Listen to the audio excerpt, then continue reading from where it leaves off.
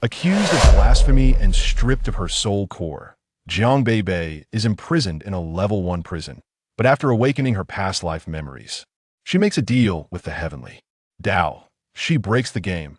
First, the mobile game Journey Through the Galaxy becomes a sensation on E-Star. Then the holographic game Primordial causes a stir. And finally, she conquers the interstellar world with Huaxian. These games not only awaken the people's faith, but also help others awaken their spiritual power. When the Holy See's envoy questions, "What God does the blasphemer believe in?" she smiles proudly and replies, "In the land of Huaxia, may all gods step aside." And that seemingly aloof wind god is actually the leader of the rebellion standing by her side. Chapter 1. Her parents took away her heart. "No, father, mother, please don't take away my soul core. I promise I will awaken my soul power again. Please believe me, ah?" Jiang Beibei, pale and crawling on the ground, has tears streaming down her beautiful face. Her pleas do not earn her parents' pity, and with intense pain, her consciousness plunges into a few seconds of vacuum. Buzzing. In a daze, Jiang Minji's cold words echo in her ears. "From now on, you are no longer my Jiang family's second miss." People from Estar are blessed by the gods from the moment they are born, with a soul core planted in their bodies. As they grow older, they gradually awaken their soul power. The soul core is akin to a heart for the people of Estar. Her parents took away her heart. The pain and sorrow nearly caused Jiang Beibei to faint, yet under the influence of a powerful will, she maintains her consciousness. In an instant, a memory from her past life floods into her mind. Xinlan is startled. "What happened?" "The inspection team is coming. She can't be going crazy, right?" Jiang Minji casually puts away the soul core. "She's not crazy. Taking away the soul core is like splitting the brain into countless pieces and reassembling it. It's normal for her to scream in pain." The two did not expect that Jiang Beibei's pain was not due to the soul core, but because of the awakening of her memories. It turns out she is not a citizen of the interstellar world for 20,000 years. In her first life, she was from Blue Star, a descendant of the Huaxian nation, living in the 21st century as a game planner. Due to a car accident, she arrived in this interstellar world 20,000 years later, starting over as a memoryless infant. In this life, she was reborn into the Jiang family on S-Star, becoming the second miss of the Jiang family. Jiang Beibei raises her head, cold sweat dripping down her forehead. Her dark and bright eyes no longer contain the previous gentleness and timidity. Jiang Minji. Xinlan. They want her dead. 18 years of friendship surprisingly led this couple to ruthlessly take away her soul core at the moment she lost her soul power. Did they never consider that her sudden loss of soul power might have other implications? Perhaps one day, her soul power might return? Jiang Beibei cannot understand and no longer wishes to think about it. The moment her memories awakened, she had no ties with these parents. Jiang Minji looks down, finding Jiang Beibei's eyes astonishingly bright, and he is filled with suspicion that she can still remain conscious. "Jiang Beibei, Jiang Minji Xinlan, the grace of nurturing in this life has been repaid with my soul core." Jiang Beibei reveals a cold smile. "If I can survive and come out of prison, I will repay you in kind. I will personally crush your soul core." The inspection team has arrived. The uniformed inspection team enters the Jiang family. Seeing Jiang Beibei sprawled on the ground in distress, they do not care about what happened between the three, merely confirming that she has indeed lost her soul power. "We need to take Jiang Beibei to the central Holy See." Jiang Minji and Xinlan display flattering smiles. "Please, my lord." Jiang Beibei is roughly pulled onto the prison transport by the inspection team, like an animal in a zoo, on display for all to see along the way. In the transparent covered prison transport, Jiang Beibei sits cross-legged, seeing her classmates from the seminary not far away looking at her with disdain and contempt, and she sneers. The experiences of these days have made her see through the true faces of so-called friends and family. Before the gods, all emotions can be cast aside. On Estar, it is believed that only those whose faith in the gods is impure, who are despised by the gods, will lose their soul power or fail to awaken it. Such people are called blasphemers. They're the most notorious group in the entire interstellar world in the faith of the gods on Estar. The existence of blasphemers is more disgusting than that of murderers, rapists, or robbers. Blasphemers will be sentenced to exile and prison by the Central Holy See, with level 1 prison on E-Star being the worst, where conditions are harsh, resources are scarce, and one must work daily to obtain a small amount of food to survive. If Jiang Beibei is sentenced to level 1 prison, it would mean going from a pampered young lady to a criminal in a slum, a difference from heaven to hell that could shatter a person from the inside out. At this moment, the prison transport comes to a stop. Jiang Beibei looks up, seeing the building ahead, the Judgment Church of the Central Holy See station on S-Star. It is undoubtedly a grand hall, with a dome design adorned with dark and colorful ukiyo paintings, forming bizarre and splendid images. She stands in the center of the hall, like the center of a Roman Colosseum, surrounded by rows of seats wrapped around the hall, filled with humanoid spiritual entities that resemble souls, whispering even from a distance. Is this the second miss of the Jiang family? What's the second miss? The Jiang family has long expelled her and personally stripped her of her soul core. Stripped of the soul core? I heard that it feels like having your skull scraped with a knife. Bah, she deserves it. Let her become a blasphemer. May the gods above quickly kill her or exile her to prison. Just breathing the same air as her makes me feel sick. Boom. At this moment, the bell ringing from above spreads out like a flood, shaking Jiang Beibei's head as the chaos begins anew. This is the consequence of losing soul power and soul core. Jiang Beibei is in this situation now. Hurry up. Someone pushes her from behind, and Jiang Beibei stumbles forward, turning to see a man in golden armor with an impatient expression pushing her hard. Lu Lin sees Jiang Beibei daring to glare back at him and angrily shouts, "What are you looking at? How dare you come to the church and act so arrogantly? You are indeed a blasphemer, showing no respect for the gods." Gods? Jiang Beibei curls her lips into a cold smile. Her soul power vanished for no reason, and without her past life memories, she had prayed to the gods countless times in her heart. But the moment her soul core was taken by her own parents, her past memories exploded in her mind. Right? As a descendant of Huaxia, how could I believe in your interstellar false gods? Half pushed to the central position of this building, she sees her parents not far away, kneeling devoutly on the ground, bowing to a giant golden figure ahead. God Lord, please forgive the Jiang family's mistakes. The Jiang family, have been believers of the God Lord for generations. How could we have given birth to a blasphemer who cannot awaken soul power? Jiang Beibei is a child we found 18 years ago on a remote planet. Seeing her pitiful, we took her in, but we didn't expect her to be a blasphemer. Jiang Beibei is stunned, unsure if Jiang Minji and He Xinlan are trying to pull them out of the whirlpool of blasphemy, or if they are telling the truth before the gods that she was originally an orphan. After Jiang Minji and He Xinlan finish speaking, they turn around and see Jiang Beibei still standing there, glaring. Why aren't you kneeling before the God Lord? Chapter 2. Oh no, I'm going to jail right from the start. Jiang Beibei, with a rebellious spirit, hears this and retorts with a sneer. Didn't you say I'm a blasphemer? What's the difference between kneeling or not? Jiang Minji's expression was filled with anger as he felt that his usually silent second daughter had gone mad ever since her soul fragment was taken away. He Xilan pointed at Jiang Beibei's nose and said, "After all, our Jiang family raised you for 18 years, and this is how you repay us." Jiang Beibei retorted sarcastically, "Raised me for 18 years? You weren't saying that when you took my soul fragment. From that day on, I, Jiang Beibei, have nothing to do with your Jiang family. You think we want to?" Silence. The command of silence echoed like thunder from above. Jiang Minji instantly shut his mouth. The few people present knelt down, leaving Jiang Beibei standing defiantly. 3 men in white robes slowly appeared in the air, with the one in the middle draped in a golden cloak, exuding elegance and nobility. His face was as white as snow, with long white hair cascading down to his feet, and he had striking yet handsome features, embodying a demeanor that set him apart from the 2 men. Beside him, Jiang Beibei was taken aback. Ever since awakening her past life memories, she had found all the people from S-Star unpleasant, especially those so-called students and envoys from the Divine Academy. She summarized this as, she disliked the gods of the interstellar world, but upon seeing the man before her, or rather the envoy, she surprisingly did not feel that disgust.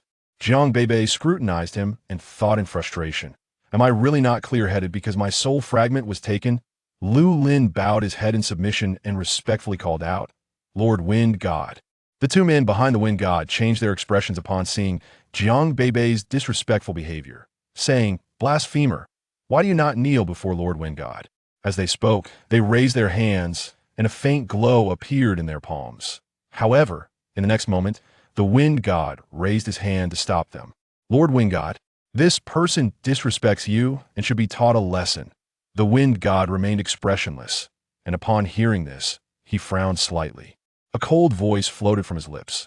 "The Central Holy See has already passed judgment on Jiang Beibei. No further disturbances are allowed." The two unwilling men could only glare fiercely at Jiang Beibei.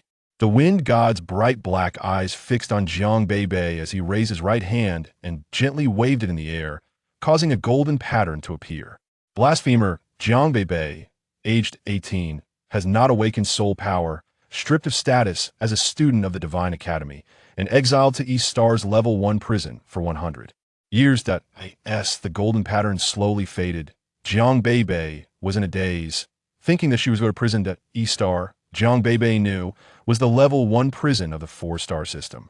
Anyone deemed a blasphemer by the Central Holy See would be sent to East Star or its vicinity. It was said to be the poorest place in the 4-star system. The entire 4-star system was divided into 5 regions.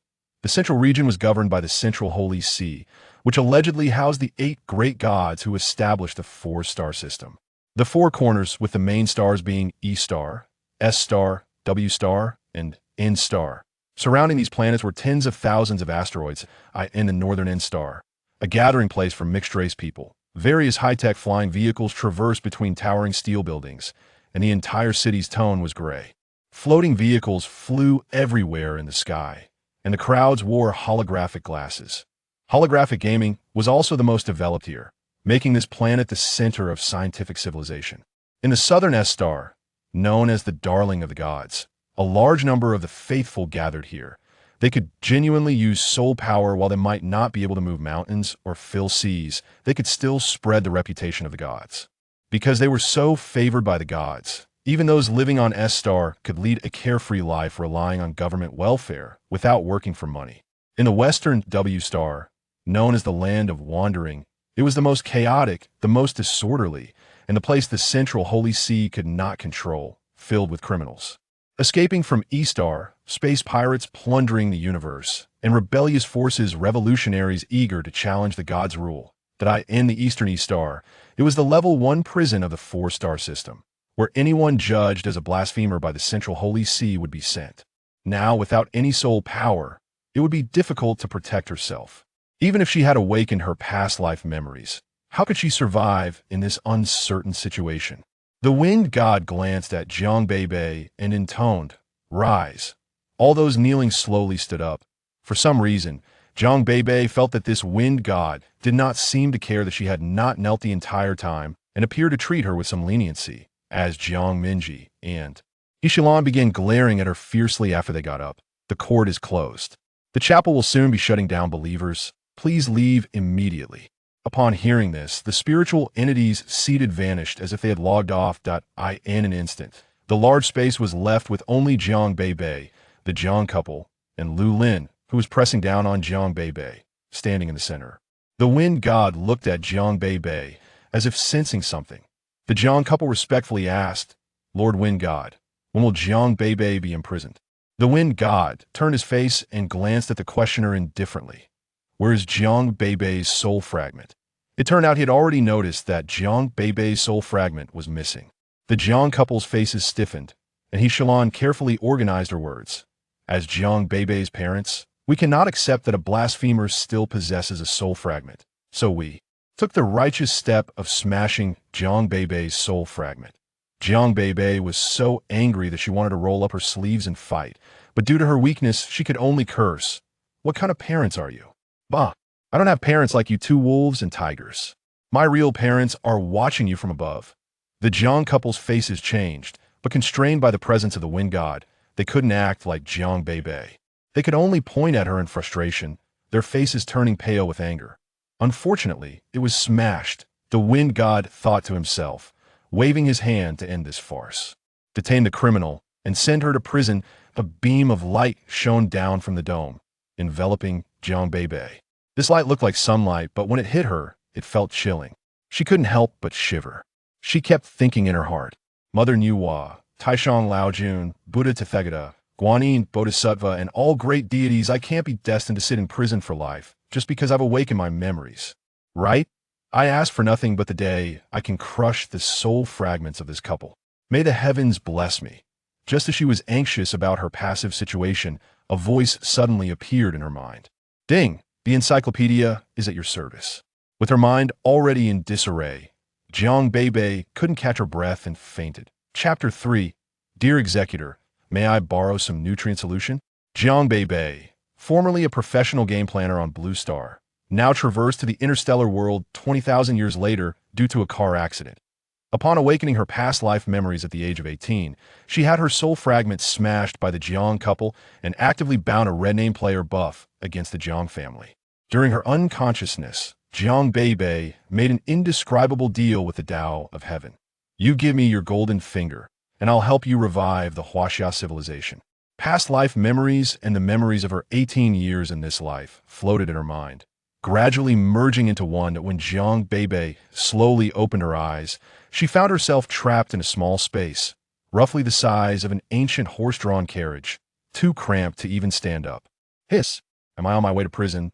The one piloting the flying vehicle in front must be the executor taking her to jail. She sat up and knocked on the wall in front of her. Knock, knock, knock. A small window opened, and a detached voice came through. What is it? Jiang Beibei grinned and leaned against the small window, asking executor, how long until we reach Eastar? Half an hour. Oh, how long was I unconscious? 2 hours. From this small window, all that could be seen was the back of the executive driving the police car. His indifferent attitude did not discourage Jiang Beibei. After all, he was at least answering her questions. For Jiang Beibei, as she was about to arrive at an unfamiliar place, it was essential to gather as much information as possible. Executive, I heard that once we get there, we can never leave for the rest of our lives. The executive did not answer immediately. After making a big turn in the flying vehicle, he said, Want to get out? Unless you awaken your soul power, become a believer of the gods again, or earn 10 billion star coins, you will gain the qualification to settle in N-Star. 10 billion? Jiang Beibei lowered her head in frustration, thinking about the encyclopedia in her mind, wanting to curse the heavenly path for not providing any useful assistance in reviving the Huaxia civilization. At that moment, Jiang Beibei suddenly saw that the bracelet on her wrist was still there, along with the holographic chip embedded in the skin of her palm since birth. In this era, the bracelet was equivalent to communication tools like mobile phones and tablets. The holographic chip was implanted in the palm of every interstellar citizen at birth. After a long press to activate it, their consciousness would enter the holographic world. Aren't these two things supposed to be taken away by the central Holy See? The executive seemed to know what she was thinking without turning around, as if there were surveillance cameras on her face. The Level 1 prison only restricts your personal freedom and does not deprive you of your right to communicate. The executive paused and continued, but I think your friends from before probably wouldn't want to contact you. The executive was right. Jiang Beibei's previous friends were all from S-Star. When they learned she had become a heretic, they all avoided her like the plague. Before her memories awakened, Jiang Beibei was heartbroken, but after they awakened, she no longer cared about them. Except for not being able to leave Eastar, you can access the Star Net or the holographic world. Jiang Beibei blinked, realizing he was explaining this to her. Wow, this executive has a really good temper. She heard that every executive was at least a level of believer. Thinking of her brother, who looked down on everyone, Jiang Beibei found this executive to be genuinely approachable. Most of her 18 years of memory were about S-Star and the Divine Academy, and she knew nothing about E-Star and Level 1 prisons, only that countless heretics and their descendants were imprisoned there. Thinking about the Star Net in this world, Jiang Beibei remembered her past self, who was just like the people in this world, merely a tool for watching the news, and couldn't help but feel it was a waste of talent. At this moment, the flying vehicle came to a stop. E-Star had arrived.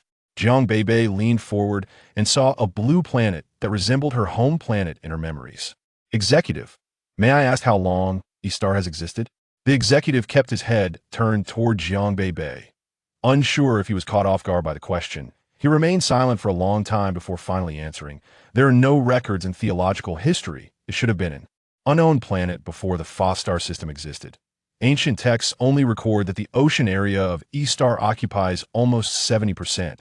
Besides the government providing you with prison accommodations, you will need to be self-sufficient for everything else. It felt more like Blue Star.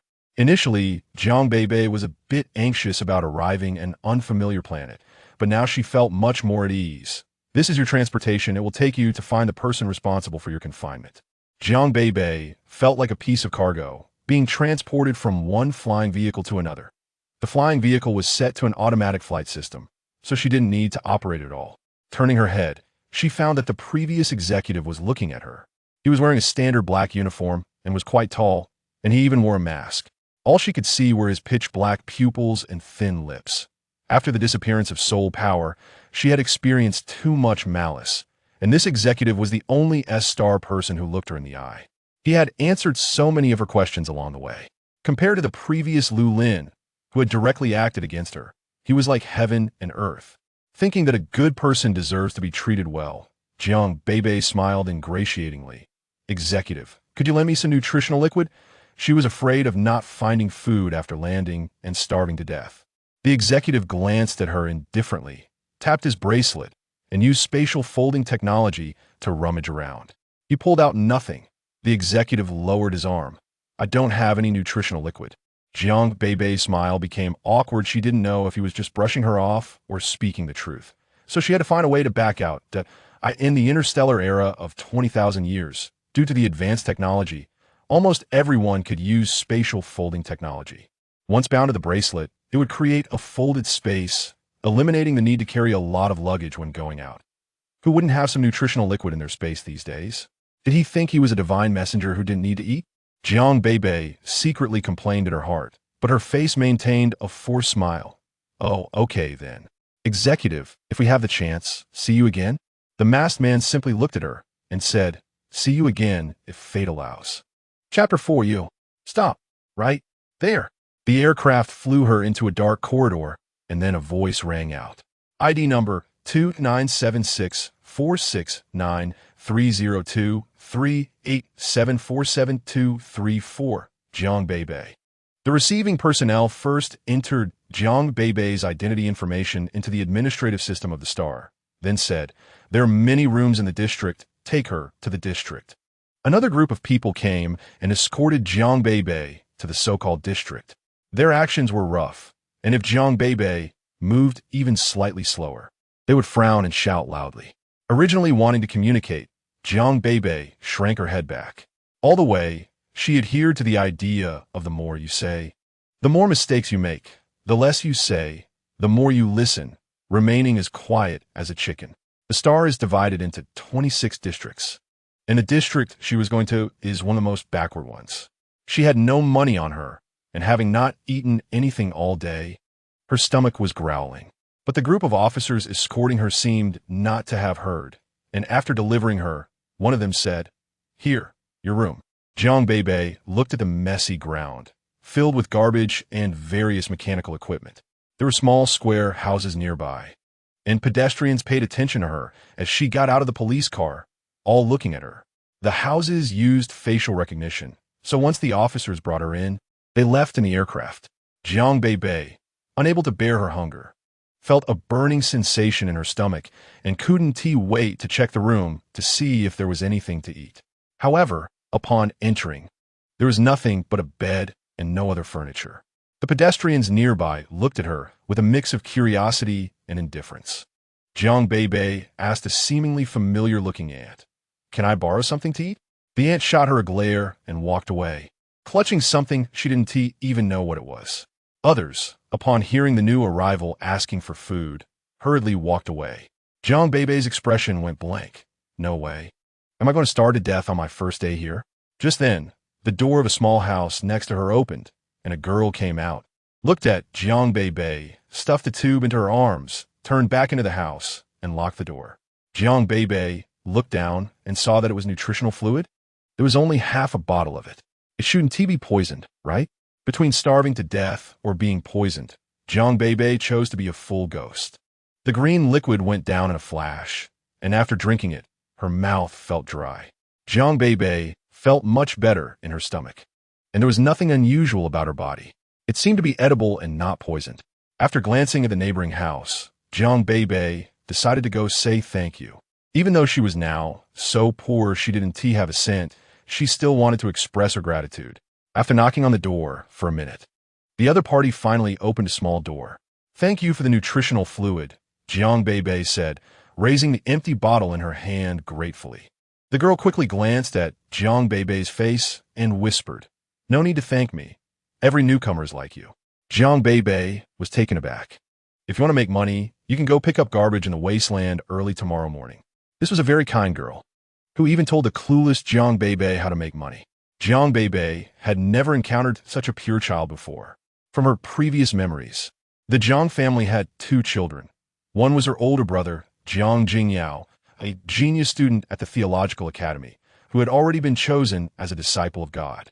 The other was herself, Jiang Beibei, whose soul power awakening was unremarkable and disappeared at the age of 18, becoming a blasphemer. Jiang Beibei was not very close to Jiang Jingyao. She could feel the way he looked at her, as if she were an ant, which made her very uncomfortable. The star was filled with disciples of God, and if a citizen of the star became a blasphemer, they would be sentenced to prison by the Central Church. However, if it was another star system, for example, a technology-based civilization star, even if one had not awakened their soul power, they would not be forcibly sent to prison. At most, they would have to pay a fine. Some people who didn't want to pay ran to the wasteland, where the Central Church had no authority. The former Jiang Beibei did not know that she was adopted by her parents. After experiencing such an act of great injustice from her family, she felt heartbroken. But upon learning she was an orphan, she surprisingly accepted it immediately. Indeed, having an extra memory from her past life made it impossible to acknowledge the Jiang family's parents. Thinking back on the past, Jiang Beibei sighed and changed her position to continue appreciating the city's night view. Outside the window, the night was hazy with no moon. Only artificial lights maintaining the city's brightness. After drinking half a tube of nutritional fluid in the afternoon, she was now somewhat hungry. Too much had happened today, and coupled with the fact that the bed was just a wooden board, it made it hard for her to sleep. Speaking of which, the star not only provided accommodation for blasphemers, but also did not restrict their movement within the star, which was far from the prison Jiang Beibei had imagined. However, all expenses here needed to be paid for by picking up garbage to make money. It was just like a labor reform prisoner. Starving to death here meant truly starving to death, and no one would care. Jiang Beibei thought to herself, "I have no money and no good physical strength. How can I make money?" As she pondered, her eyelids grew heavier, and she fell asleep. The next day, the sun was shining on her head when Jiang Beibei finally woke up. She touched her stomach, looked at the nutritional fluid from last night, and found only a bit of residue left at the bottom. While feeling disgusted, she added a bit of water to it. Originally green, the color turned into a light green. She took a sip. The astringency lessened, but the feeling of fullness also decreased, as if she had drunk a big bowl of water first thing in the morning. Jiang Beibei had no choice. She had to ration her intake until she found a way to make money. When she went out, the door automatically locked behind her. The door, requiring both facial recognition and fingerprint authentication, looked simple but was actually much more advanced in security than many doors from the 21st century. Jiang Beibei walked down the road with half a tube of nutritional fluid, surveying her surroundings. Suddenly, she was bumped into. The nutritional fluid in her hand felt a tug, and the next second, it was snatched away. Jiang Beibei couldn't believe it. She had been robbed in broad daylight. "You, stop, right there." Looking at the robber in front of her, who seemed even shorter than her, Jiang Beibei immediately took off running after him. "Don't run. Catch the thief. Hey, stop." After running for 2 minutes, Jiang Beibei was exhausted and leaned against a wall, one hand on her hip, gasping for breath. She watched as the little brat looked back at her and then jumped away like a monkey. Jiang Beibei clenched her fists in anger. "If I still had my soul power, I would definitely beat you to death." With the stripping of her soul rank, her physical condition had deteriorated significantly. One could say the Jiang family parents had forcibly taken away her health. Now, she had lost even the last bit of drink. She needed to find a job quickly. Remembering what the neighbor girl said about picking up garbage in the wasteland, Jiang Beibei pursed her lips helplessly and headed towards the wasteland. Chapter 5. Wasteland Garbage Dump. The wasteland refers to the general term for the district garbage dump. Countless pieces of garbage piled up here, every day, fermenting under the sunlight and emitting a nauseating smell. Jiang Beibei was gagging while picking through the garbage. Those rotten nutritional fluids mixed with dirt or sand, or some unknown substances, were things she chose to skip as she had no experience. After picking for a long time, the pile of junk she gathered was met with a scolding from the garbage collector. "You're sending me this broken copper and iron? Wasting my time. If you can't even pick up garbage, you might as well just kill yourself. You won't survive anyway."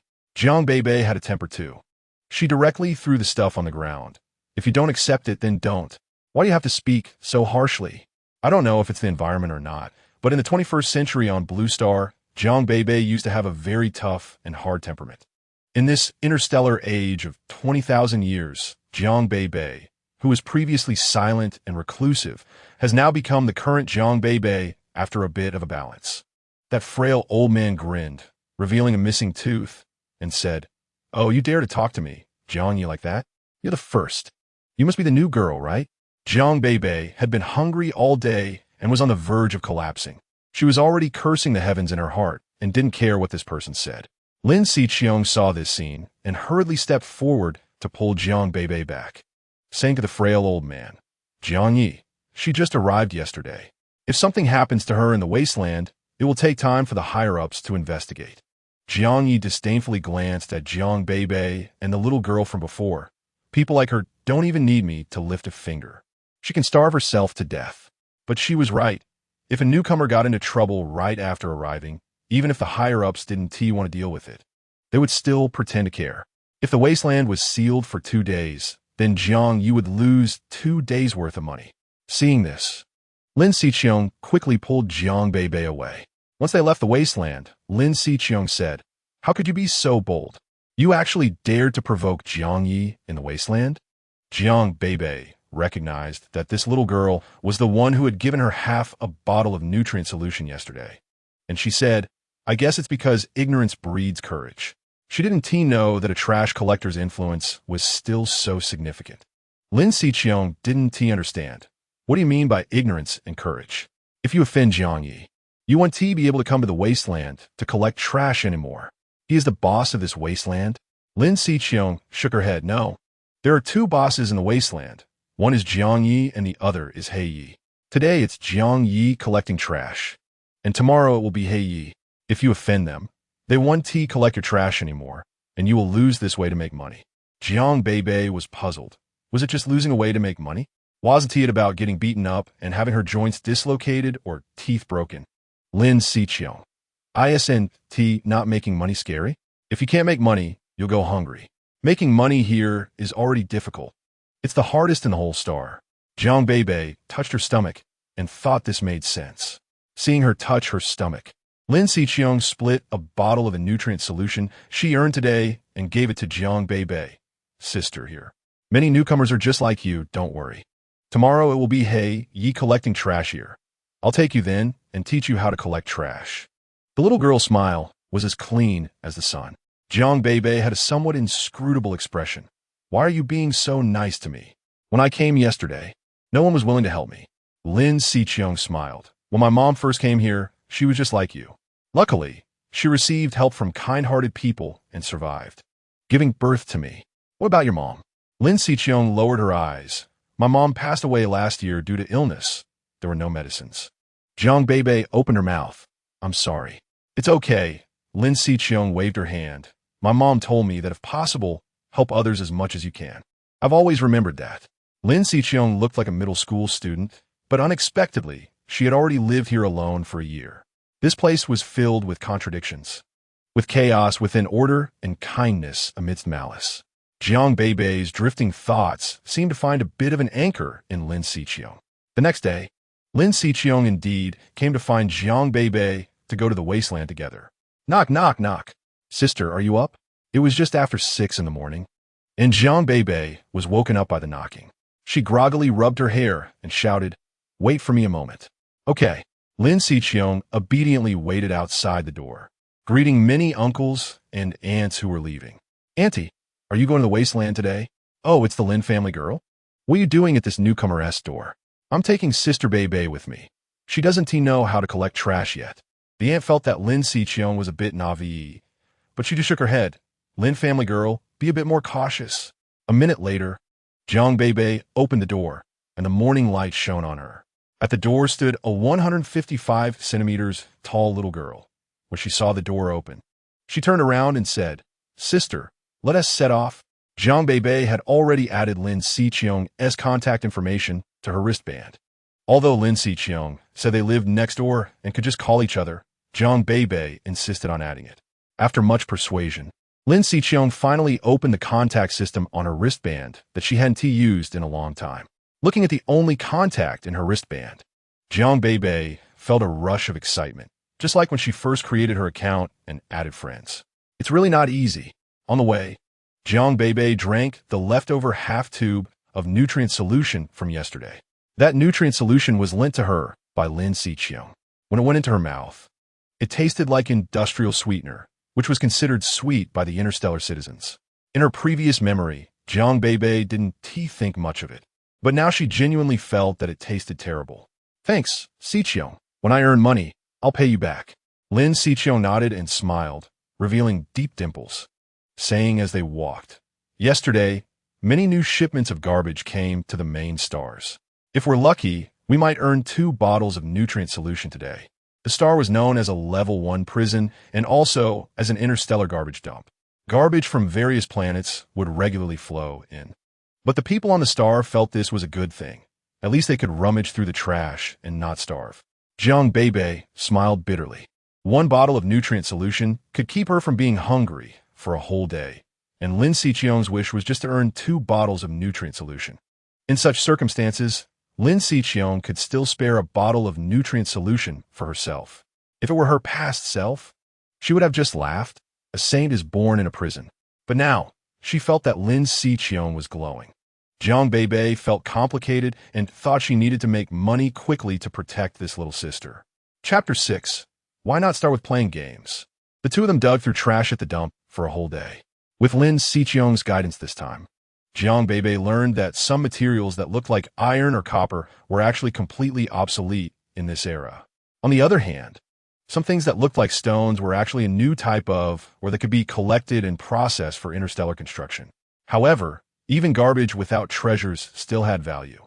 For example, shattered helmets could be melted down into many metal fragments, and collapsed beds could also be repurposed after disassembly. The situations in novels where treasures were found in dumps simply did not exist. Jiang Beibei was exhausted to the point where she could hardly straighten her back. Bang, bang, bang. He knocked on the table, his deep voice ringing out. "That's enough. Those who want to exchange for nutrient solution, come over." Upon hearing that nutrient solution was being distributed, Lin Xiqiong quickly pulled Jiang Beibei. "Sister, let us go exchange it." Jiang Beibei climbed up from the trash pit, her whole body dirty. She wiped her face with her hand, only to make her clean face even dirtier. "Let us go." She carried a pile of trash taller than herself toward the table, her skinny arms shaking all the way. There were many people in the wasteland, and those surrounding the table were all dark figures. Fortunately, the one distributing the nutrient solution today was He Yi, with his fierce bald head and a serious face that intimidated them into not daring to snatch. Soon, it was Jiang Beibei and Lin Xiqiong's turn. "Hey Yi, how much can we exchange here?" Hai looked at Lin Xiqiong and said, "I'll give each of you 2 bottles." "Thank you, Hai." Lin Xiqiong immediately replied with a smile. After the two received the nutritional solution, they stepped back from the crowd. Jiang Beibei handed one of her bottles to Lin Xiqiong. "Xiqiong, here's the nutritional solution I owe you from yesterday." Lin Xiqiong was surprised. "Sister, you don't have to return it so early. 1 bottle of nutritional solution is just enough to last 2 days if you ration it. You should save up more since you're new here." Jiang Beibei sighed. "I know what you mean, but Xiqiong, if we rely solely on scavenging for income, how long will it take to earn enough?" Lin Xiqiong was puzzled. Everyone here lived by working from sunrise to sunset, saving a little food each day, surviving however long they could. Lin Xiqiong worried. "Sister, there are many jobs here that we girls can't do. Scavenging is hard work, but it's safe and doesn't require too much effort. Jiang Beibei knew that sometimes actions speak louder than words, so she asked, Xiqiong, is everyone here really that poor? Is it true that you can only earn 2 bottles of nutritional solution a day? Lin Xiqiong lowered her eyes. Of course not.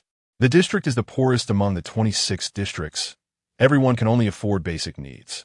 But in the other 25 districts, many devout believers have lived here for generations and accumulated quite a bit of wealth. I've heard there are a few rich people in the district who cooperate with the Star Administrative Department, and they make money just like the people from the stars. Jiang Beibei nodded. She wasn't afraid of unequal wealth distribution, just worried that everyone was equally poor. That makes things easier. What do you mean easier? Jiang Beibei smiled and pinched Lin Xiqiong's cheek. She had been thinking about how to use the golden opportunity provided by the heavenly path to complete the task of revitalizing Chinese civilization. If she were to teach knowledge loudly like at the Divine Academy, not to mention her current living environment, she would likely be executed before her sentence was up. Stirring up trouble under the faith of the gods was like dancing on the head of the Grim Reaper. Was there a way for interstellar citizens to accept things naturally without attracting the attention of those gods? Jiang Beibei thought of her original profession and decided to start by making games. As for the 8 gods who were only described in history books and now existed in the central Holy See, Jiang Beibei had never seen them. But she was sure they had some power based on her understanding of soul energy. But if she created games and mixed in a bit of Chinese knowledge, they probably wouldn't notice, right? Sister, why are you pinching my face? Lin Xiqiong asked, confused and unclear. Jiang Beibei quickly withdrew her hand, realizing she had been lost in thought while pinching Xiqiong's face for a while. Sorry, Xiqiong, I was just thinking. It's okay. What were you thinking about, sister? Lin Xiqiong asked curiously. Jiang Beibei grinned. Naturally, I was thinking about making money. An older woman nearby overheard Jiang Beibei and rolled her eyes dramatically. Newcomers to the stars are so naive, thinking making money is easy. Lin Xiqiong frowned at the woman. Auntie, please don't say that. Although I think so too, my sister just arrived. And it's better to be full of hope than to be as numb as everyone else. The woman snorted. Xiqiong, don't let yourself get fooled. Didn't you get tricked last time? You gave away 2 bottles of nutritional solution for nothing, and you didn't even see them returned. Auntie, I gave it willingly. I wasn't tricked. The woman looked like the character-round compass sister from Sun Ji's stories, with skinny arms and a straight waist. Spitting words at Lin Xiqiong. That guy said he would repay you once he made money, but where is he now? No wonder everyone calls you Annie. Lin Xiqiong was genuinely angry now, raising her voice. Seeing this, the woman fell silent. Jiang Beibei had never seen Lin Xiqiong so sharp-tongued before. Being aggressive was a good thing, especially in a place like this where kind-hearted people could easily be taken advantage of. Looking at the woman, Jiang Beibei's expression turned cold, and her tone was icy. Annie, let me give you a piece of advice. Minding too much of other people's business can be deadly. The woman understood and angrily pointed at Jiang Beibei, trembling her arm, unable to say anything. Jiang Beibei couldn't help but laugh. People in this world probably only received theological education and couldn't even curse properly. Some slightly sarcastic remarks were hard to respond to immediately. Jiang Beibei ignored her and pulled Lin Xiqiong back home, winking at her. I'll give you a surprise tomorrow. Chapter 7. This isn't really a new human from 2,000 years in the stars, is it? People in this world have no idea what entertainment is. This was the 50-second cry of Jiang Beibei, who had spent the night browsing the star network and the holographic world. If you want to know what makes the most money without even stepping out the door, pulling money from the pockets of the wealthy, it's undoubtedly things that satisfy spiritual needs. As a game planner in her previous life, Jiang Beibei thought about it for 3 days and decided to return to her original profession. Look at them, with such good wrist devices, usually just used to contact others, and at most equipped with some space folding technology. What about the website? Just a homepage for the Star Network? Everything found was related to the central Holy See and theological history. Forget about good movies and TV shows. There aren't even any online novels. Let's take a look at the holographic chips. The construction of the holographic world is completely different from the real world. That night, Jiang Beibei activated the holographic chip and entered the holographic world. Upon entering, she could see her personal room, and when she opened the door, it led to a world hall where people could either appear as their original selves or hide their identities. The vast hall was sparsely populated, and the activities inside were even more boring than life in ancient China on Blue Star. After entering the hall, Jiang Beibei heard a student from a divine academy explaining knowledge about gods and promoting their deeds. After hearing the same few stories multiple times, Jiang Beibei felt like her ears were going to develop calluses. Are you all still not done with lectures in real life? Jiang Beibei searched through several open rooms, but once again, she was advised to leave. In short, it was incredibly boring. Everyone in this world, from birth, learned not only the common language, but also how to believe in gods and how to become more devout. They seemed to have no life of their own. When hungry, they consumed nutritional solutions, and the gossip news was either about star pirates or rebel armies, with no literature, games, or novels at all. No, there's still games. The games mode in this world is called Simulation Experience, created by the Central Holy See. Jiang Beibei couldn't afford to buy these games, so she could only guess from others' comments, estimating it to be something like immersive role-playing or immersive experiences of believers fighting against rebel armies. This isn't really a new human from 2,000 years in the stars, is it? This is actually a group of ancient people, right? No offense to ancient people intended. Jiang Beibei lay in bed, looking through the dim window at the pitch-black night sky, rubbing the holographic chip implanted in her right palm with her left hand. She recalled the indifferent yet proud voice of the heavenly path. Jiang Beibei, I want you to promote the civilization of China in the New World. If you succeed, I will allow you to return to your original world and regain your life. TSK, Heavenly Path, you think too highly of me, a game developer. She felt a warmth rising in her right palm where she rubbed it. And in this strange and desolate universe, the long and obscure memories in her mind were only remembered by her. Blue Star, her former mother planet. The Heavenly Path had said one thing right. She wanted to go back. With this thought in mind, she stayed up all night and created a simple game. The reason for not directly launching a holographic game is that she fears these interstellar old-timers might not be able to accept such a novel concept. It's better to give them a little shock with a small mobile game. The advanced technology has made things cheaper for Jiang Beibei. The Star Network on the wristband allows her to create web pages, and Jiang Beibei doesn't plan to make a huge game, thinking that the games people in this world play are mostly of the simulation experience type. There are many simulation experience games on Blue Star as well, but due to technical limitations, they're mainly simulation management, farming, and construction games, while food-related ones are out of reach for them. Jiang Beibei suddenly thought of a type of game that, even if it is handmade, could still provide an adrenaline rush. Moreover, the Central Church's simulation experience has many combat scenarios, but because they set it up as soul power battles, often with just a wave of a hand, the enemy is defeated. What kind of immersion and excitement is that? Thinking back to games like Peace Elite, Call of Duty, Crossfire, and Dark Zone Breakthrough, all of which provided an adrenaline rush that attracted many newbies to play, even if they were inexperienced. Of course, the first handmade game she thought of wouldn't be too difficult. She wouldn't jump straight into a gunfight. She envisioned a parkour game.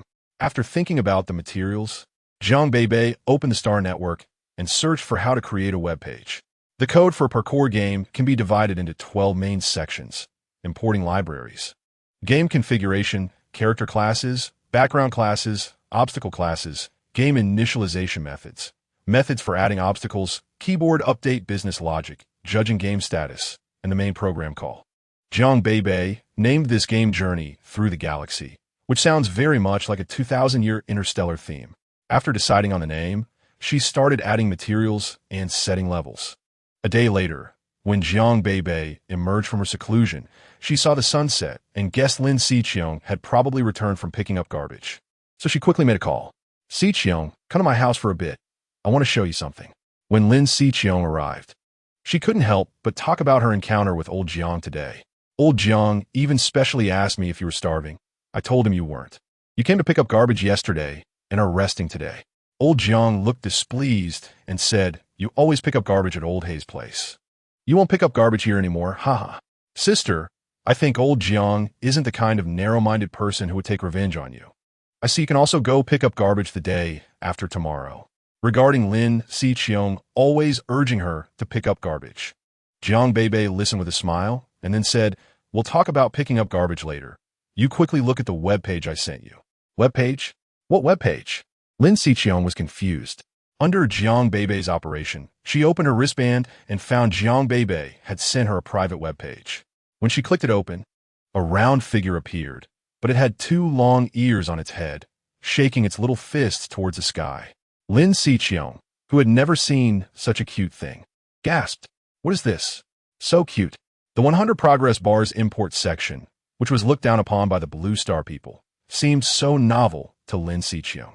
She blinked in amazement as she saw this little figure fly across a galaxy and wave back at her, with subtitles displaying, "Adventurer, come on an adventure through the galaxy with me."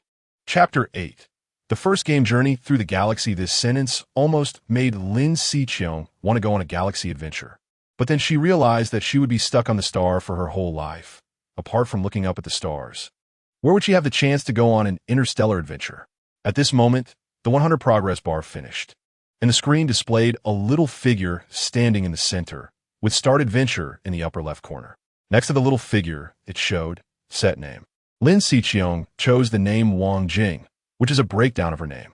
After setting the name, it appeared above the little figure's head. Fearing that the interstellar people wouldn't accept too flashy things like leaderboards, matchmaking modes, ranking modes, or battle passes, Jiang Beibei set none of those up. The game character, dressed in ordinary white clothes, turned out to be a little rabbit. This world doesn't have such a creature as a rabbit. She doesn't know if it's evolved into something else or if Jiang Beibei's knowledge is insufficient. She thought that in Huagua, there's another nickname for rabbits.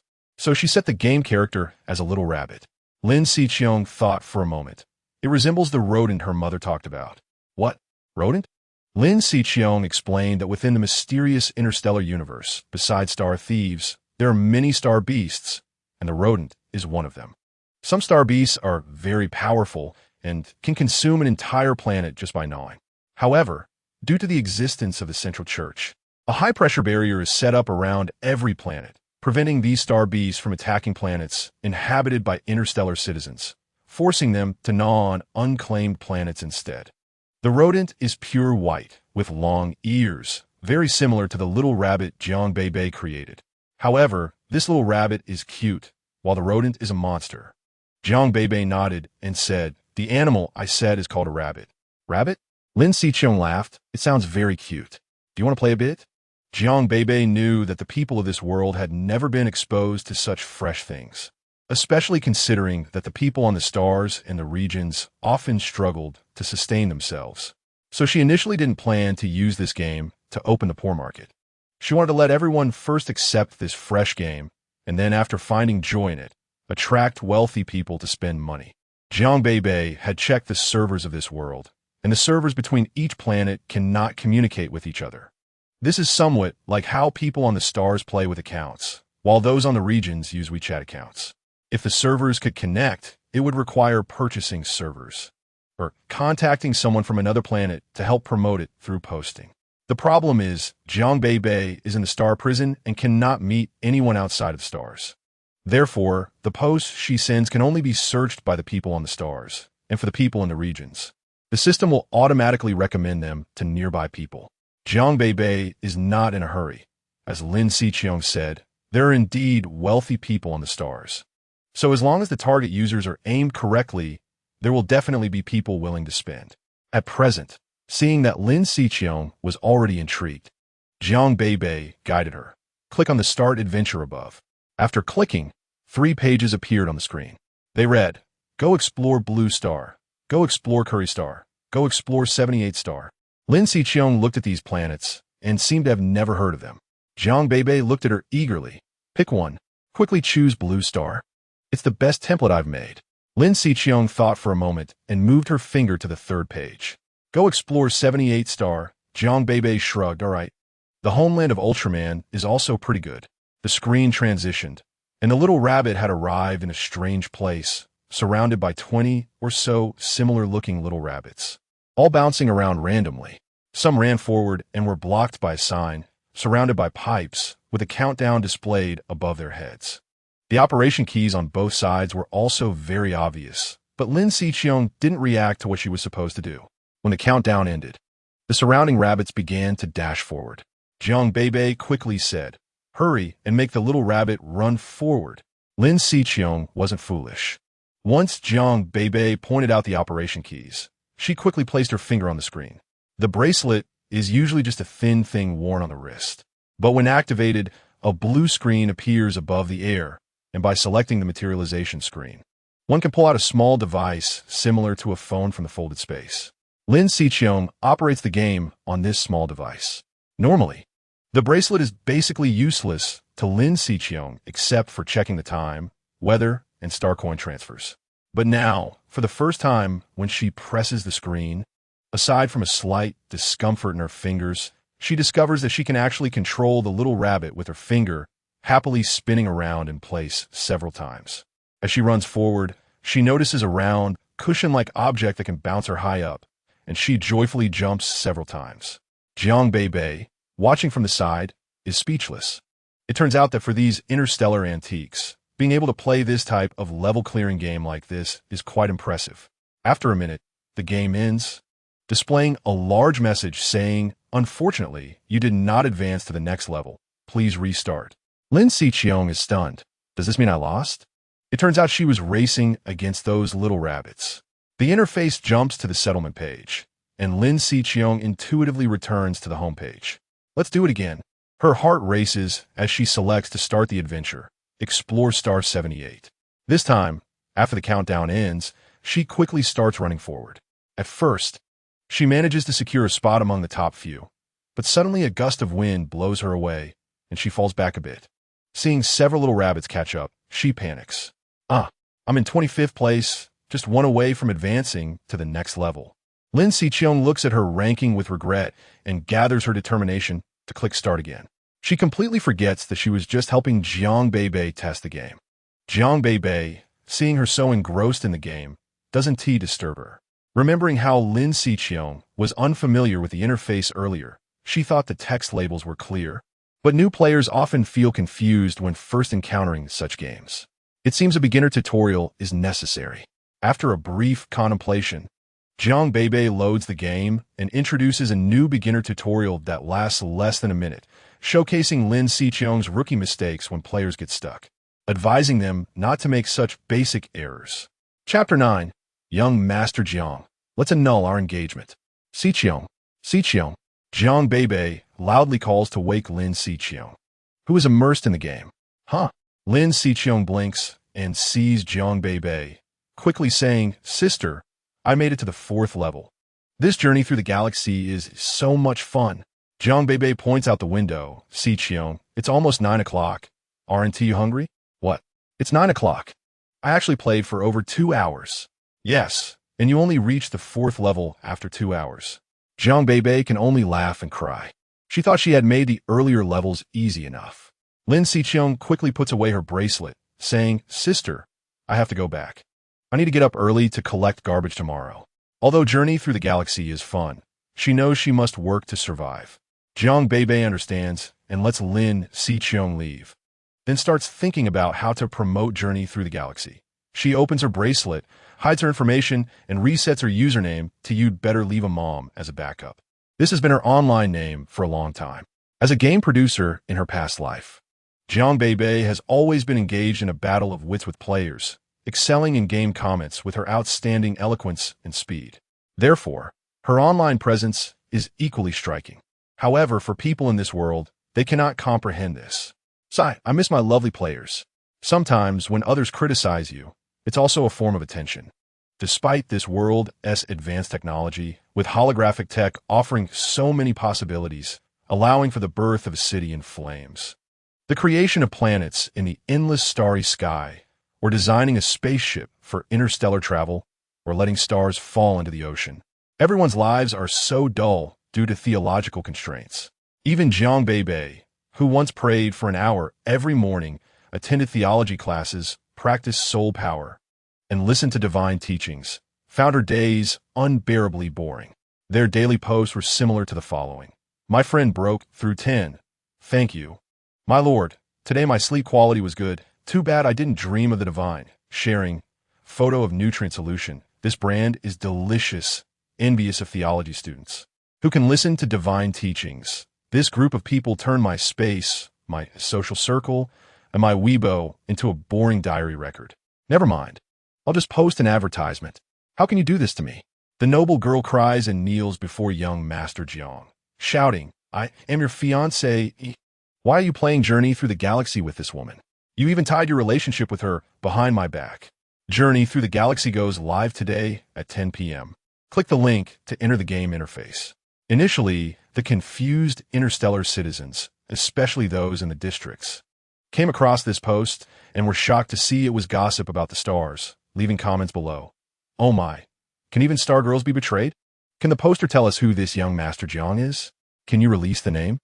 They're still in a fiancé relationship. I think since they are already engaged, this should be tolerated. Tolerate mayas, hiating mandis, absolutely intolerable. The netizens sincerely discuss. Unaware, this is just a melodramatic plot concocted by Jiang Beibei. After posting, Jiang Beibei decisively shuts down the thread and rewrites a new one. Young Master Jiang, let us annul our engagement.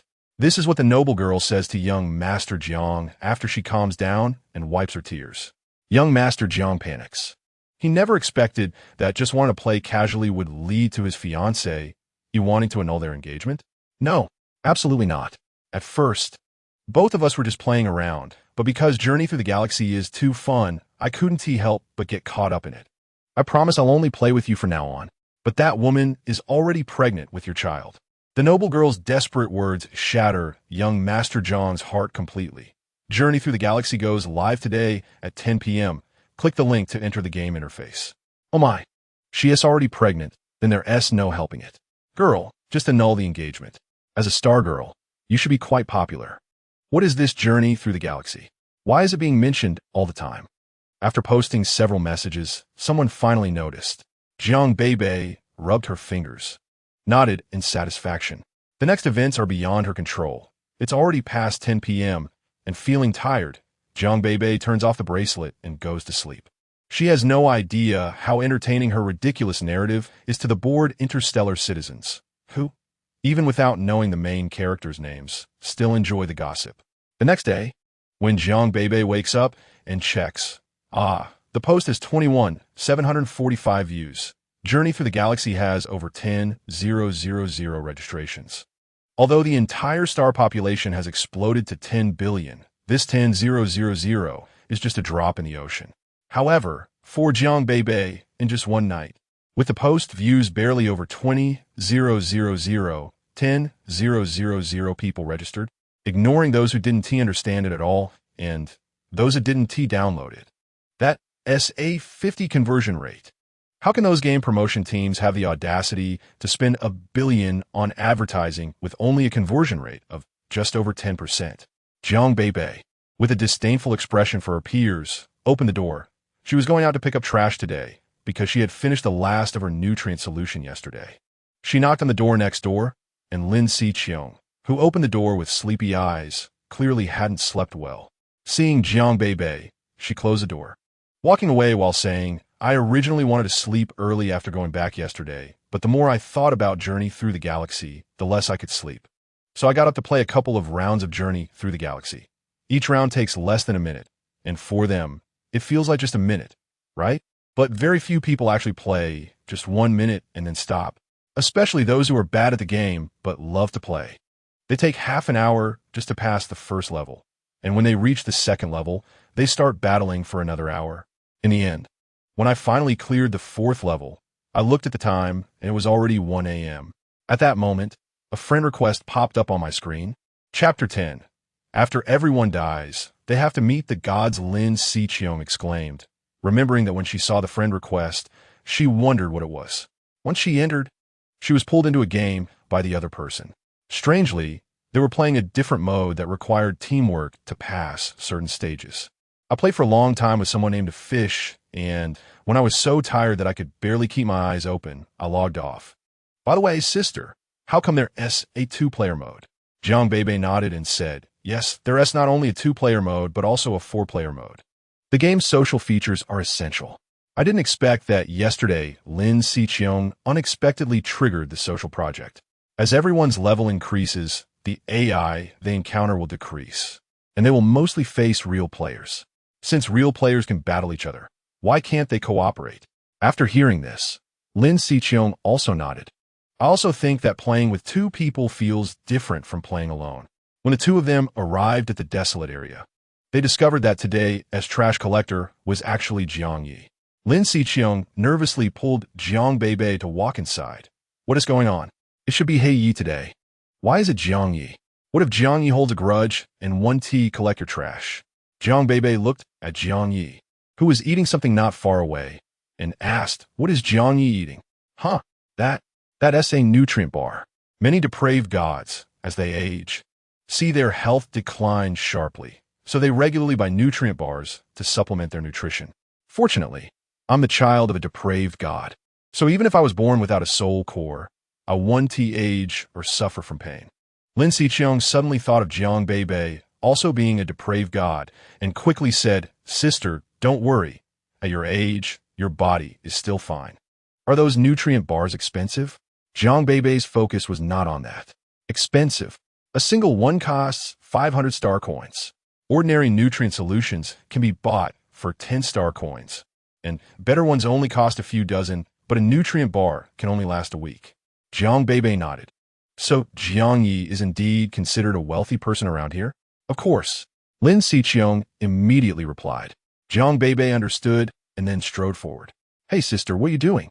Wait for me. When Jiang Beibei reached Jiang Yi, she saw he had finished one nutrient solution and was now opening another package. Jiang Beibei thought of 4 words. Pay to win player. She smiled at Jiang Yi and said, Jiang Yi, do you remember me? What a coincidence. My last name is also Jiang. Jiang Yi looked up, his cold gaze scanning Jiang Beibei, and said, Oh, you're not dead yet? I underestimated you. His tone and demeanor made Jiang Beibei want to punch him. She forced a smile. Just kidding, I won't die. Jiang Yi scoffed, as if he had heard something funny. Being here is almost like being dead. Hearing this, Jiang Beibei was somewhat surprised. She initially thought this old man was cunning and sharp-tongued, but unexpectedly, he said such a thing. He was living quite well here, with food and drink, not having to work much. Yet he remarked that living here was like being dead. Jiang Beibei wanted to test him, so she softened her tone. But you can't say that. You live quite freely. Jiang Yi looked at Jiang Beibei, who was still wearing the free clothes here, proudly turned his head, and said, just a bit more free than someone like you. He really took pleasure in belittling others. Jiang Beibei clenched her fists, thinking that this foul-tempered old man needed a good beating to vent her frustration. I am free. Can you be freer than me? Ridiculous. With your empty stomach and tattered clothes, don't boast in front of me, Jiang Yi. You wouldn't believe it even if I told you. My soul is free. Look at everyone here. What common feature do they all have? Jiang Yi glanced at the crowd, and every person had no smile on their face. Mostly silent, working monotonously, their eyes reflecting numbness from life. The oppression of existence hunched their backs. In contrast, this bold girl was pointing out individuals in the crowd and finally returned her gaze to her own face, saying, they all live in numbness, while I am forever free in spirit. Jiang Yi chuckled. He had lived here for nearly 50 years and had never seen such a vibrant person. Not to mention Jiang Beibei just arriving. He had seen many newcomers, and which one was T struggling to adapt to life here while holding on to their past pride. Fragile like a delicate vase? The locals said Jiang Yi and He Yi were the 2 major forces in the desolate area. If you offended them, you could forget about coming back to pick up trash. This little girl was different. She dared to show her displeasure the first time they met and spoke boldly next to him the second time. Free spirit? Who doesn't know that in interstellar citizenship, the soul belongs to the gods? After everyone dies, they must meet the gods. They go to heaven, while the depraved ones go to hell. Kach, Viang. Do you know why I'm different from them? Jiang Beibei saw Jiang Yi looking at her with a strange gaze and not trying to chase her away. So she released a hook she had prepared for a long time. Oh, why? Because my spiritual world is rich and abundant. Spiritual world? Jiang Yi repeated this term. It sounded fresh to him. What is spirit? Huh? Jiang Beibei looked up at the sky and the ground, explaining spirit is a very abstract concept. It mainly refers to a person's vitality and energy.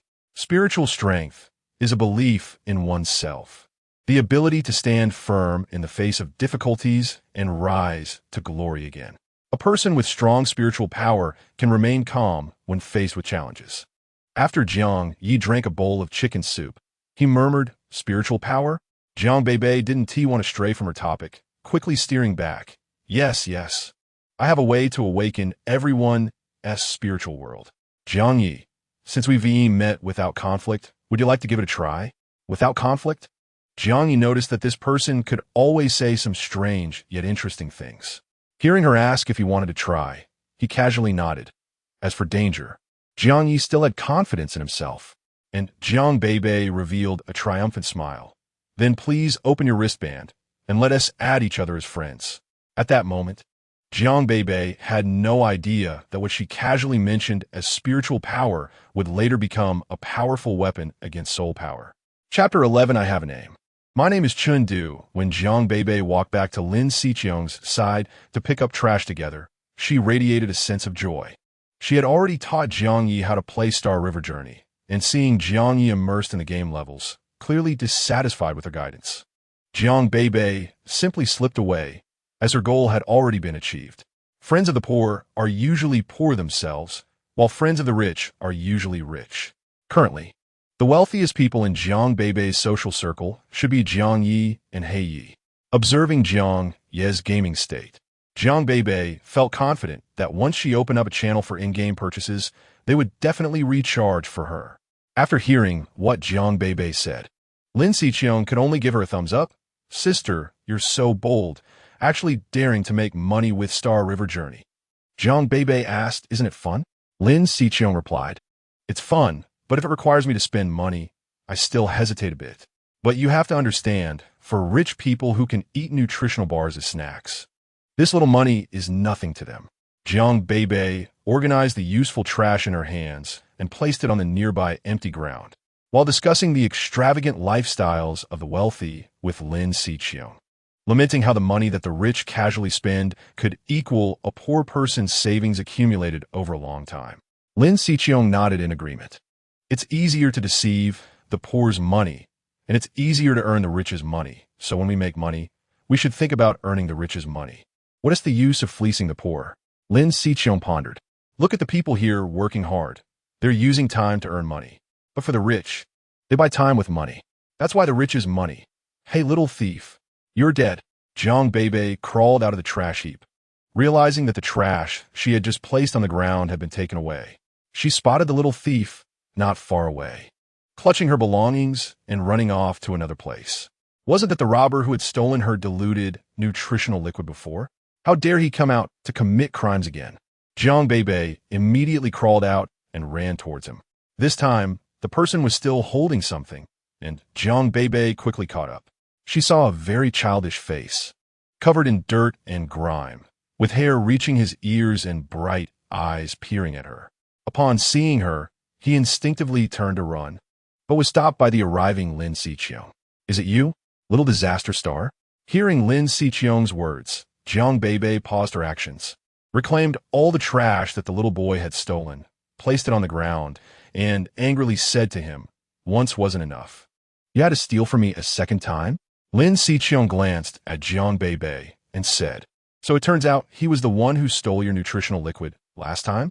Jiang Beibei looked at the little boy, who was now trapped between her and Lin Xiqiang, keeping his head down and silent. "Xiqiang, who is this person? Why do you call him Little Disaster Star?" Lin Xiqiang explained, "Sister, he doesn't have a name. Everyone in the area calls him Little Disaster Star." "I do have a name." The little boy suddenly raised his head and said to Lin Xiqiang earnestly, "My name is Chun Du." Watching this scene, Jiang Beibei stroked her chin, lost in thought. This scene resembled the first meeting of the male and female protagonists in novel. "All right, Chun Du, you stole from me twice. Do you think I'm easy to bully?" Jiang Beibei's eyes turned fierce. It's not right that underage crime goes unpunished here. They were already in prison. Chun Du glanced at Lin Xiqiang and then said to Jiang Beibei, "You can kill or torture me. It's up to you." Oh, the little guy still has some guts. "Xiqiang, is robbery here a crime?" Lin Xiqiang shook her head. Sister, this is a prison. Don't even talk about robbery. Life and death are on your own. This is a place without order or law.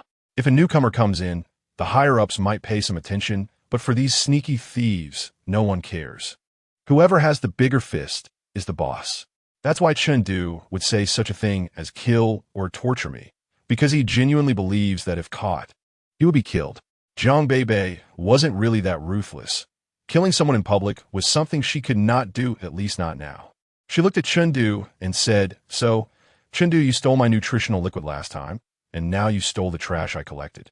Is everyone just targeting me? Don't tell me you think this trash is unclaimed. I stacked it neatly. Chengdu glanced at Lin Xiqiang, pressed his lips together, and remained silent. However, Jiang Beibei sensed something was off, scrutinizing his expression and provocatively saying, Are you really living off robbery? Lin Xiqiang frowned, revealing a disapproving gaze. Chengdu immediately retorted, I didn't. I only stole twice. Oh, so you only stole twice and both times from me? You're targeting me, aren't you? Jiang Beibei rolled up her sleeves and placed her hands on her hips, stepping closer to Chengdu. Chengdu gloomily said, Do you know this woman is from the stars? People from there are hypocritical and cunning, and you're so close to her? Jiang Beibei paused. It turned out Chengdu was talking to Lin Xiqiang. Did these two know each other before? She stood to the side, quietly watching. Lin Xiqiang frowned deeply, her youthful face no longer innocent. Hearing this, she said, Chengdu, you can't think like that. Not all people from the stars are like that. In short, Sister Jiang Beibei is not that kind of person. Jiang Beibei felt touched in her heart and decided to take Lin Xiqiang as her god-sister. In the future, if she had a meal, Lin Xiqiang would definitely have something to drink. But Annie was deceived by people from the stars, which is why she ended up here. Can't you see that? They are so malicious that they look down on anyone who isn't from the stars. This woman must be following you to scam food and drink. That day I saw her with your nutritional liquid, and I couldn't stand it, so I stole it from her. I didn't drink the nutritional liquid. I returned it to you. Today, seeing her so close to you, I wanted to take all her trash away. If she didn't earn any money, she would definitely ask you for nutritional liquid, and then you would see her true character. The hypocritical and malicious Jiang Beibei, who scams food and drink, fell into contemplation. She really wanted to ask, Am I actually part of your scheme? Hey, you don't even know me. How can you say that? Besides, I'm not one of those people from the stars. Like you, I hate them. Upon hearing Jiang Beibei's words, Chengdu's expression wavered. But people from the stars are the best at deceiving. Jiang Beibei elegantly rolled her eyes. I may deceive, but I don't deceive children. Chapter 12, A Fish and Mo Lin Yu Child? Chengdu fed silent. Lin Xiqiang chuckled beside her. I told you, sister is not that kind of person. Chengdu, you shouldn't have any misunderstandings about sister anymore. Since it was a misunderstanding, Jiang Beibei generously decided not to punish Chengdu. She picked up her trash and returned to the trash hole, asking, by the way, why is Chengdu called Little Disaster Star? Before Lin Xiqiang could answer, Chengdu, who had been silently following them, explained for himself, because my birth caused my mother's death. After raising me for 5 years, my father died of illness. I was taken in by a kind person, but not long after, that person's health worsened and also passed away. Chengdu glanced at Lin Xiqiang. Last year, I met Lin Xiqiang's mother. Not long after that, so he had never dared to get close to Lin Xiqiang, fearing that his misfortune would affect her. Today was the first time he spoke to Lin Xiqiang in a year. If it weren't for this woman, Chengdu looked at Jiang Beibei and then lowered his head again. Lin Xiqiang maintained a serious expression, but comforted Chengdu. My mother has been ill for a long time. Before I met you, she had been coughing up blood. Her passing was not because of you. Jiang Beibei hadn't expected to hear so many death stories all at once, and said, maybe the environment is too harsh, and everyone's health is poor. That's why they didn't make it. Chengdu didn't know if he absorbed any of it and remained quiet all the way. The three of them started their garbage collection journey again, and when they were too tired to lift their hands, Jiang Bei sat down on the ground. No more collecting. Let's settle up. Jiang Yi was still playing a game. When he finished this level, Jiang Yi raised his head angrily. This broken game is too hard. The harder it is, the more you'll be willing to spend money. Jiang Beibei said cheerfully while moving garbage. Don't worry, Jiang Yi. I'll get some props today to ensure you clear the level smoothly. You better. Jiang Ye's eyes lit up with expectation. I'll give you 2 bottles of nutrient solution. Although the value of this garbage couldn't compare to the 2 bottles of nutrient solution, Jiang Yi still loosened his grip a bit after playing this little girl's game. Thank you, Jiang Yi. Jiang Beibei, who was not new to this place, knew that Jiang Yi had given her a bit more, and this old man was quite cute. What game did you give Jiang Yi? On the way, Chengdu couldn't help but ask out of curiosity. He had glanced at Jiang Ye's wrist screen and didn't understand the game content at all. L'ancienne smiled. Chengdu. You don't know, my sister made a really amazing, game, right, sister? It's called Journey of the Star River. I've played it too. It's really fun. Fun? Chengdu, who grew up in the district, didn't understand what fun was and asked blankly, can it fill your stomach? If it can't fill your stomach, then you want to keep playing after you start, Lin Xiqiong said. By the way, Chengdu, let us exchange contact information. I can recommend this game to you, and we can play together. After you play, you'll know what I mean by fun. Lin Xiqiong was truly the first master of promotion for this game, happily recommending it to her good friend. That game is useless. Since it couldn't fill his stomach, Chengdu wasn't very interested, but when faced with Lin Xiqiong's friend request, he immediately took out his wristband and added her to his contact list. At this moment, Jiang Beibei said, currently, my game can't fill your stomach, but it will make you feel happy. Chengdu looked at Jiang Beibei. Her eyes were bright, and she walked with a straight posture, different from the others here. So, can your game make people fill their stomachs later? Jiang Beibei laughed. Of course. By night, Jiang Beibei watched the increasing registration numbers in the back end of Journey of the Star River, and saw that the fastest player to clear levels was someone called a fish. A fish? That seemed to be the friend Lin Xiqiong mentioned, who played matches late at night. He had already cleared to the 8th level with a solo ranking. It's worth noting that the difficulty of the levels increases as you go further, so this person really had some gaming talent. And besides him, the next was Lin Xiqiong at the 5th level, while most others were still in the newbie stage. It was time to open the leaderboard and spinning channels. In this world without games, it was simply wonderful for former game developer Jiang Beibei. No need to worry about whether the game website platform would pass reviews. No need to consider whether the game content would conflict with the values of teenagers. And there wasn't even a game rating mechanism. So no players would come to criticize the developer for making a terrible game. The wristbands and chips were bound to personal identity from birth, and the contact list in the wristband had functions for text chatting, voice calls, and video calls, in addition to connecting with the website. Opening it, players could view the Star Network and post their own messages. Jiang Beibei's Journey of the Star River was essentially a post, or a web page. The current players were drawn in by Jiang Beibei's previous melodramatic storylines. For instance, the player A fish was actually named Mo Linyu. Mo Linyu arrived at the star around the same time as Jiang Beibei, but they were assigned to different districts. Because the districts were close to each other, Mo Linyu refreshed the district's posts hundreds of times and eventually came across them. Immediately, she was attracted by the content of the post. How come I've never heard of this star thing? Forget it. I'm already here at the star. Even if my parents use connections to leave me some assets here, I can't go back. Mo Linyu was over 18 and had not awakened her soul power, but her parents loved her very much. Until this matter couldn't be hidden anymore, Mo Linyu was sent to prison. However, her parents still left her some money in the end. Feeling depressed after arriving at the star, Mo Linyu locked herself in her room and didn't come out for 2 days. Because she couldn't sleep a few nights ago, she accidentally discovered the game Journey of the Star River. Once she started playing, she couldn't stop, until she met a female player with a username, Wang Jing. The two added each other as friends, and whenever they saw each other online, they would team up. For the first time, Mo Linyu felt that even though she was at the star, she could still make friends. At this moment, Mo Linyu noticed she received a private message from Wang Jing. Yu, Journey of the Star River has been updated. Chapter 13 of Journey of the Star River has been updated. Mo Linyu looked at the newly updated Journey of the Star River with delight. Even though the previous version of Journey of the Star River was already fun and exquisite in her eyes, the updated version still felt heartfelt. Although Jiang Beibei's ultimate goal was to create a large-scale holographic game, she initially chose a mobile game just to test the waters, but she wouldn't neglect the players. The little rabbit models were crafted by her bit by bit, distinguishing many details, such as some players having little rabbits with longer ears, while others had shorter ears. And some little rabbits had blue eyes, while others had red eyes. In short, she made many distinctions just with the model. Currently, there are already 50 levels in the game, each with unique names that Jiang Beibei pondered over all night.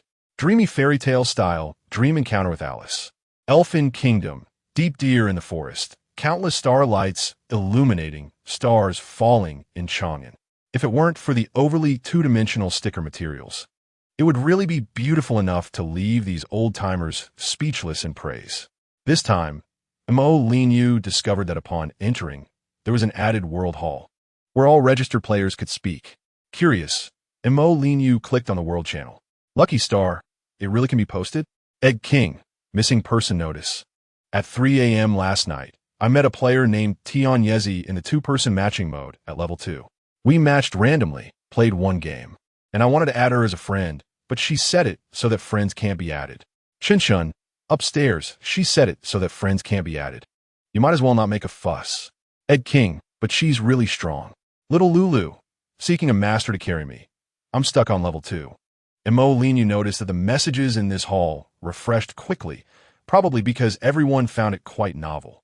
She had previously opened posts to write some stories, but very few netizens who stumbled upon her posts would leave comments, mainly because they found her stories boring and uninteresting. However, in this chat channel, everyone was discussing Journey of the Star River, and everyone had something to say, often receiving agreement and recognition from others. Mo Lin Yu also followed the trend and posted a message. A fish, I've soloed my way to the 8th level. I've only made it to the 5th level in duo mode, and I haven't started in squad mode. Crispy Shark. Wow, the first leaderboard big shot has appeared. Leaderboard? What leaderboard? Mo Lin Yu then noticed the label of solo ranking first placed in front of her account. It turns out the game has also updated with a so-called leaderboard. Mo Lin Yu clicked in to take a look, and there are 3 leaderboards in total, with herself ranked first in the solo queue. An unprecedented thrill sent shivers down her spine. Growing up, she had always been a very ordinary girl in the star, and even because her soul power had not awakened for a long time, she found that fewer and fewer friends were willing to play with her. By the time she was 17 or 18, many friends thought she would never awaken her soul power and distance themselves from her. If it weren't for her parents' love, Mo Lin Yu would have grown into a very gloomy and self-abased girl.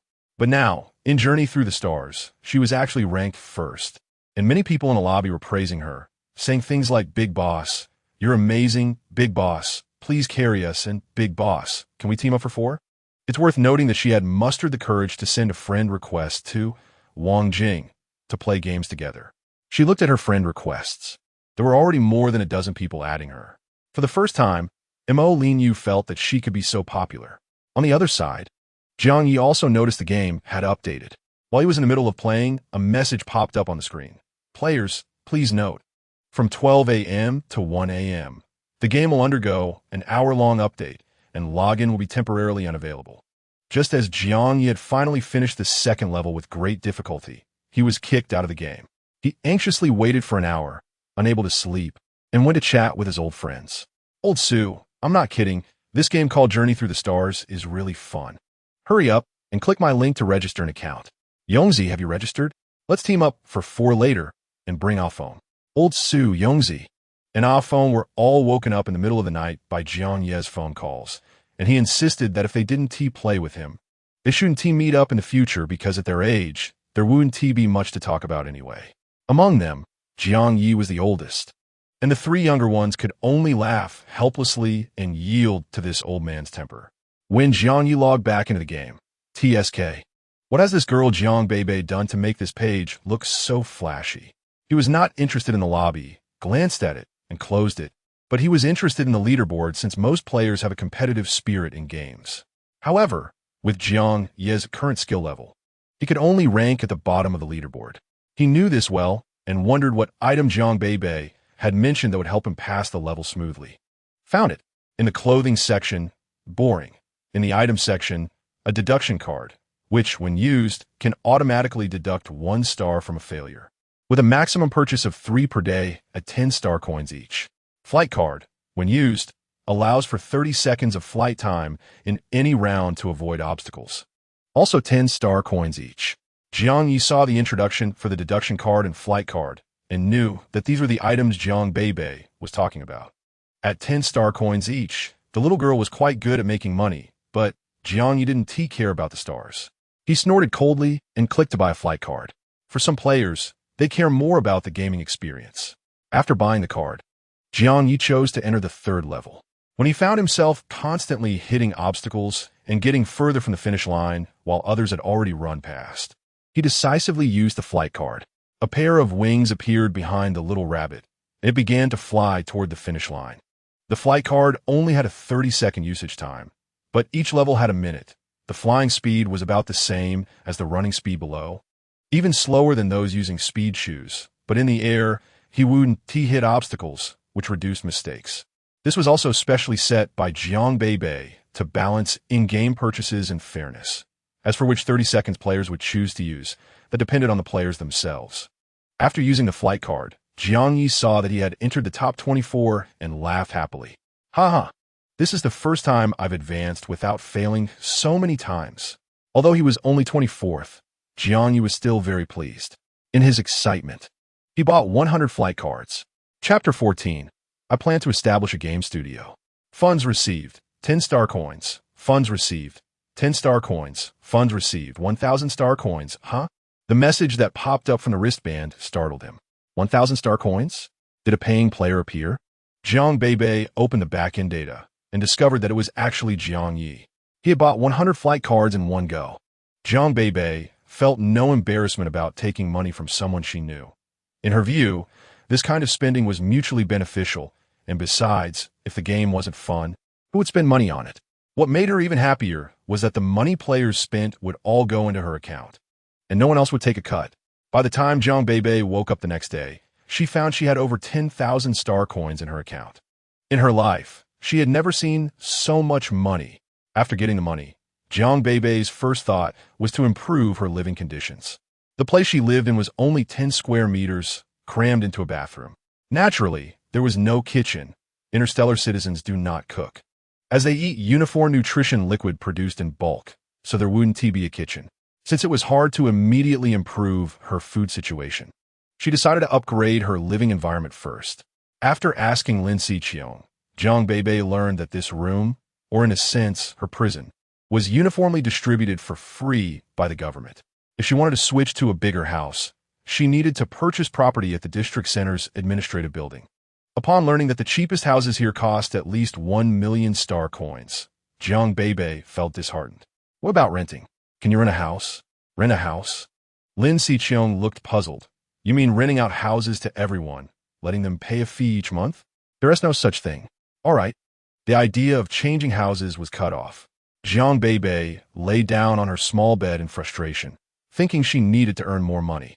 Lin Xiqiong smiled and said, Sister, how about we go to the district center commercial street and buy some clothes? Since you came here, you've only had 2 outfits. With only 2 outfits to alternate between, one of which was a prison uniform, Jiang Beibei agreed to this plan. The entire district, in Jiang Beibei's eyes, resembled a small town. The center of the district was the town center, which could be reached on foot in about an hour. But in a highly developed interstellar society, who would walk for an hour? Everywhere along the roadside were public transportation vehicles called single boards that could be used. From the usage method, it looked a bit like share bicycles, but in appearance, it was just a skateboard with handles. Lin Xiqiong said, I heard that the transportation tools on the star are all flying vehicles. Sister, have you ever been on a flying vehicle? Is it really fast? I have, but I don't know how fast it is. It was pretty stable. She had taken flying vehicles from one star to another. The distance between 2 planets should be quite far, but she could get there in 2 to 3 hours, which speaks for itself. Jiang Beibei stepped on the single board. As long as she set the destination, the board could automatically move forward, flexibly avoiding obstacles. Lin Xiqiong said regretfully, I've never been on a flying vehicle. The farthest I've been is to the district commercial street. To me, the speed of the single board is already quite fast. But they say flying vehicles are thousands or even tens of thousands of times faster. I really hope to ride a flying vehicle one day. Jiang Beibei looked at her and smiled, saying, You will. You will definitely have the opportunity to ride a flying vehicle in the future. Once she made a lot of money, she would buy a flying vehicle for Lin Xiqiong to play with. Lin Xiqiong thought her sister was just comforting her. When the two arrived at the district commercial street and turned off the single board, the fare was 8 star coins. Looking up at the so-called commercial street, countless buildings towered above, all in shades of gray, evoking words like cold, dark, cyberpunk, and future technology. Lin Xiqiong pulled her sister into a clothing store that her mother used to frequent when she was still around. Jiang Beibei originally thought that since the people here were so poor, they should be good at bargaining, but she realized she was wrong. The communication between customers and shop owners was nearly zero. Customers would come in, see the hanging clothes, pick out one they liked, and go to the fitting room to try it on. If they felt it was acceptable, they would silently seek out the owner to pay. Apart from the owner stating the price of the clothes, there was almost no communication between them. Thinking back, since Jiang Beibei arrived in Xing, the only people she had genuinely communicated with were Lin Xiqiong, Jiang Yi, and Shindu. It seemed that everyone was not very keen on chatting or socializing. After buying the clothes, Jiang Beibei asked Lin Xiqiong why. "Oh, sister, you're talking about this? Actually, before I met you, I basically spent whole days without anyone talking to me." Jiang Beibei was shocked. Why? Can one really go a whole day without speaking? Lin Xiqiong smiled wryly. The people here find it tough just to survive every day. Besides, what can people talk about? Discuss how much garbage they moved today? Or how tired they are? Talking too much about unhappy things will only make one more unhappy. Jiang Beibei didn't expect that the problem stemmed from here. Because there was so much negativity in this place, there were too few happy and joyful things, and over time, everyone lost the desire to socialize. Jiang Beibei thought of her journey through the galaxy.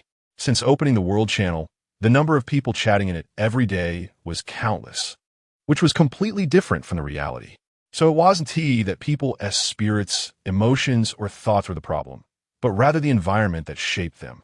However, changing the larger environment was not something Jiang Beibei could do right now. She sighed and pulled Lin Xiqiong. "Let us go, Xiqiong, it's time to head back." "Huh? Sister, we just bought 2 pieces of clothing. Aren't you planning to buy some blankets or towels?" Jiang Beibei stretched lazily, revealing a brilliant smile. "No more purchases. I want to save the money for more important things." "More important things? What are they?" Lin Xiqiong was puzzled, but she was obedient, so she followed and activated her hoverboard. Seeing Jiang Beibei setting the return route on her hoverboard, she quickly started hers too. The wind blew through Jiang Beibei's hair, and the sunlight shone on her back. Although she was wearing the simplest prison uniform, Lin Xiqiong felt as if Jiang Beibei was glowing. Her voice drifted into Lin Xiqiong's ears. "Xiqiong, I'm planning to start a game studio." Chapter 15, Brave Bunny, Fearless of Difficulties. A game studio? This was a term Lin Xiqiong had never heard before, but she had already heard too many fresh words from Jiang Beibei. Game, player, microtransactions, appearance. With each word, Lin Xiqiong felt a mix of curiosity and admiration for her sister's amazingness. In the beginning, she timidly handed over the first bottle of nutrients because she saw Jiang Beibei boldly asking passersby for nutrients as soon as she arrived in the district. She had never seen such behavior before. Is this the courage of a young lady from one of those prominent families in Xing? Even in such a dirty and dark place, she had never been defeated by her environment, remaining full of life and vitality. Lin Xiqiong admired Jiang Beibei's boldness and was equally attracted to her vibrancy. She cautiously handed over the nutrients, expressing her goodwill, asking if they could be friends because she wanted to be like her. Later, Jiang Beibei introduced her to an unprecedented world, the game world. While playing Journey Through the Galaxy, Lin Xiqiong never imagined she would shout in frustration after failing a level or laugh out loud after passing a level in one go. So, when Jiang Beibei proposed the game studio and sincerely invited her, "Xiqiong, would you like to join my studio?" Lin Xiqiong was surprised. "Can I? I don't know anything." Jiang Beibei looked at her, smiling and ruffling her hair. "Of course, you can. As the first player to get into Journey Through the Galaxy, you should know enough about this game." Lin Xiqiong nodded vigorously. "So what can I do for you?" "The first thing we need to do is create sound effects and voice prompts for this game.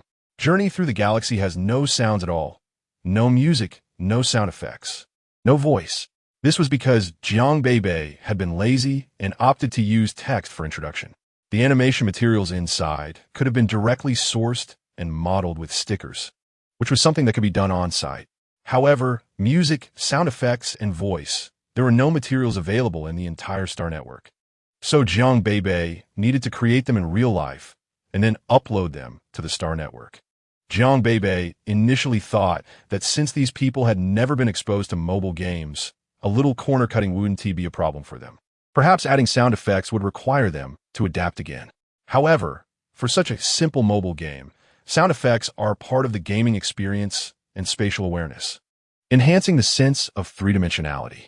The current registered journey through the galaxy players were drawn to this game because it was the first real game in the world, an unprecedented form of entertainment, naturally captivating many.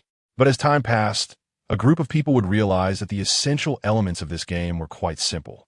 Just like children on Blue Star, who found Match 3 games and Snake Fun at first, but eventually lost interest and began seeking deeper games.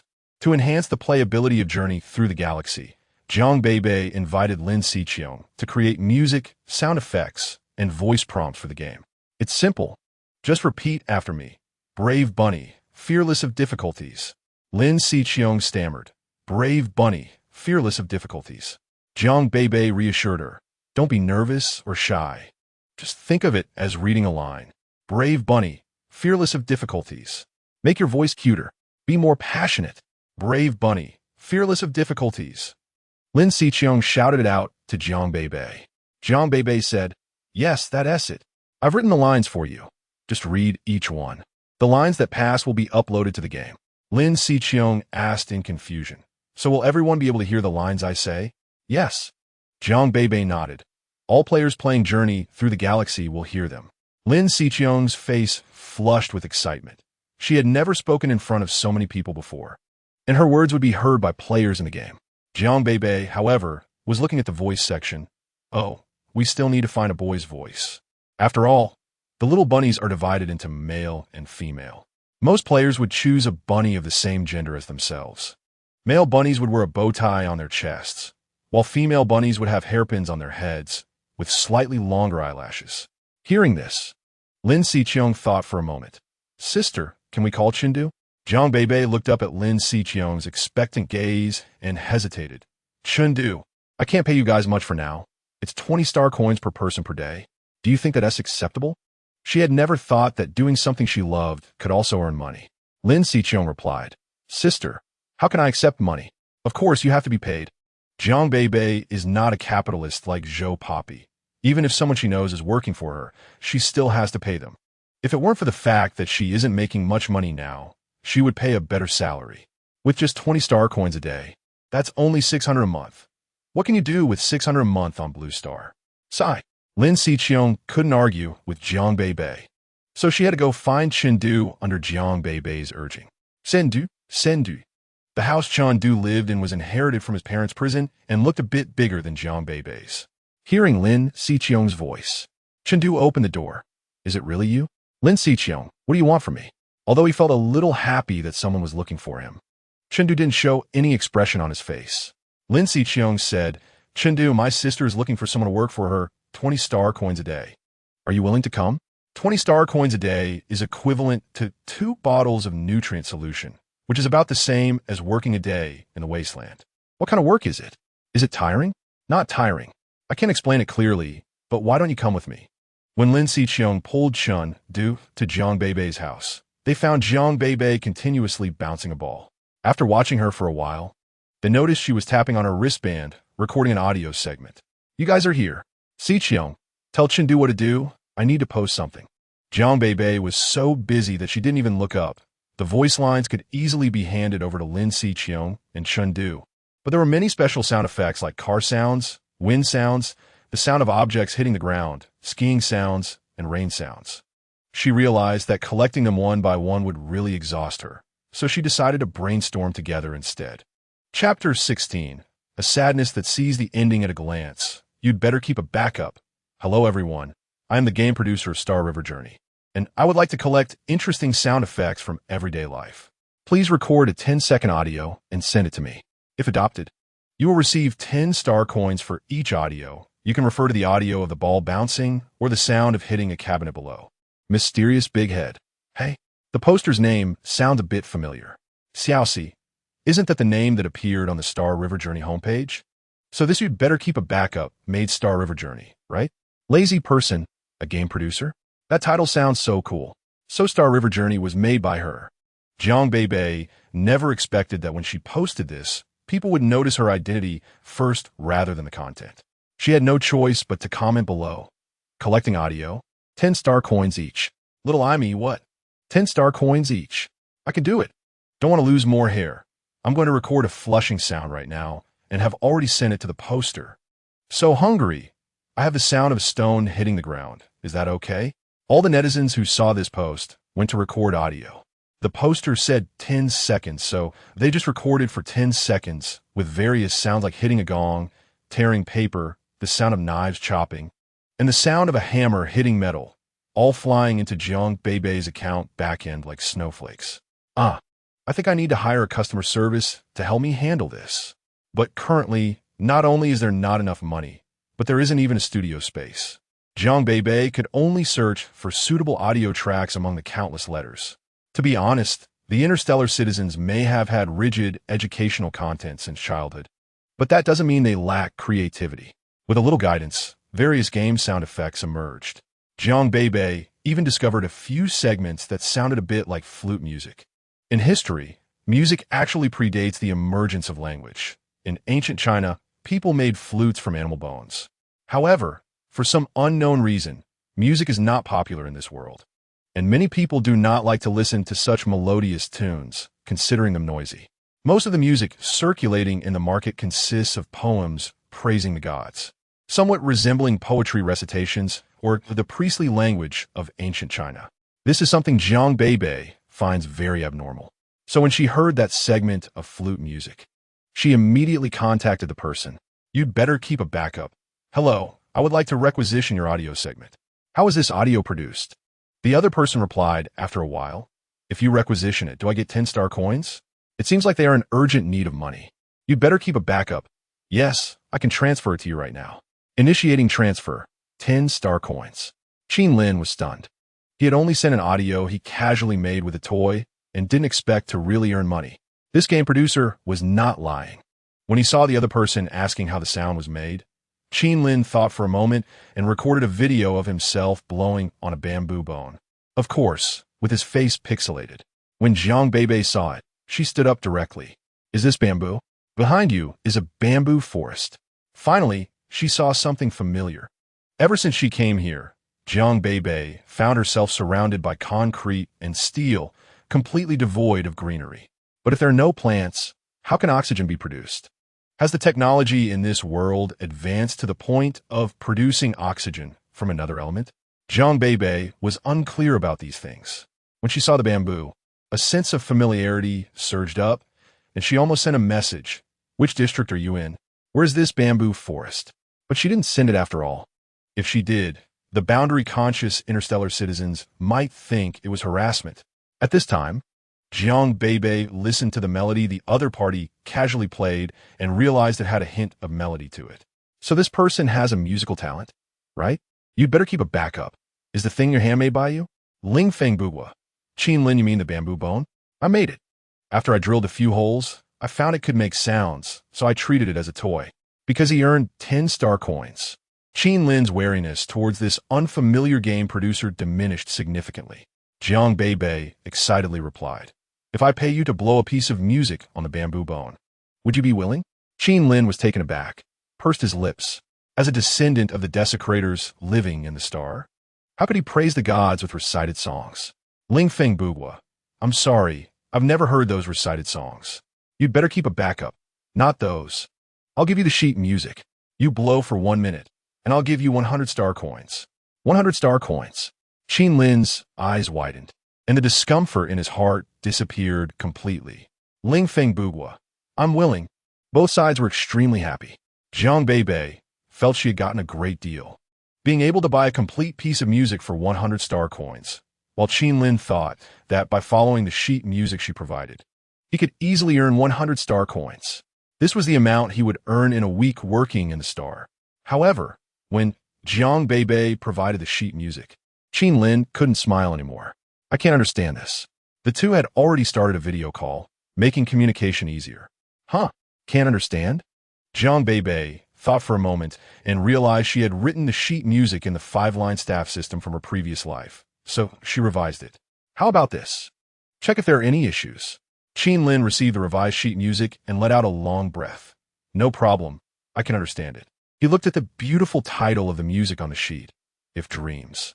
Trying to play a segment at the beginning was a bit awkward, but under Jiang Beibei's encouraging gaze, Qin Lin wiped the sweat from his palms and repeatedly tried until he finished playing this short minute-long piece of music, feeling as if he were in a dream. This piece of music resonates in the ears with a beautiful melody that can purify the heart, evoking a sense of sadness as if one could see the ending at a glance. Qin Lin pressed his lips together and touched his heart. He was the 8th-generation descendant of the Qin family. Once, the Qin family was revered high above as divine followers.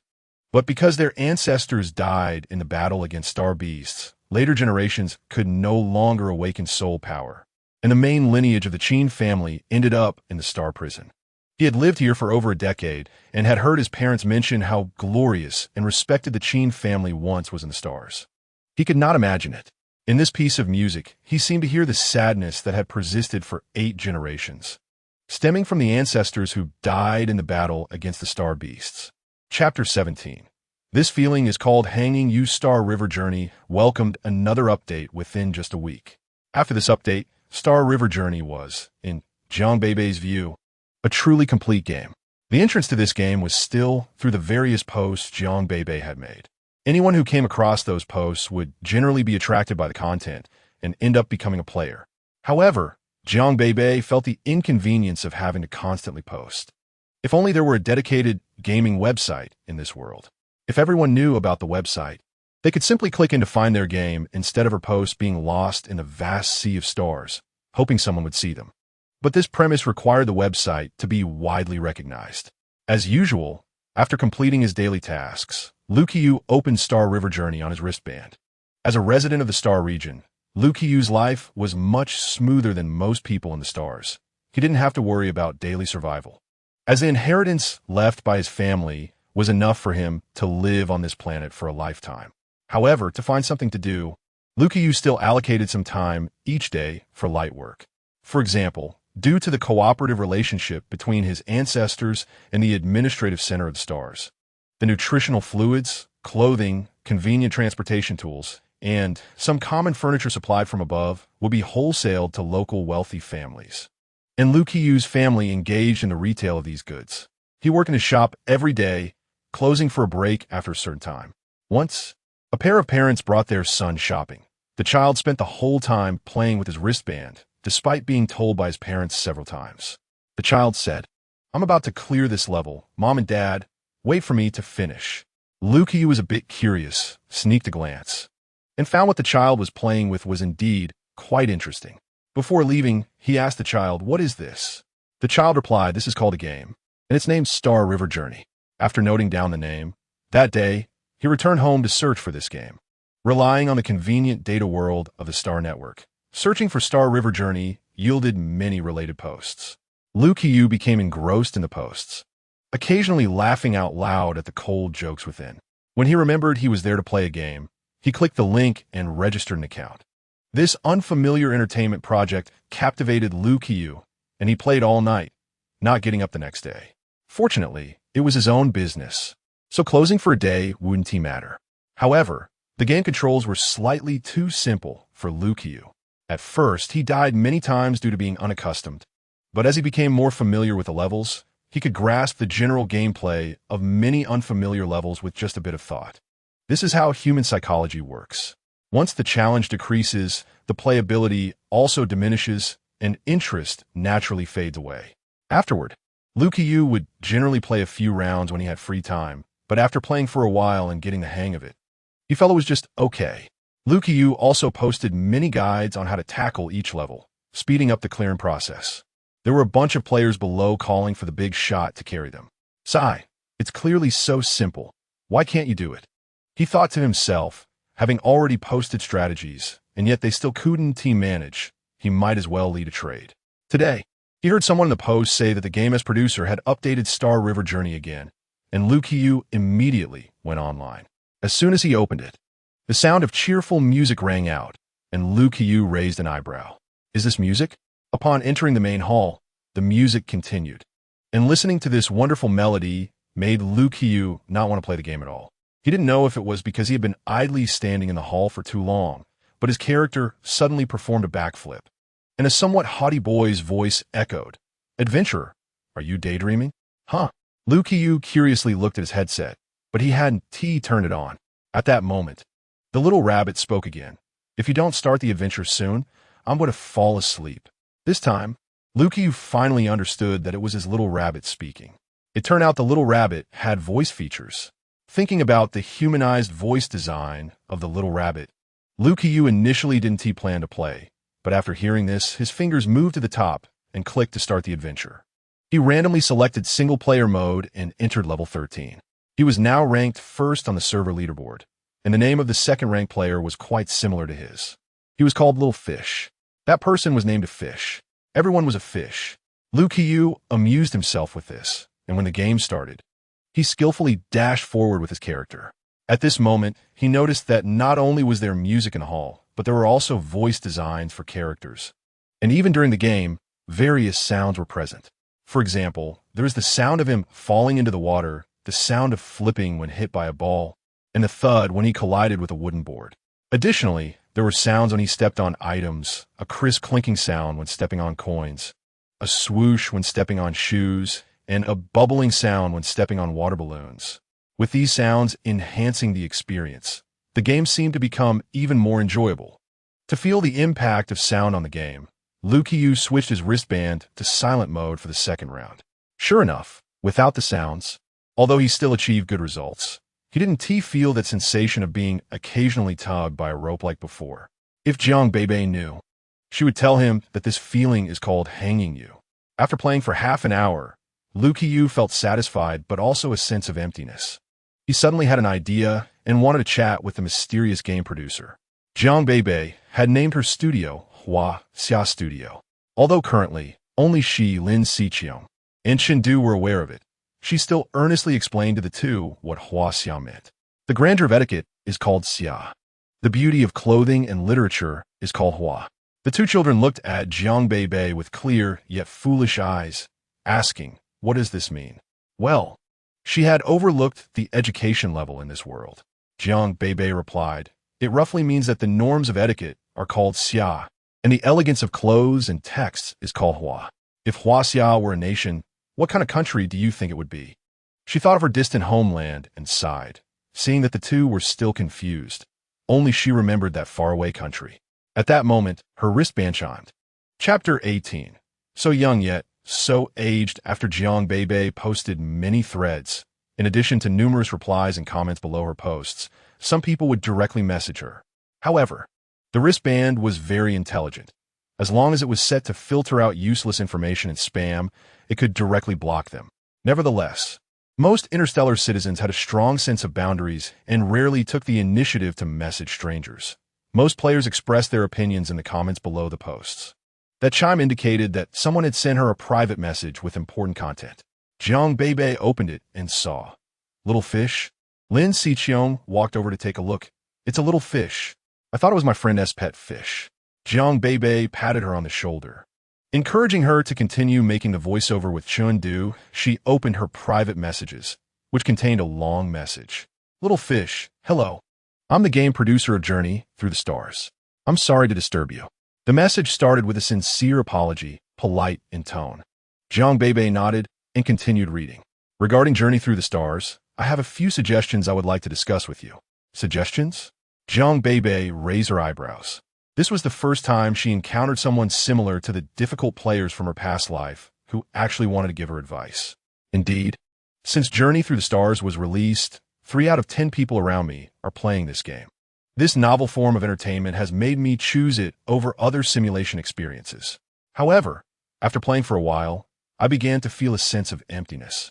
I have already reached level 13 in single-player mode, And I can even predict what level 14 will be like. It should be pretty much as I imagined.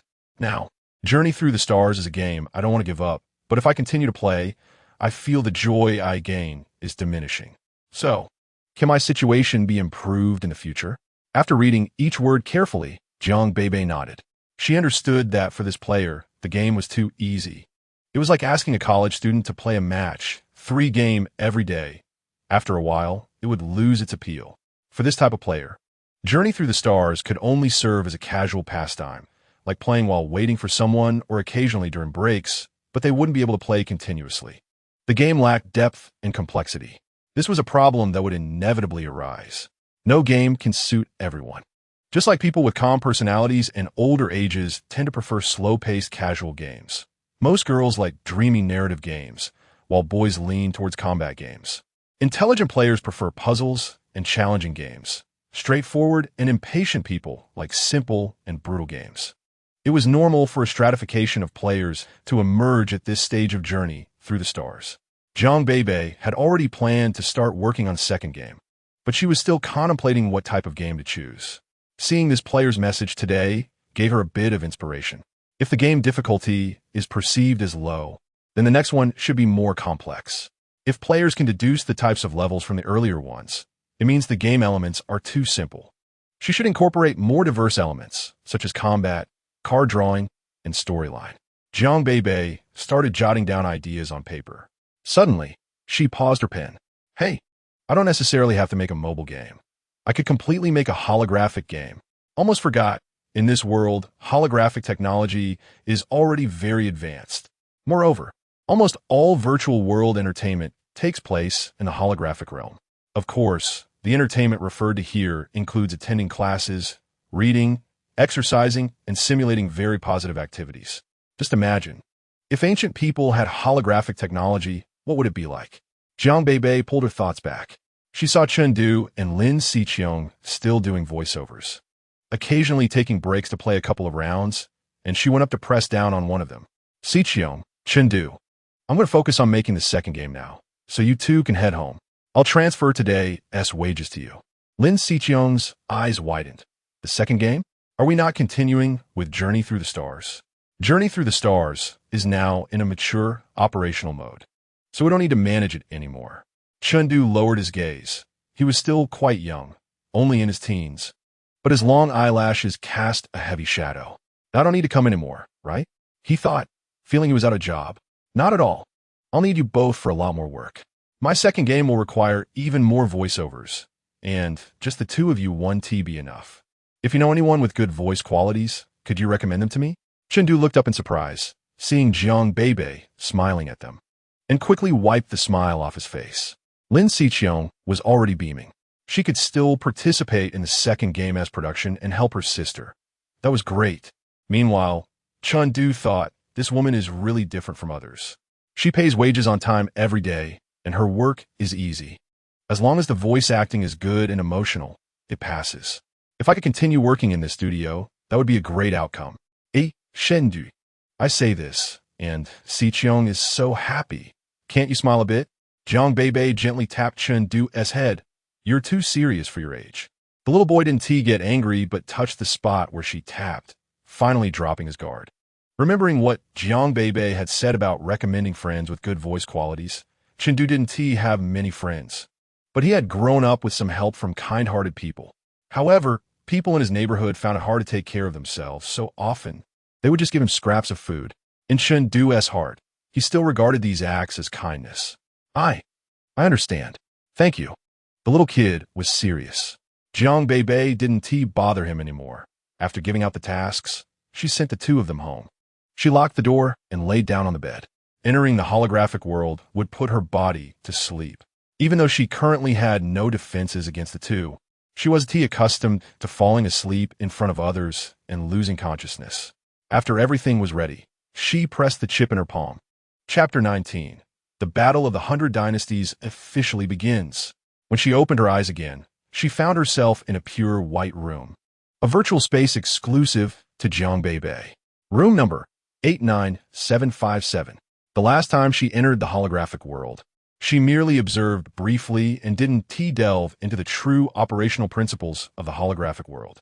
This time, after carefully reading about the reasons for the existence of the holographic world and the mysteries behind holographic technology, Jiang Beibei gasped. How could someone come up with a way to upload the consciousness of all humanity into a medium and build a holographic world through mutual connections between these mediums? It seemed that since the birth of the Force galaxy, all historical accounts of the deities began with, they came from the depths of the universe, established the Force galaxy, brought glory and soul energy to the stars, and humanity was born, multiplied, and developed because of them. It appeared that in the history of the Force galaxy, soul energy and technology were naturally provided by the deities. What exactly are these so-called deities? At this moment, Jiang Beibei only hated her adoptive parents who had abandoned her. As for the deities punishing her by sending her to prison, that was just one of the rules of this World S operation.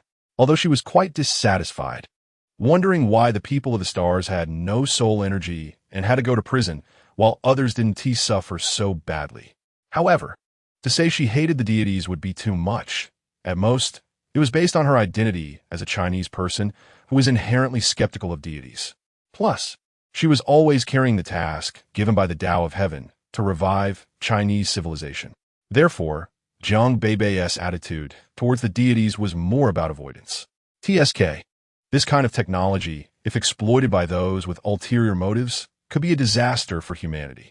After a brief moment of contemplation, Jiang Beibei quickly dismissed these thoughts. Disasters were too far removed from her reality. She was just a game planner trying to make a living. She recalled how, last time, she only observed the comments on the simulation experience due to a lack of funds and hadn't truly experienced it herself. To better understand her competition, Jiang Beibei opened the door to her virtual room and stepped out into the hall. She searched for simulation experience in the search bar, which would teleport her directly to the relevant rooms. These rooms were, of course, created by the Central Holy See. All she had to do was push open the door to enter simulation experience. Outside these rooms stood many people, since it was a holographic world. She could hear their conversations as she walked among them. Wow, the Central Holy See has released a new simulation experience. I tried it out and it was so thrilling.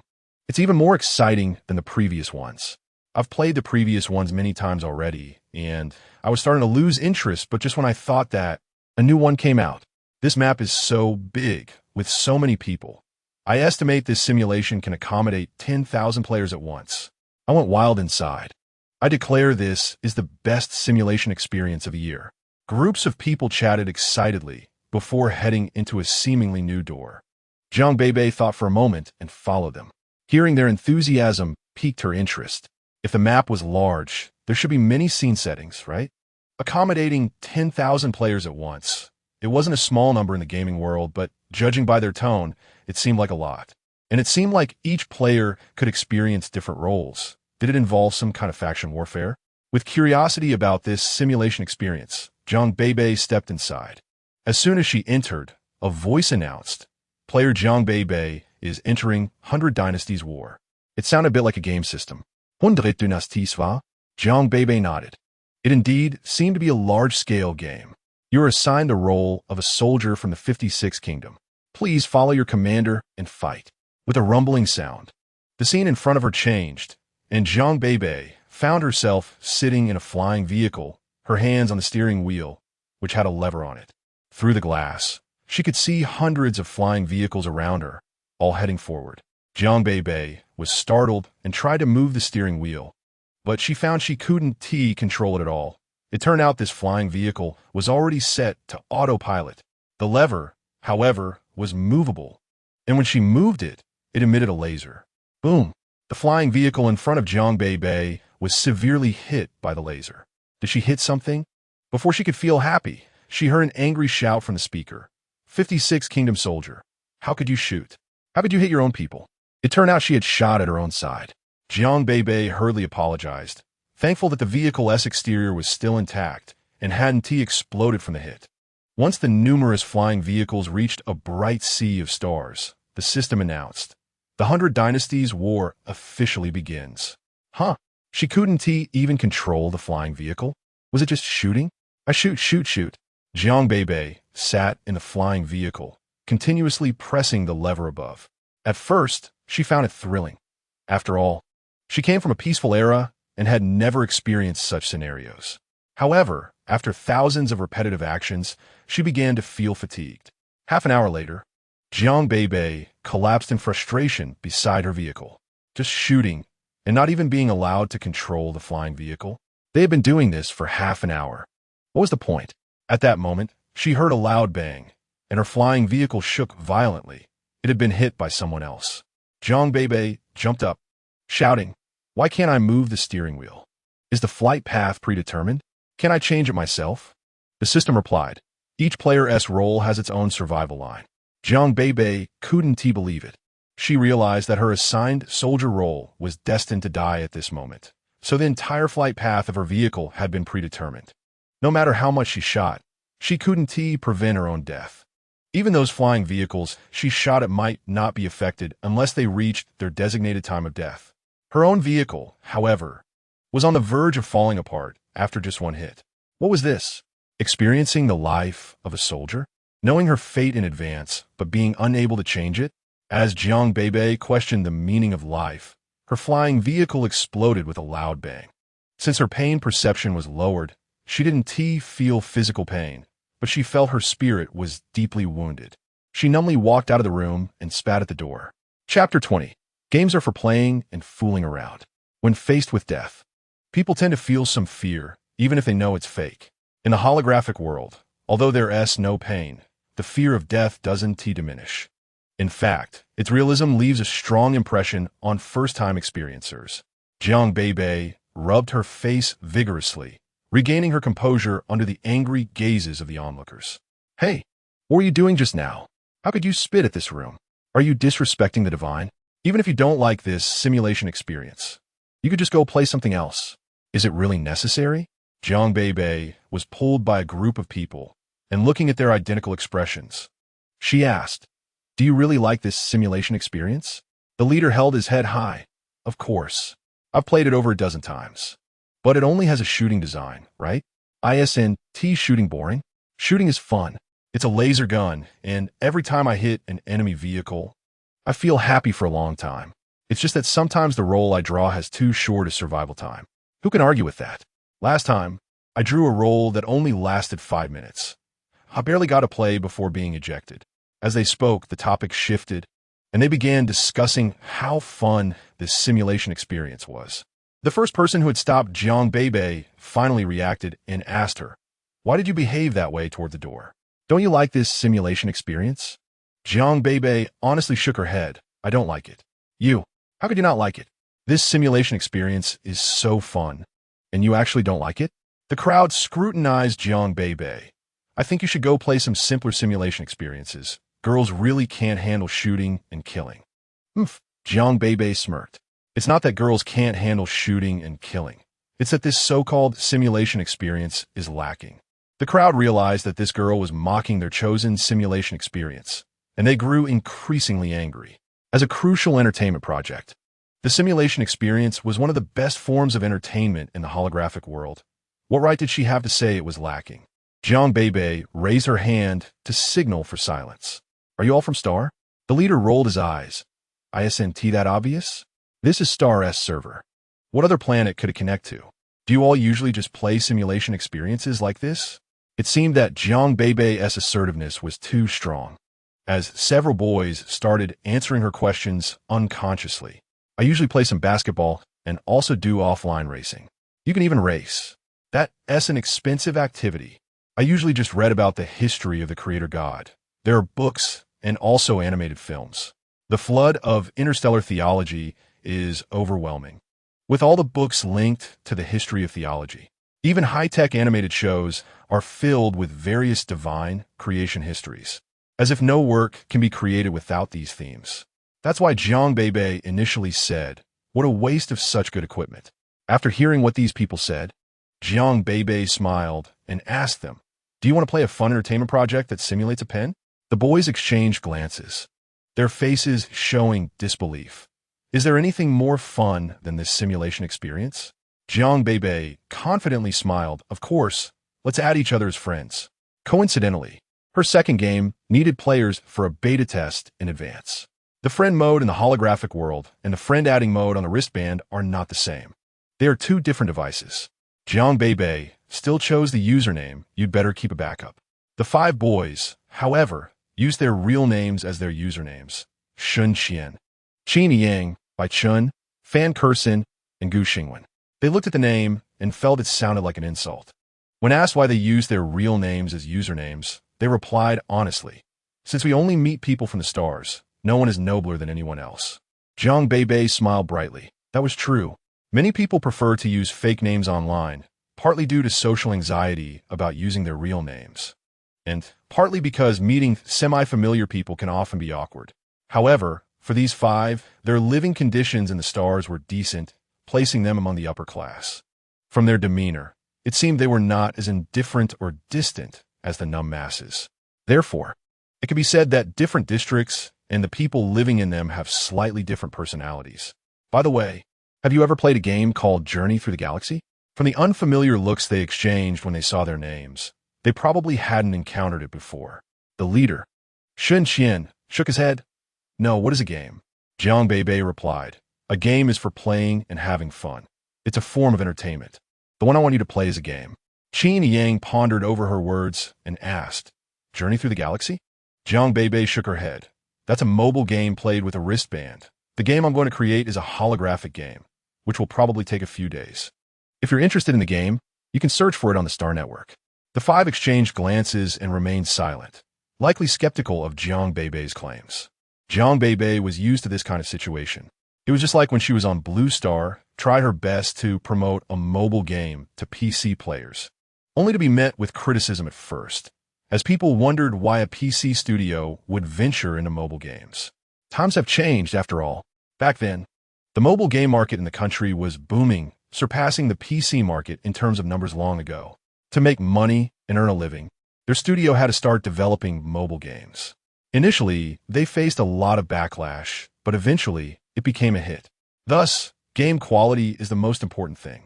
No matter how harshly players criticize, whether daily revenue is real or not, Jiang Beibei had long since built up a thick skin against skepticism. She cheerfully said to the five, "Why not give it a try? You might even make some money." Shun Qian's expression changed. "Make money? Is this a job?" Jiang Beibei quickly waved her hands. No, it's just an entertainment project, but since many people play it, various demand arise. If you have good skills, you can even make money from the game." Chapter 21. Viewing others' doubts as flickering ghost lights. The assertion that playing Journey Through the Galaxy can earn money came after the second update. This update included adjustments to voice, sound effects, and music, as well as new skins for the little rabbit character. Originally, Jiang Beibei had just casually drawn a few outfits, but due to her exceptional drawing skills, the designs were vastly different from the short sleeves, shorts, long sleeves, long pants, and coats currently worn by interstellar citizens.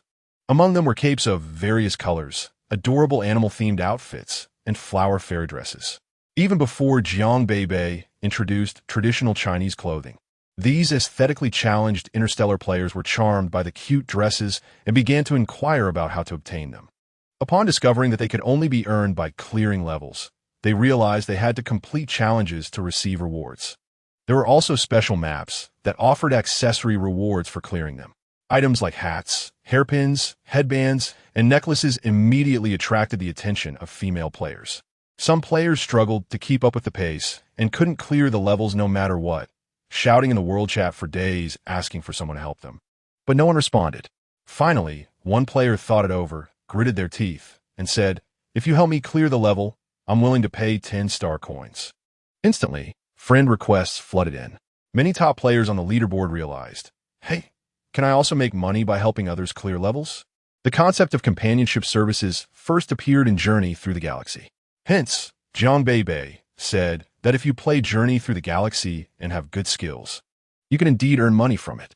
The district may be poor, but that doesn't mean the entire star is impoverished. People like Lu Qiyu and Mo Linyu had a bit of money. As for Shun Qian and his friends, they had decent family backgrounds in the stars. But no one would be foolish enough to give up a chance to make money.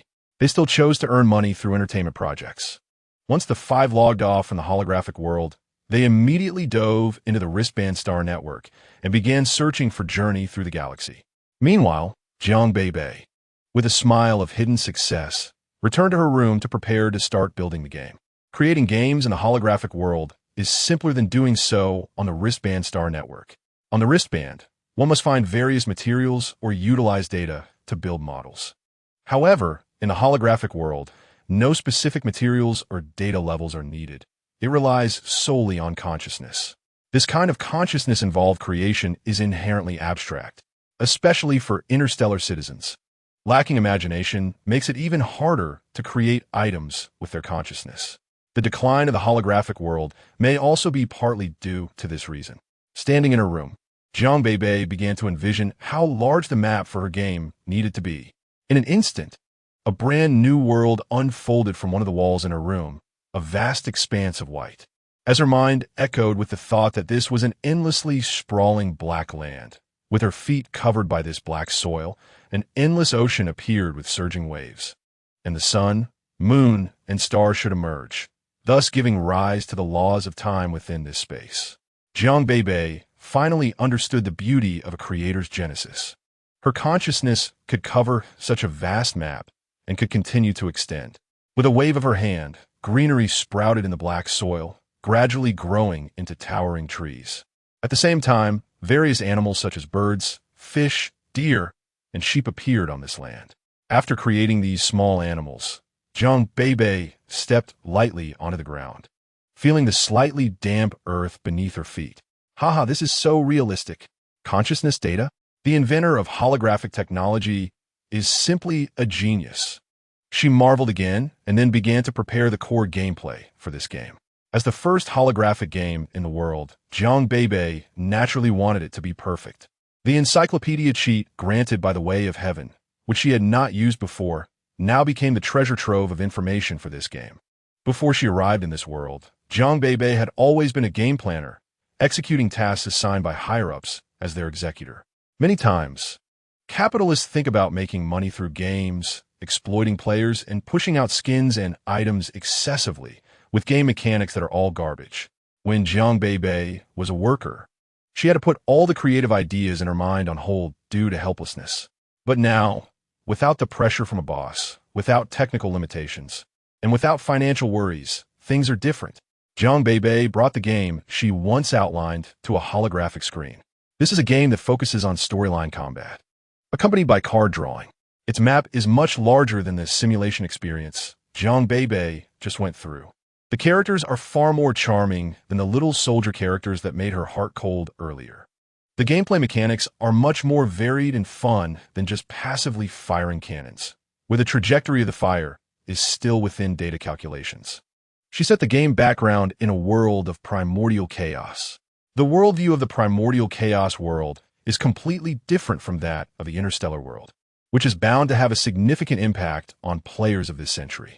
For example, the people in this world believe that the 8 great gods of the Central Church created humanity, or that technology cultivated humanity, but they cannot specify how it was cultivated. However, in the primordial chaos world, according to well-known mythological stories, it was Nuwa who created the human race. Another piece of knowledge that could destroy the worldview of interstellar players is the question of the birth of the Buddhist system. According to theological historical records from the Central Church, the foci star system belongs to the 8th universe, where the entire 8th universe is a fusion of divine power and technology. It was the 8 great gods who came to the 8th universe and created the foci star system, providing a stable and safe environment for future humanity to grow. However, in the primordial chaos world, it was Pangu who opened up the heavens and the earth, giving birth to the universe. Jiang Beibei knows that once she writes down these stories, the impact on interstellar players will be tremendous. However, she originally came with the mission of reviving Chinese civilization, and she chuckled softly as she created the first map. In the pitch-black environment, a blue lotus sits alone. This blue lotus is like Jiang Beibei, who will soon face countless misunderstandings and doubts, standing out in the dark environment. But that's okay, she will treat others' doubtful gazes as ghostly lights. Countless maps were born in her consciousness as the giant in the darkness opened its eyes. Chapter 22. Oh no, I've become illiterate. Qin Jun has been on this planet for nearly 10 years, from the age of 18 to 28. He once thought about earning enough money to leave. As a blasphemer, when Qin Jun was sentenced to a first-level prison, he felt almost dead inside and nearly contemplated suicide in his cell. But everyone fears death, and Qin Jun was more worried about whether he would go to hell after he died. After being hungry for 2 days, he walked out, dizzy, looking at the unfamiliar environment and the numb crowd, starting to pick up trash to gradually support himself. Since he had never worked for a living before, the first year was quite tough. Year after year, Qin Jun managed to save a little property, and he suddenly thought, if one day he could gather enough money to leave, that would be great. But 10 billion is really too difficult. For him, that's an astronomical number. Even if he works diligently, the money he earns each day can only sustain his livelihood. After a hard day's work, he followed his usual habit of writing something down. He looked at the criminals working day in and day out around him and worried that one day he might also become numb. So every day, he would post on the Star Network to write. He actually didn't know that this behavior was called keeping a diary. He just wanted to record something so that even if one day he quietly died on the star, someone would know he once existed. After he finished writing, many people entered to see the post. Some left disinterestedly, while others left some likes. Everyone is a citizen of the stars, and no one would say anything like you should live well, because through the screen, who knows how the other person is living. Just as Qin Jun was about to go to sleep, he saw many popular new posts appear in the nearby recommendations. Alone and working far from the main star, my colleagues bully me, my boss doesn't favor me, customers deceive me. I wander on the streets of white clouds and rags, penniless, living worse than a stray dog, and the vast universe surprisingly has no place for me. I want to ask the heavens, is there anyone playing Primordial? Online time, tomorrow night at 12 o'clock, link. Qing AI, where is the street of white clouds? Tourist, what is a stray dog? Qian Yi, this familiar smell. Mo, what's the backup lord? Has the backup lord opened a new game? Is this game called Primordial? Qin Jun felt that perhaps he had been on the Star Network for a few days, so he couldn't quite understand what these people were talking about. I have a secret. I am reborn. In my previous life, I entered the game late and missed multiple dungeons like the lecture at Xixiao Palace and the first tribulation of the Dragon and Phoenix. This time, I swear I will register for a Primordial account on the first day of the server opening, striving to be the #1 boss on the leaderboard. Online time, tomorrow night at 12 o'clock, link. Qin Jun, such niche words. Obviously, it's interstellar literature, but how is it combined together that I can't understand? Primordial Diary, December 5th, clear weather. Today, in the primordial world, I mined all day and didn't even find a single marketplace. Saw a big boss flying over my head on a flying sword, and I showed an envious look. So, is there a kind-hearted person who can lend me a Yuwa card? Online time, tomorrow night at 12 o'clock, link. Call me Maruko. No more talking. I'm going to search for this game on the Star Network. Seems like silent. I can't get into the Star Network. It's actually a number link for the holographic world. Sure to Sean. Holographic? Why SNT a game on a wristband? Big C. So much water. I haven't logged into the holographic for a long time. I feel like besides simulation experiences, many rooms in the holographic world are meaningless. You'd better leave a backup. Yes, this time the game is a holographic game. Once the game is online, everyone can experience it. The gameplay is more diverse and a bit more complex than Star River Journey. Family. What's the backup lord? Backup lord. Can you make more little rabbit appearances? Drawing and laughing. I'm going to play right away. You'd better leave a backup. You can't play yet, dear. You can only log in tomorrow night at 12 o'clock. However, I have already asked a player to help me with internal testing, and I will stream it later, so everyone can pay attention. Qin Jun. Oh no, I've become illiterate. Such posts seemed completely unheard of to Qin Jun, but he wasn't foolish. He could infer from many people's comments that the poster of the post called, "You'd better leave a backup," seemed to want to talk about something other than the contents of the post. But that Primordial, and from this backup Lord's replies, he could tell that Primordial is a game. Internal testing means testing, And internal testing refers to internal testing? Combined with what this backup lord said, is it to test the product's effectiveness in advance? While Qin Jun was in a dilemma, a familiar name appeared. Lu Qiu, that's right. Tomorrow morning, I will start a live stream, and I will put the room number on the homepage so everyone can come and watch. Qin Jun was stunned. He knew Lu Qiu. Lu Qiu lived on Su Puxing Street, which is the gathering place for the wealthy in the district.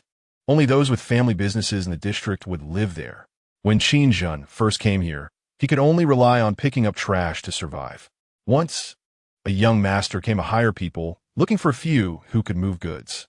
That was Lu Qiu. Although this world has advanced technology, and artificial intelligence has replaced manual labor in the stars, there are not many robots because the energy needed to maintain the operation of robot cores is a relatively expensive which is in short supply in the stars. With the administrative districts taking up a large part, even the wealthy people living here choose to hire laborers on a daily basis, even if it's a bit troublesome, but the price is much cheaper. At that time, Qin Jin was hired by Lu Qiu to help move boxes that had just arrived at the store. Lu Qiu was very generous and didn't lower the price just because they were poor. It was during that time that Qin Jun developed the idea that he must earn more money and leave this place. So when he saw Lu Qiu's comment under this post, his feelings were incredibly complex. Unexpectedly, Qin Jun, who had intended to go to sleep, found a game journey through the galaxy through the information in the post. When it came to naming, he casually chose the name Returning to the Great Dream. And looking at the unfamiliar interface, he randomly clicked on the 4-person matchmaking mode. In just a short time, he was matched successfully. Once inside, he heard someone talking. Wow, that was fast. We got in just a second. A bronze player, we're being dragged down. Why haven't you come to play 4-person matches with us? Our ranks are still in silver. I called you to play before, but you left me to do OQ. Brother Xiaoyu, we didn't mean it. Qin Jun was stunned. He really didn't expect that Lu Qiu, who had just commented in the post, would appear in the game this time. If Lu Qiu knew his question, he would definitely say, "Do you understand switching screens?" Chapter 23 Welcome to the Primordial Era. Hey, this returning to the Great Dream. Follow me later, I'll take you all to fly. Mo Lin Yu couldn't stand Lu Qiu boasting and reminded Lin Xiqiong. Just walk steadily later, don't think about taking shortcuts. With me and Lu Qiu here, we will definitely rank up. Lin Xiqiong knew her gaming skills weren't as high as the two of them, and just not dragging them down in the 4-person match was already quite good, so she obediently responded with an Meeting Mo Lin Yu was a coincidence, while meeting Lu Qiu was through Jiang Beibei's introduction. Ever since Jiang Beibei told Lin Xiqiong that they had found an internal tester game streamer for the second game, Lin Xiqiong understood after Jiang Beibei explained that it meant someone who streams game content. Live streaming does exist in this world, but very few people engage in it because there isn't too much content to stream and not many people watch. However, when Lin Xiqiong learned that Lu Qiu would be streaming Jiang Jia's second game, her first thought was, this time, there will definitely be a lot of people in this live stream. With Jiang Beibei's introduction, Lin Xiqiong and Lu Qiu naturally got to know each other, especially since they were now playing the same game. It was Lu Qiu's idea to propose a 4-person match. Lin Xiqiong thought that since there was a big shot leading them, she hurriedly called her friends, and as for Chundu, for some reason, he had recently become very enthusiastic, learning a lot about games from Jiang Beibei. So the three of them queued together and were randomly matched with Qin Jun. Qin Jun didn't speak on the mic, but he carefully looked at the gameplay of this thing and quickly comprehended it compared to Lin Xiqiong's first encounter. As their teams successfully ranked up, Lu Qiu opened his mic and asked, returning to the Great Dream, do you want to play 4-person matches together later? Lu Qiu thought that he would spend more time on the game Primordial, so he might as well rank up in the 4-person match tonight. But after playing one round, Qin Jin understood the basic gameplay of this game and didn't get as absorbed as an ordinary person. What was on his mind was still the matter of waking up early to make money tomorrow. No need, I'm going to sleep. Lu Qiu felt regretful, but wouldn't force others. After Qin Jun exited the game, Lu Qiu clicked on Qin Jin's profile and saw that he was actually a new player who had only played that one match. He was surprised that someone could play just one match and not continue. Did that mean he was interested in the game? The next day, just as Lu Qiu mentioned in the post, At 9 o'clock, he clicked the chip, and his consciousness entered the holographic world while also starting the live stream. The place he logged in was his virtual room, which was empty, clearly showing that the owner hadn't logged in for a long time and had no interest in tidying up his virtual room. Liu Qiu fiddled with the live stream equipment, talking to himself. I wonder if it started? I haven't used this streaming device in a long time. Hello, everyone. I'm the streamer Xiaoyu. Can you see me? We can see you. So this is what the top streamer looks like. Is this the top streamer's virtual room? Let me note down the room number. I'll visit next time. Liu Qiu laughed and said, Visit what? My virtual room has nothing in it. Come on. I'll take you to the backup lord's room to play the second game. Since players started calling Jiang Beibei the backup lord, all players found this title simple and endearing, so they all began to call Jiang Beibei that way. Excited. What is the room number for the backup lord?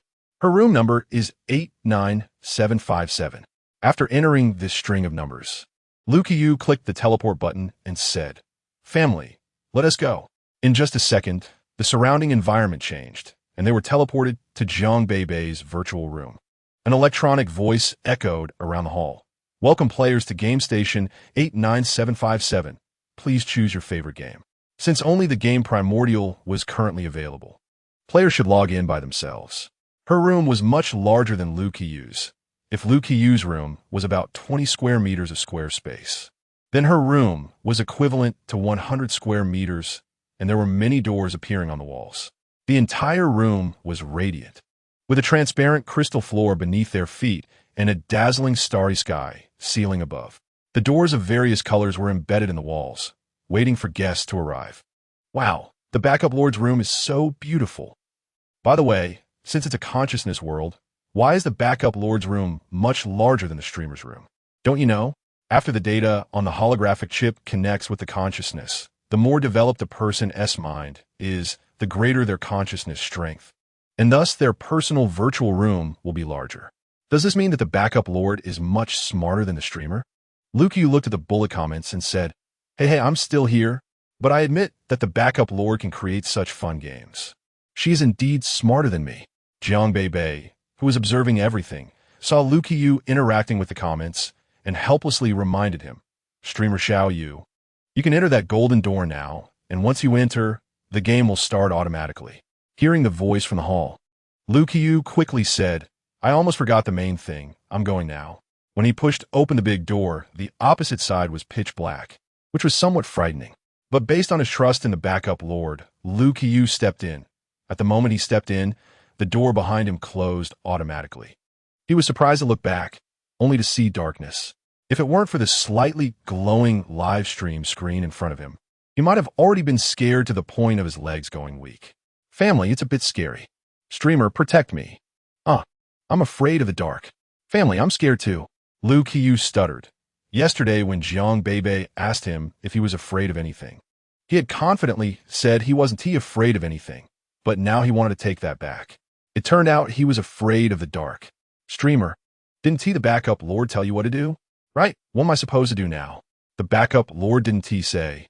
Just told me to experience it immersively, and didn't communicate the storyline with me in advance. Liu Qiu was also a newcomer to this immersive game. However, shortly after, a gentle female voice echoed. In the beginning, the Xianhuang was mixed and chaos was vast. Player, hello, welcome to the Primordial Era. Chapter 24 Year 2452 of the Divine Calendar. Liu Qiu stood motionless in place, unable to understand the first sentence, yet feeling a deep resonance in it that made it unforgettable. In the ancient beginning, the Xianhuang was mixed, and the chaos was misty. What does this mean? I read it and felt a kind of mystery. I don't understand. What is the Primordial Chaos Era? Aren't we in the year 2452 of the Divine Calendar? A surge of curiosity flooded the hearts of countless StarNet users, who began to discuss in the barrage section. Liu Qiu surveyed his surroundings. In the darkness, an unknown gas was moving through the shadows. It was this flowing gas that turned the invisible blackness into a chaotic mix of black and white. He looked down at his feet, which were shrouded in a cloud of black mist, making him doubt whether he would step out and miss his footing. Oh my, I don't even dare to move forward, Jiang Beibei exclaimed as she watched the scene unfold, immediately starting to write furiously. She suggested adding guidance, such as placing golden steps beneath his feet to direct players forward. She overlooked the fact that interstellar players were experiencing the game for the first time, and it was a highly realistic holographic game. Even a small beginner's guide had been neglected. It had been a minute since Liu Qiu entered, and he hadn't taken a single step. At that moment, Liu Qiu heard various sounds arising from the invisible void. Did you hear any sounds? This sound is somewhat like the wind in the endless abyss. I think it sounds like wind in the wilderness. It's not just wind, listen. Something is calling out. Liu Qiu swallowed hard, wanting to listen more carefully, but was startled by a massive body moving in the black mist. He looked up in horror, unable to see the creature's head, only feeling a shadow that blocked out the light. What is this? Just then, the ground beneath him shook violently. The usually optimistic and outgoing Liu Qiu was knocked to the ground, pale-faced. He supported himself with his hands on the ground.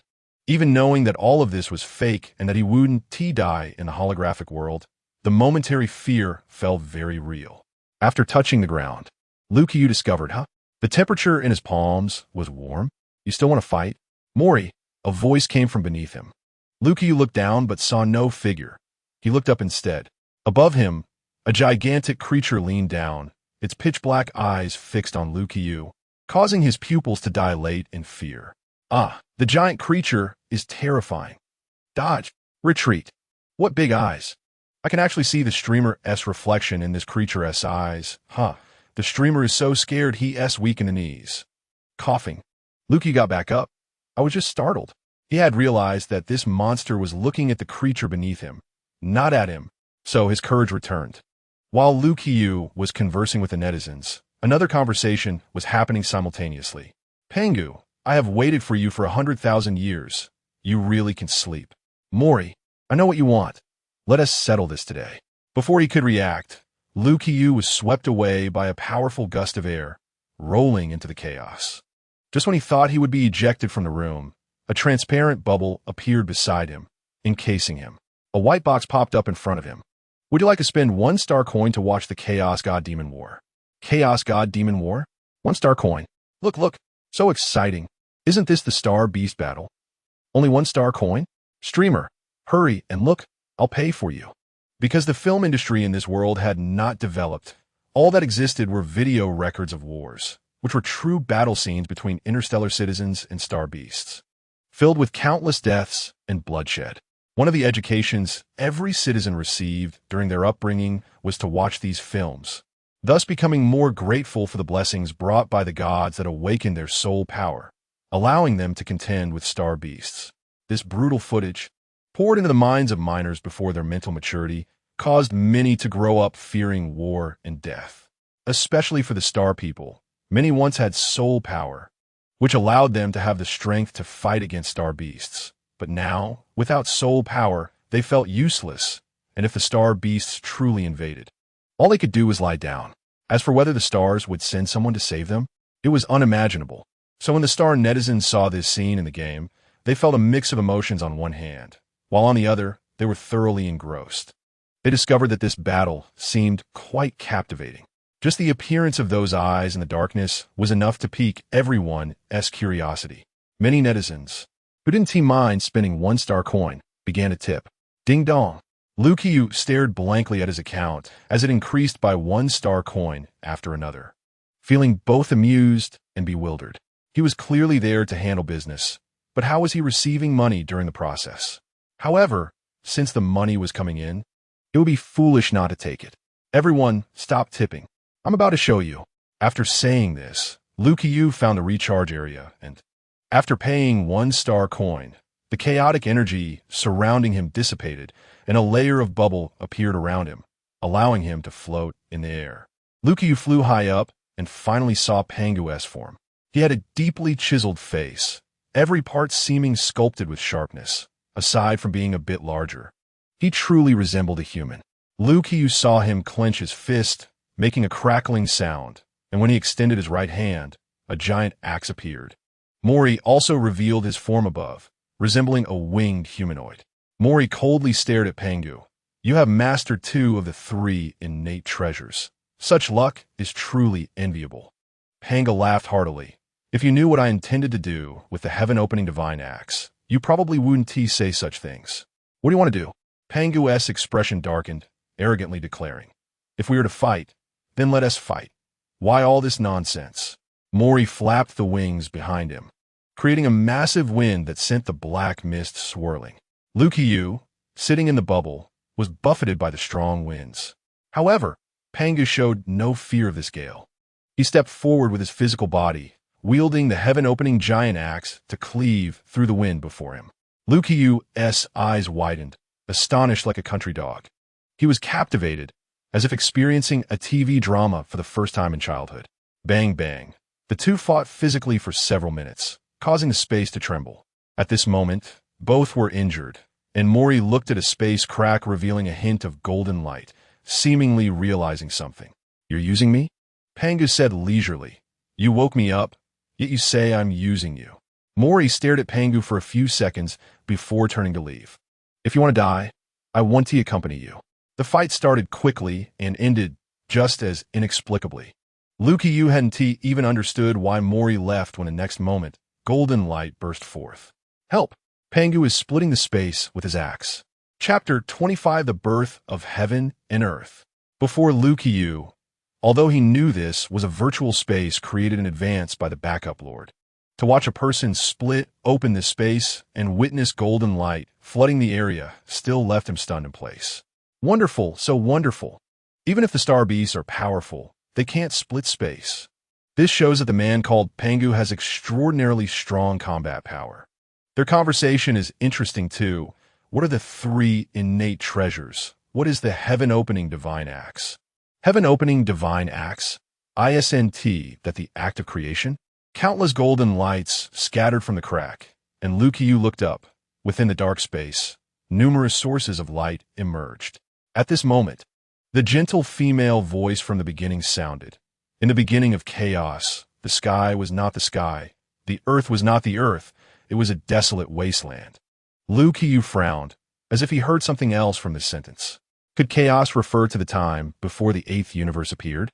Some netizens also analyzed this sentence. Before the eighth universe was formed, this piece of land we are in was indeed all stones and dust. This is what we call chaos and desolation, right? The woman's voice continued. After the battle of chaos and the gods, the great Pangu used the heaven-opening axe to split the space fissure, and from then on, chaos was divided into two. The fresh and pure part rose to become the sky, while the turbid and dark gas sank to the ground.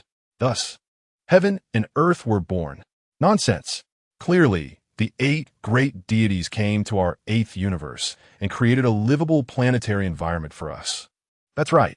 You are too loyal to the deities. Now that we have entered the star, no matter how much you believe in them, you will not receive any soul power feedback. How can you say that? The deities gave birth to us. We should be their most loyal believers. Gave birth? Why don't you explain how they gave birth? Of course, the deities cultivated the seeds of humanity under the power of soul, energy, and technology. But I heard that the deities rescued the old humans from disaster and then placed them on the 4 major planets, leaving the most gifted old humans on the star. I'm dying of laughter. You can't even explain how humans were born. Regardless, the creation of a universe is a well-established fact. The history of theology has recorded it. The 8 great deities each govern a universe and a law. Time, space, light, darkness, earth, elements, death, and emotion. It was their cooperation in creation that allowed the 8th universe to be born from the void. Isn't this just a game? Are you not allowed to make up stories? If you take it so seriously, I advise you not to watch. As Jiang Beibei said, once this little story came out, the bullet comments were already in debate. Fortunately, this was a star. Otherwise, Lukiyu would have been torn apart by the deity's believers. As for Lukiyu, he had learned early on that Jiang Beibei would say something that subverted theological history, and he had been given a precautionary warning. His ancestors had lived here for several generations, and by the time it was his generation, they had long lost any reverence for the deities. Some theological stories he found quite fake. So when he heard the game voice say these words, he just took a deep breath and looked at the live broadcast room. If any netizens couldn't accept it, they could just exit. He would continue the game. The number of people in the live broadcast room suddenly dropped from over 200,000 to over 100,000, losing nearly 100,000 viewers. Luke Yu didn't care. Stop arguing. Let's continue watching. Golden threads slowly permeated this space. The giant Pangu from earlier threw the axe aside and, relying on his physical body, gradually separated chaos. A scene that was truly breathtaking. When he was exhausted and fell to the ground, Luke Yu quickly controlled his bubble to fly over. However, he was too small. Even when he flew to Pangu's eye, he seemed like a hair. The heaven-opening axe beside him shattered into pieces and fell between heaven and earth. A mass of golden energy was exhaled from Pangu's mouth, transforming into clouds drifting in the sky.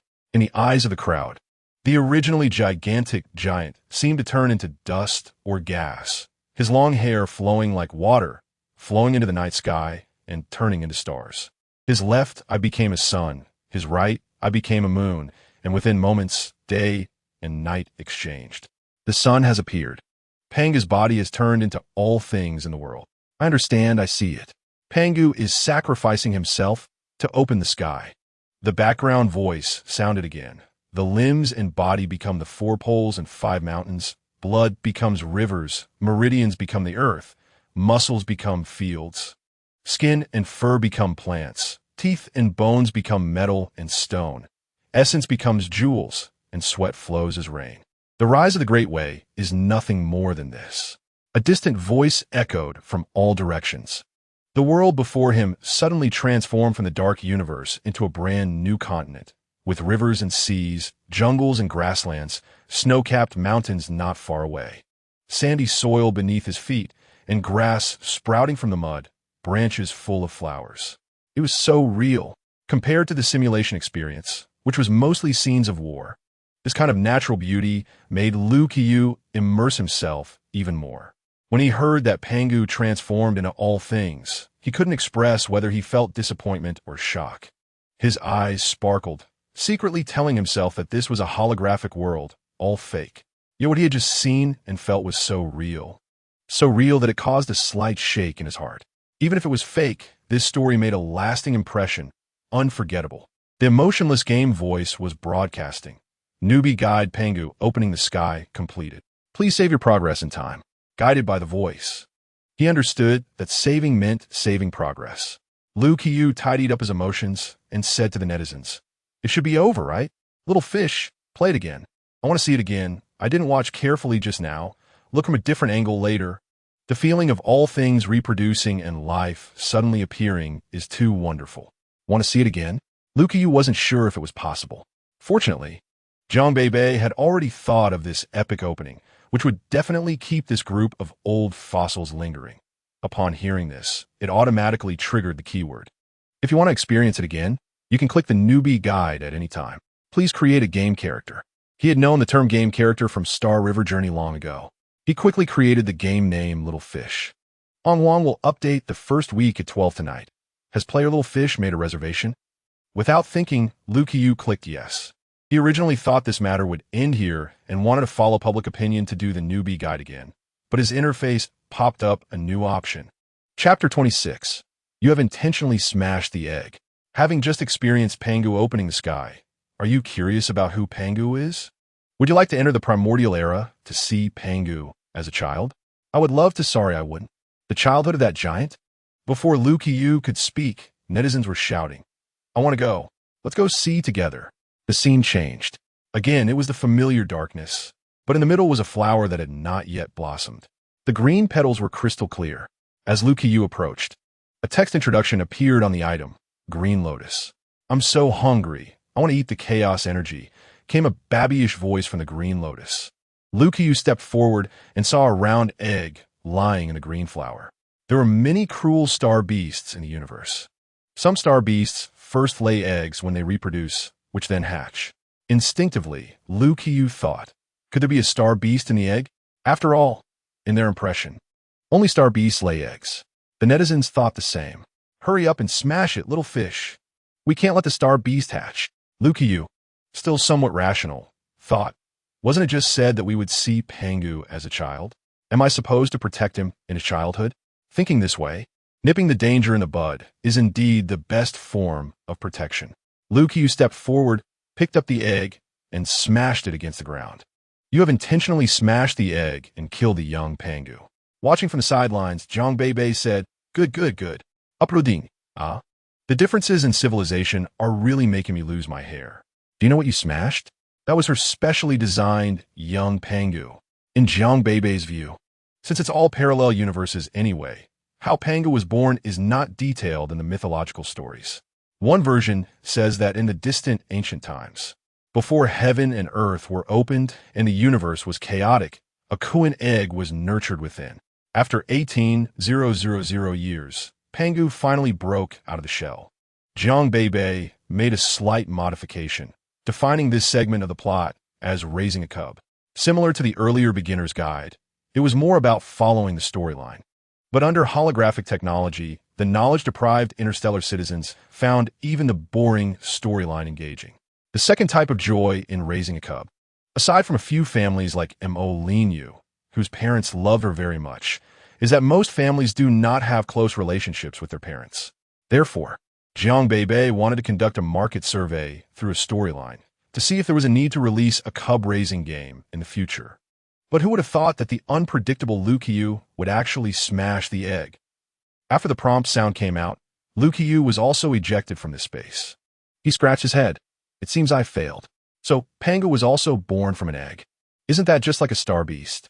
I wanted to say earlier, come on, raising star beasts is super cool, okay? But the streamer smashed it too quickly. So, shall we try again? Liu Qiu suggested. Let's do it again. After re-entering, Liu Qiu had experience, touching the continuously flowing black and white intertwined gas in front of him. Chaotic Qi, a gas that intertwines black and white in the darkness. Hearing the sound coming from the egg, he thought about eating the chaotic Qi, which meant consuming these black and white intertwined gases in the darkness. After converting it in his mind, Liu Qiu began to think about how to feed it.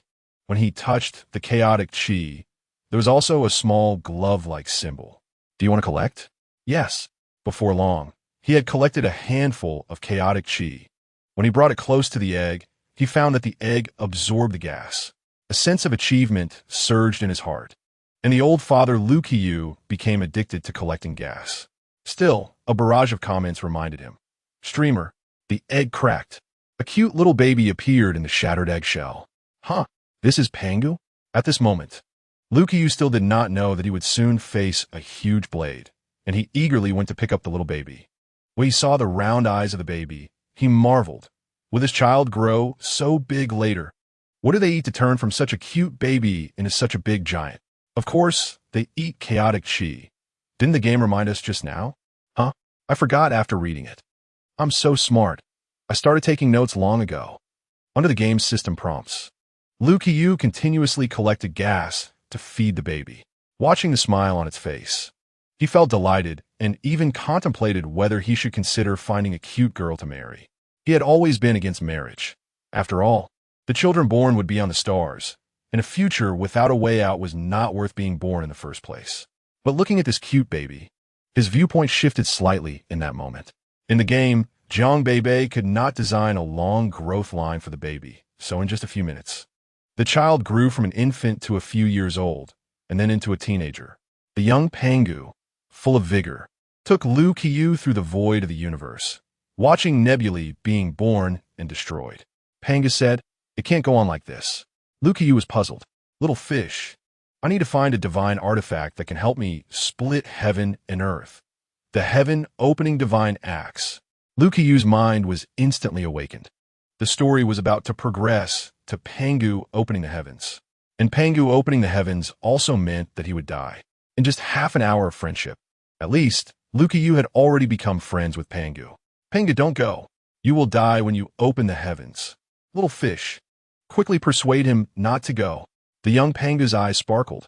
I know what you want to say, but I want to open the heavens and let all things be born.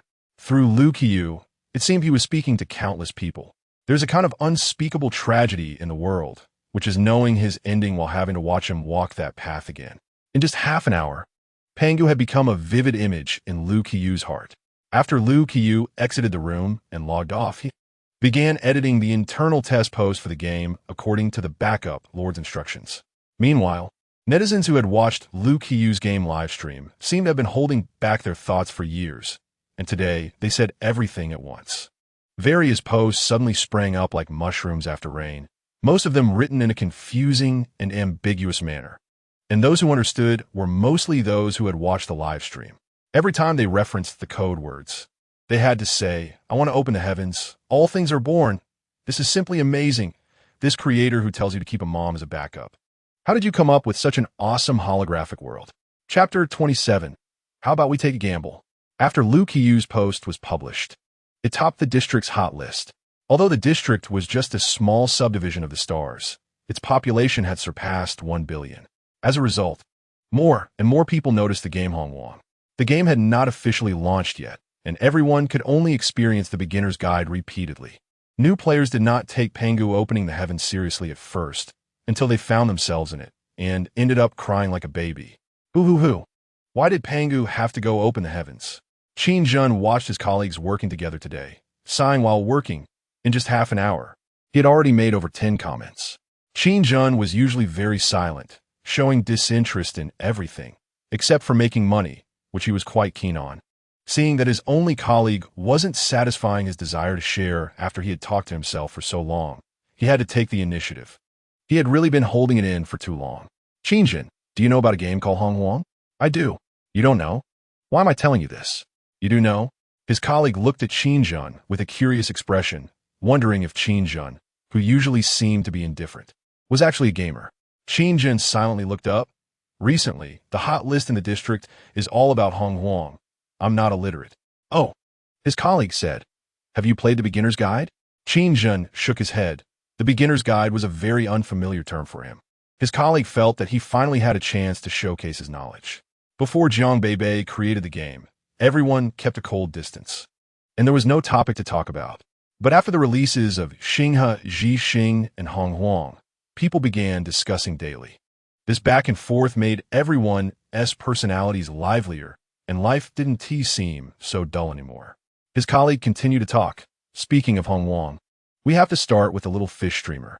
This little fish streamer's real name is Lu Qiu." Qin Jun raised his head. Lu Qiu? Ever since he encountered him in Xinghe Zhixing, he had indeed heard the others say he would live stream something. The fragmented information in Qin Jun's mind finally matched up, so that's how it is. He is the top solo player in Xinghe Zhixing. I envy him so much. Many people must be looking for him to boost their ranks or play with them. How can rich people be so amazing, making money in every field? What did you say? The money-sensitive Qin Jun asked carefully. Are you saying that Lu Qiu can make money in Xinghe Zhixing? His colleague looked proud, as if he had made money himself. Of course. Haven't you noticed that fewer people are looking for jobs now? Many people are going to Xinghe Zhixing to make money as companions or rank boosters, but you need to have good skills. Like me, I don't have that talent. Good skills? Qin Jun murmured. What kind of skills do you need? If you can solo rank in the top 10, I'm sure many people will add you as a friend and pay you to boost their ranks. This is the first time I've realized that there are quite a few wealthy people in our star system. Maybe we are just the poorest in our region. His colleague continued talking, lamenting the economic disparity in Zone 26 from a natural environment to policy support. Their area really was neglected. Qin Jun's eyes sparkled. He had played a game with Lu Qiu before, and he believed that if he practiced more, he could catch up to Lu Qiu's skills at that time. He just didn't know if Lu Qiu had given his all in that match. With ideas brewing in his mind, Qin Jun did not overlook his current work. He always had his own opinions and never missed an opportunity to earn money. After finishing the tasks assigned by his employer for the day, Qin Jun returned home, took a cold shower, and sat on his bed in simple clothes. He opened his account balance, over 500,000 star coins, which was far from enough. He exhaled, just about to log into Star River Journey, when he saw a row of posts in the lobby, all containing the words Hongwang. Suddenly, Qin Jun had an idea. Since the game planner who created Star River Journey was able to develop a game that allowed everyone to make money, would her second game also present such an opportunity? Star River Journey had been out for nearly a month, while Hongwang had just launched. If he could become the #1 in Hongwang, just like Lu Qiu was in Star River Journey, The opportunity to earn money should be much greater than what he could gain by entering Star River Journey now. Listening to his colleagues, many people around were currently making money through Star River Journey. How much could he potentially earn? Why not take a gamble? Jiang Beibei looked at the first dungeon taking shape, stretched, and finally felt satisfied. After hurrying back and forth, she managed to bring the first loop dungeon to the screen on the second day of the new player guide's launch in Hongwang. Due to her consciousness, she could easily feel that many players were entering and exiting her virtual room, with many repeatedly experiencing the new player guide and Pangu opens the heavens. She couldn't understand why such a one-time storyline would be so appealing. But for interstellar citizens who had never seen such films and dramas, it was truly captivating. It seemed that they could play the first loop for quite a while, right? While connecting the first loop's content to Hongwang, Jiang Beibei contacted Lu Qiyu. It's time to work. Lu Qiyu jolted. I'm coming. Is the game ready? Not quite ready, just one loop for now. But it's enough for you to play. Lu Qiyu quickly got out of bed, changed his clothes, tidied his hair in front of the mirror, thinking about how hungry he had been last time he went out, and poured himself a glass of nutrient solution. This nutrient solution tastes pretty good. Butler, is this a new nutrient solution? A man in his 30s walked in, took the nutrient solution container, and respectfully replied, Yes, young Master Lu. This is the latest 297 nutrient solution developed by the Central Church this month. Our Star Administrative District received 100 units, and they sent you a trial version. Lu Qiyu frowned. What's the price for this? The butler replied, The higher-ups said it will be 500 star coins each. 500 star coins? Lu Qiyu scoffed. They really want to squeeze every penny out of the poor. Just think about it. At 500 star coins each, how many people from other districts can afford it? The butler respectfully asked, Shall we restock this time? Chapter 28. First loop, Hong Jun enters the path. Lu Qiyu originally thought of not restocking, but then he realized that this nutrient solution could be shared with his friends, including that backup player. So he said, Bring a box of it. The butler nodded and closed the door to the room. Once Lu Qiyu was all set, he lay back in his customized reclining chair, clicked on the holographic chip in his palm, and entered the holographic world. He skillfully entered the room number 89757, transitioning to the backup player's virtual room. The live stream began. First, hello little fish. I saw the backup player say the first loop is out. Lu Qiyu smiled at the viewers. Hello everyone. I just received the message from the backup player and hurried online. There aren't many people watching the live stream today. Lu Qiyu noticed that today's viewership was only 50,000, a stark contrast to the last time. He wondered if his live stream was becoming less appealing, because many people went straight to play the game. Yeah, originally I was supposed to watch the live stream with a friend, but he couldn't resist and has already gone into play. I still plan to watch the host stream before I play. It feels like I'm holding a walkthrough guide. Haha, I just want to see if the host makes any mistakes like last time when he smashed the egg, so I won't make similar errors. Lu Qiyu, last time was an accident. This time, I will definitely show everyone my skills as the number one. Many viewers came to watch because of Lu Qiyu's title as the number one in Star River Journey. Everyone assumed Lu Qiyu was a skilled gamer, wanted to follow him to gain experience. However, the interstellar citizens did not realize that mobile game skills did not equate to skills in holographic games. If Little Fish performs well this time, I will send gifts. Since the last time he received donations of 1 star coin each, many people were encouraged to send gifts. 1 star coin isn't much, but seeing the host call out their names among the many comments gave them a sense of achievement. This was also something Jiang Beibei taught Lu Qiyu. When others send you money, you must make sure to please your benefactors, acknowledge them publicly, and thank them. Many people's vanity will be satisfied. Lu Qiyu earnestly practiced Jiang Beibei's advice and unexpectedly gained many loyal fans. All right, I will do my best to satisfy everyone. Lu Qiyu wouldn't say he was rich and didn't need donations. He earned his money through hard work. If you give happily, he would also accept it willingly. He opened the golden door again, and upon entering, he found himself in the same black area, the player's login preparation zone. Options appeared before him. New player guide. Pangu opens the heavens. First Lu Pengjun enters the path. Beneath these 3 options, square photos appeared. New player guide showed a tall giant wielding a giant axe, staring down a monster in a standoff. Everyone knew this depicted the battle between Pangu and Molly. Pangu Opens the Heavens featured a green lotus with a round egg nestled atop, surrounded by darkness, which made the egg appear even more plump and radiant. Everyone had experienced this many times.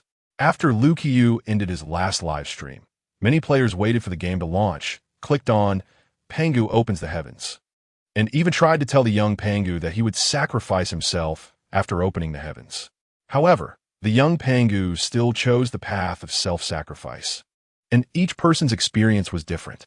Some learned a few techniques from the young Pangu, some listened to the origins of the green lotus, and some even searched with Pangu for the divine axe. This led countless people to declare, the freedom in Hongwang is incredibly high. It doesn't feel like a simulation experience at all.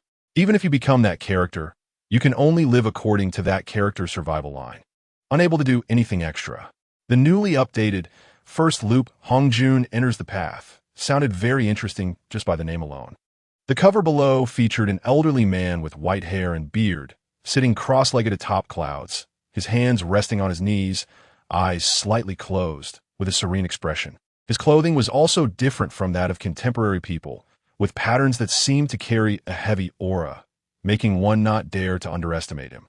Below this image, it is written, First cycle Hongjun enters the Dao, duration 20 days. Wow, this grandpa has such long hair. There is a sense of etherealness. After looking at this picture for a while, I feel calm inside. There are words below. 20 days. What does that mean? Can we only play for 20 days? Liu Qiu also retracted his gaze and said, All right, everyone, let us enter the first cycle together. As the darkness faded away, a brand new world unfolded before Liu Qiu, with a blue sky, clouds floating, colorful clouds spreading, birds circling overhead. The sound of wind rustling the leaves, accompanied by the distant sound of spring. Beneath his feet was soft, tender green grass, and Liu Qiu instinctively took a step back, worried about stepping on grass. To his surprise, he found that he was wearing a grass shoe, and the clothes he was wearing had also changed to something completely different from modern clothing. Liu Qiu touched his clothes. Although they weren't as smooth, they felt quite comfortable. This was a hemp outfit created by Jiang Beibei, based on the encyclopedia, entirely adopting ancient costume styles. However, the beginner equipment was just a set of cloth robes with no attributes. Hello, player. Liu Qiu was startled by the voice and looked to see an egg talking to him. Pangu? The egg shook its head, and simple lines appeared on its face, resembling the common little yellow figure on Earth. Its voice was not that of Pangu, but a very childish voice. Hello, player. I am not Pangu, but an egg that was shattered at the birth of Pangu, absorbing the vitality of the universe to become what I am now. I will be your guide in this world. You can call me Vitality. I thought it was Pangu. Vitality floated in the air and said, Would you like to take a look at your palace? Palace? What is that? Please open the game panel. There's a teleport button on it. Click the teleport button, and you can return to your palace. After Liu Qiu followed the instructions, a magnificent palace appeared before him. In the center of the palace was a golden pool, flowing with golden silk threads, supported by 4 pillars holding up a glazed tiled roof, with phoenixes carved on it ready to soar. The ground made of sheep fat white jade shone with a warm luster. Outside the window was mist curling, and below were glowing white clouds. This was a palace in the sky. Chapter 29, Where is the Other Shore of the Sword Path? Liu Qiu had never seen such a scene before and directly let out a gasp like a country dog seeing the world for the first time in the live broadcast room. Not just him, even the netizens couldn't help but comment. This is so beautiful. This color makes me suspect that this palace is above the sun. How can it be so splendid? Compared to the high-tech buildings in the city center, I still prefer this kind of architecture. It looks so luxurious. Vitality smiled beside him, and the simple lines made it seem happy. When Liu Qiu came back to his senses, he scratched his head in embarrassment. Vitality kindly said, Player, this is also your shelter. If one day you're in danger, you can teleport here instantly to hide, but I need to explain 3 points. Liu Qiu perked up and listened carefully. First, you will exit from the same place you entered. Second, only you can be teleported. Third, teleportation will consume mana. Vitality smiled and said, Besides the shelter function, please look at this reward pool. Liu Qiu approached the reward pool, and the silk thread inside looked very much like the golden patterns on the Pangu egg, evoking some nostalgia. This place gathered the luck of heaven and earth, which is silent and formless and cannot be forced. With luck, players will have a higher favorability when facing various characters in the wilderness later on, and it will benefit players in completing tasks. Players can obtain luck in two ways. The first is to complete server-wide tasks. This task is aimed at all players, involving both cooperation and competition. After completion, the system will award luck points based on everyone's contributions. Lu Qiu curiously asked, "What about the second way?" The second way is to draw cards to obtain luck points. It should be noted that drawing luck points does not guarantee that you will get luck. You might get some weapons or techniques or even fragments of certain wilderness characters. Do you want to give it a try? Vitality had a face full of eagerness to say come and try it. If it's a 10 draw, the probability of drawing good items is even higher. Draw cards? This term was not hard to understand. He looked at the pool, where only golden silk threads were swirling, and there were no cards. How to draw? Vitality. All new players will be given a free chance to draw cards by the system. Just use your hand to scoop the golden silk threads from the reward pool. Lu Qiu tried, putting his hand into the pool, and scooped a handful. Golden light flickered. Vitality's mouth turned into a triangle. Player, your luck is really good.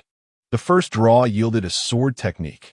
At this moment, Lu Qiu was holding a thin piece of paper with square patterns drawn on it. Vitality leaned over and explained, "This is Chinese characters. Chinese characters are the writing of our wilderness world. Since you haven't learned Chinese characters yet, you want to understand them, so you can choose the viewing mode." After Lu Qiu selected the viewing mode, the piece of paper flew out of his hand, transforming into a huge white screen. And surprisingly, there were figures on the screen. Sounds also came from screen. People say, wielding a sword in the rivers and lakes.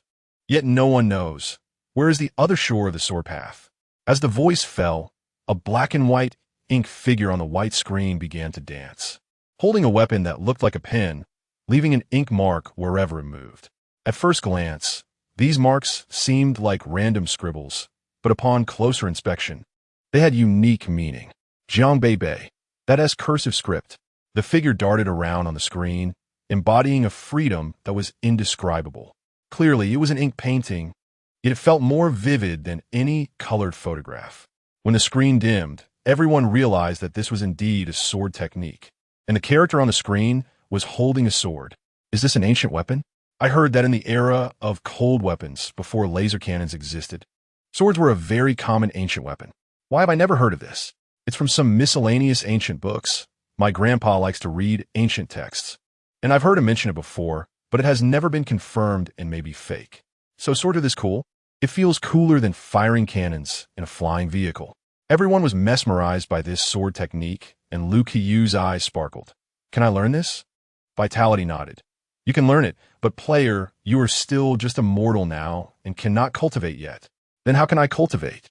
The powers in the wilderness world are different from yours in the present world. You can cultivate yourself here. Basic sword techniques, fairy dew, red medicine, blue medicine, spirit stones, and cloth armor can enhance your abilities. You can understand life points as the amount of lifespan. You were previously at 100 and it will automatically increase. Now it's 103, which is your normal lifespan. If you begin to cultivate, your lifespan will continue to extend. However, to start cultivating, we need to go to the Zixiao Palace to listen to Hong Jun's teachings. At this moment, a system voice echoed throughout the server. Server-wide task activated. Go to Zixiao Palace and listen to Hong Jun's teachings. On this vast map, many players raise their heads upon hearing this voice. Zixiao Palace? Where is Zixiao Palace? Hong Jun's teachings? So, as long as I attend the class, I can start cultivating? Isn't this like awakening soul power and then going to the seminary for classes? Many blasphemers reacted quickly. They were very familiar with this scene. Everyone used to be a person with soul power and had listened to the teachers in the seminary lecture on how to enhance their soul power and how to use it. So, is the Zixiao Palace equivalent to the seminary and cultivation equivalent to soul power? Lu Qiu's expression was complicated. He never expected that reality and the virtual world would overlap to some extent. However, it seemed that the backup lord merely borrowed this setting. Whoa, I'm about to cry. In real life, I'm a loser, but in the game, I can still cultivate. Anyway, the holographic world is so real. I'm willing to treat it as a second reality. Except for needing to log off regularly to replenish food, the holographic world is actually not much different from the real world.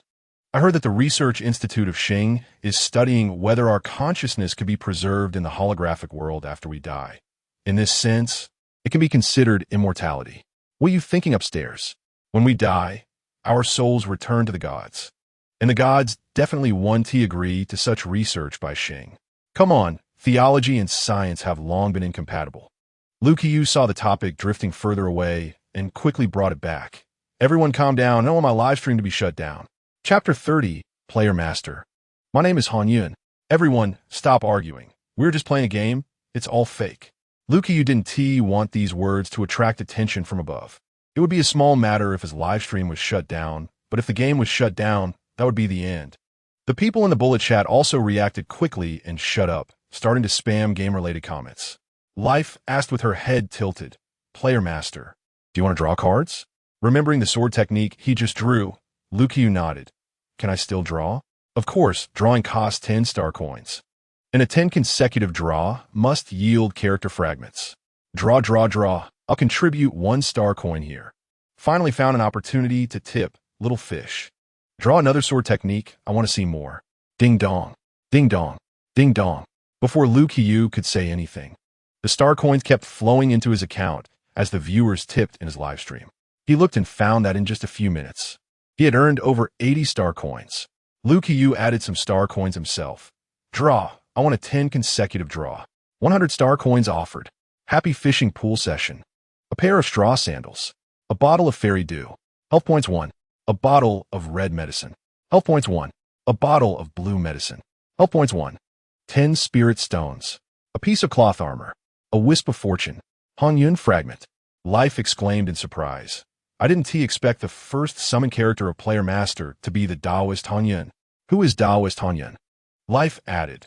Taoist Han Yun is the first red, auspicious cloud formed when this world was created, with exceptional talent and high cultivation.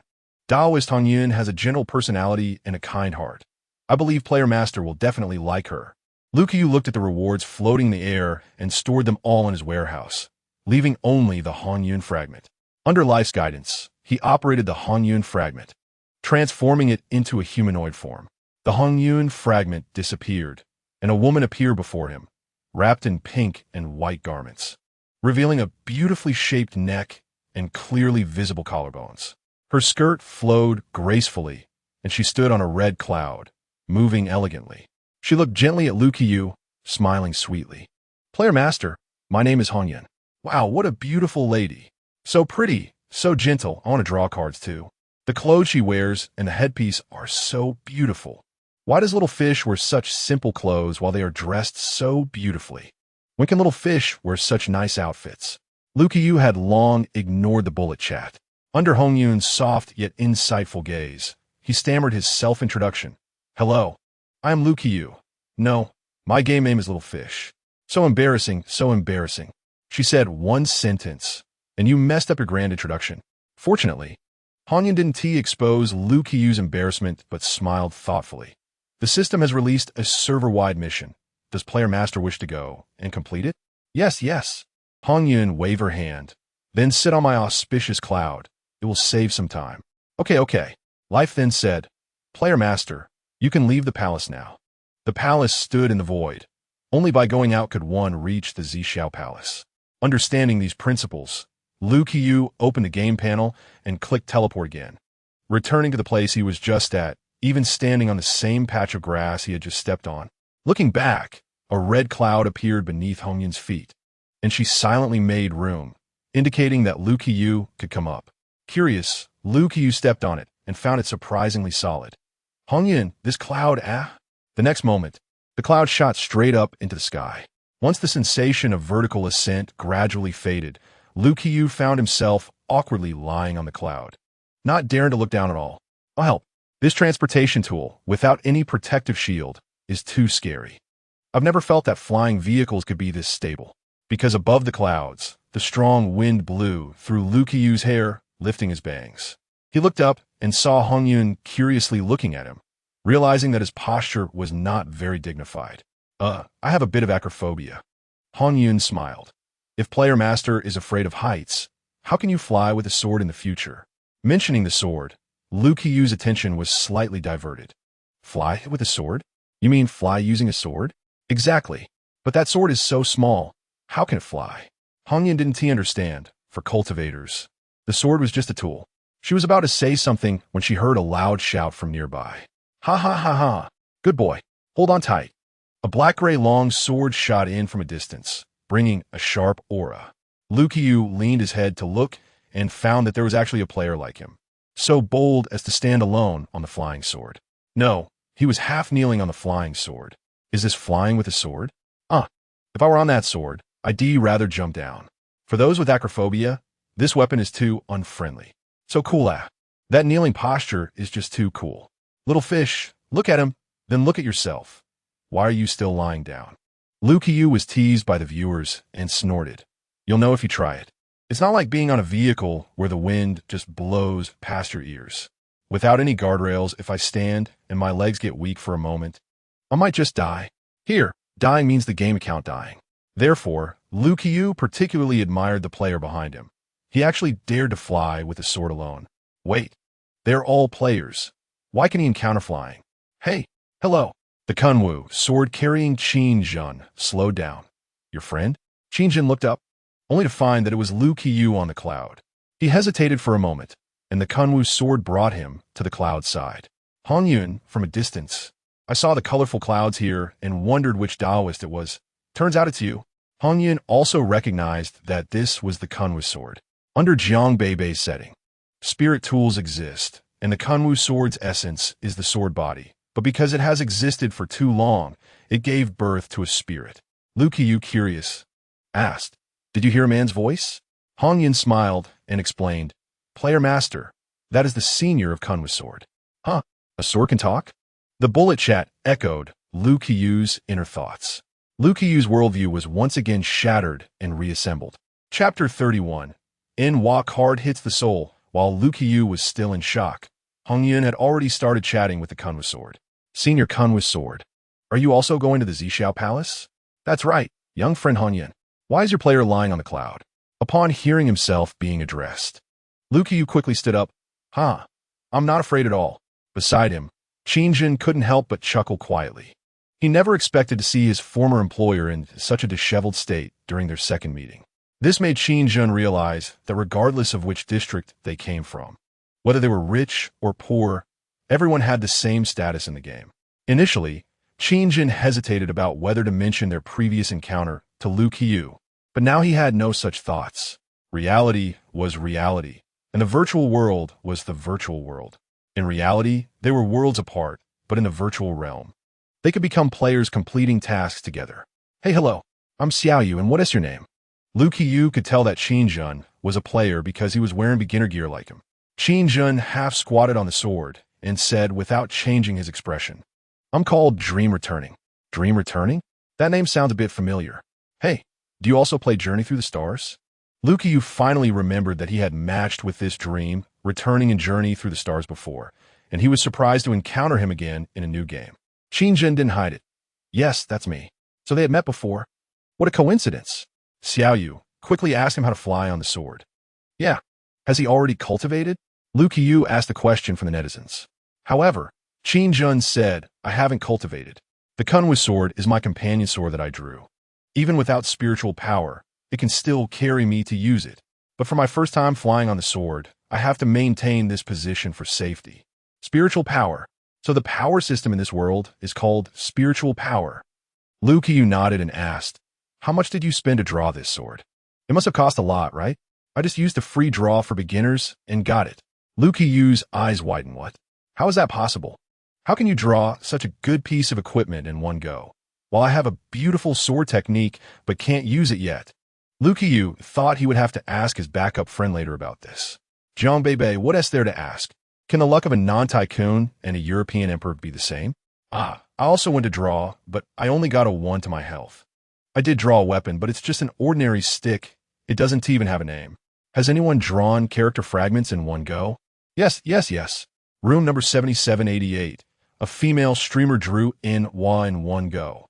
It's Enwa. It's the Enwa card that Backup June mentioned in the post. Lukiyu glanced at his live streaming room and noticed that the viewer count had decreased again. What is going on? Where did my viewers go?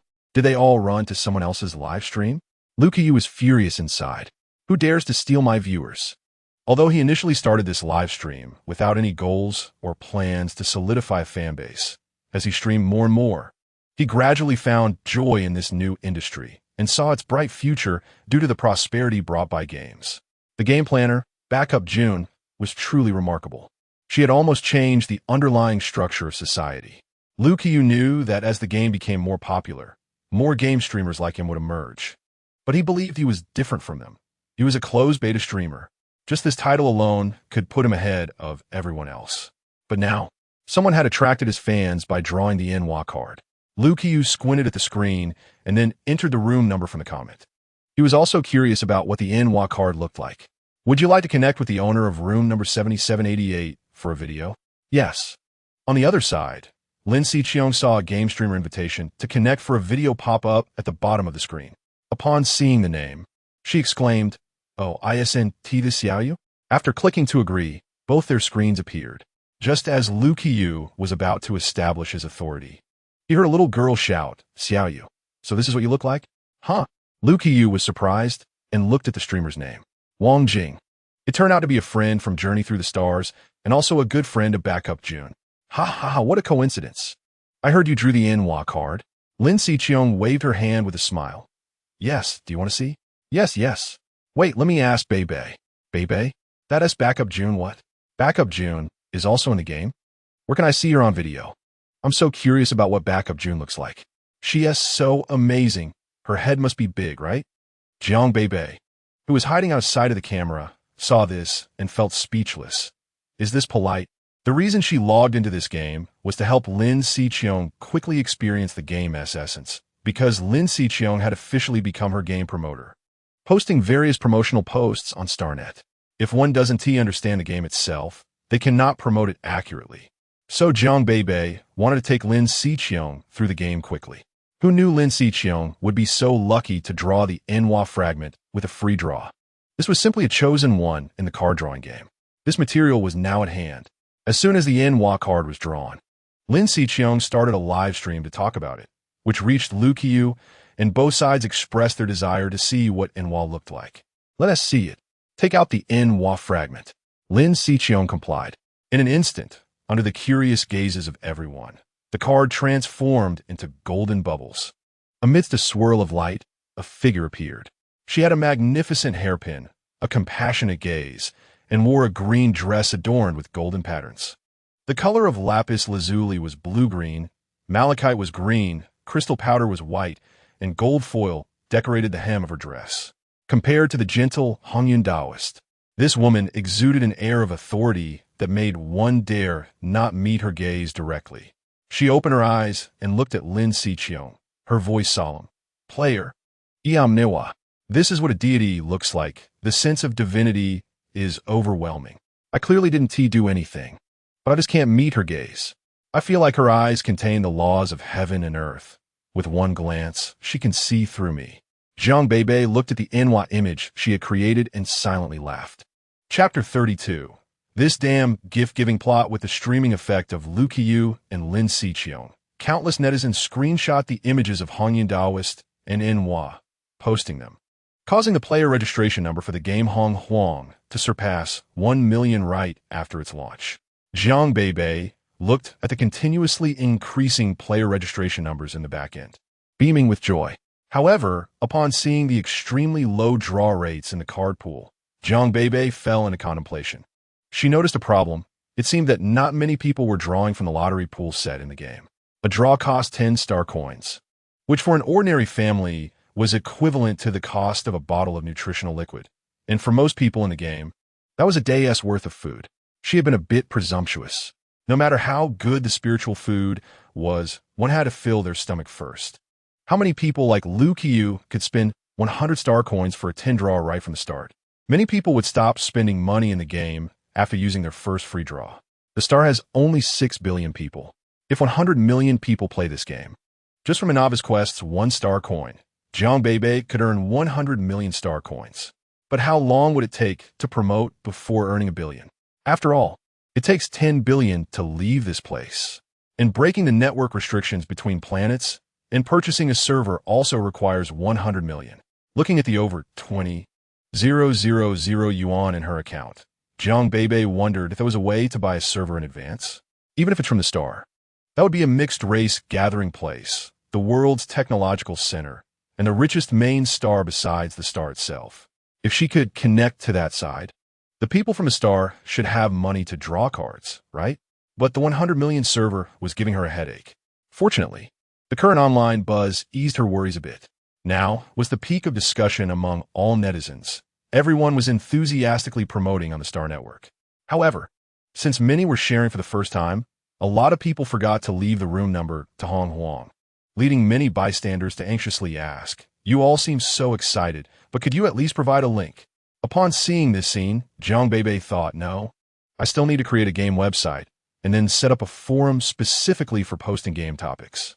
These scattered posts, one here and one there, lack order. Moreover, with more and more games coming out later, Jiang Beibei believed that soon someone would try to develop a game. Rather than letting others control the website platform, she might as well do it herself. So, she set aside her initial plan to ask that musician Xin Lin about the bamboo. By the time the website was completed, a day had already passed. What could happen in just one day? In the Hong Huang world, countless players arrived at the Zhixiao Palace and, under the guidance of a little Taoist priest, stumbled into the back mountain. The reason was mining. In the Hong Huang world, not far away, the mountains were shrouded in mist, and nearby, the canyon was serene, with colorful stones scattered on the ground, sparkling under the sunlight. While players were still marveling at the beautiful scenery, Lu Qiyu picked up a small iron pickaxe and began to gather the colorful stones on the ground.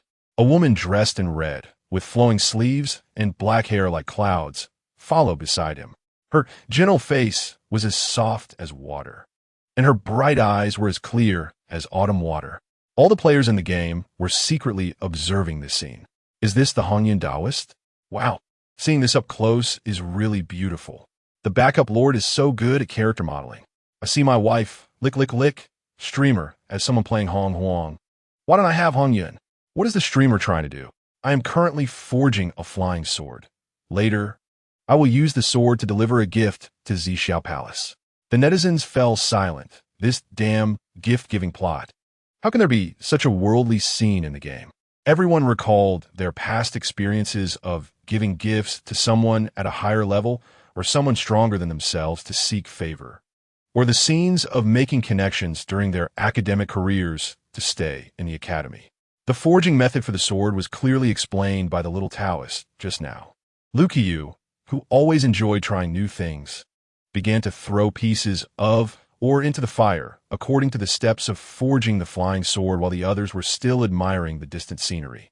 Under the guidance of Hong Yun, after the ore melted into liquid, he poured it into the mold, and while waiting, he occasionally glanced at the bullet screen to answer everyone's confusion.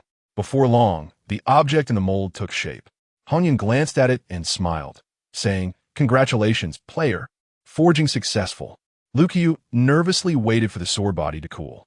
When he pulled out the sword, he observed its entire body was blue, very close to the color of the blue or here, shimmering with a cold chill under the sunlight. It was 3 feet and 2 inches long, with a blue gem embedded in the hilt, shining brightly. This was a sword that looked very beautiful at first glance, capable of attracting the attention of all genders. Lu Qiyu stared at it entranced. Players gathered around. Wow, it's so beautiful. This color will glow under the sunlight. Oh no, it actually cut my finger. Lu Qiyu reacted. Hey, don't mess with it. This is a gift I'm going to give. Saying this, Lu Qiyu felt sad. Such a beautiful sword didn't belong to him. He looked down at the ore beneath his feet and thought, if only he could make another one. Remembering that day when he saw Demeng Gui Chu kneeling on the sword, Lu Qiyu couldn't help but think, if only he could fly with this sword. Humans have had the ambition to reach for the moon since ancient times. The universe carries a sense of mystery that is ingrained in humanity.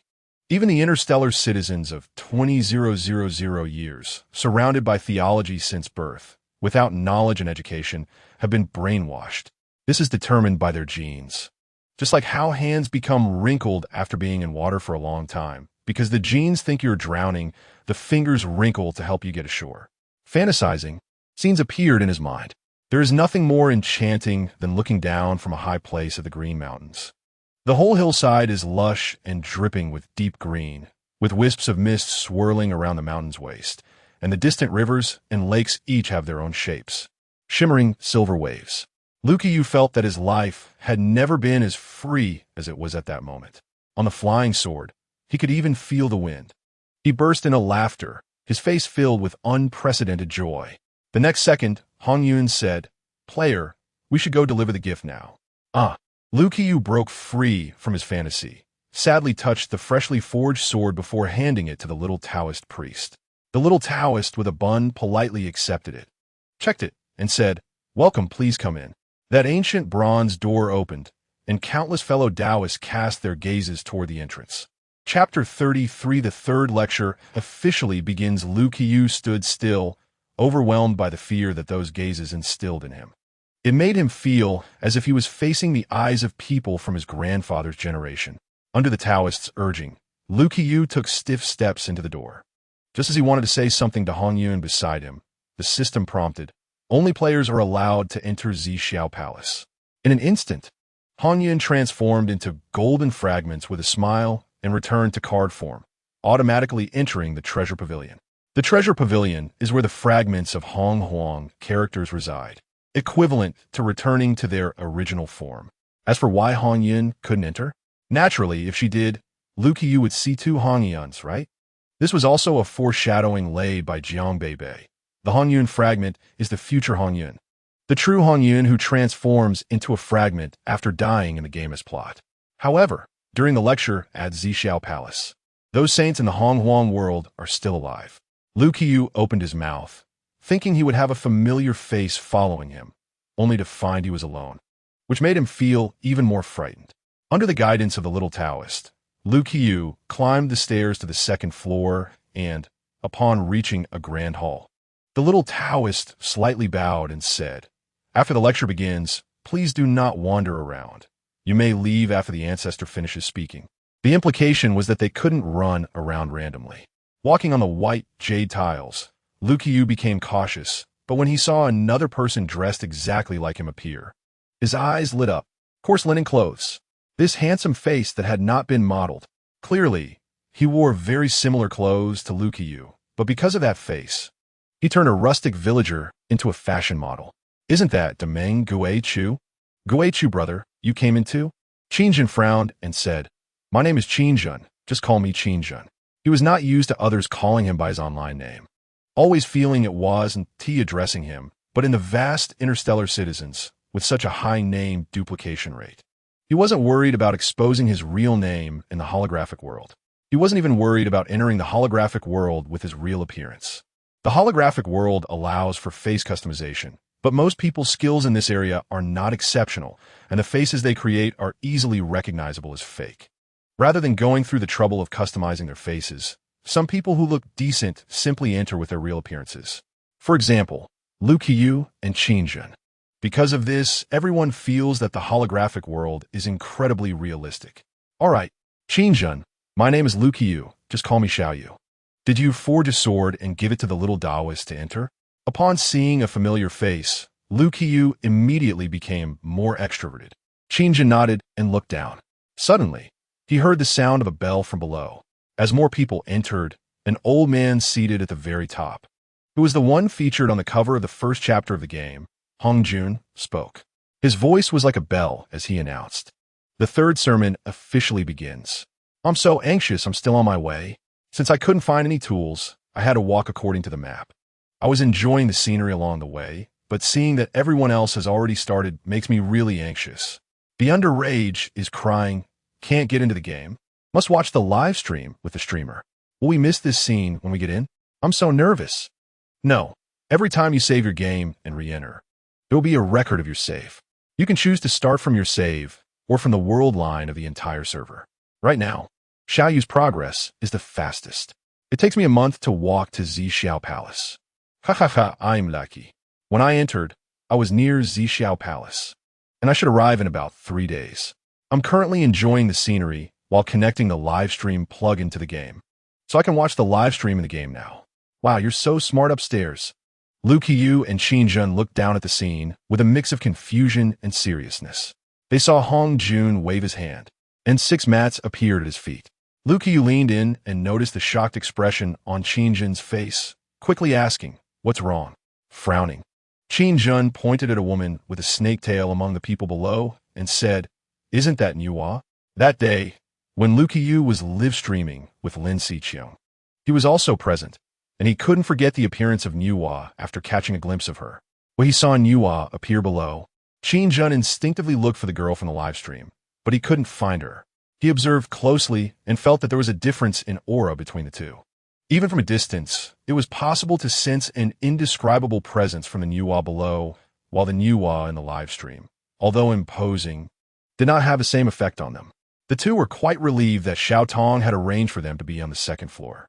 If they were on the first floor, they might have been too intimidated to speak. Looking at the Nuwa Qin Jun mentioned, Lu Qiyu indeed saw that she had a snake tail. As Nuwa turned to reveal her face, her beauty conveyed not terror, but a strange aesthetic. It was truly Nuwa. At that moment, he also noticed a familiar face. Hongyun? Is that really Sister Hongyun? What's going on? Why are Nuwa and Hongyun down there? Lu Qiyu quickly opened his treasure pavilion to check, and the card was indeed still there. It seemed Lu Qiyu figured something out. My system said that what I drew is called Hongyun Fragment, so it's not the complete Hongyun? The one down there is the complete Hongyun? Or is it that the cards we drew are their avatars? At that moment, 3 men walked in and sat on 3 of the mats. The 2 noticed movement below, and, at the same time, their panel showed a relevant update about the task. Go to Zixiao Palace and listen to Hongjuan's sermon. Those 3 men were the 3 pure ones. After that, Fushi and Nuwa took 2 of the mats. The 5th mat was occupied by Hongyun. The 6th mat was taken by Kuanping. At this point, the mats were full, and later arrivals, Jane and Junti, forcefully occupied Kuanping's mat through intimidation, then turned to the gentle Hongyun and said, "Dao friend, my 2 brothers want to become disciples of Hongjun today. Please give us your seat." Hongyun looked at the 2 and relinquished her position. Watching this scene made Lu Qiyu furious. In his eyes, those 2 were nothing but bullies, taking someone else's seat even though they arrived late. Moreover, that was Hongyun he knew. He felt particularly wrong for her, thinking that she had to give up her seat due to lack of strength. "I'm so angry. How can there be such uncivilized people?" I'll stream or scold them. Chapter 34. The opening of the Honghuang faction war. The people upstairs are talking, but the ones downstairs are completely unresponsive. I guess they're muted, just like when we watch the streamer live stream. The streamer is also watching the people below. In the true story of Honghuang, Hongjuan's sermon was about the path to becoming a sage. First, one proves the Dao through strength like the Pang of God. Second, one proves the Dao through merit, but this requires a lot of merit. The third is called cutting the 3 corpses. Some interstellar netizens found it hard to understand, but some did. Merit, ISNT, that just about helping others more. But even if they understood, what good is it? On a poor star, it's hard to even save oneself, let alone help others. The netizens took it all as a joke and laughed it off. Qin Jun quietly watched the scene below and said, "I understand. We can also become immortals like them through cultivation, as long as we continuously earn luck points, improve our physical quality, and do good deeds to accumulate merit." Ding! Congratulations, player Da Mengue Chu, for comprehending the path of cultivation. Reward 100 luck points. A notice was sent to the entire server. Lu Qiyu was dumbfounded. He remembered that he had spent 100 star coins to earn luck points. But Qin Jun could gain 100 luck points from this one guess in the game. If converted to star coins, that would be 100 star coins. Qin Jun blinked, thinking, if only luck points could be exchanged back for star coins, he needed money. After Hong Jun finished his sermon, he distributed the 6 paths of primordial purple energy to the 3 pure ones, Nuwa, Jane, Juani, and finally, one to Hongyun. Lu Qiyu was happy for Hongyun, but he didn't know that this primordial purple energy was Hongyun's death warrant. After Hongjuan's sermon ended, Zixiao Palace closed, and everyone was pushed out. When Lu Qiyu and Qin Jun wanted to ask the Nuwa and Hong Yun downstairs, they suddenly disappeared in an instant. They could only wait until they went out to ask the Nuwa and Hong Yun in the treasure pavilion. Qin Jun secretly speculated that this so-called plot was probably recorded and replayed for players to watch over and over again. At that moment, a netizen flooded the bullet screen with seeking to borrow Hong Wong character cards, paid, and rewarded 88 star coins. Lu Qiyu's eyes lit up instantly. This was the first time someone had given such a large gift since he started streaming. Previously, everyone supported him with 1 star coin at a time. Seeing this person's request, Lu Qiyu asked in confusion, "Borrow Hong Wong character card? What does that mean?" Netizen, the treasure pavilion has a borrowing card function, which can lend task cards to friends. Lu Qiyu clicked to check. There really was one. Since it was his first time borrowing a card, Lu Qiyu tried lending out the Hong Yun card, and the gray box started a countdown. The other party immediately transferred 100 star coins to Lu Qiyu's account. Borrowing for 1 hour, Qin Jun paused at this scene, a glimmer of light flashing in his dark eyes. He seemed to have found a way to make money in this game. Learning that 100 star coins was only for borrowing the card for 1 hour, Qin Jun thought, why can't there be one more rich person in the world like me? On the other side, the generous Huang Shanshan, who tipped just to borrow a card, watched as the Hong Yun Taoist truly appeared beside her. She was wearing a red dress, stepping on red clouds, and upon seeing Huang Shanshan, she nodded at her and asked, "This Taoist, is there anything I can help you with?" Greetings to the Red Cloud Taoist. Her sparkling eyes looked at Red Cloud and she asked, "Red Cloud Taoist, I heard you can use red clouds and colorful sunsets as fabric to weave clothes. May I, as a junior, exchange for a piece of cloud shirt with you?" Huang Shanshan had spent a lot of star coins, and what she drew were mostly spirit creatures and beasts, which could be used as mounts. However, she was eager to draw a card of a prehistoric character, but hadn't succeeded. One time she complained, "How come the little rabbit in Journey Through the Galaxy has so many appearances created by the planners? In this game, I can only wear this shabby cloth?" A silkworm spirit said, "If the player wants nice clothes, why not make them yourself?" Huang Shanshan replied, "Make them myself? I can't do that." She heard that Red Cloud Taoist could collect clouds for silk threads and weave them into cloud shirts and other fine fabrics. If the player could ask Red Cloud Taoist for a piece of clothing, it would be an unparalleled honor. Upon hearing this, Huang Shanshan thought, "Isn't Red Cloud Taoist the prehistoric character card of Little Fish?" She quickly sent a large gift in a live broadcast room and used a card borrowing method to get close to Red Cloud. When Red Cloud heard her words, she smiled and said, "I can make a piece of clothing for the player, but I need everyone to help me collect cloud threads." Huang Shanshan immediately nodded. Under the effect of this episode of Lu Qiyu's live broadcast, not only were there posts about prehistoric everywhere on the Star Ring website, but even everyone in the holographic World Hall was discussing prehistoric. Surprisingly, the first to complete the Purple Cloud Palace task was him. The clothes made by Red Cloud were simply too beautiful. Prehistoric newbie guide. I actually earned star coins from prehistoric. These posts instantly covered the previously boring content. At this moment, Lu Qiyu and Qin Jun, who had completed the Purple Cloud Palace task, discovered that they had unlocked them all and could spend money to buy items from it. Qin Jun took a look and found that most of the items required money or luck points. He had neither and was reluctant to spend, so he just closed it. But Lu Qiyu had money. He immediately changed out of his coarse linen clothes. In fact, the clothing types listed in the mall by Jiang Beibei were only the most basic ancient costumes, and they were all plain clothes without any patterns. And they had no attribute bonuses. However, this outfit looked much better than the coarse linen clothes. Lu Qiyu felt that ever since he started cultivating, he had developed a somewhat ethereal temperament. On the other side, Huang Shanshan changed into the red dress made for her by Red Cloud, looked at the dresses in the store, and compared them. Yes, Red Cloud's dress was indeed more beautiful. But as a girl, one can never have enough dresses. She blinked and bought all the appearances in the mall. Most importantly, she also changed into beautiful cloth shoes. Red Cloud did not have the ability to make shoes. When Huang Shanshan expressed her deep gratitude to Red Cloud, the whole server system announced, Kunping and Red Cloud are about to resolve their karma. and red cloud is about to fall outside the 5 Zhuang Temple. Please, players, choose a faction and go to the 5 Zhuang Temple to lend assistance to both sides. In Lu Qiyu's astonished gaze, Jiang Beibei initiated the prehistoric faction war. Chapter 35. Food replicated in the game world in the first loop of prehistoric, besides the location of the Purple Cloud Palace task. Another 5 Zhuang Temple appeared. Jiang Beibei didn't care how shocked everyone was by the news of Red Cloud's impending fall. She watched Qin Lin, under her command, pick bamboo shoots, and her mouth almost watered. At that time, when Jiang Beibei was video chatting with Qin Lin, asking him for bamboo shoots, Qin Lin was still confused.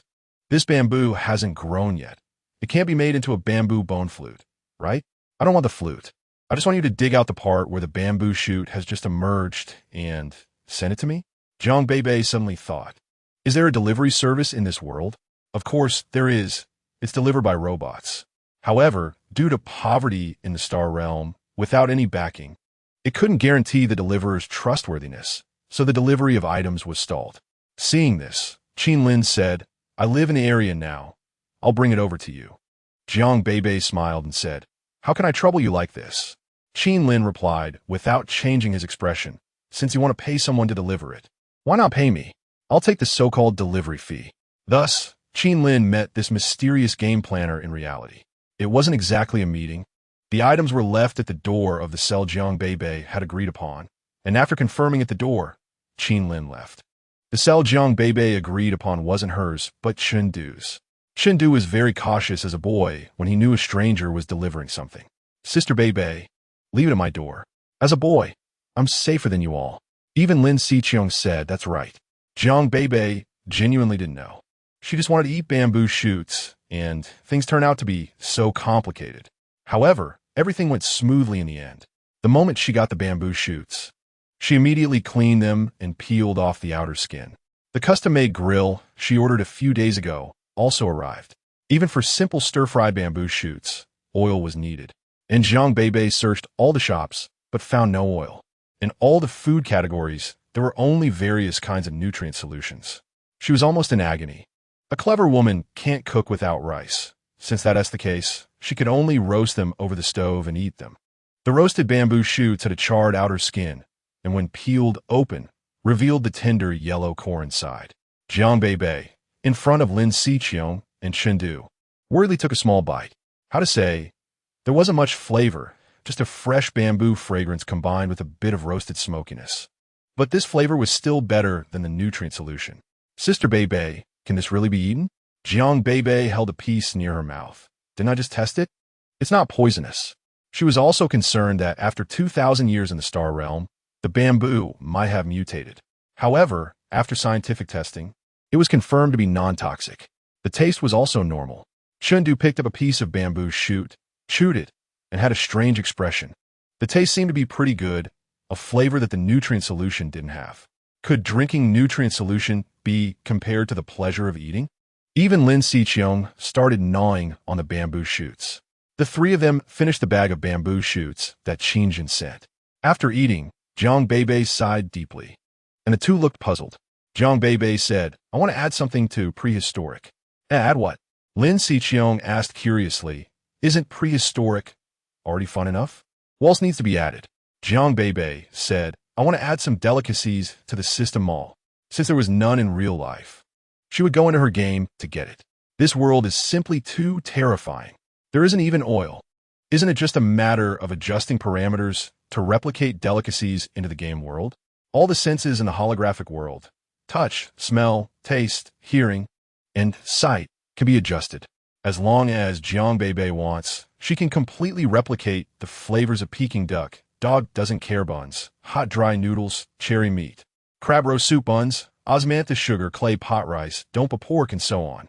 However, for Jiang Beibei, fake is still fake. Right now, it was just a thought.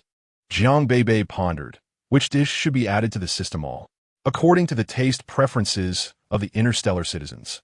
Their nutrient solutions only had two flavors, sweet and salty. It was merely a difference in the depth of flavor. For example, the row of nutritional liquids seen on the shelves of a large mall, with their sweet flavors, represents the difference between 1 part sweetness, 3-part sweetness, 5-part sweetness, and 7-part sweetness. The first dish cannot be too obscure in flavor, so spicy dishes are first excluded. Jiang Beibei, who was a gourmet in her past life, has basically tried all the cuisines from the 8 major Chinese culinary styles. After some thought, she chose 1 sweet dish and 1 savory dish. It's U2, sweet and sour pork and fish-flavored shredded pork. In her past life, Jiang Beibei particularly loved gourmet food. During every holiday, she would travel to various provinces to taste local delicacies. Cantonese white-cut chicken, Guangxi snail noodles, Shanghai pan-fried buns, Sichuan hot pot meat, Shanxi lamb stew.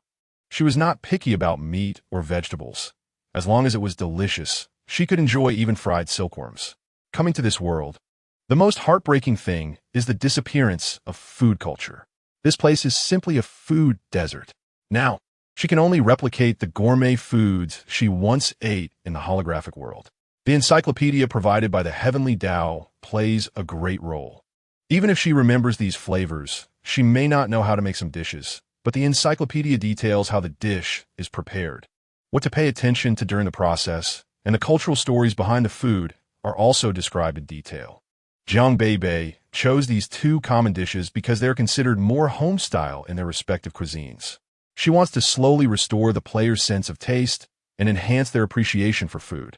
If possible, in the real world, she wants to find usable oils, various vegetables, and meats to revive Huaxia cuisine in this world. The mall in the game, Hong Wong, will be fully unlocked after players complete the task. Arrive at Zhixiao Palace. Listen to Hong Juan's teachings, and many people have already unlocked them all. Many people saw the clothing available and opted to purchase a set. Even the stingiest individuals bought a set after seeing everyone wearing beautiful clothes while they were still in beginner gear. The cheapest items are just 10-star coins. One day, Liu Qiyu logged into the game and discovered a new section in the mall. Gourmet sweet and sour pork. Gourmet fish-flavored shredded pork. Since it's food, it must be related to eating, right? He curiously clicked on it. Why do these 2 names sound so strange?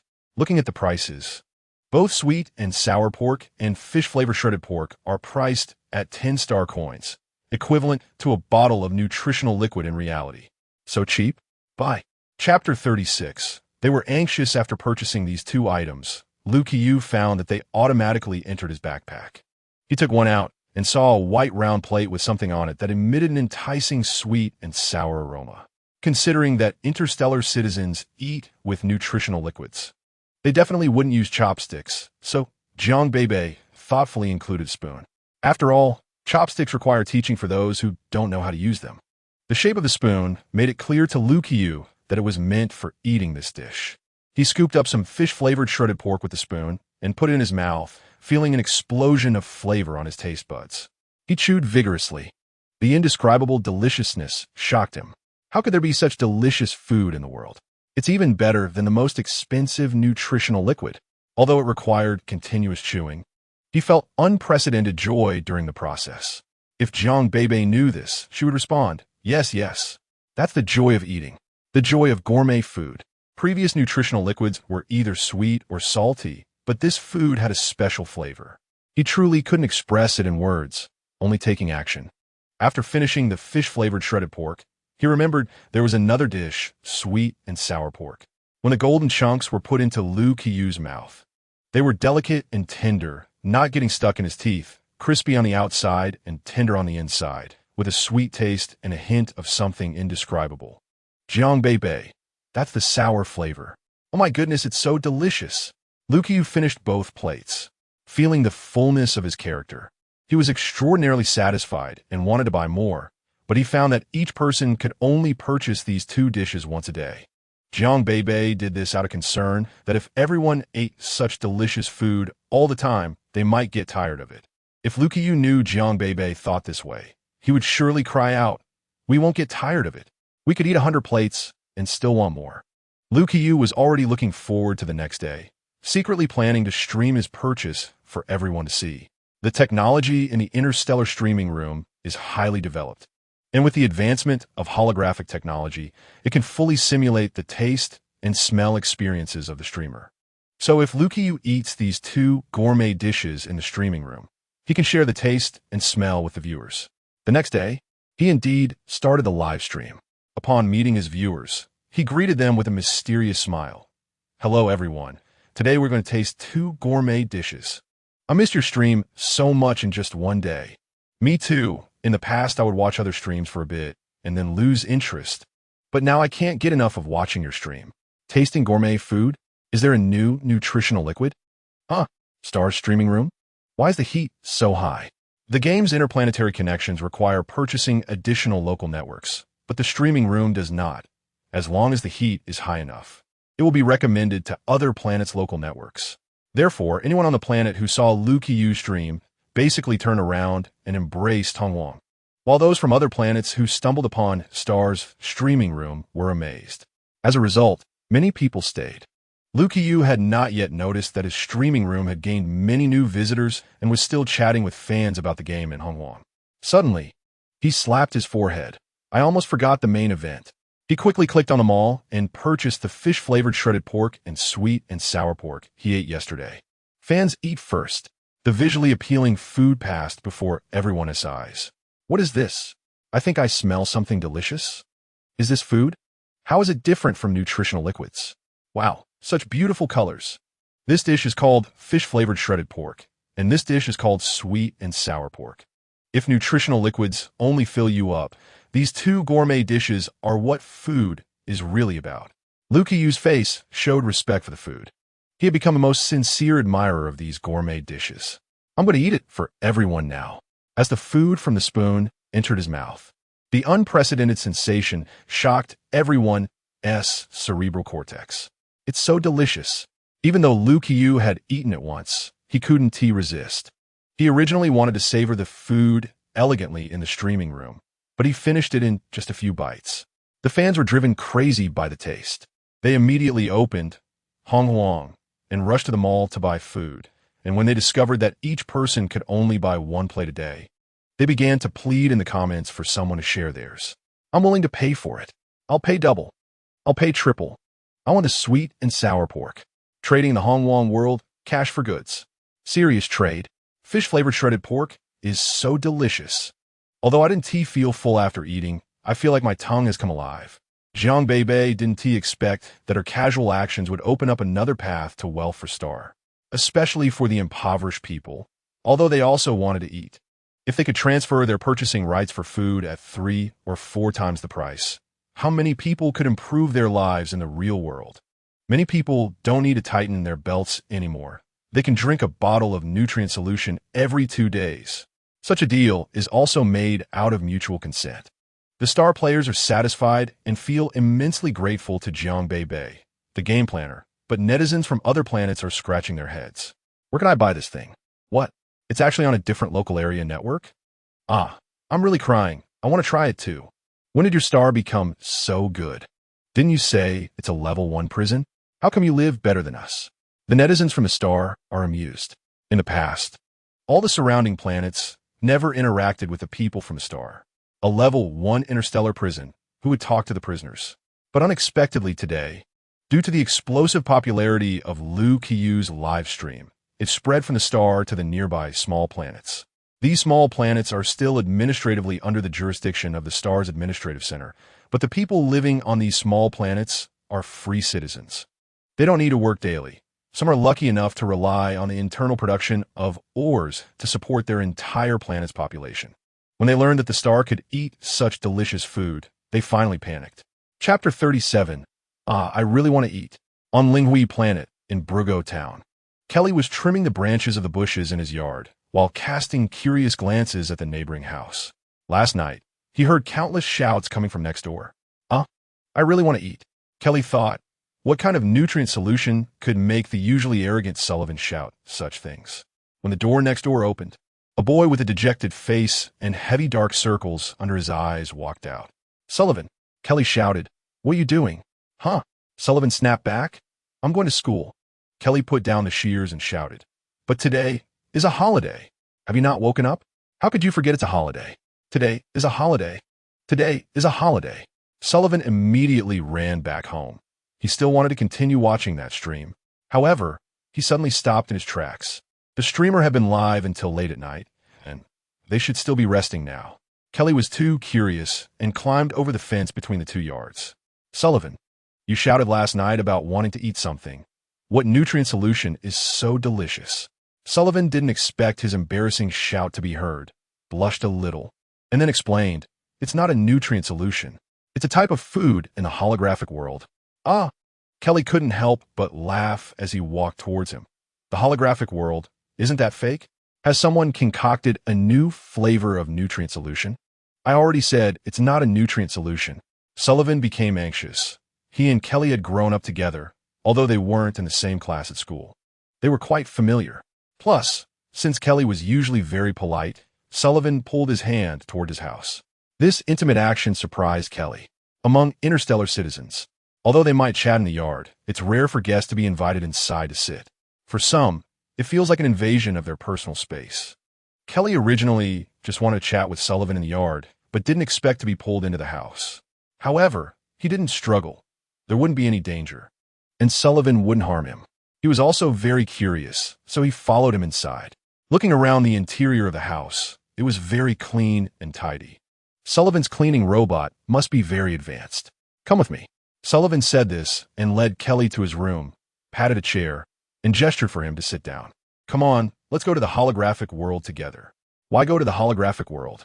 In Kelly's life, the holographic world wasn't fun at all. It felt more like a person's private space. When someone was unhappy, they would immerse their consciousness in this space and stay quietly for a while. As for the vast hall outside their private space, or the simulation experience from the Central Papacy, Kelly was not interested at all. He would rather play ball on the grass. But Sullivan was too eager for Kelly to know what he wanted to eat, not allowing any rebuttal. Hurry in. I'll take you to watch a live stream. Since last night, when he discovered that live stream from the star, Sullivan had smartly bookmarked it. And now he could watch that live stream, either on his wristband or in the holographic world. To feel more immersive, he chose to watch that little fish live stream from the holographic world. After logging in, he found that the little fish live stream was gray, indicating that the streamer was not online. They could only watch the previous recordings. What is this? Kelly sat down next to Sullivan and asked. Sullivan said, this is a live stream from Star, and the streamer is called Little Fish. He's streaming a game. And there are 2 delicious dishes in the game, fish-flavored shredded pork and sweet and sour pork tenderloin. Compared to Sullivan's excited and eager eyes, Kelly was much calmer because there were many words he didn't understand. The Star's live stream seemed to be very popular. It could even be recommended to their Lingui planet, which, although located in the asteroid belt surrounding the star, was still separated by a galaxy. That's right, look quickly. Suddenly, Kelly smelled a strange aroma, a scent that made his stomach feel hungry, even though he had just finished drinking the nutrient solution that morning. Hearing Kelly's stomach rumble, Sullivan seemed to have won a battle, raising his eyebrows and saying, how about it? Aren't these 2 dishes very fragrant? I was shouting to eat these 2 dishes last night. Although they could smell the aroma, neither could truly taste the food like the streamer. Even though the flavor of the food that reached the streamer's mouth would convert into a string of data for everyone to share due to holographic technology, they felt that something they couldn't taste was strange, even if the flavor was in their mouths. Kelly sniffed the sweet and sour aroma and said, it smells so good. I want to try it too, but alas, we can't cross regions to enter the Star's room number. If only the owner of this room could buy a server, then we could enter his room. Sullivan said, this food didn't come from the room streamer. It was created by another person, referred to by netizens as the game planner. If she started a live stream, I will definitely give her gifts, so she can buy a server quickly. Kelly looked at the information revealed in the rolling bullet screen and suddenly said, this streamer is the internal testing streamer of the game planner you mentioned. What if we contact him and let him talk to that game producer? This roundabout way could actually be thought of with some brain power. But since interstellar citizens had maintained polite distances from each other before, Sullivan hadn't thought that deeply. Then I'll send him a private message? I think that's a good idea. What should we write?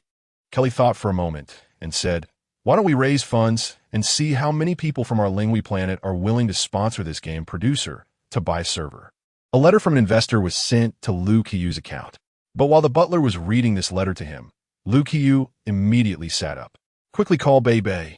There are actually people from other planets willing to pay to buy a server. Chapter 38, Be careful not to become brain-damaged. Jiang Beibei was sipping on the high-end nutritional liquid sent by Lu Qiyu, sighing. Indeed, you get what you pay for. This nutritional liquid, priced at 500 star coins each, has just the right sweetness, somewhat reminiscent of fruit tea. After saying that, she recalled the countless milk teas she had drunk in the past. She used to complain about the high-calorie content of milk tea, fearing it would make her gain weight, but now she couldn't even get her hands on it if she wanted to. At that moment, she received a video call from Lu Qiyu. He informed her that people from other planets were willing to sponsor her to purchase a server, just to taste 2 dishes in the game Hong Huang. Jiang Beibei was stunned. Was this the charm of being a foodie?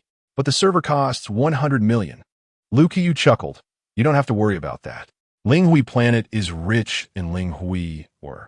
As long as these ores are mined, they can sustain the entire planet's population. They rely on or trading to buy supplies from other planets. In short, the residents of Linghui planet are not short on money. Compared to the overall poverty of the star system and the significant internal wealth gap, Linghui planet resembles a wealthy society with high income, high welfare, and low consumption. If they're interested in the food in Hong Huang, perhaps they really can raise funds to buy it. Jiang Beibei was taken aback. She never expected that her casual creation of 2 dishes could help her so much. That was 100 million. If she relied solely on her earnings from the game, it would take her 1 or 2 months to earn that amount. The fact that interstellar citizens were so interested in food made Jiang Beibei very happy. However, Hong Huang primarily focuses on card drawing and battles, not culinary experiences. So, she would need to develop a dedicated food game. When Jiang Beibei mentioned to Lu Qiyu that she was planning to create a food game, he was surprised. Really? What about Hong Huang? Are you going to ignore it? Jiang Beibei smiled. Don't worry, I've taken on a disciple. I've already prepared for the second round of Hong Huang. My disciple can easily handle the detail parts. Disciple?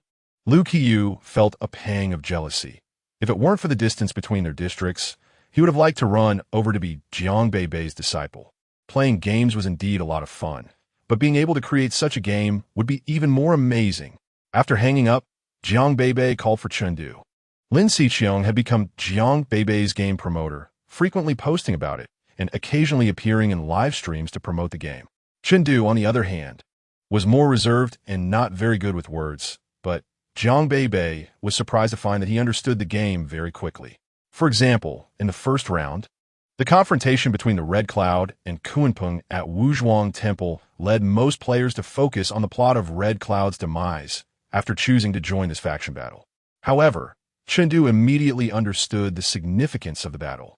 This kind of group battle, fighting with numbers, would there be instances later where one fights many? Or many against one?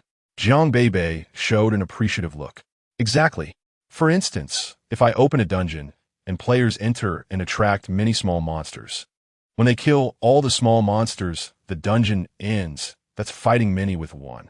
But if I open a dungeon that requires players to team up to defeat a big one, that's many against one.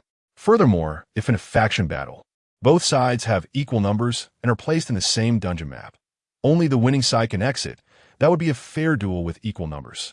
All of these could actually become a multiplayer online tactical arena game. After listening, Chengdu nodded in understanding. So, what type of food game are you going to create next, Master? Jiang Beibei looked at the scattered half-formed molds in the holographic world and said, it will probably be a casual game focused on management and farming. Jiang Beibei pulled Chengdu and opened a new holographic space, connecting it to her holographic room, and directed Chun, do we need to build a structure here? Have you seen the palaces in Hong Huang? Right, it's unrelated to that. We need a wooden house made of bamboo. I'll give you a simple model, and you can enlarge it according to my model. Jiang Beibei had never noticed one thing. She thought constructing these virtual objects in the holographic world using imagination or consciousness was an easy task. After all, she had built the Hong Huang world in just a few days. However, in reality, the size of each person's personal room in the holographic world could reflect the strength of their consciousness. She was unaware of this and assumed that Chengdu would find it easy to build the house as well. When she saw Chengdu's pale face and that the bamboo house was only half-formed, Jiang Beibei realized something was wrong. She cut off the holographic world and brought Chengdu out. Chengdu, lying in a chair, was sweating profusely. What happened to you? Jiang Beibei almost thought Chengdu was sick. It was Lin Xiqiang who came in and handed Chengdu a glass of water. Sister, is Chengdu using too much consciousness in the holographic world? Huh? Chengdu raised his pale face. I'm fine. I just need to adapt more.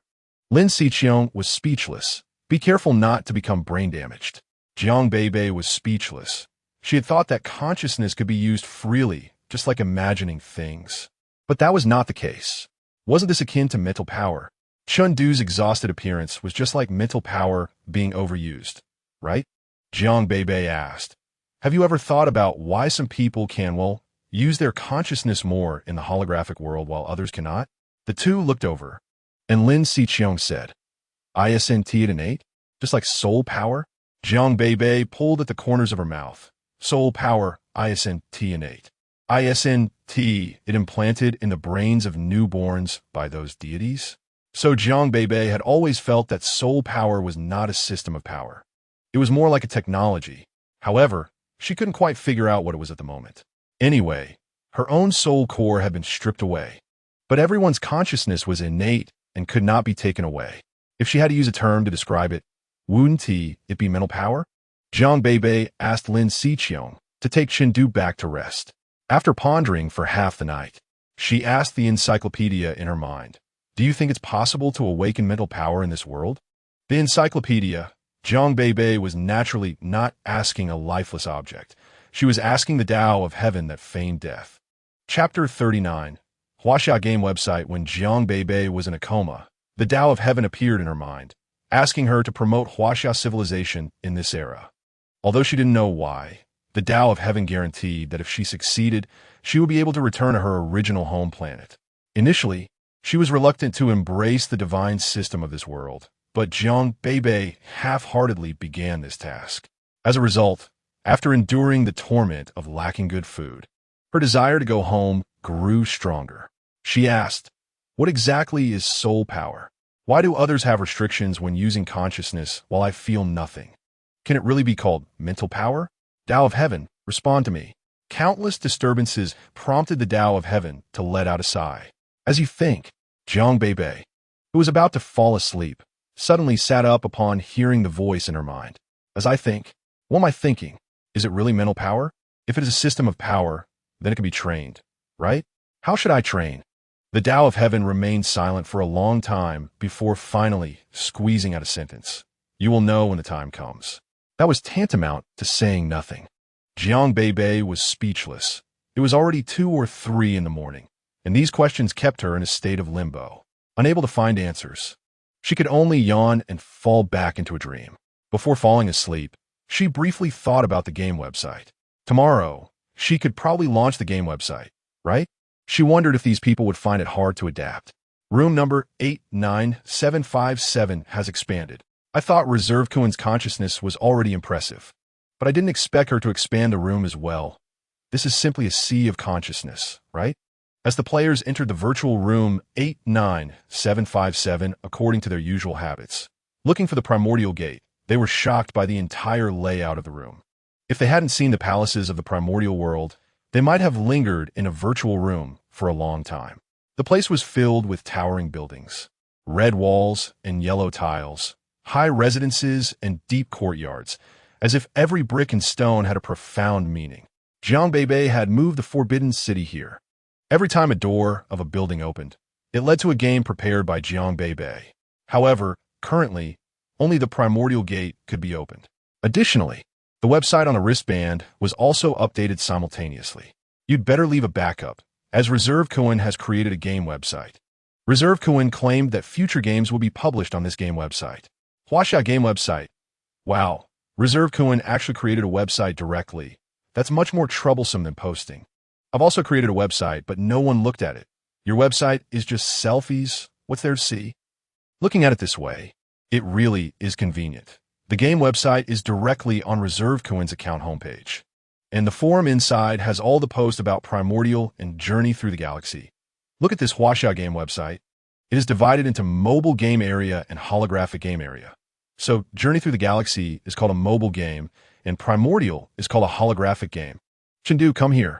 Jiang Beibei waved her hand and said to Chengdu, I'm now giving you half of the management rights for the second week of Primordial game. You need to improve the game content for the second week according to my instructions, and remember to monitor the backend data at all times.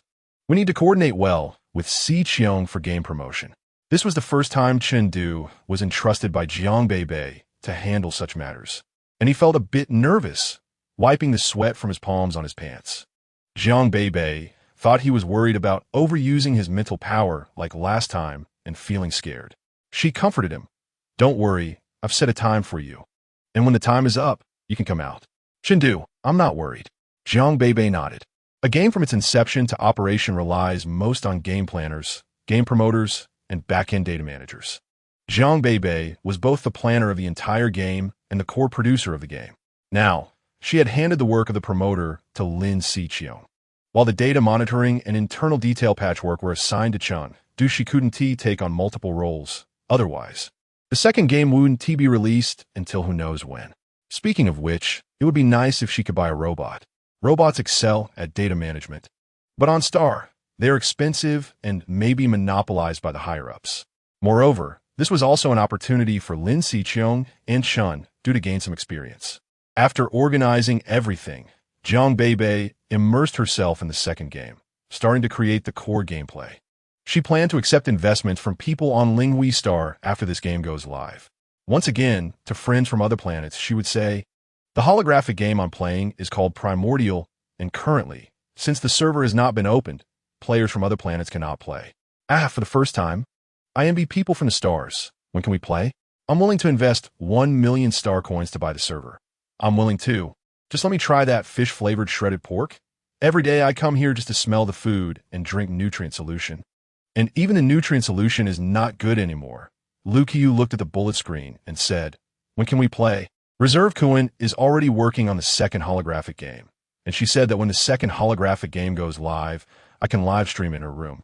And all the tips from everyone will turn into money to buy the server.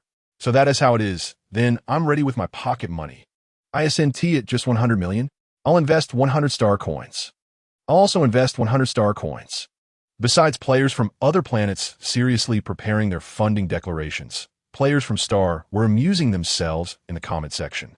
I'm generously donating 1 star coin. 1 star coin is the maximum. I'm different.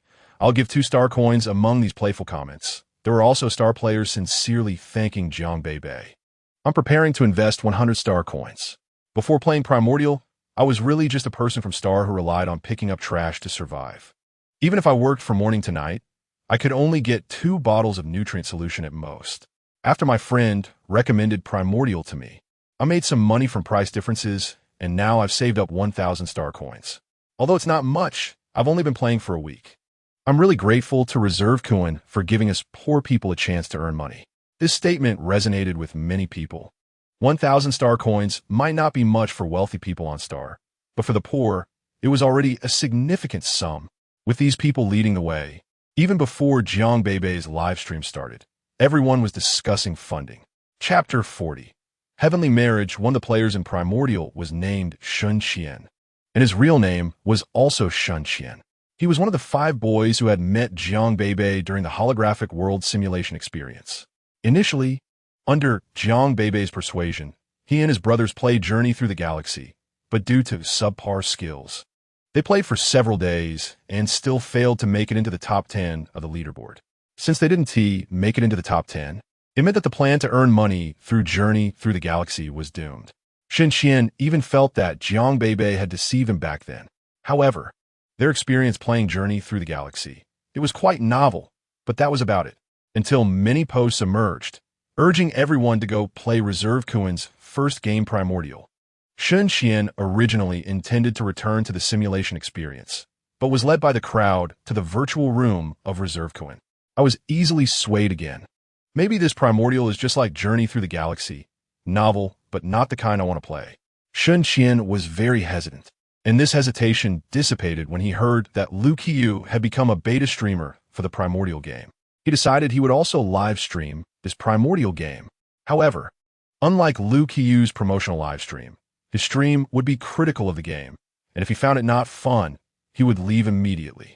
With this thought in mind, under the overwhelming promotion of Primordial, Shun Xian began the newbie guide. He thought he would exit this room soon, but after playing, he became fully immersed. At this point, Shun Xian had long forgotten the time limit for logging into the holographic world. Adults could not exceed 10 hours, while minors could not exceed 8 hours. Exceeding the login time could lead to dizziness and exhaustion of consciousness. If one forced themselves, they might fall ill and end up with what Lin Xiqiong referred to as brain paralysis. Although modern medical technology could cure many diseases, brain-related illnesses not only require a lot of star coins, but might also worsen with treatment. Even though Shun Qian wanted to continue playing, the holographic chip automatically detected that the host was in poor condition and directly cut off his connection to the holographic world. Shun Qian covered his head, opened his eyes, and saw that he had actually stayed inside for a whole day. It was already dark outside. Even though I drank a bottle of nutrition liquid in the morning, I'm already so hungry my stomach is growling. This sudden feeling is not pleasant at all. Even after finishing the nutrition liquid, Shun Qian's mind is still occupied with Hong Huang. Why does time pass so quickly in Hong Huang? Clearly, before, whether in real life or in the holographic world, it felt like the days dragged on. I just had a back and forth with the Kunpeng faction players, and yet I was suddenly ejected. After being ejected, if it's a group dungeon, it's as if the person disappears from the spot. If it's a personal dungeon, the timeline of the dungeon will pause until the player logs back in. Unfortunately, the battle between Hong Yun and Kunpeng was a group dungeon.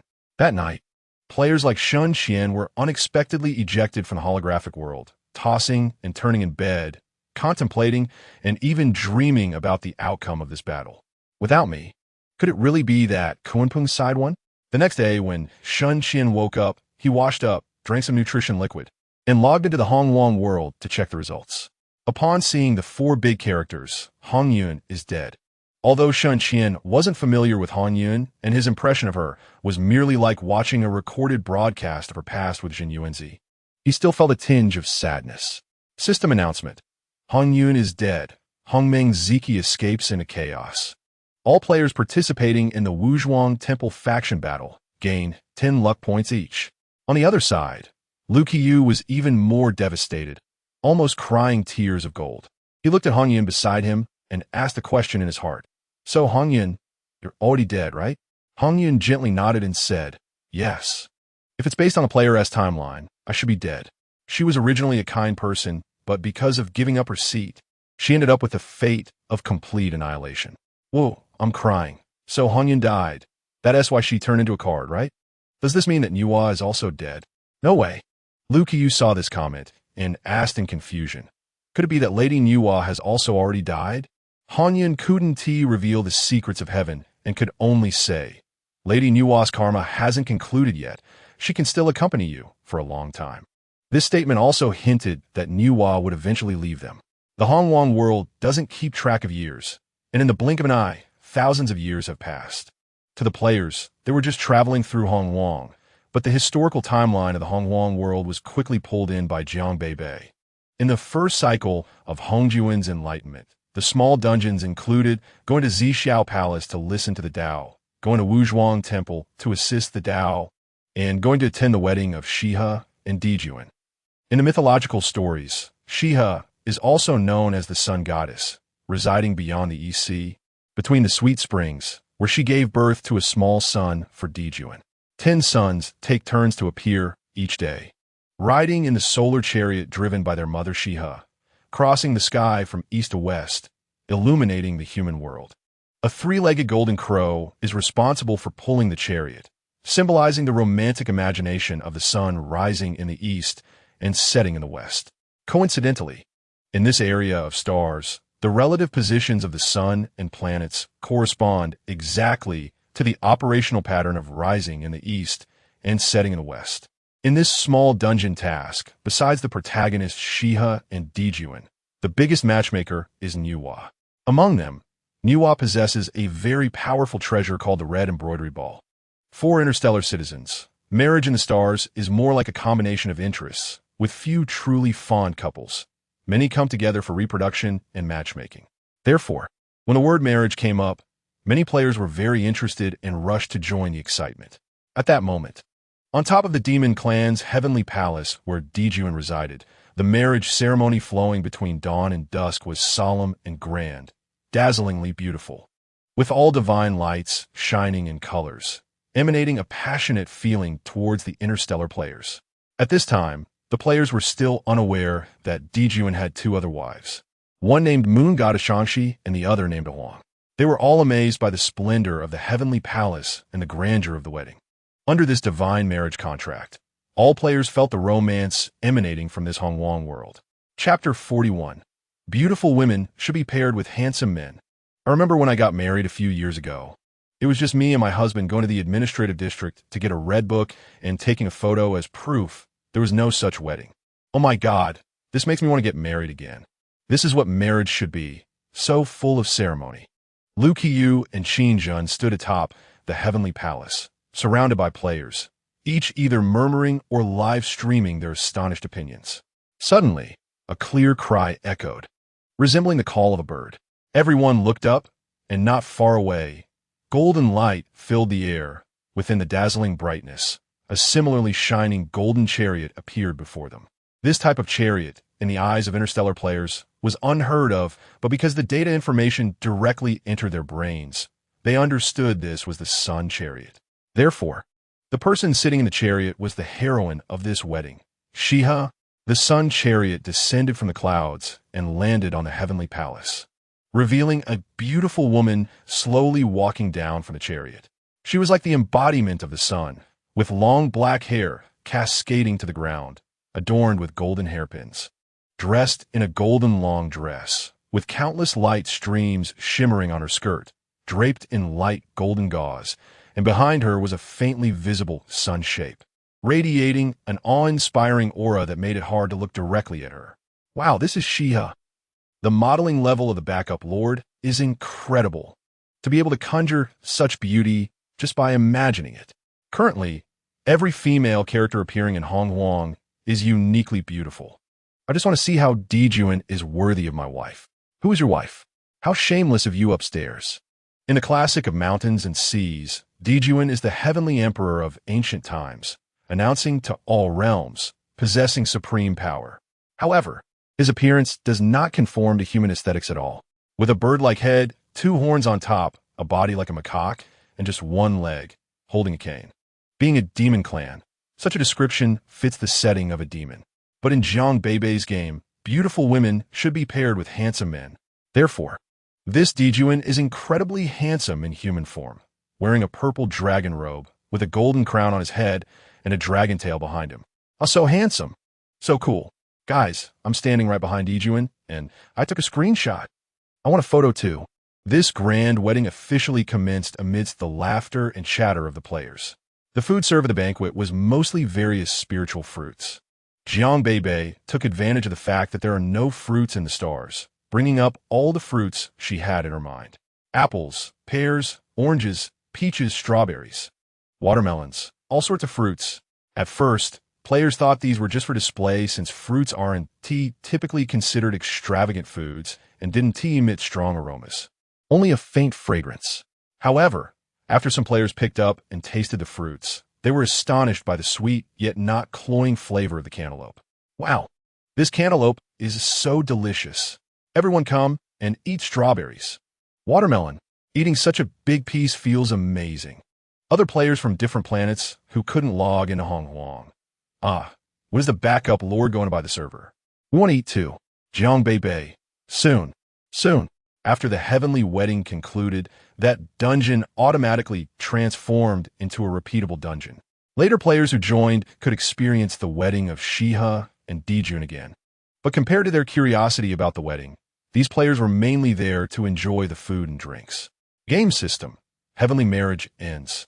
Unlocking the Dao partner contract system. Players who have mutual affection can get married in this instance through the contract. Once this news broke, some players who were originally regretting that they couldn't hold such a grand wedding in the real world found that it could be realized in the game. The mall updated various wedding-related items, such as wedding dresses, suits, and wedding cars. Those wealthy players, looking at the butterfly wings ready to soar on the golden hairpin. Who could resist that? It must be said that Jiang Beibei really grasped certain aspects of Star Citizen perfectly. Many people might subconsciously feel that the connections in Star Citizen are distant, and even intimate ones have not paid attention to such a sense of ritual. But who would like this feeling? Who would refuse the blessing from above in this heavenly marriage witnessed by heaven and earth? Huang Shanshan was the first person to get married after the contract system went live. She chose a player with whom she had gone to Zishao Palace to listen to the Dao, forged flying swords together, and rode clouds. When she heard the system broadcast across the internet, Heavenly Dao is above. Let this be a testimony, a marriage certificate presented to the heavenly court, announced to the underworld, submitted to the 9 heavens, witnessed by the ancestors of all heavens, bound as Dao partners after hearing the contract established. Huang Shanshan said to the young man beside her, "Lu Hao, let us meet in reality." In less than a month, Hong Huang underwent several updates, becoming more and more detailed, evolving from storyline to adding many instances and introducing food in the game, which expanded Hong Huang from the star to neighboring planets. On this day, Jiang Beibei finally finished the production of her second game, Hua Xian. After leaving the holographic world, she heard Lin Xiqiong angrily say, "Damn. It's too despicable. Someone actually plagiarized our game." Jiang Beibei looked up. Plagiarism? A month has passed, and finally, someone started making games. "Beibei, you finally came out of the holographic world. Didn't you get a headache after staying so long?" Jiang Beibei shook her head, simply said she was fine, and asked about the plagiarism. Lin Xiqiong said, "Beibei, you don't know. Now there are many mobile games on the Star Ring network that are very similar to our Xinghe Xing. One of them, called Qin Yang, teamed up with a few people to create a mini-game called Planet Run, promoting a different gameplay mode from Xinghe Xing, and even dared to advertise in the Xinghe Xing lobby. If I had just logged in to play Xinghe Xing, I wouldn't have caught them. There's also a mobile game called Sky Jump, which not only plagiarized our parkour mode from Xinghe Xing, but also copied our building designs from Hong Huang." Jiang Beibei listened carefully, occasionally nodding, and opened the game she mentioned to take a look. Compared to Lin Xiqiong's anger, she remained much calmer. "Oh dear, how could they produce such a thing after being given so much time?" Jiang Beibei expressed her disappointment in the imagination of interstellar players. Chapter 42. Still a bit concerned, the so-called mobile game Sky Jump is nothing more than changing the scenes inside to aerial ones. There are also many such levels in Xinghe Xing, so Jiang Beibei felt very disappointed looking at the identical settings. The other game, Planet Run, is similar. However, the level settings are on planets, and with each level passed, players move on to the next planet, having a sort of progressive meaning, given them so much time. And this is the homework they turned in? Teacher Jiang is very disappointed. Moreover, the Star Network publicly criticized them. "You better save a backup, think a bit, and innovate." Copying isn't interesting, right? The creator of Sky Jump is named Zhuiyue. Initially, he was terrified when he uploaded the game he made, imitating Jiang Beibei's previous dramatic behavior in the posts, copying and pasting, changing the links to Sky Jump for promotion. Many thought it was a brother version of Xinghe Xing, and they clicked into play, only to find that it was just some levels from Xinghe Xing. It felt exactly the same. They left comments. Why are the levels the same as Xinghe Xing? Zhuiyue didn't answer this question and turned to plagiarize the appearance design of Xinghe Xing. He even specifically marked, "Pay to buy."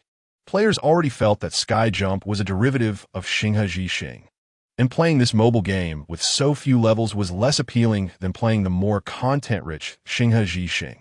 When they saw that the appearance of this game required star coins to purchase, they commented, "Not playing anymore, the appearance is exactly the same as Xinghe Xing, and you can get through levels to earn it. How can you be so shameless to charge money? I already have that outfit in Xinghe Xing. Just passing the 5th level in single mode got me that.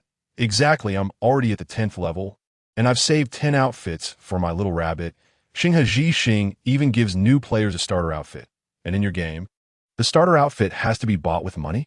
Zhuiyue originally wanted to make money from this game, but he didn't manage to grasp the balance and understand player psychology, backfiring and causing players to develop a dislike for Sky Jump. "Why? Isn't my game exactly the same as Xinghe Xing?" Those items can be sold for money. Why can't the outfits be sold for money? Zhuiyue couldn't understand. Players cannot be treated like leeks to be harvested. In games, outfits can certainly be sold for money. That's called game skins. But it also depends on what kind of game it is. Especially with Jiang Beibei setting a precedent. She pioneered the recharge gameplay in games. And if others followed suit and established recharge channels, it would easily lead to comparisons with Jiang Beibei's actions. With such a comparison, Xinghe Xing is so good to players. And you, Sky Jump, don't even understand the copying? Zhuiyue watched a large batch of players leave the game, saw so many negative comments under his posts, and then heard the game producer of Xinghe Xing say that line. Zhuiyue broke down in a fit of extreme madness. Zhuiyue used the money he earned from Sky Jump to buy fake accounts. Speaking of which, there aren't really any fake accounts in this world. He was still in real life when his work friends found out about this. One of them said, "If you give me some money, I can leave a negative comment for Xinghe Xing or help you curse that game planner." Hearing his co-worker's words, Zhuiyue took out the over 100 star coins he earned. 1 star coin per negative comment. That's too low. His co-worker looked down on this price. Zhuiyue sneered.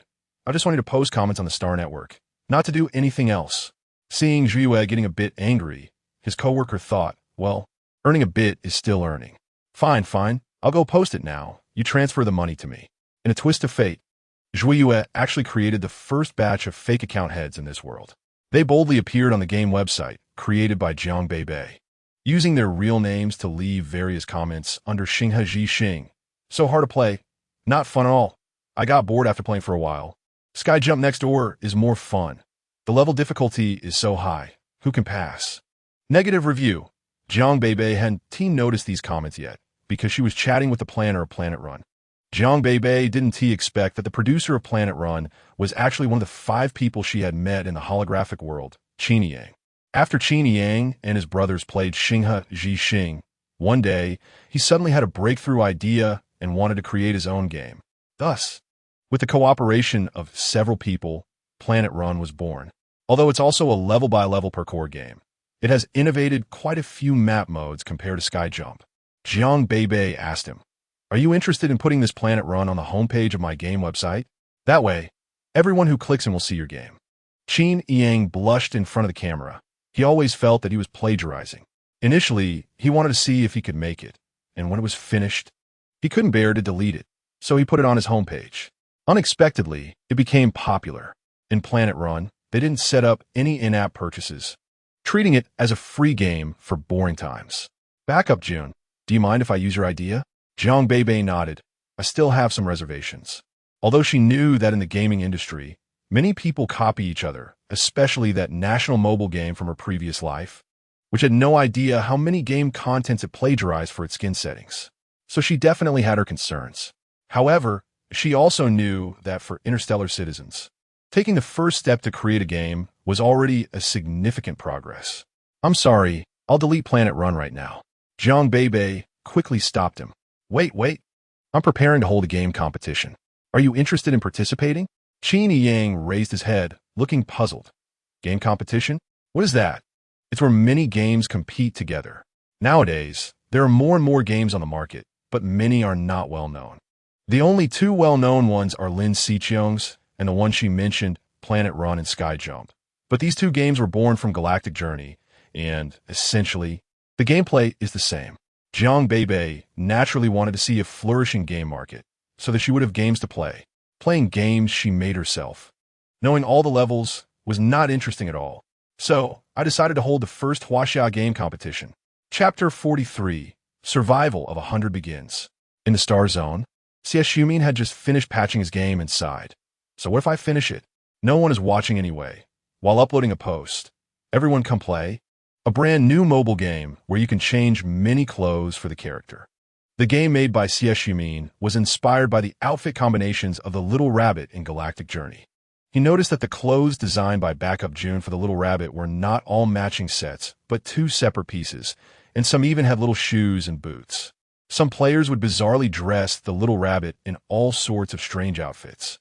Based on this inspiration, Xiaomin thought, if he had so many outfits to mix and match for the Little Rabbit, he would definitely create a super stylish outfit. However, he played through the levels too slowly, and the outfits he obtained were limited. But one day, his friends said to him, "If only we could design our own clothes. I want to change the color of this outfit." Suddenly, Xiaomin had a brilliant idea. Why not design his own game? Something similar to a clothing matching game? The inspiration for the clothing aspect came entirely from Galactic Journey, but the game he created, called Dressing Up Rabbit, was indeed a transformation from the template of Galactic Journey. Unfortunately, due to the large number of promotional posts on the Star Network, everyone had become completely immune to similar cliché plots. Xiaomin couldn't promote his Dressing Up Rabbit and could only introduce it to friends around him. Many female friends found it quite fun, while male friends thought it was a bit boring. Xiaomin did not get discouraged and continued to patch his minigame every day, until one day, he saw a new post on Backup, June's game website. It actually invited everyone to upload their mini-games to this website and even compete. If the first place was decided, they could win a reward of 10,000 star coins. What attracted the poor people was the money.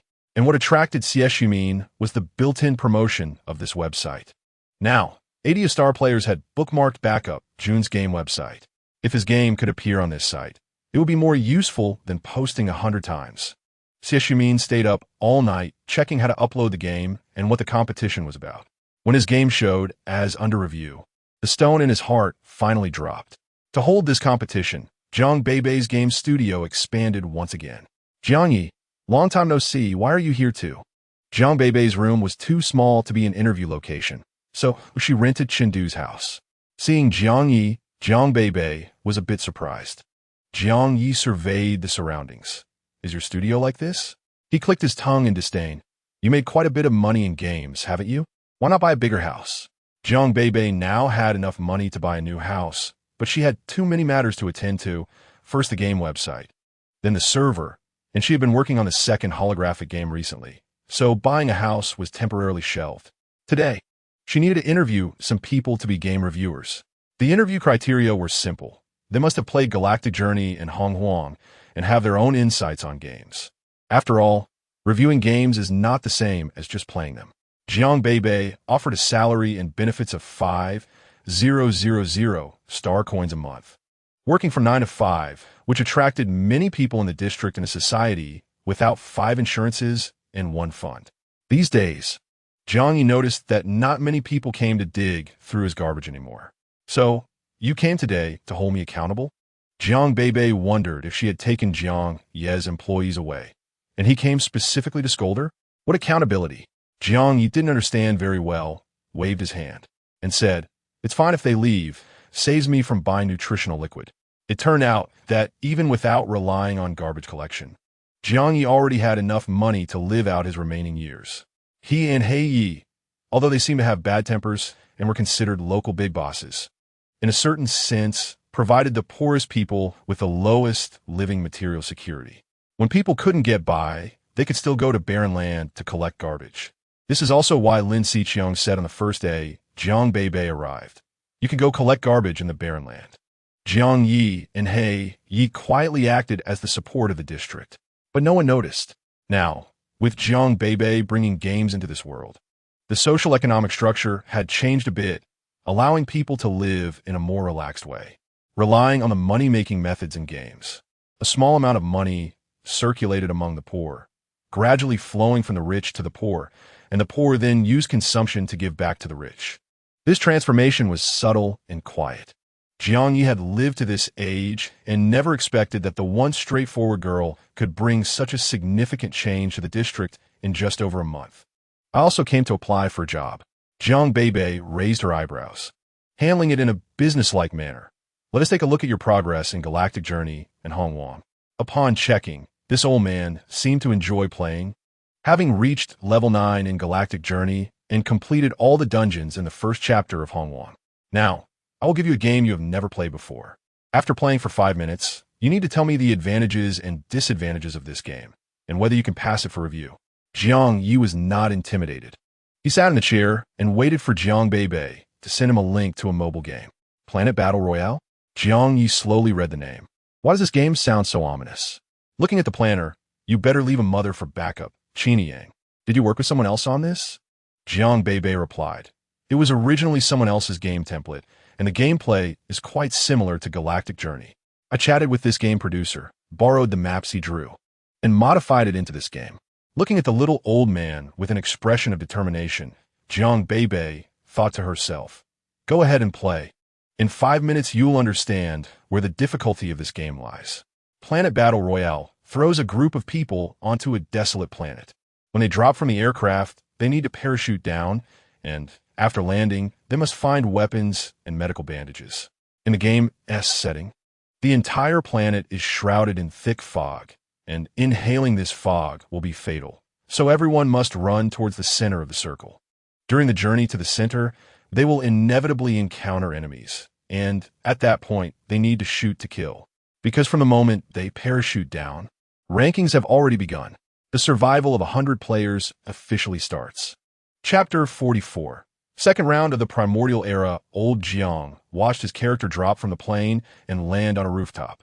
This Beibei said this game was difficult. I think it's quite simple. Bang!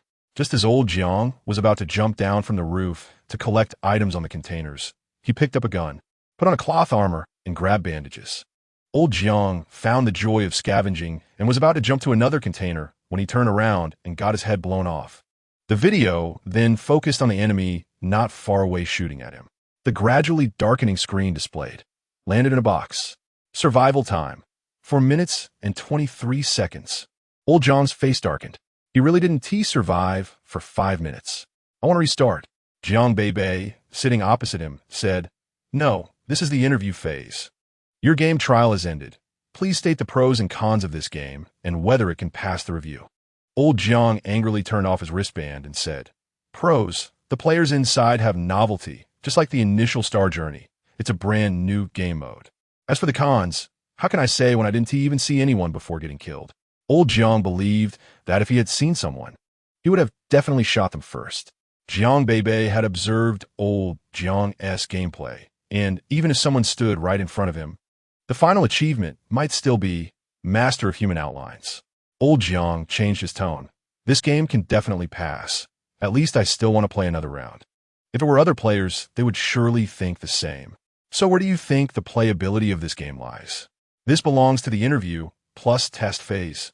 And old Jiang was not nervous at all, leisurely saying, it should be that shooting is very exciting, with a feeling of adrenaline rush.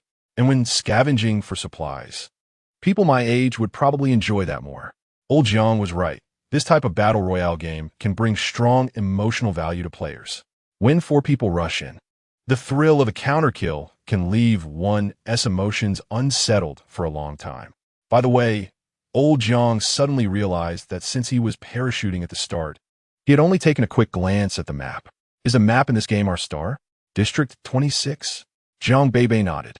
She had designed the general terrain of the entire star into the map of Planet Battle Royale. Each district was represented by cities. For example, city. In Jiang Beibei's setup, the city is a corner of the map, very remote, with scarce resources. But they're the most beautiful maple forests. A piano that plays automatically, swings, and wooden horses waiting for players to discover. This was a little surprise she left for the players as a planner. If possible, she also hoped that the real district could turn into such a romantic place. Star netizens discovered that the Huaxia gaming website suddenly had many new games. In the mobile game section, besides the first place Star Journey, the second place Planet Battle Royale, the third place Dress Up Bunny, and the 4th to 15th places were all listed. However, in the holographic game section, there was still only Primordial Era. So where did all these games come from? After an explanation in the homepage posts, netizens learned that Beibei June really held a gaming competition. Some people didn't understand. How can one pay to have others play against themselves? While some supported, this is the vision. I played a few rounds of other games and have to say, our star people can indeed make games. And the person who initially spent money to hire a water army leader to discredit Star Journey, Zhuiyue, was dumbfounded. How did so many games suddenly appear? Moreover, Beibei June even collaborated on a Planet Battle Royale. The number of players in Planet Battle Royale was steadily climbing. His money was wasted because now everyone's main focus was no longer on Star Journey. Hurry, 3 missing 1. Team up to play Planet Battle Royale. This game is best played with 4 people together. Single queue is super lame. Solo 4 is an invincible warrior. Yesterday, I encountered a solo player who was shouting in all voice channels to illegally team up. I took him down on the spot. Although Planet Battle Royale has no plot and just goes straight to fighting, the feeling of battling real people is really satisfying. Under the influence of Planet Battle Royale, more and more players chose to add friends to play together, which also allowed for some cooperation. Almost everyone took the first step towards making friends in the virtual world. The highest configuration of the game is actually friends. Playing with friends feels different from playing alone. That's why Jiang Beibei set up a world channel at the start of Star Journey, opened a partner contract system in Primordial Era, and set up a 4-player mode in Planet Battle Royale. Step by step, she made all players realize that making friends is not that hard. As long as everyone has common topics, they can chat for a long time and play for a long time, while everyone immersed themselves in the game mode of Planet Battle Royale. There's a loyal player of Primordial Era named Chan Wangna who suffered from congenital muscular atrophy. However, due to the advancements in medical technology, who should have been completely paralyzed, now only had weak hands and could not stand on his legs, spending his days in a wheelchair, with the care of a robot. Life was not that inconvenient. He had played Star Journey, but due to his slow hand speed, he quit after a few rounds. The subsequent Primordial Era mostly involved storyline, without intense fighting. If it involved combat, like the first Lich War, Chan Wangna would spend money to hire a power leveler to help him get through. As for Planet Battle Royale, he also played just 1 round before logging off. In short, he couldn't play games that required quick reflexes. Today, he logged in to receive the daily gift, as usual, and then checked for any tasks. If there were no tasks, he would take a stroll in the world of Primordial Era. Suddenly, Primordial Era quietly launched its 2nd round. Second round of Primordial Era. Nuwa creates humans. Chun Wangna was taken aback. Creating humans. Having played Primordial Era for so long, everyone knew that the beings appearing in this world were gods and sages, not humans. So, is Nuwa going to create humans? How will she create them? According to the embryo cultivation in the real world, Chun Wangna stood on his flying sword, using the mental power within him to control the flying sword to fly far away.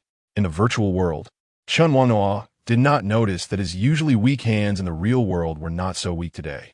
Chapter 45. Humans Need Myths. According to the timeline of the Primordial Era, after Hongjun Laozu preached in the Zhixiao Palace, many powerful beings fought for the position of sage. Subsequently, Hongjun achieved unity. The Witch Clan was born, and the Monster Clan was established. The Witch and Monster clans were dissatisfied with each other and began the first Witch-Monster War.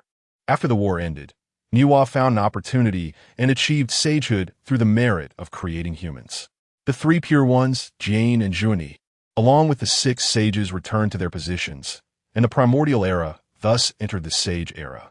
During the time when Nuwa created humans, every player could see the words Saint Era on the Hongwang calendar in the lower left corner of their game interface.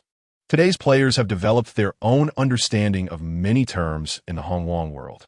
The initial Hongmeng Era represented a time before the heavens and earth were established, when the 3,000 demon gods nurtured the universe. The current Saint Era signifies the emergence of saints like Nuwa and the 3 purities.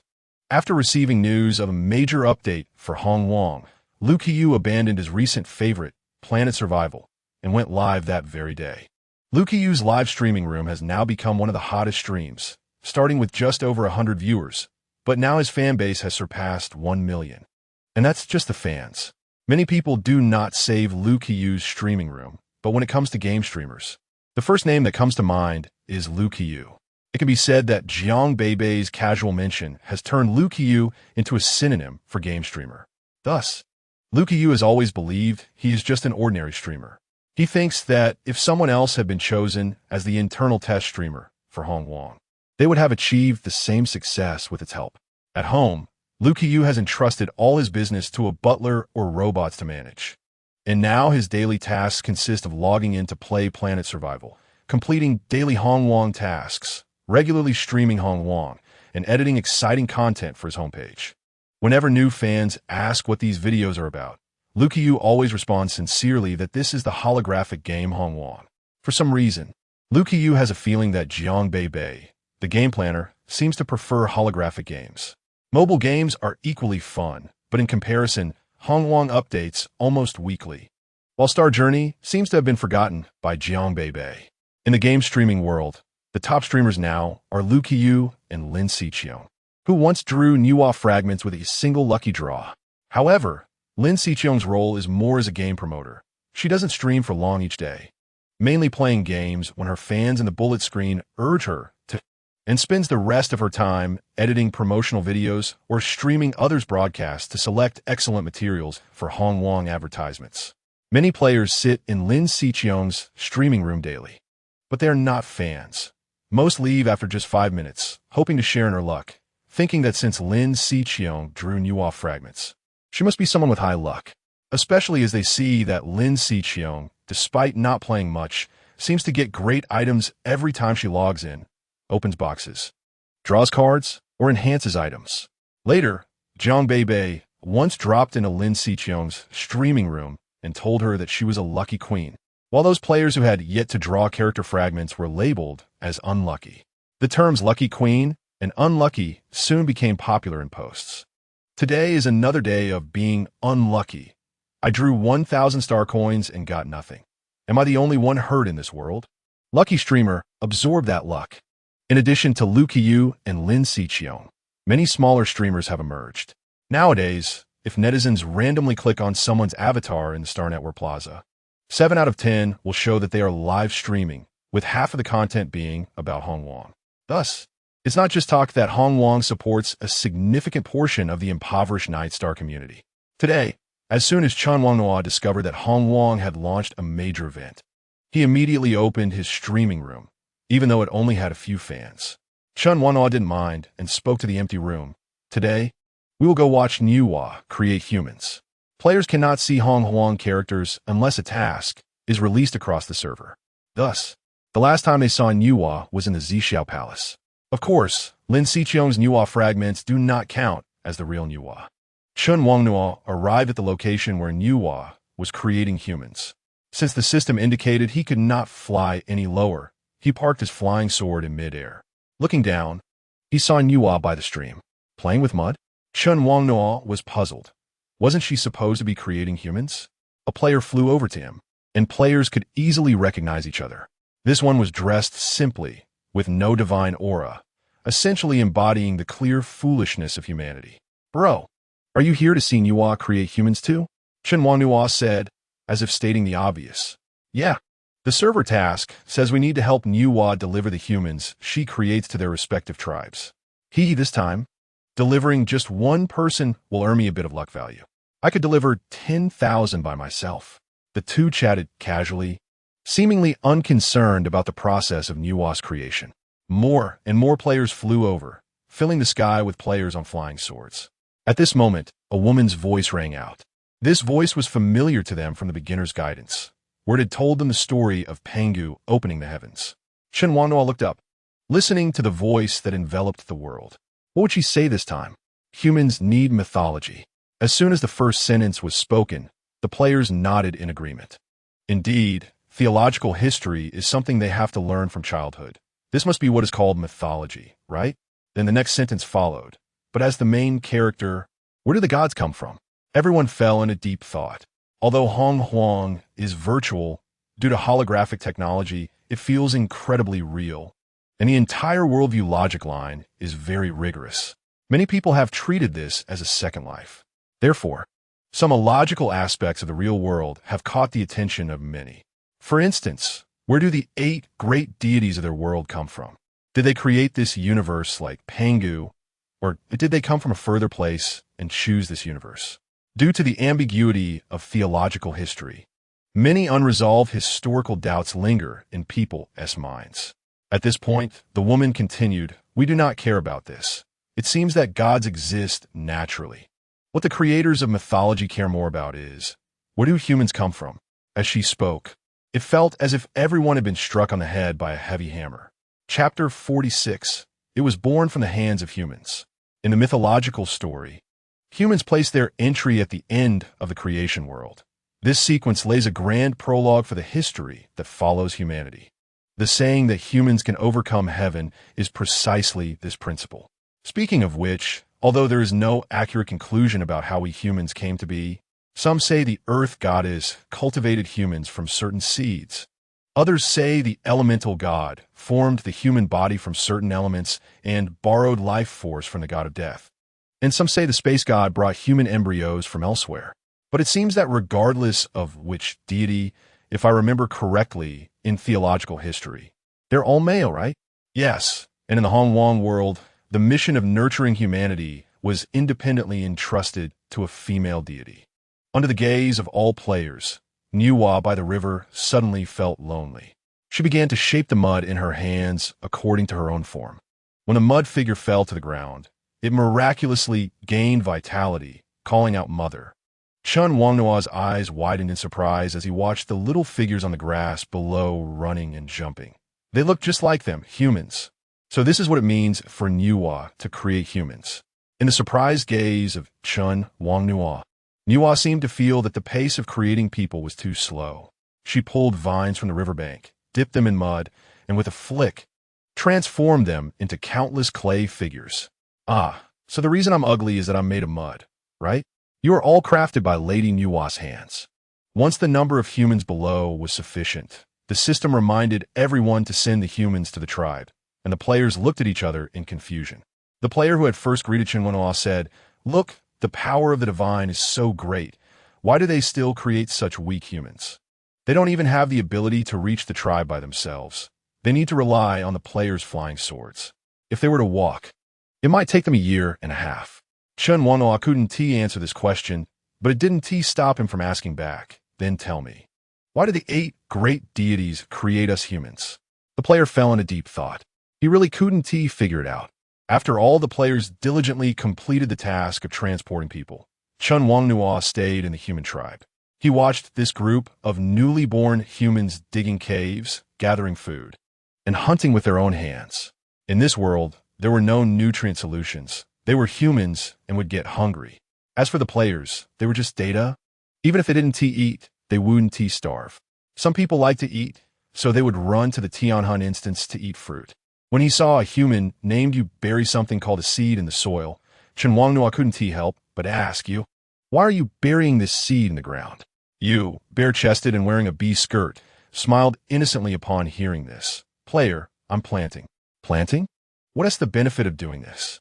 "By next year, this seed will grow into food." Chen Wangnua was surprised. "Food? Do you mean food like fish-flavored shredded pork and sweet and sour pork?"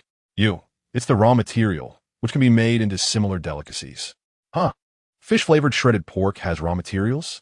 Is the planner this meticulous? They even need to specify the source of the food? Is it really possible?"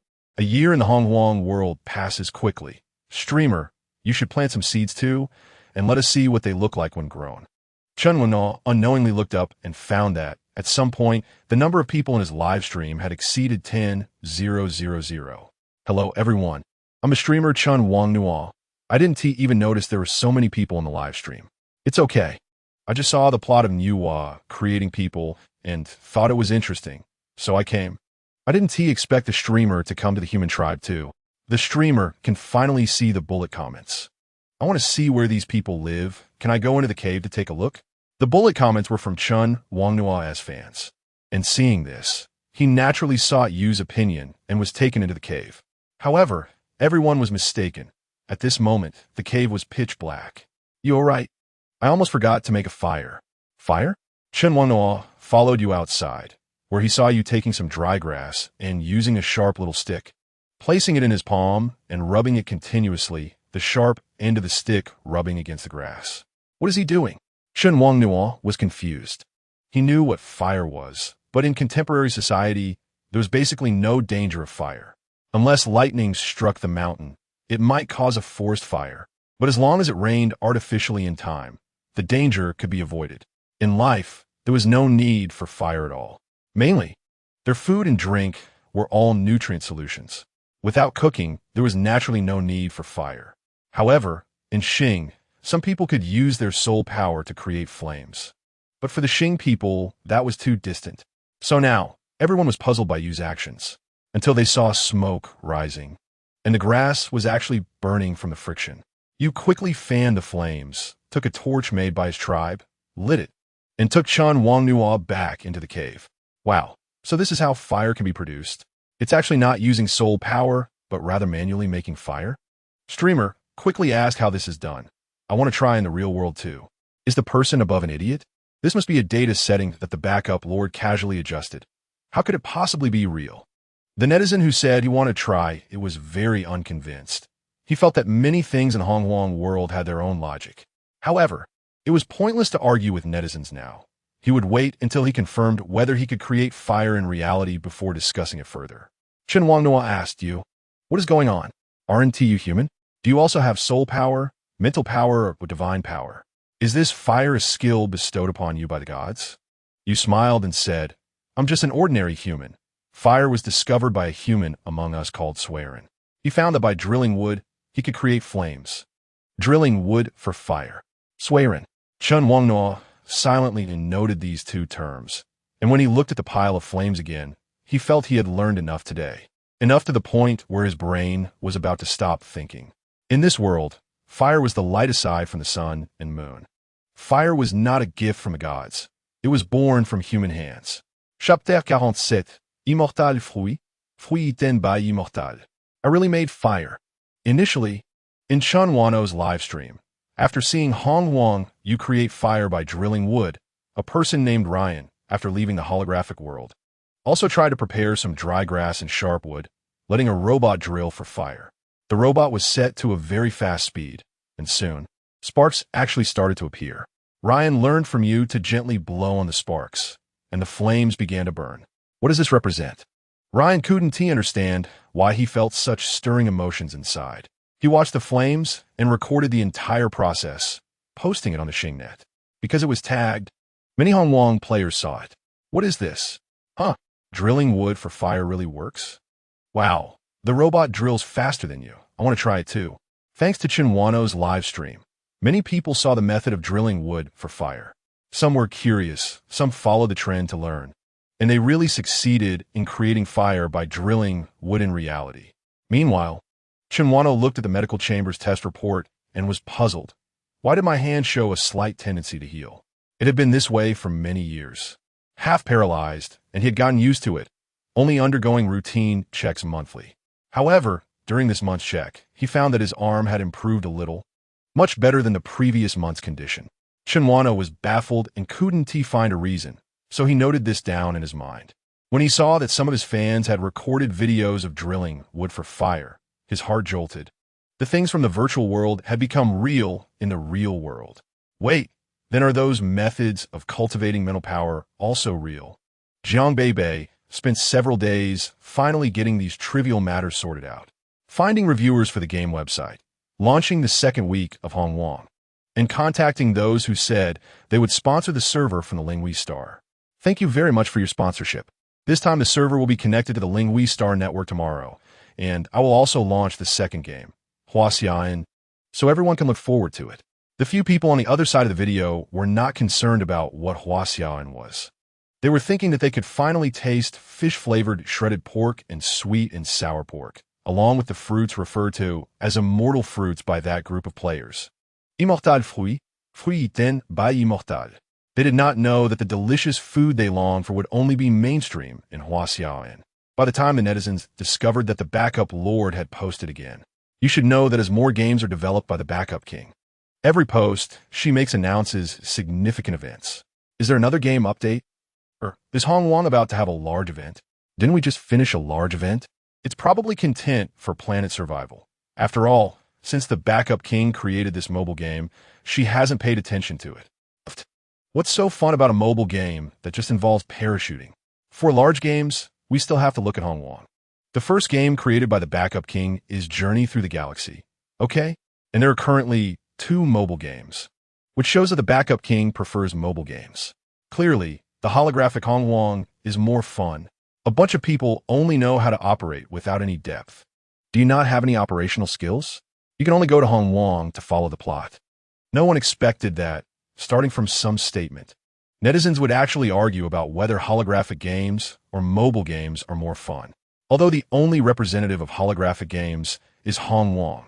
Players of this phenomenal game can easily manage to play both, while those who play all three games are quite troubled, not knowing whom to support. You'd better save some face, backup. All right, stop arguing. The new game Huaxiaoan is here. Would you like to give it a try? Wow, a new game has been released. I'll go try it for everyone. It even has a Huaxiao theme. I remember the Backup King's game studio is called Huaxia Studio, right? The Backup King really likes this term. The game website is also the Huaxia game website. Wow, we can't enter yet. We can only watch the live stream of Little Fish. Players who scroll to this post all click the link in sync. Jumping into the holographic room. Some people thought, sure enough, the Backup King prefers holographic games. Look, the second holographic game has just arrived. In a virtual room, a large green door appeared before them, with patterns resembling translucent green leaf stems, looking lush and vibrant. Everyone curiously pushed the door open, only to see a world behind the door, a bamboo house standing in a bamboo forest. But everyone could only stop there. At this moment, in Little Fish's live room, after Lu Qiyu pushed the door open, he exclaimed in surprise, "Is it really a house made of bamboo? What a beautiful bamboo house. If I step on it, will the house collapse? Are you silly? This is data, okay? It's not real." And Ryan, who initially tried to start a fire by drilling wood in the real world, thought, can I also build a bamboo house in the real world? If I can, wouldn't that further prove that this game designer's game has its own logic and can withstand scrutiny? Lu Qiyu walked into the bamboo house, and on the sign above the door, it said Huaxiaoan. Pushing open the big door, inside were neatly arranged square tables and chairs. And on the table was a bamboo tube containing chopsticks. Citizens of the Stars certainly didn't know what chopsticks were for, but after the automatic explanation from the holographic consciousness, they understood that they were used to pick up food, just like the spoons back in the day. Huaxiaoan has two modes, single-player and multiplayer. Currently, only single-player mode has been opened, and Jiang Beibei also wants to give players a transition period. The path from the Bluestone Road leads deep into the bamboo forest, which is the refresh point. Players cannot walk out. These guests, Jiang Beibei has set them as people for Huaxia's history, each of whom accidentally strayed into this place to order a delicacy at the inn. Through communication with the players, they depict the grand waves of Huaxia's history. Inside the inn, there is a dedicated kitchen for making food. Behind the inn is a vegetable garden for players to be self-sufficient. If viewed from above, in a vast bamboo forest, a bamboo house inn, a few plots of land, and a bluestone path create a tranquil and peaceful scenery. Lu Qiyu, feeling the rustling sounds in the forest, said to the live stream, "If I grow old, being able to live in a place like this would also be a great choice." Jiang Beibei was also watching the live stream, chuckled softly, and sent a message, "Hurry up and get to work. Guests will be arriving soon." Chapter 48. Making 2 bowls of vegetable egg fried rice. North, Backup King? Seeing this comment with the name, Lu Qiyu stuttered for a moment. He didn't expect Jiang Beibei was peeking at his live stream. He felt a wave of tension wash over him, as if the big boss was inspecting his performance. Lu Qiyu stopped joking with the fans and immediately walked into the inn's kitchen. The game system had already displayed the tasks. Task 1. Go to the chicken coop behind the inn and find 2 eggs. Task 2. Go to the vegetable garden and pull up 2 vegetable plants to make 2 bowls of vegetable egg fried rice. Lu Qiyu had never seen what a chicken looked like, but that didn't hinder his recognition because in the game, as long as the items are selected, their names would display above them. He arrived at the chicken coop and saw only 1 rooster and 1 hen leisurely walking around. On their nest were 2 eggs. Just right, 2 eggs. Lu Qiyu carefully opened the chicken coop door to prevent the chickens from escaping, perhaps due to size suppression, although he had never seen such creatures. He found them to be quite docile, and his fear and tension dissipated. After picking up the 2 eggs, he showcased them to the netizens. The eggs are so small. I can hold them with 1 hand. Such small eggs can actually produce such big roosters and hens, much smaller than Panga's egg. Old fish. Run. The chicken is coming. The mother hen saw her chicks being taken away and ran over angrily, pecking at Lu Qiyu with her beak. The rooster also noticed and began to cluck loudly. Lu Qiyu felt a pain in his hand. He was pecked by the chicken. Help, help. He quickly ran out of the chicken coop, closed the door, and watched the two chickens turn in confusion on the spot, letting out a sigh of relief. That scared him. He thought these two chickens had the combat power of star beasts. Turns out it was nothing like that. After getting the eggs, he followed the system instructions and pulled up 2 rapeseed plants. Returning to the kitchen, Lu Qiyu fell into confusion. What should I do next? Am I supposed to make vegetable egg noodles myself? I can't do that. Jiang Beibei, certainly Wu Ti, let a star citizen who had never cooked before take action. Under such realistic data, she even doubted these players would blow up the kitchen. The so-called cooking process would naturally be fully guided by the system, especially for first-time cooks. They could choose to summon the kitchen god, allowing the system to operate their body to complete the vegetable egg noodles.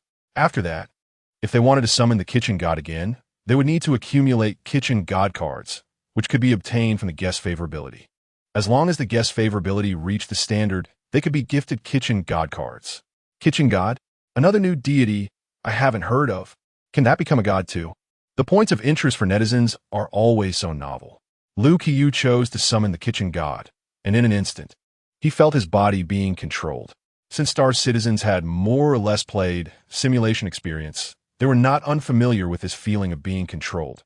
In fact, they were quite familiar with it.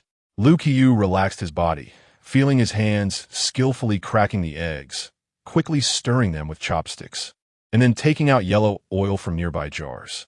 In Jiang Beibei's setting, these essential seasonings and kitchen supplies, once used up, need to be bought with silver. There are 2 ways to gain silver. One is by completing tasks. For example, if Lu Qiyu completes the 2 tasks the system just issued, he can earn 1 tael of silver. The other way is through microtransactions. 1 star coin equals 1 tael of silver. The price difference is indeed outrageous. But in the game world, they don't bother with such details. Lu Qiyu saw himself twist the switch, flames rose from the bottom, and a lot of knowledge popped up in his mind. This was a hot pot, so fire has such a use. I want to try this in the real world. Wow, suddenly feels like a sacred ritual. After the oil heated up, he poured in the egg mixture, let it set slightly, then took the spatula to scramble it into chunks. The hot oil mixed with the eggs, accompanied by the aroma of smoke, almost made Lu Qiyu cry from the deliciousness. In his live streaming room, all 5 senses were heightened, and the viewers could smell the fragrance as well. Then Lu Qiyu looked at his body and took out a shiny knife. Wow!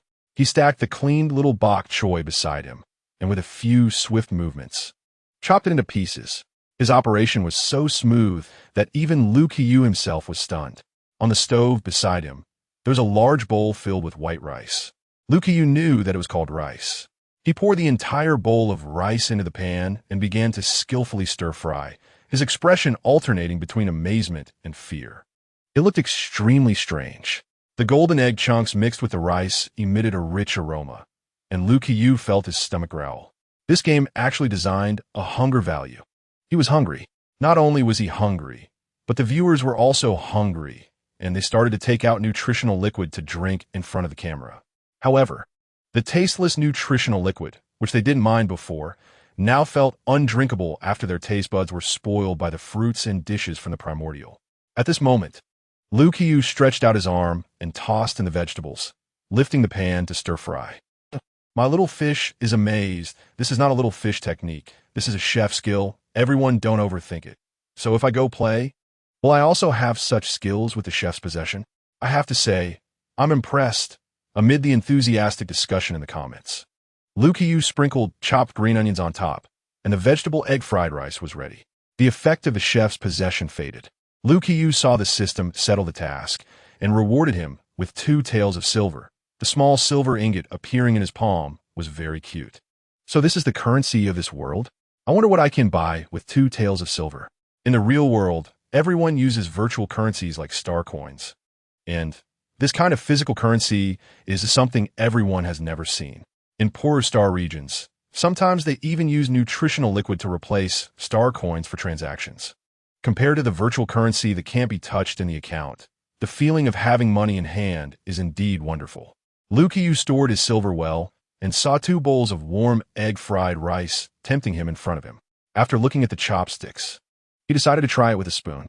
It looked so delicious The yellow and green mixed together looks unexpectedly beautiful. Little fish, quickly try for us. Just then, a bell rang at the door, indicating that a guest had arrived. Is anyone there? A young man's voice rang out. Chapter 49. This name is very cute and interesting. A man dressed in simple clothes walked out from the bamboo forest. He was taken aback when he saw the inn in front of him. There is actually an inn in this mountain forest. The door in the courtyard was half open, and after pushing it open, he could see the bright and clean interior of the inn. Is anyone there? Lu Qiu immediately walked out of the kitchen and saw the man standing at the door, looking surprised. You hello? Is this from a game? How come he looks so handsome? The man gave a simple bow to Lu Qiu and smiled. Innkeeper, is there any food here? Lu Qiu imitated him and made a strange bow. The man laughed heartily and stepped inside. I wonder what food is available here. Coincidentally, I'm a bit hungry. After saying that, he took out a small piece of silver from his pocket and placed it on the wooden table. Silver? Guest? Pay 10 taels of silver. Please serve a bowl of vegetable egg fried rice too? Since Lu Qiu hadn't asked the guest's name yet, 3 question marks appeared above the man's head. So the bowl of vegetable egg fried rice he made was for this man. Lu Qiu quickly smiled and said, Guest, please sit down. He brought out 2 bowls of vegetable egg fried rice from the kitchen, one for the man and one for himself. The man was indeed hungry. He pulled out chopsticks from a bamboo tube and began to eat. Originally, Lu Qiu had prepared a spoon. He put the spoon down and also learned to use chopsticks. Digging into the fried rice, using chopsticks for the first time, he felt a bit awkward, and several times he wanted to switch back to the spoon. But seeing how refined and proper the man was while eating, Lu Qiu felt for some reason that using a spoon would make him seem childish. So he continued to struggle with the chopsticks. Earlier, he wanted to eat, but was interrupted. Now that he finally ate, he realized what fried rice really tasted like. The first bite, Lu Qiu was stunned. The second bite, he chewed carefully. The third bite, he started to devour the fried rice hungrily. Compared to the man who had been hungry for a day, Lu Qiu seemed like he hadn't eaten for 3 days. Wow, it tastes so delicious. I want to eat too. It looks so good with the white rice turned golden yellow. After the man finished his meal and drank a few sips of water, he saw the innkeeper eating fried rice at another table and said, Innkeeper, this bowl of jade and gold egg fried rice is truly exquisite. The cooking skills of the person who made it are quite impressive. Lu Qiu was confused. Wasn't it vegetable egg fried rice? How did it turn into jade and gold egg fried rice? However, according to the system's explanation, the man compared the vegetables to jade and associated the color of the rice with gold, which was a supreme compliment to the fried rice. Lu Qiu felt unworthy of such praise because it was made during the chef's possession and not due to his own cooking skills. He was still a complete novice in cooking. May I ask how to address you, innkeeper? The man turned to ask, as it came to the self-introduction segment. Lu Qiu put down his chopsticks and said seriously, My name is Lu Qiu. You can also call me Little Fish. Little Fish, that name is very cute and interesting. Little Fish, ask him what his name is. Having 3 question marks above his head is too strange. Lu Qiu saw the comments and imitated the tone the man used earlier. May I ask how to address you? Guest? The man smiled and said, I am Su Shi, courtesy name Zijan. At the same time, the 3 question marks above the man's head turned into Su Shi. Courtesy name Zijan, 22 years old. At 22, Su Shi had just passed the imperial examination that year along with his brother Su Zhe, a time filled with youthful vigor. The phrase crowned with glory in the capital perfectly described Su Shi at this moment. Lu Qiu was impressed by the man's demeanor, feeling like a child in front of him. He wasn't afraid or intimidated. It was just that he sensed a kind of aura of a big shot from him. Then, can I call you Zijan? Su Shi nodded, of course. Su Shi's attitude was very friendly. He was someone who loved making friends. Even if he just stumbled upon this place and met a mountain innkeeper, he could still have a pleasant conversation, which made Lu Qiu gradually feel less constrained. Lu Qiu, in terms of personality, wasn't socially anxious or introverted like most interstellar citizens. After establishing a rapport with Su Shi, he couldn't help but ask, Zijan, how did you end up here? Su Shi explained, I was just out for a trip with friends and accidentally wandered into the forest, not expecting to find such a beautiful inn in the mountains. Complimented again. Lu Qiu felt a bit shy, like when a friend comes to his house and says, Your home is so beautiful, feeling happy and delighted. Lu Qiyu's hospitality instincts kicked in. There's a stream in the backyard and quite a few fruit trees. Would you like to take a look, Zijan? This was something he discovered while picking vegetables earlier. Behind the yard, in addition to the fence, there was a large area of fruit trees and a stream winding through them. If Lu Qiyu had approached at that time, he would have seen the fish swimming leisurely in the stream. Seeing the shopkeeper's sincere invitation, Su Shi did not refuse and got up to follow Lu Qiyu to the backyard. Upon seeing the flat land here, with a vegetable garden well tended and the fruit trees nearby full of fruit, he quickly said, "Little fish, if we don't pick these fruits soon, they'll fall to the ground." Lu Qiyu's understanding of fruit trees came from Hong Huang. He had learned in the Hong Huang Tianhun dungeon that these were fruits. But in the Hong Huang world, celestial fruits could last for 100 years without falling and 1,000 years without rotting. So he had never considered that in the Huaxian game, fruits would rot shortly after falling. Why don't we get a basket and pick some fruits? If we can't eat them all, we can make jam, dried fruit, or fruit wine. In Su Shi's Song dynasty, common folk mostly drank yellow wine and fruit wine, while nobles and royals drank more refined medicinal wine. Su Shi, not being particular, thought of brewing fruit wine immediately upon seeing so many juicy fruits. Lu Qiyu had never heard of those three words. The confusion on his face was caught by Su Shi, who chuckled lightly. "Why don't we try brewing fruit wine today?" Game system. Su Shi has invited you to brew wine. Task 1. Learn Su Shi's winemaking technique. The task was here. Lu Qiyu's eyes brightened, and he quickly asked, "What is fruit wine? How do you brew it?" In the history of human winemaking, fruit wine has a long history. There are legends of monkeys brewing wine, where ancient apes would hide uneaten fruits in rock crevices, and over time, the fruits would rot. These sugar-rich fruits would ferment in a fruit wine using wild yeast from nature. By the Qin dynasty, there was a technique for brewing wine with dates, and during the Han, Tang, and Yuan dynasties, fruit wine developed rapidly. Su Shi shook his head and recited the lines from the Tang dynasty poet Wang Han.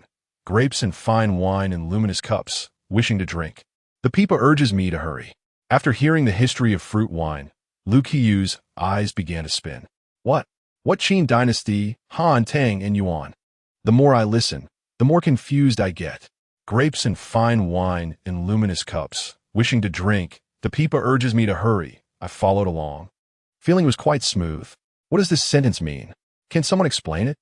Lu Qiyu, under Su Shi's bright gaze, still didn't dare to admit he didn't understand. He could only speed up his fruit picking and change the subject. "Zijan, since you're from outside, what is it like out there now?" "It is now the second year of the Jiayu era of the Northern Song."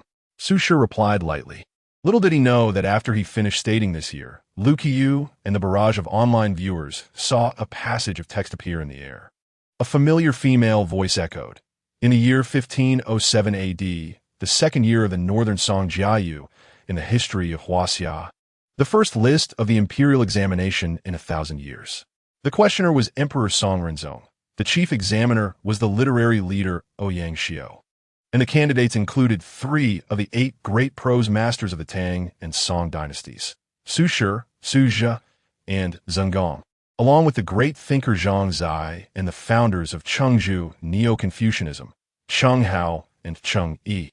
The system displayed a long passage, accompanied by Su Shi's calm expression. This was the pinnacle of showing off. Lu Qiyu didn't understand what the imperial examination was, but that didn't prevent him from feeling a surge of passion listening to this passage. An elderly man named Jiang Feng was writing something in a book when his grandson walked in and said, "Grandpa, can I borrow your holographic account to play for a bit?" Jiang Feng looked up and said, "How long have you been in the holographic world?" Jiang Yin sheepishly touched his nose. Not long. I've just used up the time." Jiang Feng disagreed, knowing that staying in the holographic world for too long could easily cause brain collapse. "What? My friends and I made plans to play games together. And now we're missing one person. Grandpa, please let me play for a bit." Jiang Feng still shook his head in refusal. Seeing this, Jiang Yin could only cry and say goodbye to his friends, agreeing to continue the battle tomorrow. Jiang Beibei set the game with an automatic login time limit for the holographic game, so there was no need for her to manage it. For mobile games, She also set a limit of 4 hours for minors based on their entertainment time, and Jiang Yin had used up his 4 hours today. So now he couldn't play any game. At this moment, a friend suggested, how about we watch Little Fish's live stream? He's testing a new game by the backup lord today. Jiang Yin thought that since he couldn't play games, he could only watch the live stream on his wristband. He thought that since Grandpa always said he was immersed in the holographic world, it would be better to show him what he was playing, which would be much more interesting than him holding a few books and pondering every day. Jiang Feng glanced at his grandson and didn't mind him disturbing him. However, when he heard the voice coming from his grandson's wristband, he was stunned. Qin Dynasty, Han, Tang, and Yuan, the first list of the imperial examination in 1,000 years. Jiang Feng looked at the books in his hand, which had been passed down through generations of the Jiang family. He didn't know when it started, but theological history swept through the entire 8th universe, as if everyone believed that it was the gods who brought humanity into existence. And human history began with the arrival of the gods. However, it seemed that the collection of books preserved in the Jiang family did not reflect this. Jiang Feng always believed that humans existed on the star long before the gods arrived in the 8th universe. Perhaps they were still very weak back then. The books did not detail everything, and many fragments could not be connected into a coherent narrative. A massive meteorite struck the ground, causing an earthquake, and human genes were obtained during this time. Potatoes, scientifically known as Solanum tuberosum, are inedible when sprouted. This type of plant can be cut a little today and continue to grow tomorrow, possessing a life force that endures.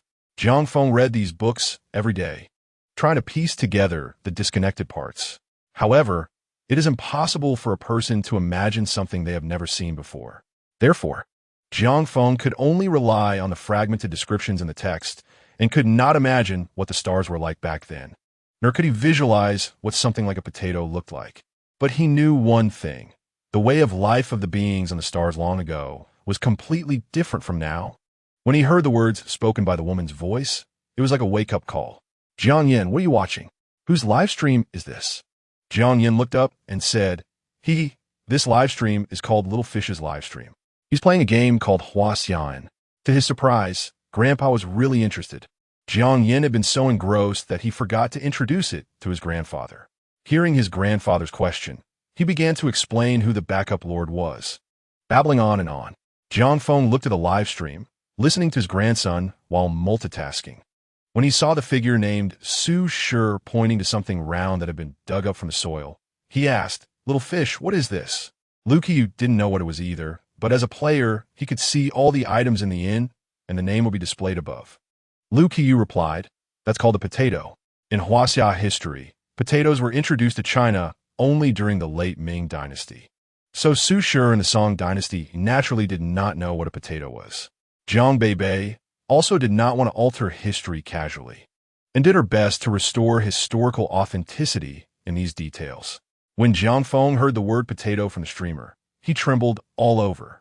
Looking again at the round object, wasn't it very similar to the description in the books? So this is what a potato looks like. Wait, Jiang Yin said this is a game? Are the things inside made up by the game developers? But once the word potato came out, Jiang Feng couldn't believe that it was just made up by the game developers. She must have some basis for it. Is it possible that the other party also has ancient texts like the Jiang family? So they reference the content in those ancient texts? Jiang Feng, who has always been interested in the past stars, found his thoughts wandering further and further away. He really wanted to chat with this game planner to see if they could exchange the ancient texts from both families for him to read. Jiang Yin noticed his grandfather's excited expression and almost thought he was going to faint. Grandpa, what's wrong? Are you having an episode? Hearing this, Jiang Feng glared at his grandson. You really don't know how to speak.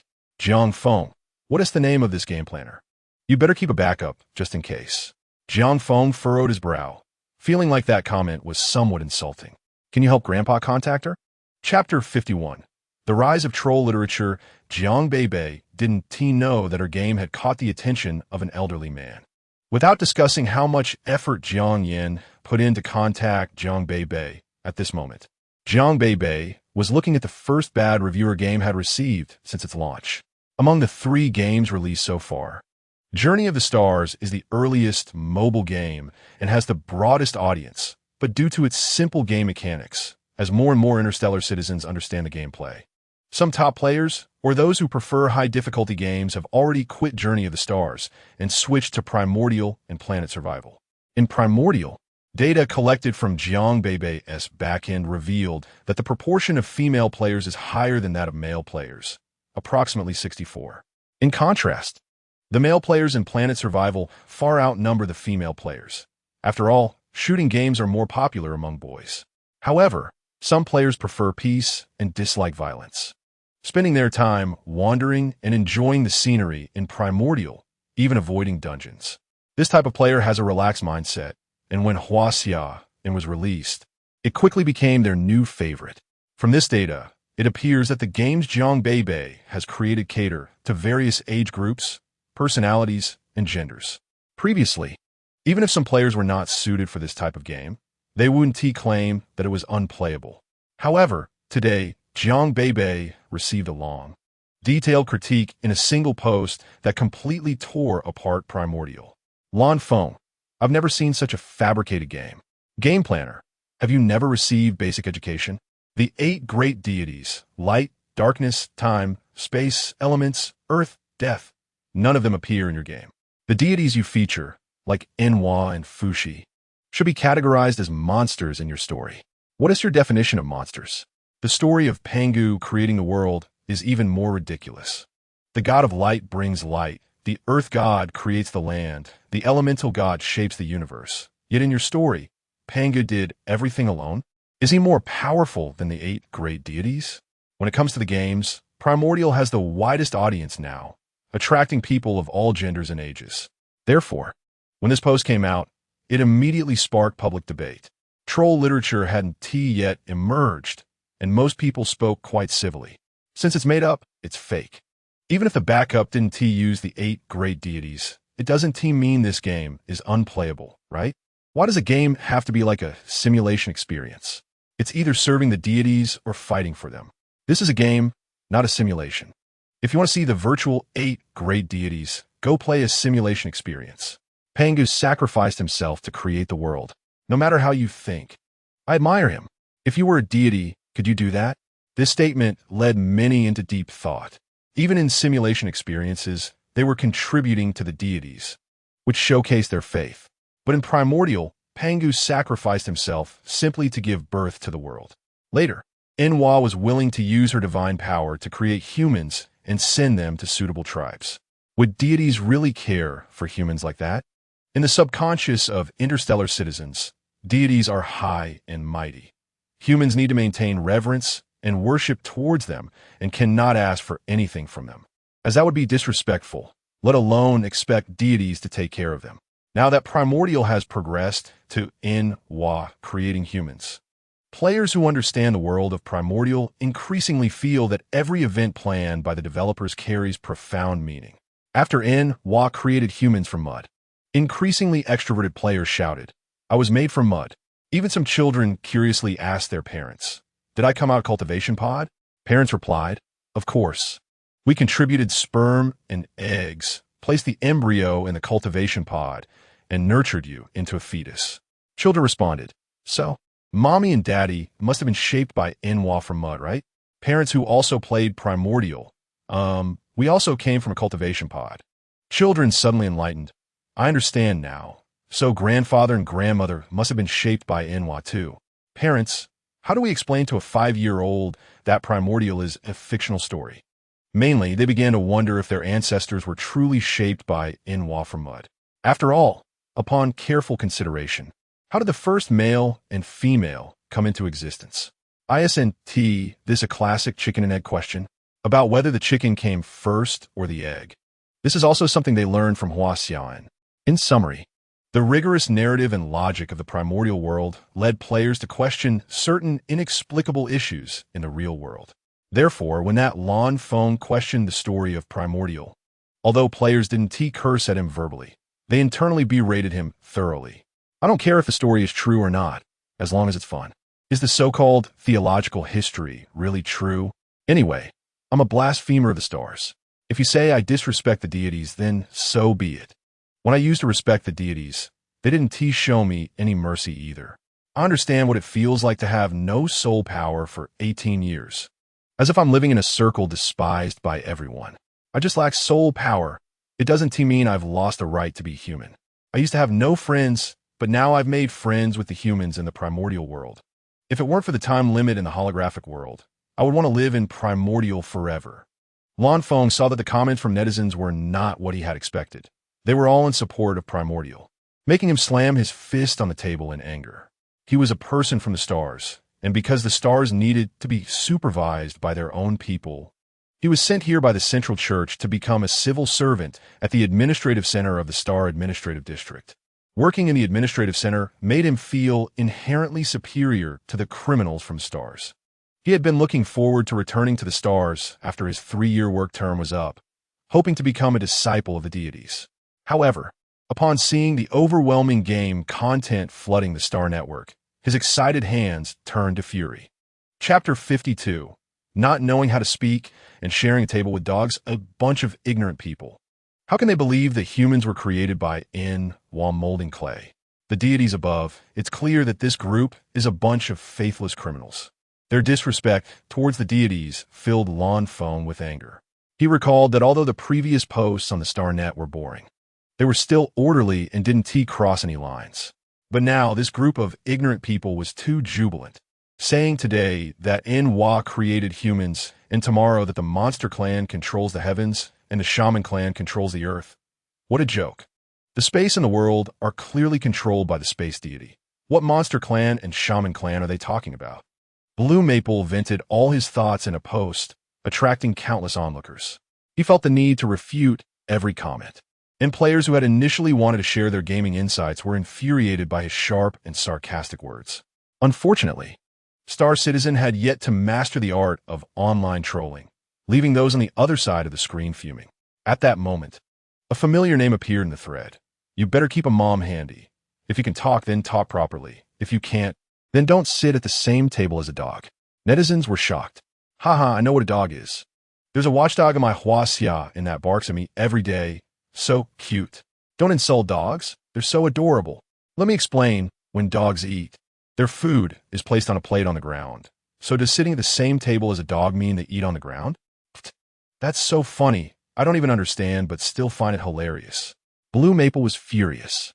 Blue Maple, you disrespect the gods. I heard you're a blasphemer from the stars, and indeed you're unworthy of being a star person, only fit to be a lowly star criminal. Blue Maple, unable to choose his words, revealed his true feelings. In his mind, star people were all poor, disgusting, and lowly criminals or the descendants of criminals. This statement immediately enraged the star people. Bastard, how are star people lowly? Indeed, such a high and mighty star person. You haven't learned anything else but how to behave like a god. I've learned something. As a neighbor from the neighboring Ling Hui planet, I send my deepest sympathies to the star people. Upon seeing this comment, Jiang Beibei, who had been laughing, suddenly turned serious. Did the other party know he was from the stars? Although this wasn't hidden, most people in the district knew that this mysterious game designer was once a blasphemer from the stars. But they were filled with gratitude towards Jiang Beibei for giving them another chance to survive. So this Blue Maple wasn't from the district, but he was definitely a star person. His words triggered Jiang Beibei's not-so-pleasant memories of the stars. Currently unable to leave the stars and deal with past enemies. Could he not handle this Blue Maple? The former Zhuge Liang had once countered Wang Lang, a senior minister of the Han Dynasty, during a standoff between the Shu and Wei armies, directly calling him a flatterer and an old thief, which caused Wang Lang to die from his horse's impact. Jiang Beibei sneered and typed out a response, which essentially centered around his mother, with relatives as the radius, his father as assistants, and ancestors as the goal, beginning to cast spells. If he won, his parents would be alive. If he lost, the family tree would ascend. Jiang Beibei couldn't possibly lose to this group of star players who couldn't even come up with any decent insults. This response was heavily infused with references to mothers, and it wasn't appropriate to elaborate further. Not only did Blue Maple stare blankly after reading it, but even the onlooking netizens gasped. Upon looking again at Jiang Beibei's name, you better keep a mom handy. I see, that's what it means. No wonder the designer's name is so strange. He was warning others. I learned something. I never knew you could insult people like this. From the perspective of the designer, this feels great.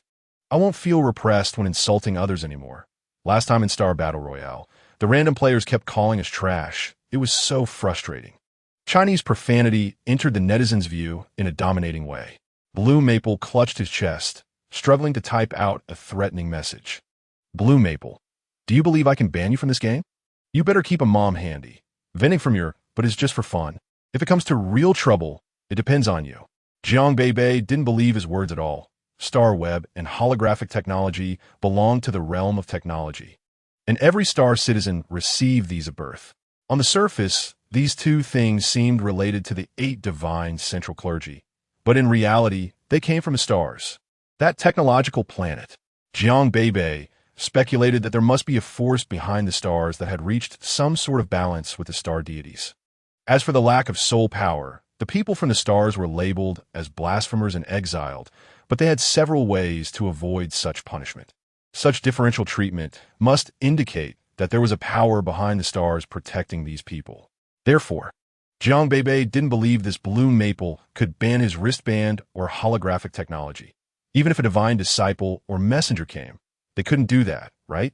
As for whether Blue Maple was a person from the stars, the way he spoke so reverently about the deities was exactly like those pinnacle people Jiang Beibei had encountered at the Divine Academy, confirming that he was from the stars. Jiang Beibei was correct. Blue Maple was just spouting nonsense out of anger, and he definitely couldn't ban the game. But causing some trouble was still possible. Are you sure this person has a strong consciousness and understands data? Blue Maple was conversing with someone on his wristband. His expression twisted. This person called you better keep a mom handy is simply too arrogant. Clearly a star person, yet he dares to be so bold. He even openly despises the deities. I must destroy his game. Are you sure this person can do it? Invading someone else's holographic world isn't a simple task. The man on the other end of the video chuckled. Don't worry, he was originally from stars. Blue Maple was somewhat puzzled. Star people generally wouldn't come to the stars. After all, they were wealthy and could easily spend money to avoid disasters. However, he wasn't interested in this person's past. As long as the other party could do what he said, that was enough. Once accomplished, I will give you 500,000 star coins. The man smiled. Truly didn't expect that the stars were so poor, and the people from the center of the star administrative region were so wealthy. As the conspiracy on that side gradually took shape, after the end of the second round of Primordial Chaos, the creation of humans by Nuwa entered a small transitional instance, the Second Lich War. This battle stemmed from the fact that the two Lich clans, although established together, were constantly at odds, filled with contradictions. At this time, the ancestral witch Hoodoo had felt the Heavenly Dao, transforming herself into the cycle of blood and sea, revealing the underworld. After the battle ended, the great powers of the two clans either died, fled, or were injured. From then on, the demon clan scattered, and the heavenly court was empty. Chapter 53. I transform my remnant body into the six paths Zhang. He walked within a certain tribe in the primordial world, suddenly feeling the ground shake and the mountains sway. He quickly held onto the item in his hands. It was a pot just fired by the Wa tribe, intended for boiling water or cooking. Zhang he knew that drinking raw water could make people sick, as there were said to be parasites in the water. Thinking carefully, although the water they drank wasn't boiling hot, it still underwent a disinfection process, where the disinfection was precisely to eliminate the parasites, right? As Zhang he discovered that the tribe had actually made pots from fire and mud.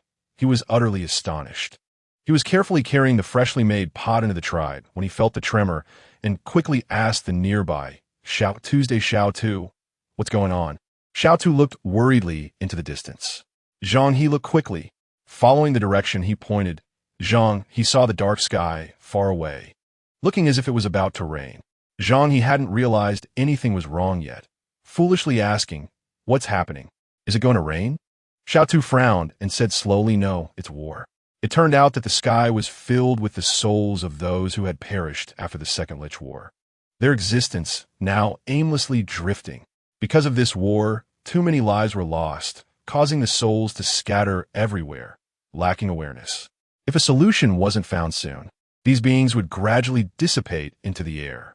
Listening to Xiao Tu's words, Zhang He opened his panel, and the system interface displayed casualties of the Second Lich War, 24. 662. Terrifyingly, this number was still rising. Zhang He handed the clay pot in his hand to the people of the Hua tribe, thinking that this must be one of the dungeons. As for himself, he preferred life-related tasks and rarely participated in such dungeons. But seeing such heavy casualties, for some unknown reason, he told Xiao Tu that he wanted to take a look. So he raised his bronze sword, used his mental power, and flew into the sky. Xiao Tu quietly watched from below, and, after a while, he let out a sentence. Cultivators really live a fast and carefree life. Zhang He didn't hear this sentence. When he arrived at the perimeter of the battlefield, he discovered that he was not the only player there. He patted the shoulder of the player in front of him and asked, "Brother, what happened?" Lu Qiyu turned his head, his expression frozen. Seeing that the person was also a player, he said, "You are a step too late. The great battle has already ended." Lu Qiyu thought the other party wanted to participate in the dungeon. However, Zhang He had purely come to join the excitement. He hadn't seen the scene of mountains of corpses and seas of blood just now, so he was more shocked and fearful at the sight before him. Lu Qiyu had participated in the entire battle of this dungeon, and after it ended, regardless of which side won, he felt a sense of exhaustion rising within him. This feeling of being worn out made his face gloomy, and fortunately, he hadn't started a live stream at this moment. Zhang He did not recognize Lu Qiyu and continued to ask, "So what is the situation now?" Lu Qiyu frowned and looked down, seriously saying, "These souls have nowhere to rely on and are drifting everywhere. Lady Hutu is trying to find a way." Lu Qiyu had never imagined that so many people could die in a war. No, it wasn't just humans. There were also the demon clan, the witch clan, and some supernatural beings. He looked at the human tribes affected by the great battle and recalled how Nuwa had sat by the river, carefully molding the little clay figurines. His eyes became warm. They had not protected the human race created by Lady Nuwa well. War is truly a cruel word. Lu Qiyu sniffed, seeing countless souls gathering in the center, where a woman in a bright yellow dress, wearing a five-colored crown, had a compassionate appearance like a bodhisattva. This was Lady Hutu of the Hongwang world. As the youngest among the 12 ancestral witches, Hutu was kind-hearted and compassionate. In this battle between witches and demons, she was spared due to the care of her brothers. But when she saw the desolation caused by the great battle on the Hongwang continent, with souls wandering aimlessly and resentment filling the heavens and earth, she felt so innocent, so innocent. Sitting in the center, Hutu cried out in sorrow, praying to the Heavenly Dao, as she, a participant in this battle of witches and demons, had caused the suffering of the beings of Hongwang and could not escape blame. Hutu extended her hand, feeling the sensation of souls passing through her fingertips, and made a resolution. Heavenly Dao above, I will transform my broken body into the 6 paths, judging good and evil, and enter the cycle of reincarnation. As soon as these words were spoken, the remnants of the witch clan shouted, Your Highness, if you transform into the 6 paths, you will never enter reincarnation. Hutu turned to look at them, shook her head and sighed. My witch clan is not loved by the Heavenly Dao. After today, the witch clan will retreat to the underworld to recuperate and shall not engage in war again. Under the pained gazes of the remnants of the witch clan, this young deity's physical body dissipated into the air, and golden light points appeared in the sky. The 6 paths stood, and reincarnation manifested. Zhang He watched the scene, opened his mouth, and asked, Is this a sacrifice, Lady Hutu? Lu Qiyu's eyes were filled with sorrow as he nodded. Lady Hutu used her own physical body to form the 6 paths, giving these souls a place to return to. From now on, the human race, witch clan, and demon clan will all have the opportunity for reincarnation. From today, the yellow sky above, Hutu below. Isn't that the same as Pangu? Players might miss some dungeons, but they would never miss Pangu's opening of the sky. This is the deity of the Hongwang world. During the battle between witches and demons, Lu Qiyu had been saving people among them. He thought, why do these deities start wars? Not only would they be hurt, but those defenseless human beings would also die. He almost thought these deities were all bad people. But Lady Hutu's actions made him realize, whether gods or humans, there are good and bad among them. And as Lady Hutu said, The Heavenly Dao does not love the witch clan. Then who does the Heavenly Dao love? Liu Qiu had a vague thought. Since Nuwa created humans, he always felt that the layout of the Honghuang world was preparing for the revival of the human race. But the human race is so weak, they do not have the divine power of the deities. Even players are now stepping into cultivation. At least they can fly with swords, and some powerful ones can even use sword techniques. But what about humans? They live in a corner, searching for food every day, working at sunrise and resting at sunset. If they can hunt a large prey one day, the whole tribe can happily dance around a bonfire. They are ordinary and plain, but live resiliently. Yet from the current situation, humans still seem like ants, easily squashed. If they really were loved by the Heavenly Dao, how would they rise? As Liu Qiu pondered, the second witch-demon war came to an end. The system's female voice sounded. The great disaster has passed. The sun and moon occupy, the yellow sky and Hutu. Bless my Huaxia. Chapter 54, it's like a full man doesn't know the hunger of a hungry man. Hearing this familiar phrase, many emotional players couldn't help but cry. This voice had accompanied them since the beginner's guide, summarizing after every major task. Compared to previous dungeons, this time's dungeon allowed everyone to see war and understand life and death. Huaxia. Again, Huaxia, this familiar term. I asked the human race if they hate those deities, and they said the deities would bless them. They did not hate. I really cried. They didn't even know this great battle was caused by the deities. They thought it was a natural disaster, an earthquake. Why not hate? I feel that these deities only care about themselves. They never considered whether the nearby humans could survive the wars they created. Not true. I have seen a human from the food tribe who couldn't cook well. A deity entered his dream and taught him cooking skills. And a deity who mastered weaving skills also came to the human world to teach humans how to raise silkworms. So, the reverence of humans for deities is justified. Some deities truly bless humans. If in real life, my prayers could be heard by the deities, I believe I would worship them even more than they do. The person who said this was a netizen named Li Rue from a star system near a star. Because of the proximity to the star, Li Rue would often pray all day like the followers of the star, although the soul power within him was almost negligible. He believed that as long as he was sincere, his soul power would gradually increase. By chance, a cousin living near the star told him that there was a very famous live streaming room on Star Online recently, and he shared this live streaming room with Li Rue. Thus, Li Rue became the first person on this planet to see the Xiaoyu live streaming room and learn about the game Hongwang. Due to the server not being connected yet, Li Rue could only watch the game streamer's sharing in the live room like his cousin. He caught up on many contents of Hongwang, and the game's worldview amazed him. He wished he could replace those players to play Hongwang. He heard that they played Planet Battle Royale in the morning, Hongwang in the afternoon, Huaxian at night, and even played Star River Journey before bed. It was simply overwhelming. Li Rue was so envious that he almost cried. It was like a full man not knowing the hunger of a hungry man. He learned this term from the bullet screen. Now, centered around the star, the distance from the Linghui star to the star was the radius. And countless small planets around knew that the hottest posts and the most popular live rooms of the star were all related to games. Li Rue's cousin learned about it from one of his friends, who had overheard a conversation from his enemy about targeting a game. This friend, named Jiang Beibei, didn't really understand what the enemy was saying at the time, but he was more than happy to cause trouble for him. So he immediately searched for the game Xing and successfully got hooked, even bringing Li Rue's cousin along. This led to a chain reaction, and although it started with just a few individuals, the number of die-hard fans grew significantly. After becoming a die-hard fan, Jiang Beibei remembered that his enemy seemed to be planning to create trouble for the mysterious game planner. How could that be allowed? Jiang Beibei quickly messaged Jiang Beibei. But there were so many people messaging Jiang Beibei every day that even with intelligent message filtering, she wouldn't check her messages for days when she was busy.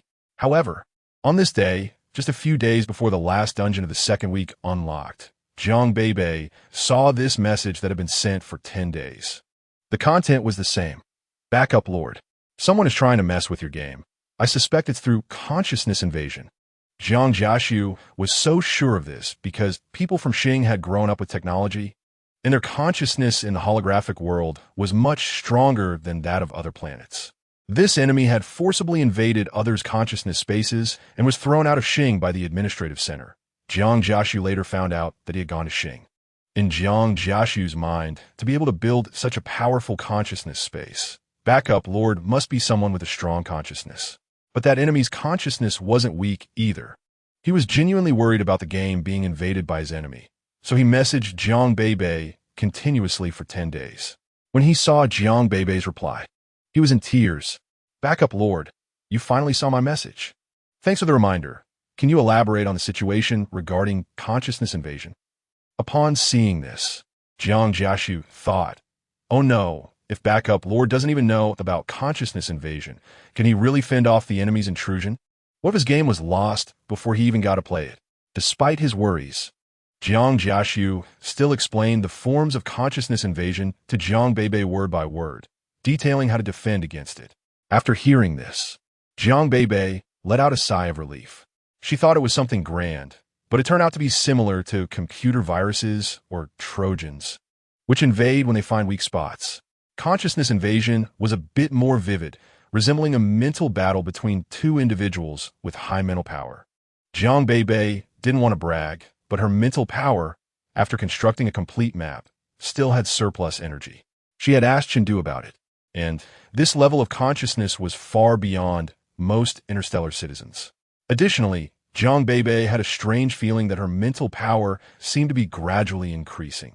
Her senses were clear, her memory was enhanced, her reaction time was faster, and she was becoming more adept at constructing games. She thought it was a blessing from the heavens and didn't think too much about it.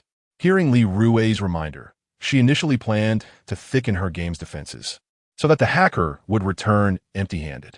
But as Jiang Beibei just entered the holographic world, she suddenly thought about the upcoming dungeon activity and realized there might still be operational space. So she changed her mind. The players of Xing discovered that Hong Huang had updated again. Another brand new dungeon. A backup lord is so diligent and capable. I missed the second Lich War last time, but I won't miss this one. It's actually the last dungeon of the second week. I've set my alarm for midnight, ready to stay up late to play the dungeon. Amid everyone's curious gazes, the Hong Huang interface displayed the name of this dungeon, Gong Gong angrily touching Buzhou Mountain. Chapter 55, Yao Ji, the goddess of Wushan, daughter of the Flame Emperor. As various factions harbored ulterior motives, the last dungeon of the second week officially went live. Lan Feng warned the person on the other end of the phone again. "You must destroy this game for me. I'll give you 500,000. And you need to make sure this is done." The person on the other end chuckled, and a somewhat sinister voice came through. "Don't worry. I have directly destroyed others' brain domains before." Lan Feng fell silent. This person dared to destroy others' brain domains, which was incredibly reckless and fearless. He knew that a slight misstep could lead to his own brain domain being backfired, causing severe brain damage, with mild cases resulting in amnesia and severe cases leading to a vegetative state. Although in this era, due to holographic technology, even a vegetative person could gain a second life in the holographic world, who wouldn't want to live well in the real world. Therefore, after saying this, Lan Feng hung up the phone directly. He was waiting for a result. "I said I would seal your game. Those who disrespect the gods should be punished." On Jiang Beibei's side, there was a mix of anticipation and tension, not for the game, but for the genius fantasy she was about to plan. As soon as the clock struck midnight, the subsequent data skyrocketed, with at least 10 million people logging into Hong Huang. "My bronze sword is hungry and restless. What is this dungeon about? Group battle or faction battle? Everyone hurry up and draw cards. I just pulled a 10 consecutive draw and got a Hong Huang character. I feel like the probability of pulling characters at this time is very high." This player, named Jelly, was originally just doing her daily card draws, but today she unexpectedly drew a character named Yao Ji in a single 10 consecutive draw. In the screen, a woman dressed in a silver gown appeared, unparalleled in beauty, with skin as smooth and white as jade, bright and spirited eyes, and elegantly curved, slender brows. Ypsilona Oyi, the goddess of Wushan, daughter of the Flame Emperor. At this time, Jelly still didn't know who the Flame Emperor was, as the storyline had not yet reached the revival of the human race, and the name of the Flame Emperor had not yet spread among players. But she was still very happy that she had drawn character fragments in a single 10 consecutive draw, knowing that she was a definite non-lucky player in the game. Induced by Jelly, other players, upon seeing Yao Ji's entry animation, also went to draw cards. Many players who joined late had low luck values and could only spend money to draw cards, so Jiang Beibei's wallet was filled with countless earnings at midnight. When the game system began to announce this dungeon's tasks, everyone's thoughts returned to the game. The previous storyline had already explained that after the Second Lich War, the remaining members of the Witch clan retreated to the underworld. At this time, the water god Gong Gong and the fire god Zhu Rong had developed a deep hatred due to conflicting ideologies. Gong Gong launched a fierce offensive, leading the vanguard to destroy Zhu Rong's residence, the Bright Palace, extinguishing the surrounding divine fires and plunging the land into darkness. What was happening? Zhang He looked at the suddenly extinguished torch in his hand, looking confused. Of course, his confused expression was not seen by the tribe members, as the land had already plunged into darkness. Humans are born with a fear of darkness, so Zhang He stopped in place and shouted into the distance, "Xiao Tu? Why has the fire gone out completely?" Xiao Tu's voice came, indicating that he was very close. Zhang He. Something went wrong on the side of the fire god Zhu Rong, so the flames in the human world have all disappeared. Just as Zhang He was about to ask what had happened, the torch in his hand reignited automatically. Xiao Tu approached, holding a torch, with a worried expression. "Zhang He, I need to evacuate the tribe. A great catastrophe is about to occur." Zhang He was surprised. This was simply one wave, not yet settled before another rose. He opened the game panel and saw that the latest dungeon had progressed to the point where the water god Gong Gong ordered the water army to pour down the waters of rivers and oceans, extinguishing the previously lit divine fire once again. The players were furious, quickly using their unique player communication tools to curse what this water god was trying to do. After the flood receded, flames ignited once more. Gong Gong, seeing this, was unsure if he was enraged or ashamed, and he fled in disarray towards the sky, crashing into Mount Buzhou. From the player's perspective in the instance, they could see a giant clad in armor rushing in one direction, and due to his immense speed, a gust of wind was generated that uprooted the trees along the roadside. In the northwest, Mount Buzhou loomed hazily, reaching up to the clouds, resembling a pillar between heaven and earth. Liu Qiu looked up, and, seeing no end in sight, operated his bronze sword to fly up and take a look. Many players shared the same thought, and from a distance, it appeared as though there were many ants surrounding Mount Buzhou.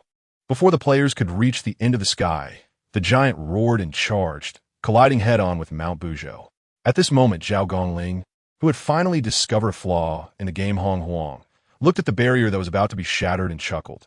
This game planner is so bold, not fearing that they can't maintain such a grand spectacle.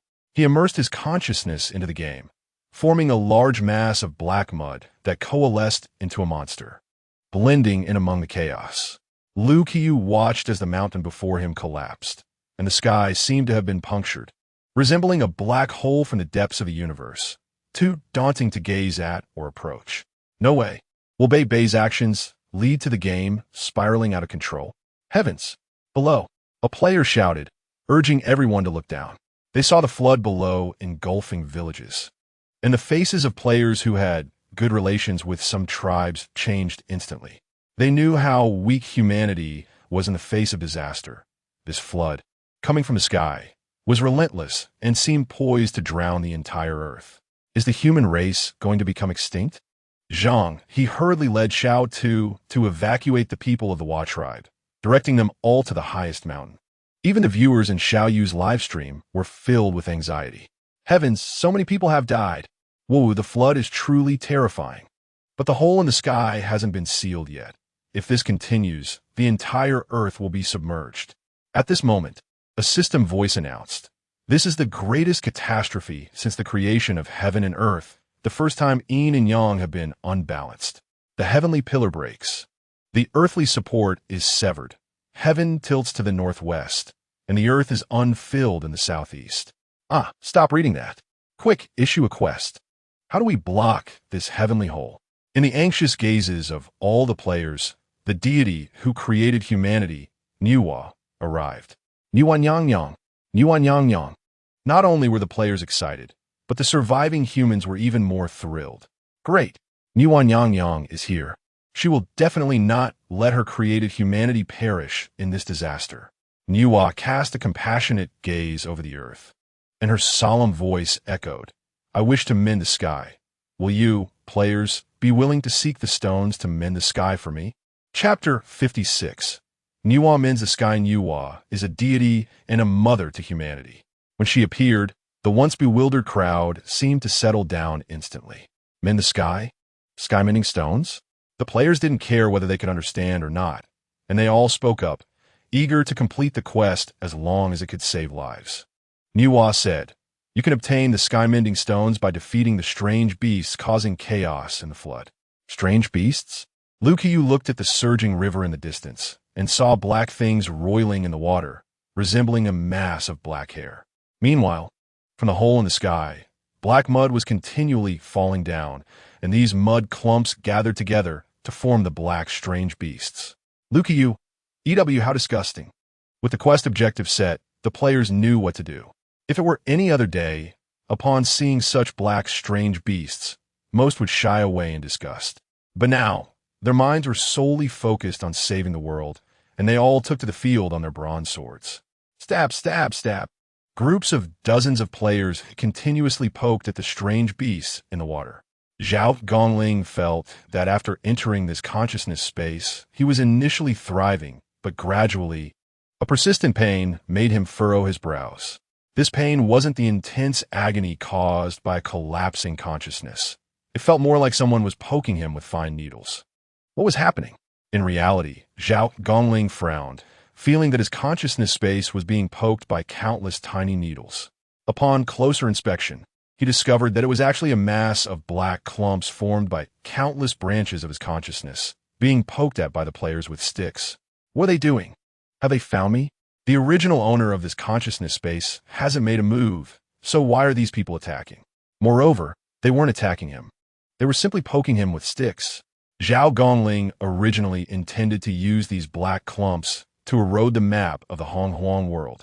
But before he could even get started, his consciousness branches were caught, and he couldn't do any mischief at all. His face turned red with anger.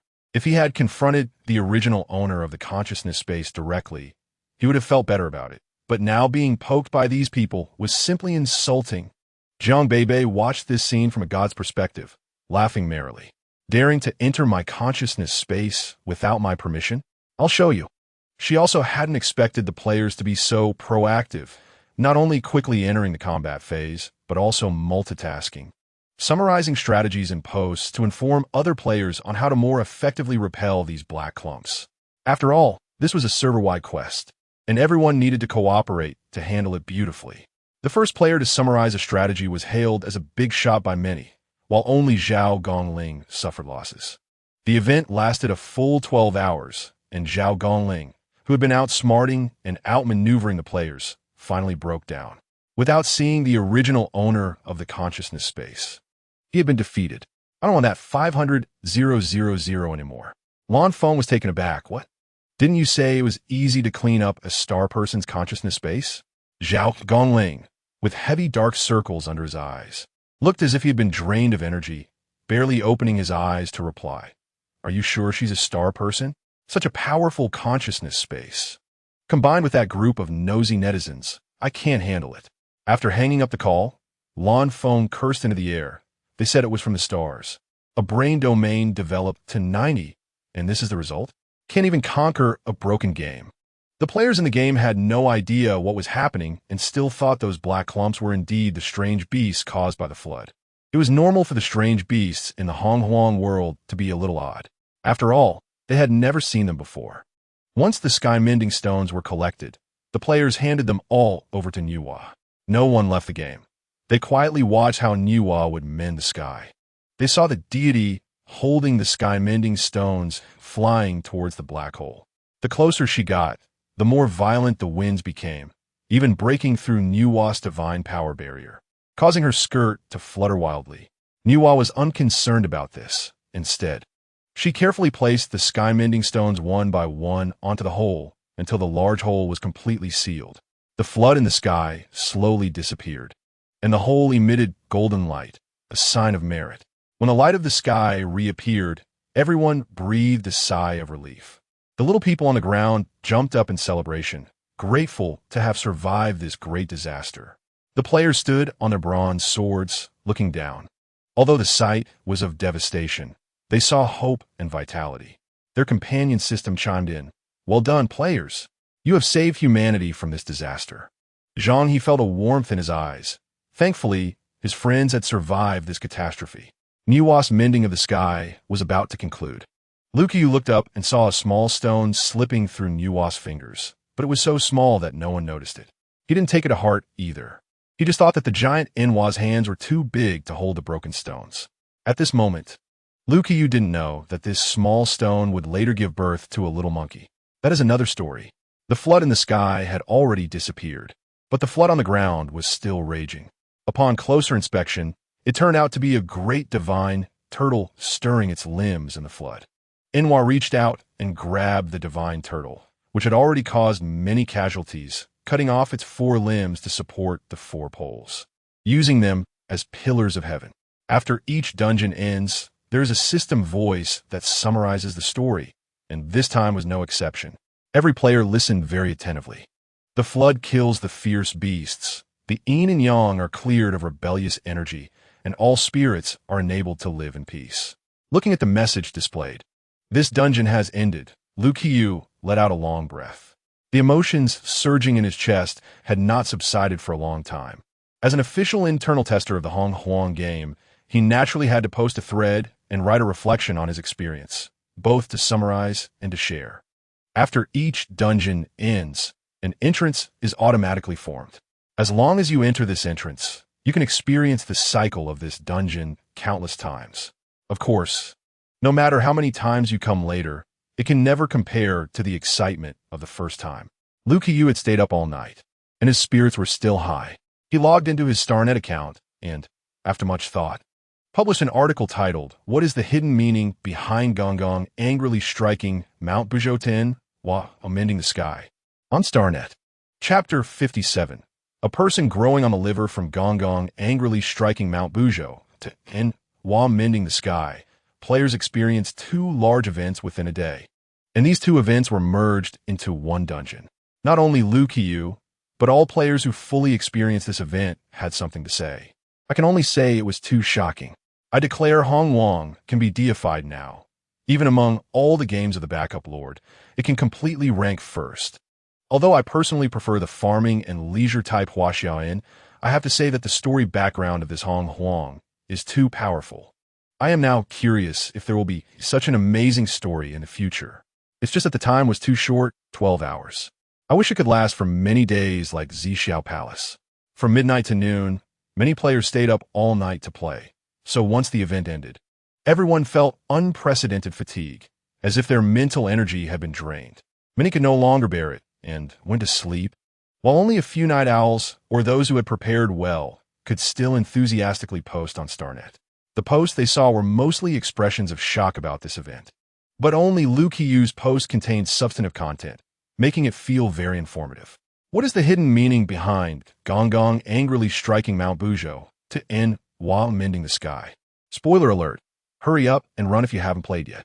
So far, the world of Hong Huang has unfolded a small corner before us, letting us know that this world has deities, humans, demon tribes, shaman tribes, and even plant spirits and animals that can speak human language after cultivation. This is an era where deities and humans coexist. Has anyone noticed that the Hong Huang era is very similar to our current era? Only that the deities in the Hong Huang world are closer to us? I originally thought the backup Lord wanted to show us the compassion of the deities and sing their praises, but since the second round where Hua creates humans began, with the emergence of humans and the decline of the shaman and demon tribes, as Lady Hut has said, does the way of heaven favor humans? Why did water god Gong fight with fire god? Because he was furious and struck Mount Bujo out of shame? And while mending the sky, what a fantastical imagination. The sky can actually be repaired. If it weren't for this experience, I would never have thought of such a thing. So it shows how great the backup Lord's imagination is. Jiang Beibei felt a bit awkward after seeing this comment.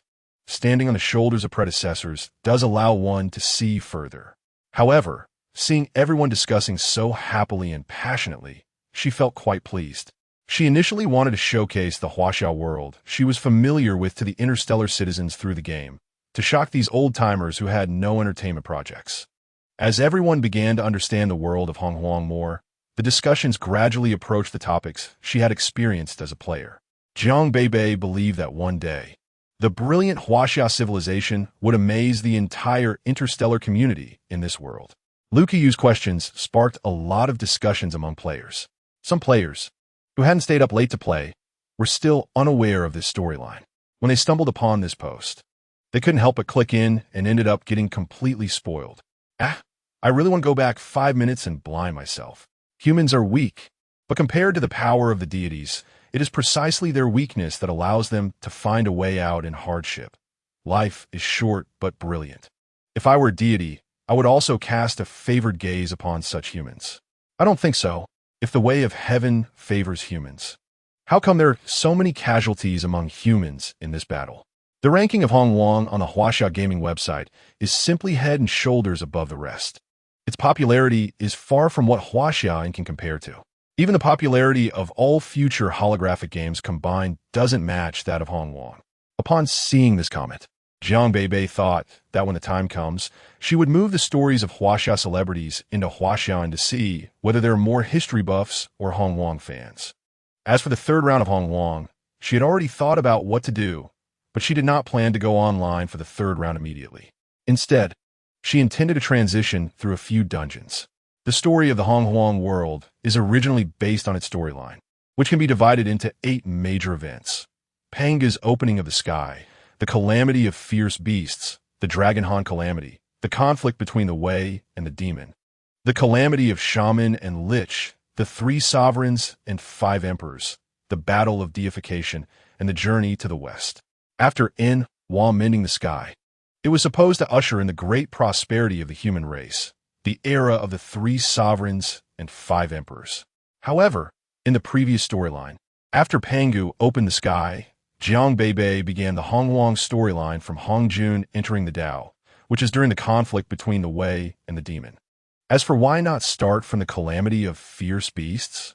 Because the calamity of fierce beasts is the initial law of Honghuang, where malevolent energy permeates and fierce beasts are born, causing great suffering to living beings, leading to dissatisfaction among all races. The protagonists appearing at that time were still beasts, fighting every day, and while the scenes were spectacular, there was no character guidance, making it unsuitable for players to immerse themselves in the game. Therefore, Jiang Beibei initially wanted to treat these events as dungeons to play. Now that players also know what dungeons are, it is time to launch these stories. After this large event concluded, the game entered a period of recuperation, and players also entered a phase of rest. After Jiang Beibei narrated these dungeons to Chengdu, she had him start constructing those dungeons. As for herself, she focused on Huaxian. Currently, Huaxian is a management, farming, and leisure-type game. Although players find it novel, the gameplay is relatively low. It's just farming, picking vegetables, picking fruits, receiving guests, and listening to stories. These life-simulating game methods are only novel to interstellar citizens. However, for a game to last long, communication and competition are essential. The single-player mode of Huaxia has already kept players engaged for a long time.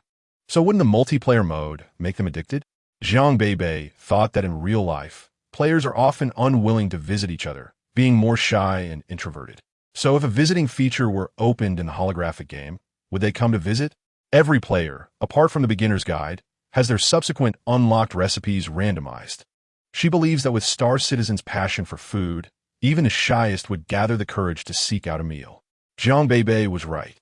Ever since the server connected to Linghui Planet, players have been almost daily immersed in the Huaxia like they were growing a person on their liver, grinding away at dish blueprints just for those few delicacies.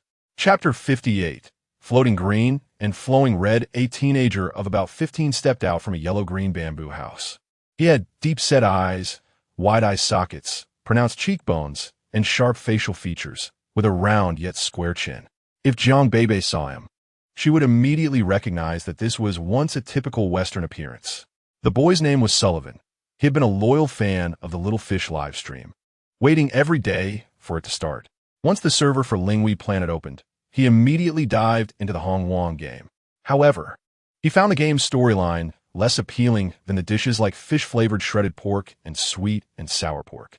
After enjoying those two dishes for several days, upon hearing that Huaxiaoan also had delicious food, Sullivan instantly quit Hong Wong and switched to Huaxiaoan. What troubled him was that aside from the first-time beginner's guide, which allowed him to summon a chef for free, he needed to accumulate chef cards to create such delicious food afterwards. Why does obtaining chef cards require the guest's favorability? He shouted to the sky from the small yard. The sky wrapped in bamboo could only show a small patch, but it was still much prettier than what they saw on Linghui Planet. Due to mining development, the sky over Linghui Planet seemed to be shrouded in a layer of gray mist. Even though many trees had been artificially planted, the situation hadn't improved. So, Sullivan hadn't seen such a clear blue sky in a long time. Initially a bit irritable, he felt all that vanish as he started to appreciate the beautiful scenery. Suddenly, he heard a familiar voice calling his name. Sullivan, Sullivan, Sullivan. He turned around to see Kyrie outside the fence. Kyrie. Ever since Sullivan had brought Kyrie into his house last time, their relationship had rapidly progressed. Seeing Kyrie also drawn into the game by him made Sullivan feel quite proud. What are you doing here? Sullivan suddenly paused, surprised. Wait, how can you come to my place? Kyrie was taller than Sullivan, with curly golden hair, and his head, resting on the fence, looked quite similar in color. He smiled and said, Sullivan, didn't you see the morning update announcement? Huaxian updated this morning with a visitor feature. As your friend, I can visit you. Kyrie didn't mention that the visitor feature came with a vegetable stealing function, allowing each visitor to take away a small vegetable. The vegetables in the garden were growing lushly, and if not eaten in time, they would wither and rot. Although it was called stealing, it felt more like a gift, which Kyrie found quite interesting. After reading the announcement, Sullivan suddenly understood and hurriedly said, Do you want to try the stir-fry greens I made? Kyrie raised an eyebrow. You made it? His eyes were full of skepticism. Sullivan understood that look and, feeling a mix of embarrassment and anger, said, I've been practicing this dish for a long time. Are you going to eat it or not? Having finally made a friend, Kyrie naturally raised his hand and said, Sure, I'll eat. Hearing this, Sullivan felt satisfied and walked towards the kitchen. Kyrie, not being polite, pushed open the fence door and entered, starting to inspect Sullivan's inn. His inn was yellow-green, while his own was dark green. Why does your inn look different from mine? Sullivan's voice came from the kitchen. You wouldn't guess this. If you find a bamboo shoot field in the outer bamboo forest and unlock the stir-fried bamboo shoot blueprint, you could get a free 30-day experience of the inn skin. Do you know what my inn skin is called? What is it? Sullivan slowly pronounced the skin's name, floating green and flowing red. How does that sound? Isn't it nice? Kyrie chewed on those 4 characters, casually pouring himself a cup of tea, and asked with a smile, Do you know what that term means? Sullivan thought for a moment. When he first unlocked this skin, there was a vocabulary explanation, but he hadn't paid much attention, so he didn't remember. It was just a nice-sounding term. Kyrie nodded, thinking that when he returned, he would also take a stroll in the bamboo forest. He really didn't know about this. This game does not have the guidance feature of the Hong Wong game.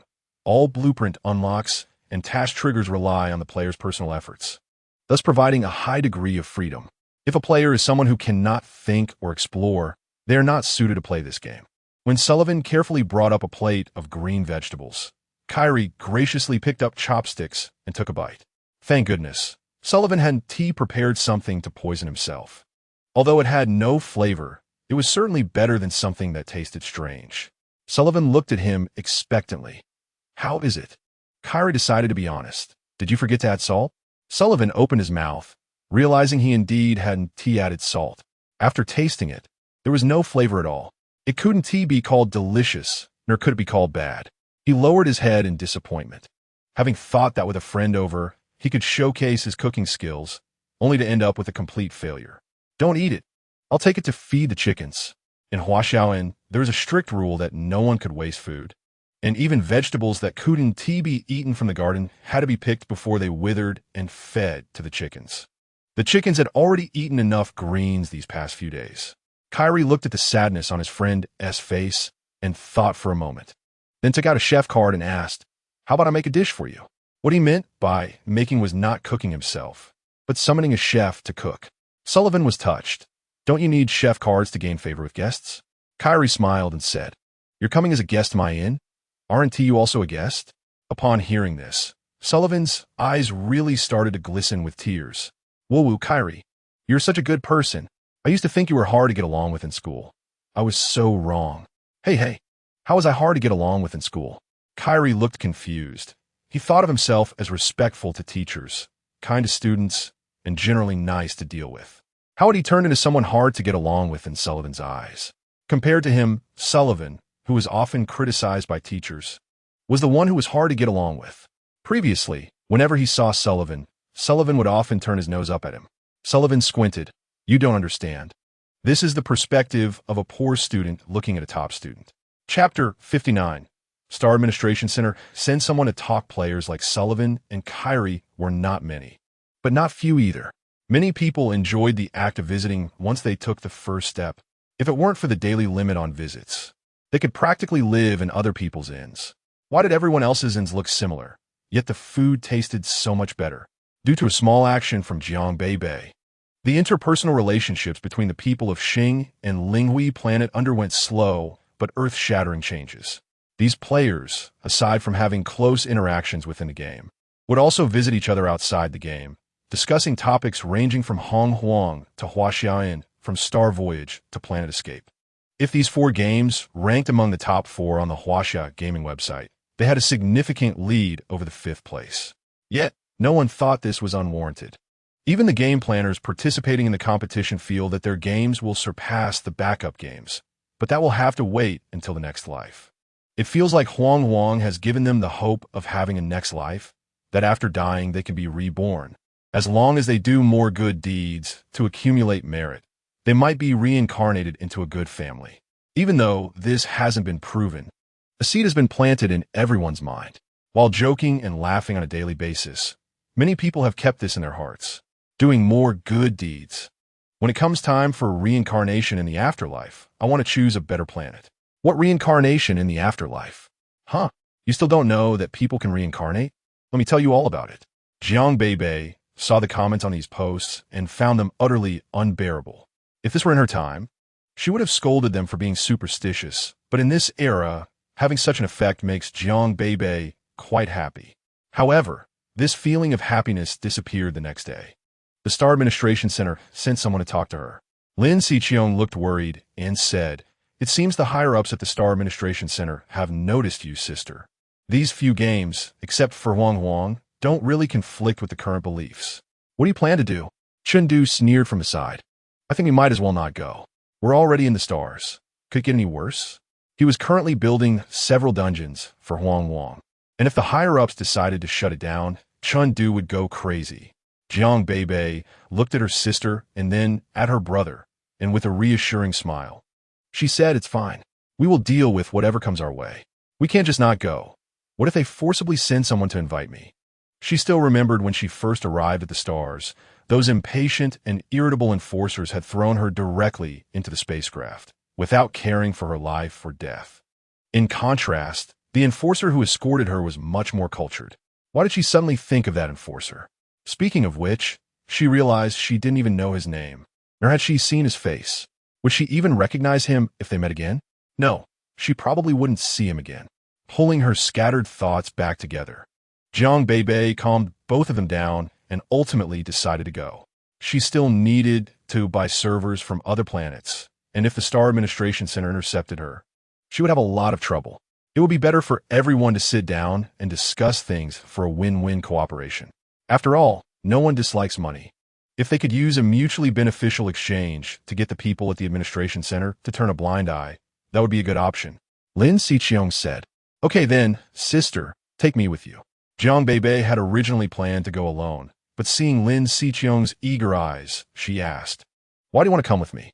Lin Xiqiong replied, "Sister, I now handle the game's promotion. I know how to persuade them with reason and emotion. Great. The Lin Xiqiong, who once couldn't even understand the term ignorance is bliss, had learned to use idioms under her influence. She didn't even know when she had picked it up. Moreover, her way of persuading was not just saying useless things, but genuinely stating that she could help. Jiang Beibei then looked at Chengdu. What about you? Why do you want to come with me? Chengdu's eyes were still bright and dark, master. I have invested a lot of effort into Huang, and I don't want anyone to cancel it. I want to defend our rights. Jiang Beibei smiled. All right, let's go together. The Star Administration Center was very far from the district. If traveling by ground vehicle, it would take 3 days to arrive. However, if they took a spacecraft, it would only take a few hours. The three of them didn't qualify to take a spacecraft and could only honestly step into a transportation vehicle called a rail. Before departure, Jiang Beibei made a long checklist. Nutritional solution. Prepare 20 tubes. I still have a few high-grade nutritional solutions. Jiang Beibei had gotten used to the fine food provided by Lu Qiyu and could no longer drink the cheap and inferior nutritional solutions. So out of a box of nutritional solutions, only 3 tubes were left. On the rail, the 3 of them shared a room, and they needed to prepare a soft couch for sleeping. Clothes also needed to be washed. Let us buy an automatic cleaning device, and 2 new outfits. Chengdu looked at the increasing amount of luggage at his feet in confusion. Although he had never been far from home, if it were him going out, he would only bring 2 cans of nutritional solutions, unlike Jiang Beibei and Lin Xiqiong, who were preparing so many things. Fortunately, everyone had 1 square meter of folding space. Chengdu watched as Jiang Beibei's folding space was filled with 3 soft couches and 3 blankets, while Lin Xiqiong's was filled with scattered items and nutritional solutions on the floor. He had no choice but to extend his hand and put everything into his own folding space. Once everything was packed away, Jiang Beibei clapped her hands and said, "All right, let's go." The 3 of them walked in the district, and now Jiang Beibei was no longer the newcomer she once was. Ever since the recruitment of game reviewers began, Jiang Beibei had become a great benefactor in the district, providing opportunities to make money without hard work. Isn't that what a great benefactor is? Even the richest people in the district wouldn't treat them as well as Jiang Beibei did. At first, everyone was surprised to see Jiang Beibei and Lin Xiqiong walking together with Chengdu, although they didn't say anything. The disdain in their eyes was evident to all 3 of them. Lin Xiqiong, for once, didn't act like the obedient girl she usually was and retorted right back. It was still Chengdu who pulled her back, saying he was used to it. Jiang Beibei said from the side, "As long as you become stronger, these people won't dare to speak about you." Now, as Chengdu walked beside Jiang Beibei, all the gazes from the crowd were filled with envy. Feeling the change in the district, Chengdu walked taller and more confidently. 3 days later, at the Star Administration Center. This was not a particularly tall building. Shaped like a hexagonal prism, standing in the center of the urban area. Compared to the district, this place felt like another world. Various types of spacecraft flew around in the sky, and the people on the streets were all robots, working for the inhabitants of the city. It wasn't just Jiang Beibei's first time seeing such a scene. It was also the first time for Lin Xiqiong and Chengdu, who came from the slums. In contrast, Jiang Beibei had imagined this before, so while she was somewhat shocked by the advanced technology, she also managed to keep her expression neutral. However, Lin Xiqiong and Chengdu's mouths were agape, and they were doing their best to suppress their voices. Where did these 2 country bumpkins come from? The district? The people living in the administration center mostly worked there, many of whom were from the stars, and they pointed and commented on the 2 children who were riding bicycles. Lin Xiqiong and Chengdu were already sensitive to such gazes. Although they didn't hear clearly, they knew they were being laughed at. They cast timid glances at Jiang Beibei. Jiang Beibei squinted her eyes. It took a lot for these 2 to become confident in the district. And although they weren't overly sunny or cheerful, they had developed a broad-minded character. But upon arriving here, their previous feelings of inferiority resurfaced. Where did these discriminatory gazes come from? Oh, it turns out they are from the Star Administration Center. Jiang Beibei's voice was sarcastic, loud, and clear. Lin Xiqiong and Chengdu trembled all over, thinking they couldn't embarrass their sister and master, and quickly lifted their heads, glaring ahead like little beasts guarding their food. At the two gatekeepers. The two women didn't expect someone to boldly call them out like this. Being interstellar citizens, they were originally thin-skinned, and upon seeing this, they hurriedly pretended not to hear and walked forward. And the direction they were heading was right toward the entrance of the building. Jiang Beibei strode forward, following behind them while educating Lin Xiqiong and Chun Du. Do you know what it's called when you gossip about others behind their backs? The voice was so loud that even someone 10 meters away could hear it, truly full of energy. Lin Xiqiong immediately reacted and quickly responded, "Sister, what is this called?" Cough, cough. This is called a petty person's behavior, called lacking vision. The two women walking in front exchanged glances, their teeth almost grinding to dust. But they didn't turn back, thinking it was better to just get into the building. Jiang Beibei continued, "If we encounter such people, what should we do?" Lin Xiqiong thoughtfully replied, "We should scold them back." Jiang Beibei decided to unilaterally award Lin Xiqiong the Best Supporting Role award, seeing how well she was cooperating with her. "That's right, we should scold them on the spot. Remember, enduring for a moment only makes you angrier. Taking a step back only makes you feel more at a loss. A few sharp retorts can be refreshing, like a stick that calms the storm." Chun Du interjected, "But there is no stick?" Jiang Beibei, "Silly, don't you have hands?" The two women turned pale upon hearing this. When they entered the building, they found the three people were still talking. Zhu Xiao couldn't hold back anymore and turned around to retort. "Didn't you say that backstabbing is the behavior of petty people lacking vision? Don't you talk bad about people behind their backs?" Jiang Beibei looked confused. "Huh? What are you talking about? When do we talk bad about anyone behind their backs?" Su Ranran pulled Zhu Xiao and coldly said, "Then why are you following us? This is the administrative center, not a place for people like you." Jiang Beibei raised an eyebrow and looked at the two well-dressed women in front of her, noticing that people in this world seem to lack cosmetics. "We're not following you. We're here to do business." Zhu Xiao and Su Ranran laughed simultaneously. "You? Here to do business at the administrative center?" Jiang Beibei shook her head and made a tisk sound. "Indeed, such discrimination. You," Zhu Xiao said angrily. "You still say you don't talk bad about people behind their backs?" Jiang Beibei was puzzled. When it came to pretentiousness, she could outdo anyone. "Would I talk bad about you behind your back?" Seeing Zhu Xiao about to explode, Jiang Beibei smiled and said, "I'm saying bad things about you to your face." Zhu Xiao and Su Ranran had never seen such arrogance. They were caught in Jiang Beibei's twisted logic, wanting to curse but finding no words, their mouths agape and their eyes turning red with anger. Jiang Beibei observed and thought, "Wow, are they really this weak?"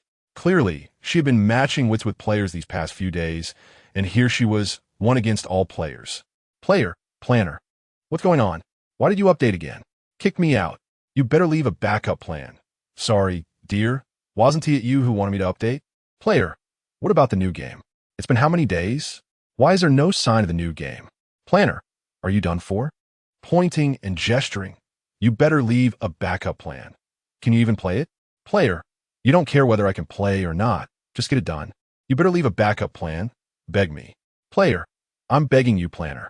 Thanks to Jiang Beibei's cursing repertoire going viral, many interstellar players who were once shy and lacked vocabulary could now create their own cursing phrases. So Jiang Beibei didn't expect that the genuine interstellar locals really seemed to struggle with insults. Jiang Beibei scratched her head, about to say something when the two women suddenly rushed into a man's embrace like swallows returning to their nest. Brother Kai. The focus was on the two women. Jiang Beibei was stunned. Is polygamy popular in the interstellar? Brother Kai learned what happened from Zhu Xiao and Su Ranran and arrogantly walked over. You three, are you leaving on your own? Or do I need to call security to have you removed? Jiang Beibei had initially planned to let these two off the hook, but now she thought better of it and decided to curse together with them. We're here to do business, and you still want to kick us out? Brother Kai laughed. Doing business? What business are you talking about? At least this person could stand here and ask that question. Jiang Beibei thought slightly higher of his intelligence. Jiang Beibei, I'm a game planner. Your administrative center contacted me for a discussion. Nowadays in the interstellar realm, when people think of game planners, they all think of that mysterious backup plan. Is it you? Brother Kai smiled. I happen to be in charge of this matter. Your game is going to be deleted. Chapter 61. Living Bodhisattva. You've finally arrived. The man in front of them was named Lu Kai, a network inspector for the stars. Although this job had no real power, in the past, posts made by the Stars Internet users were quite boring. Until the game came out, Lu Kai noticed a surge in the number of posts on the Star Network, and the content discussed was something he could hardly understand. Later, he had someone investigate and heard from a subordinate, Lan Feng.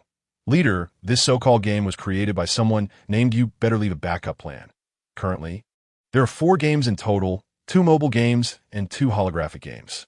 The others are fairly normal. But one holographic game called Primal Chaos contains a lot of anti-theological information. As soon as anti-theological was mentioned, Lu Kai immediately asked, "What exactly do you mean?" Lan Feng whispered in Lu Kai's ear about what he considered the heretical aspects of Primal Chaos, even adding a lot of his own emotional coloring, exaggerating the game as a deceptive thing, and doubting the game planner's connection to the Revolutionary Army. Upon hearing this, Lu Kai waved his hand. The Revolutionary Army is in the West. We are in the East. How could there be any connection? Lan Feng disagreed internally, but nodded repeatedly. Lu Kai pondered. You're right. It's best not to let such a game appear in the stars. Lu Kai didn't expect that just days after discussing this with Lan Feng, he would meet the creator of the game today. It seemed the other party was indeed quite fearful of the administrative center coming at a word. Seeing his 2 women in trouble, Lu Kai no longer planned to give Jiang Beibei face and directly stated, "Your game is going to be deleted." Chengdu, upon hearing this, angrily stepped forward and asked, "On what grounds?" Lu Kai, "Because it contains a lot of anti-theological content." Jiang Beibei sneered, "Why don't you tell me where it's anti-theological?" Lu Kai, feeling that his official authority was being undermined by them, sharply criticized, "Your game actually states that the universe was split by someone, and that humans were molded from clay? Isn't that anti-theological?" Jiang Beibei, "I've said on the Huaxia game website long ago that it's purely a mythological story, naturally something I made up. How can you elevate a made-up story to theology?" Lu Kai, "That is not acceptable either." Their conversation was interrupted by a chaotic noise at the door as a large group of people hurried in, announcing, "The executive officer of the stars has arrived. They're a disciple of the gods. Everyone tidy up." What? Why would the executive officer of the stars come at this time? Are they here to take someone back? Lan Feng and the others were thrilled.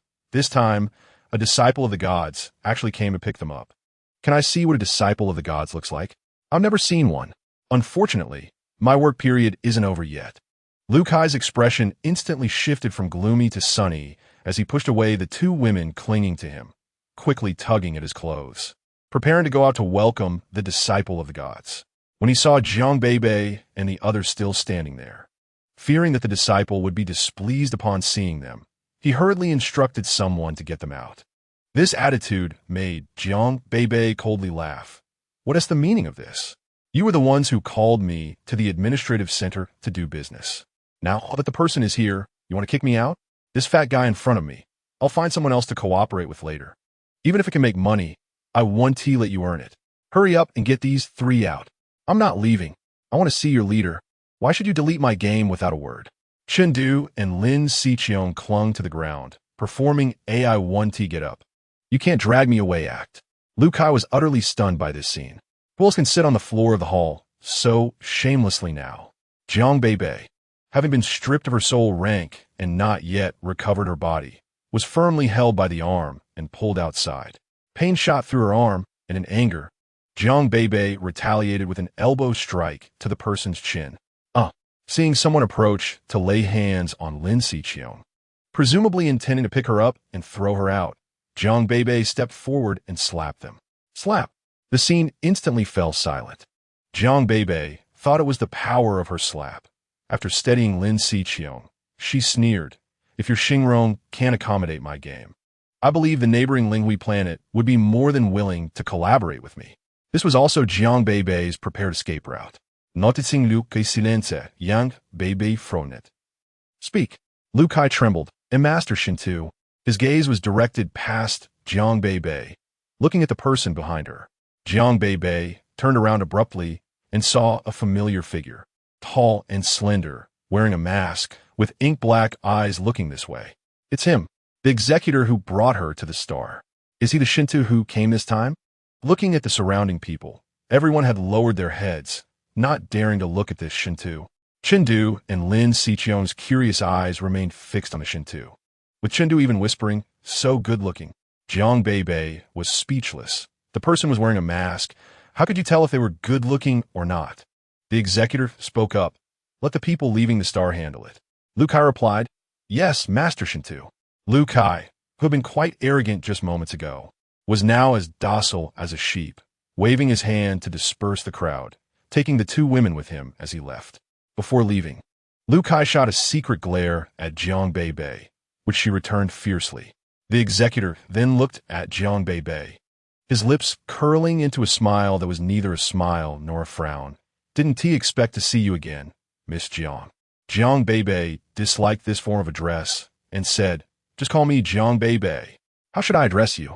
The executor paused for a moment and replied, "You can call me Zhu Feng." Zhu Feng. Jiang Beibei noted the name and saw the curious gazes of the people behind Zhu Feng directed at her. "Sing? Then I won't disturb you. You must have business to attend to as well." Zhu Feng stopped Jiang Beibei and asked about the game you mentioned earlier.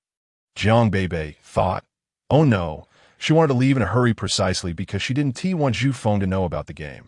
Although the two were not at odds, Zhu Feng was a Shintu of the star, and he would definitely hate Hong Huang more than Lu Kai. If he found out, would he directly use his soul power to cut her down? I just played a bit, and it was quite interesting. Did you encounter any difficulties? Seeing Zhu Feng's indifferent gaze seemed to carry a sense of humanistic care. At that moment, Jiang Beibei just wanted to shout at him. "Bodhisattva, you finally come to save the suffering." Chapter 62. On a pirate ship, that's how it is. I want my game to develop well and make a lot of money, but the people in the administrative center won't allow it.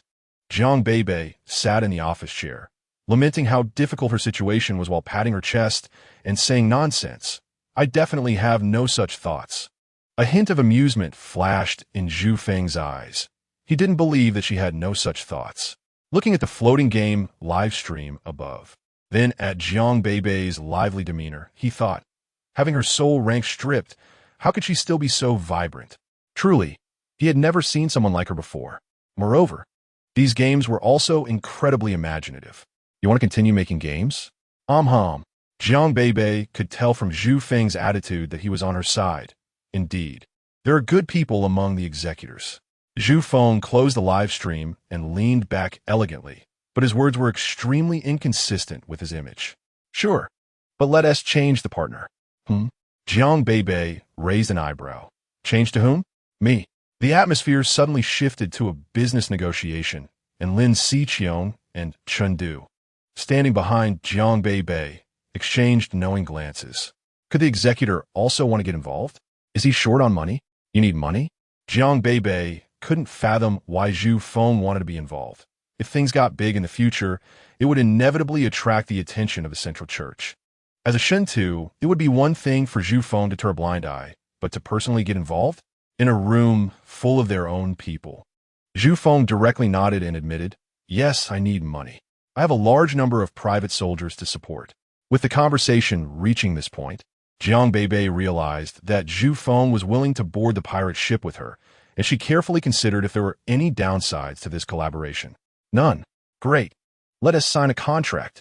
The contract signing process was also very simple, done electronically. Zhu Feng invested in Hong Huang, guaranteeing that Hong Huang could be released on the star without any obstruction from anyone, and he would take 1% of the annual sales. With a Shintu's guarantee. Even if the administrative center's staff wouldn't help promote Jiang Beibei's game, at least they wouldn't create obstacles.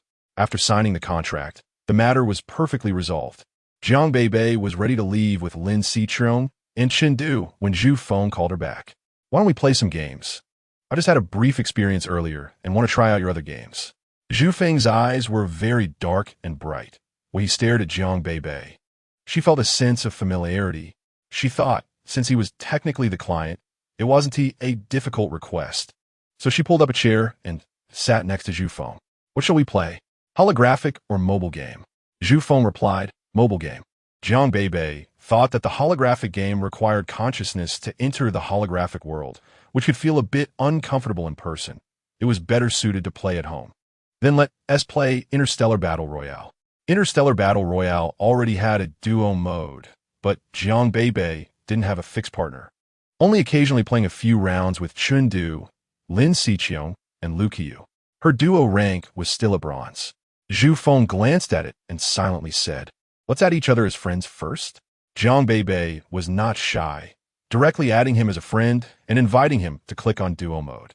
Starting the game, Lin Xiqiong and Chundu, who had been ignored, whispered to each other, "Did sister forget about us? We could clearly play in a squad." But they went for a duo. Did sister know this executor named Zhu Feng before on the star? It looks like it.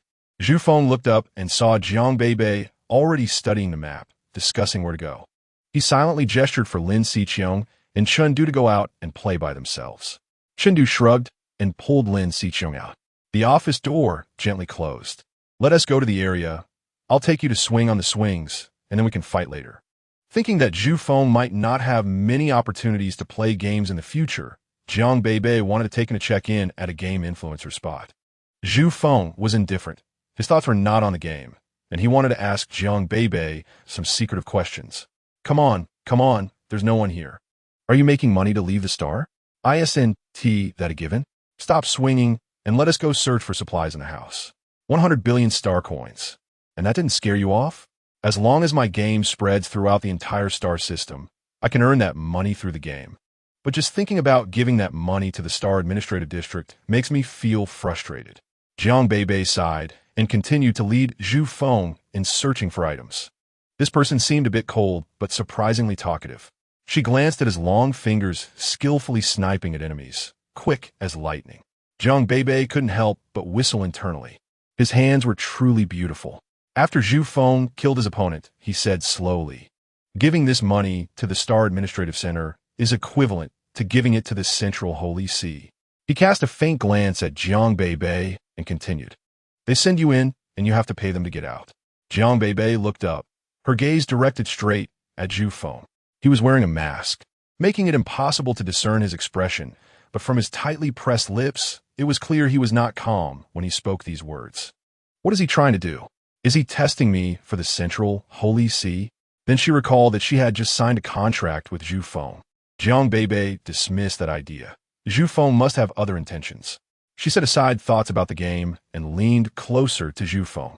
Zhu Feng was startled by her sudden movement, leaning back in his chair, half tilting his head, and lowering his gaze somewhat guiltily, asking, "What are you trying to do?" Jiang Beibei seemed to have grasped something about him. Grinning mischievously, "You went through so much trouble to tempt me into developing feelings of hatred towards the Central Holy See. What are you after?"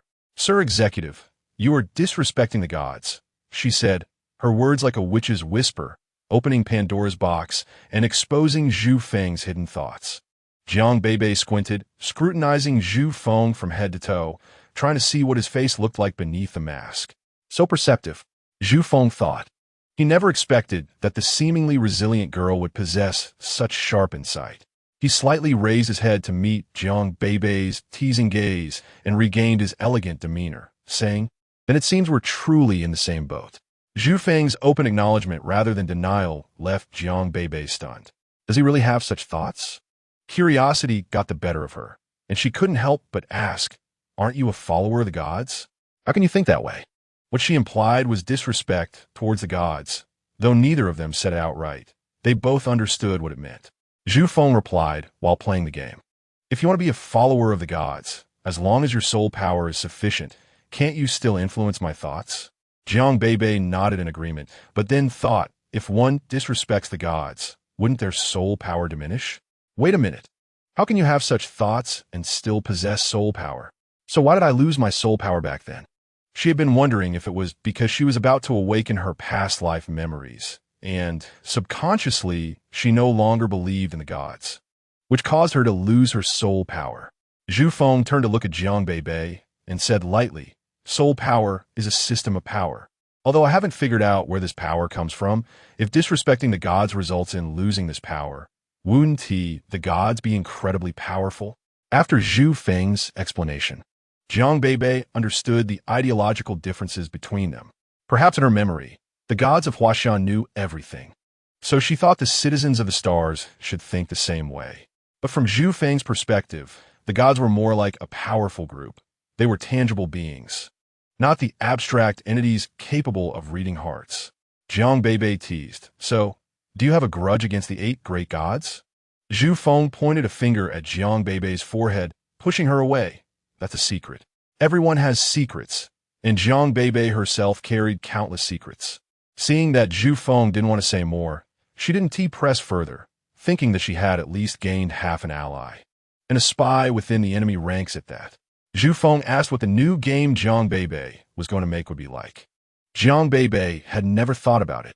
Zhu Feng suggested, if possible, you could create a game that has a bit of a connection to the gods.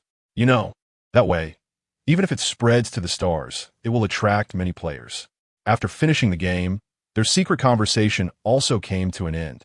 Stepping out of the door, Jiang Beibei returned to being the game planner who only cared about games, while Zhu Feng resumed his usual aloof demeanor as a follower of the gods. To the people at the Star Administrative Center, it appeared that the esteemed follower had resolved the matter. Otherwise, this shameless game planner would have acted like before, showcasing impressive combat skills. Jiang Beibei exchanged glances with Lin Xiqiong and Chen Du, signaling that they could leave. "Can we go now, sister?"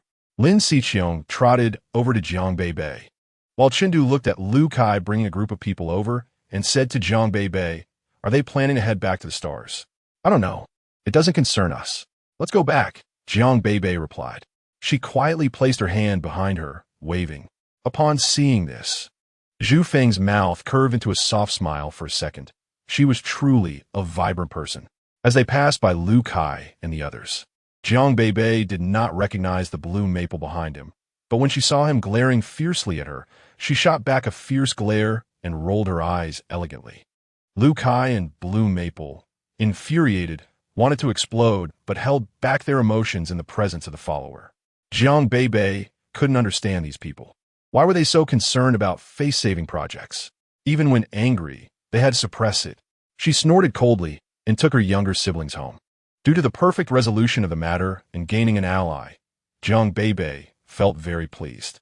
Thinking about the next game Zhu Feng mentioned, she realized there was a 3-day journey back, which was just enough time to think about what to create. On the return trip, Jiang Beibei pondered deeply. Through the development of Hong Huang, everyone understood what slash-and-burn agriculture was, where food came from, and this extended to Huaxia, where everyone learned to make friends, not just talking to historical figures, but also visiting neighbors. In a harmonious atmosphere, the citizens of the stars realized that making friends was such a joy. Why hadn't they felt that way before? Friends who could come together often shared similar values and interests. Casually making friends would only complicate relationships. It was better to develop upwards than to accommodate downwards. Amidst the good vibes, Jiang Beibei suddenly thought of a game about deception and lies. Upon careful consideration, the best games in this genre were tabletop games, followed by multiplayer role-playing deduction games like Script Killing. There were already plenty of role-playing games, so this time, she decided to choose a space-themed variant of Werewolf.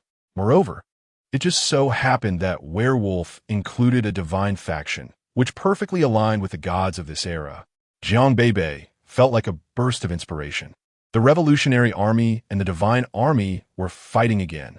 Lin Xiqiong and Chen Du were lounging on a soft couch, watching the trending news on the Star Web, completely devoid of any sense of impending war. After all, the reported outbreak of this war was in the Western Wasteland, and the fighting was too intense to reach their eastern star. The Western Wasteland in this world was the most chaotic place, with the Revolutionary Army opposing the Central Holy See, notorious criminals evading prison, and infamous star pirates all mingling together. Compared to the latter two, the citizens of the stars hated the Revolutionary Army even more because they preached anti-theology, claiming that the existence of the gods made humanity akin to caged birds, without freedom or thought. For the stars, these opposing forces were too distant. The stars were also poor, to the point that even star pirates didn't want to visit. They preferred the stars because it was wealthier there. Those criminals evading prison, trying to avoid the stars, had also taken refuge in the stars, making it a relatively peaceful place in comparison. Seeing the comments on this news, which were increasing by 11 every second. Jiang Beibei asked Lin Xiqiong and Chengdu, "Has there ever been an attack by star pirates or star beasts in the stars?" Lin Xiqiong, having lived here a bit longer, but still only around 12 or 13 years old, shook her head in confusion at this question. Chengdu thought more clearly. If star beasts or star thieves came, the people at the administrative center would probably not care about us. The wealthy would flee, and we would be left here. The people of the stars have no soul power and no high-tech weapons. In the event of war, they could only wait to die. Chengdu sighed. If only the mental power from Hong Huang could be used in reality. He was now at the 5 Meridian realm. Chapter 64. Through the Mist. See everything clearly in the cultivation system of Hong Huang. Jiang Beibei set the human cultivation realms to a total of 9 levels. 3 Condensation Realm, 5 Meridian Realm, Cave Chi Realm, Divine Soul Realm, Yuan Power Realm, Body Refinement Realm, Divine Consciousness Realm, Yuan Infant Realm, and Tribulation Crossing Realm. Once players learned to fly with swords, they reached the 3 Condensation Realm. Chengdu, who had been working on tasks to improve his realm, was now already at the 5 Meridian Realm. In the game, being at the 5 Meridian Realm significantly enhanced physical strength and basic cultivation, although players understood that this was certainly data adjusted by the planners. Nevertheless, they were still motivated by the desire to continue improving. Chengdu thought, if only real life could allow such cultivation. Jiang Beibei looked at him with amusement. This was all something she made up. How could he take it seriously? No wonder it was said that men believed in the existence of Ultraman. They were so easily fooled. Anyway, this matter was too far from us. Xiqiong, gather a few friends. Let's try out the new game. What? Chengdu was surprised. They had just gotten on track, and the master already had a new game ready? The construction of the new game isn't difficult. I already have the core gameplay. Go gather people. Lin Xiqiong asked, how many people do we need? Jiang Beibei calculated that she needed to be the god, and the most basic setup was for a 12-person game. Of course, there was also a 9-person setup, but that was too few to play enjoyably. By the time Lu Qiyu, Mo, Lin Yu, and Jiang Yu were called over, they heard they were still short on people, so each of them called over their friends. After piecing everyone together, they indeed managed to gather 12 people. Lu Qiyu's first sentence when he connected on video was, Beibei is making a new game? What's it called? Is it a mobile game or a holographic one? Lin Xiqiong and Chengdu still didn't know anything, so they could only watch Jiang Beibei, who had already entered the holographic world. Chengdu suggested, why don't we enter the master's consciousness space first? The 12 people entered Jiang Beibei's virtual room and saw that a new door had appeared inside, a large black door that looked a bit eerie. Inside the room, they also encountered other players who asked curiously, Host, there's a new door here. Is it for a new game? We tried it, but we couldn't open it. Lu Qiyu was also confused, but after Lin Xiqiong contacted Jiang Beibei and got the key to open the door, she turned to the curious players and said, this new game is still in testing. Once it goes live, we will notify everyone on the game website. The players could only watch them enter with envious eyes. The gameplay of Werewolf relies on verbal deception, so it doesn't require a large setting, a round table, 12 chairs, and dark masks are enough to sit down and play this game. After Lin Xiqiong and the 12 entered, they saw exactly 12 chairs and knew they were prepared for them. After sitting down, a screen appeared in the center of the table, displaying the game rules created by Jiang Beibei. Jiang Beibei appeared in this space and greeted everyone. I've just finished explaining a board. You can take a look first.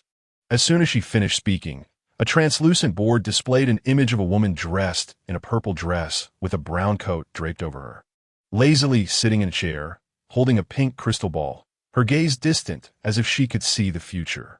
She smiled slightly at the people present. Through the mist, see everything clearly. Below it displayed Prophet. Once this woman's image disappeared, another woman appeared, cloaked and with hair covered by the cloak. She held a green potion in one hand and a red potion in the other, her gaze mysterious, like a ghost fire in the forest, softly saying, I smell the scent of mandrake. They learned in Hong Huang that mandrake is a flower that is highly poisonous. Below this woman, it displayed, which, next, the guards and hunters appeared, alongside ordinary werewolves from the werewolf camp and the most ordinary villagers. The guard said, trust me, no one will die tonight. The hunter said, no one is faster than my gun. Why does every character in the divine camp have exclusive lines? Chengdu was the first to voice the question, looking at Jiang Beibei, who was standing at the front of the round table. Jiang Beibei replied, "How should I explain this to you? If there are white wolf kings or hidden wolves in the werewolf camp, they also have special lines." She thought that since it was their first time playing this game, it was better not to complicate things too much. After introducing the most basic rules, Jiang Beibei began to deal cards randomly, asking them what cards they wanted the most. Half of the people wanted werewolf cards, while the other half wanted divine cards, with almost no one wanting villager cards. Jiang Beibei smiled secretly. Today she would teach them what it meant that with great power comes great responsibility. Getting a villager card was great. It focused on being fearless. Whether to be a villager who muddles through or a mob that retaliates against anyone who steps on them depended entirely on their mood. At worst, they could just play the role of a good person voting. If they voted incorrectly, they would have a reason. It was normal to be fooled without any perspective. Once everyone received their cards, they began to sneakily look at them. Jiang Beibei gave them 1 minute to observe each other's faces. As for her, she already knew what everyone's cards were during the dealing. Before the game started, Jiang Beibei said to help the following players quickly understand this game. "I will record this match. Is that okay?" Lu Qiu nodded immediately. Sure. Why not just start a live stream?" Jiang Beibei replied, "Let's skip the live stream. I don't have time to pay attention to the comments. If someone asks how to play this game in the comments, I would have to explain for half a day if I saw it, so I decided to record it instead. All right, everyone get ready to wear the helmets." Jiang Beibei also put some effort into designing the helmets. 12 people matched perfectly with the 12 zodiac signs. Lu Qiu received a dragon mask, and upon putting it on, he felt much more imposing. Night falls. Please close your eyes. Everyone was new to playing and listened very well to Jiang Beibei's instructions. Not only did they put on their helmets, but they also closed their eyes inside them. Jiang Beibei, with her omniscient perspective, saw this scene, bit her lip, and suppressed a laugh. In the Prophet Witch Hunter mode, the guard opened their eyes first, followed by the werewolves, and then the Prophet Witch and Hunter. The long night was approaching. With the command for the guard to open their eyes, Chengdu, who had drawn the guard card, opened his eyes. Chapter 65. Little Fish is almost killing Red-Eyed in Werewolf Chen. Du had to admit that his understanding of the game was indeed the strongest. Jiang Beibei only briefly explained the rules. After receiving the guard card, he was able to grasp the first round guard situation immediately. Meanwhile, the others were like blushing wolves who lied, confused villagers, timid prophets, and witches who were wildly leading the rhythm. When Lu Qiu, the witch, and Jiang Yi, the hunter, were at odds for a long time. Lu Qiu directly poisoned the hunter at night. Jiang Beibei stood at the forefront, biting her lip to suppress her smile.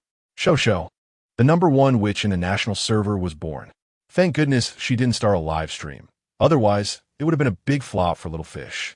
Fortunately, Chengdu held steady, and with the Prophet and the correctly aligned guard, the good people managed to achieve a difficult victory. When the round ended, Jiang Yi returned from the waiting room, his beard puffed up in anger. "Lu Qiu, you are simply a troublemaker." Lu Qiu shouted, "Jiang Yi, I was wrong.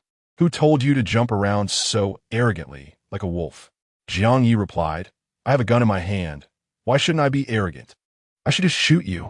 Just arriving in this virtual space, where everyone was friendly and getting along, all relationships were shattered and restructured due to a game.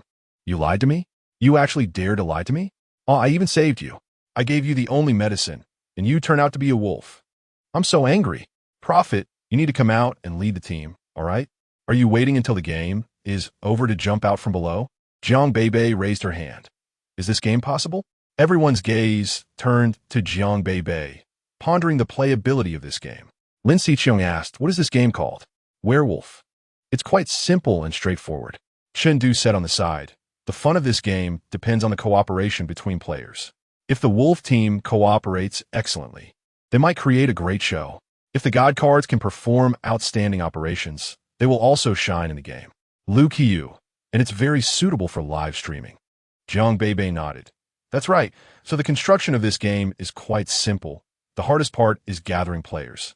However, for the population-rich Star Citizen, this issue isn't a problem. As the several dungeons of Honghuang went live, The holographic game Werewolf officially launched. Jiang Beibei's game makes money through in-game microtransactions. Not by purchasing the game, but for Werewolf, the microtransaction channel isn't easy to manage. It is inherently an intelligence competition game. If too many microtransaction elements are involved, it will feel somewhat odd and mixed with an unfair atmosphere. The leaderboard is easy to manage. Based on the scoring system of each round, everyone starts with 10 points. Participating in a round costs 1 point, which can be used to place bets in the game. If you win, your points double. If you lose, your points are confiscated. Once your points reach 0, you need to purchase a revival card to continue playing this game. With 10 points, you can play at least 10 rounds. If you can't keep a player after 10 rounds, it only shows that this group of people isn't suited for tabletop games and isn't interested in them. Half an hour after Werewolf went live in the Star Zone, many locals curiously looked at the corridor in front of them. On both sides of the corridor were countless rooms, with signs hanging on the doors reading, "Choose to join," or "In progress." "In progress" indicates that the Werewolf game inside has already started, and there's a viewing button on the door. By clicking it, you will automatically enter the viewing area to watch these people play live. "Choose to join" indicates that the number of people in the room is not enough. And once enough are gathered, the judge will change the sign to "In progress." Jiang Beibei was checking the game back-end for Werewolf and was pleased because the previous game's popularity made players trust the backup lord. And most came to play the new game. As for the small number of people, they went to play the newly launched Dungeon of Hongwang. Yes, the one made by Chengdu at noon. Guxing went open Little Fish's live stream and found that he was surprisingly not live streaming. As a child from the wealthy area of the stars, his life was much more colorful than other star people. For instance, he had his own racing car and would often go to the racetrack to run a few laps.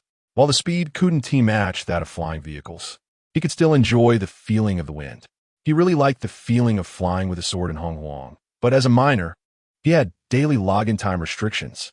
Guxing thought he would save those precious few hours to play Hongwang in the afternoon, and at this point, he might check Little Fish's live stream, which was the most comprehensive live stream about Hongwang on the entire Star Network. Why is Little Fish not streaming today? He curiously logged onto the Star Network and posted a question.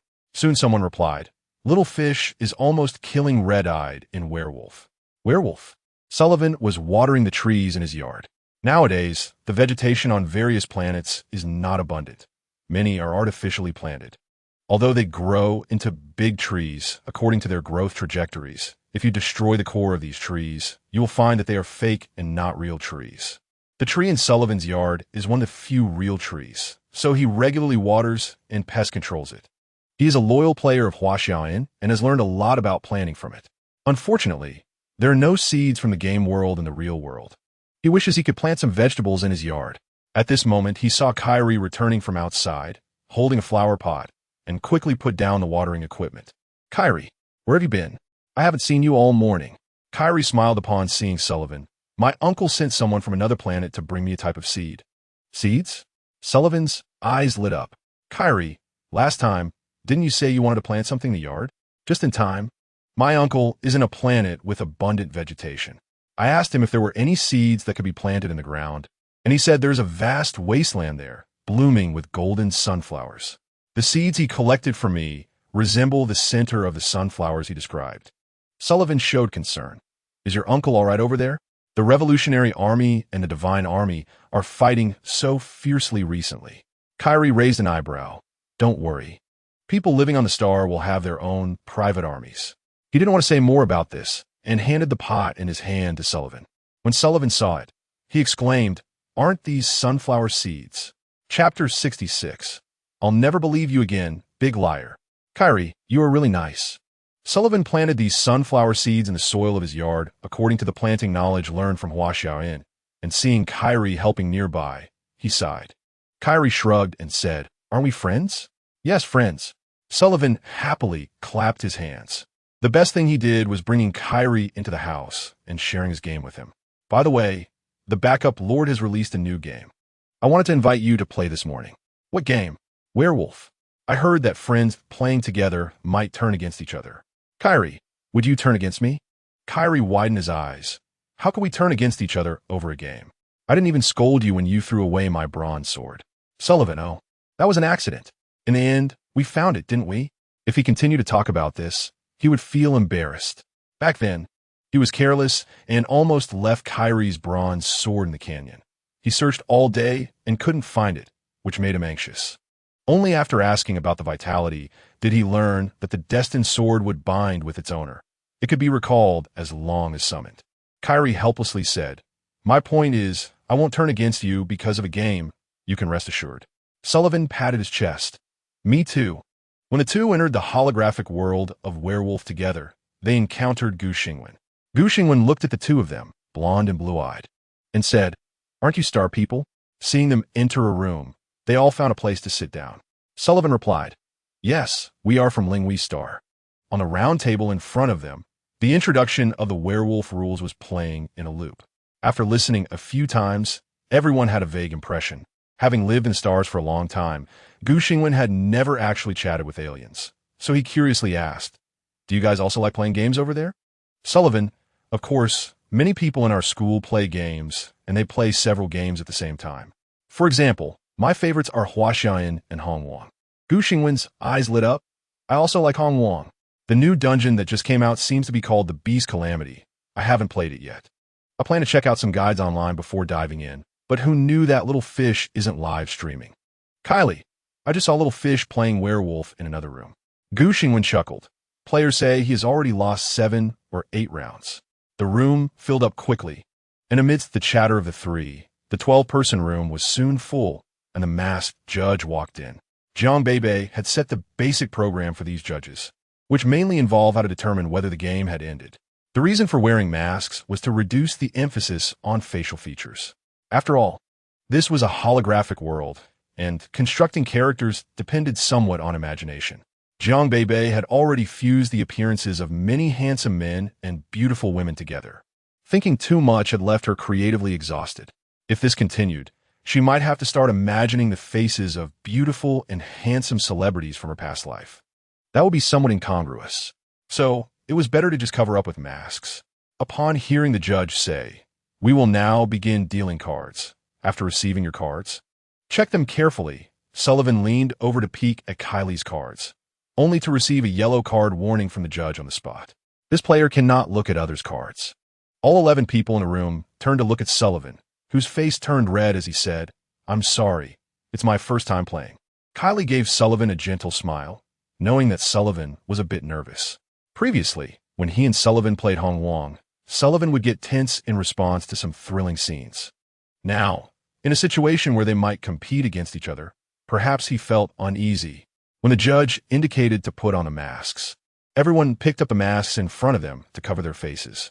As night fell, the werewolves were asked to open their eyes. Kylie opened his eyes and saw the helmet on Sullivan's head and smiled knowingly. "Oh dear, it seems I will be opposing Sullivan." Gu Xingwen finally understood why Little Fish became so intense in this game. He had played Battle Royale before, and he always thought he could control and enjoy the adrenaline rush. But the thrill of werewolf was not physical, it was mental. With 12 people in 3 factions, the confused good guys and the chaotic werewolves, he listened to everyone's speeches and felt that everyone was a good person, especially Kylie, who had chatted with him a moment ago. Look how confidently Kylie claimed to be the seer. Gu Xingwen, who got the villager card, felt he had chosen the right side. Having successfully gained the trust of the good players, Kylie pushed the real seer out of the game, helping the werewolf team achieve victory. At the moment of revealing identities, Sullivan's eyes widened. Wasn't it supposed to be a heart-for-heart exchange? You actually deceived me? Kylie felt a bit embarrassed. "Sorry, I'm a werewolf. I have to help the werewolf team win." "Sullivan, I will never trust you again, big liar." After the game of werewolf came out, many friendships that players had just established began to crumble. Meanwhile, the viewers in the live stream room enjoying the God's Eye view burst into laughter. Even though I haven't played, watching them play is really interesting. As expected of the candidate for the game producer, this brain is so lively. Chengdu looks young, but he lies without remorse. Playing this game really gets me hooked. My friends and I are already facing a friendship crisis. Who understands? My boyfriend of 3 years wants to break up with me because I tricked him several times in the game. After placing werewolf in the holographic world, Jiang Beibei stopped managing it. Except for later needing to update a few boards, this game could be left alone. On the Huaxia game website, Jiang Beibei browsed the games and forum posts. God and Demon War, full map battles, 2 factions, welcome players, and receive divine cards upon logging in. Mobile game 1 Shot Soul, new equipment with a critical hit of 999.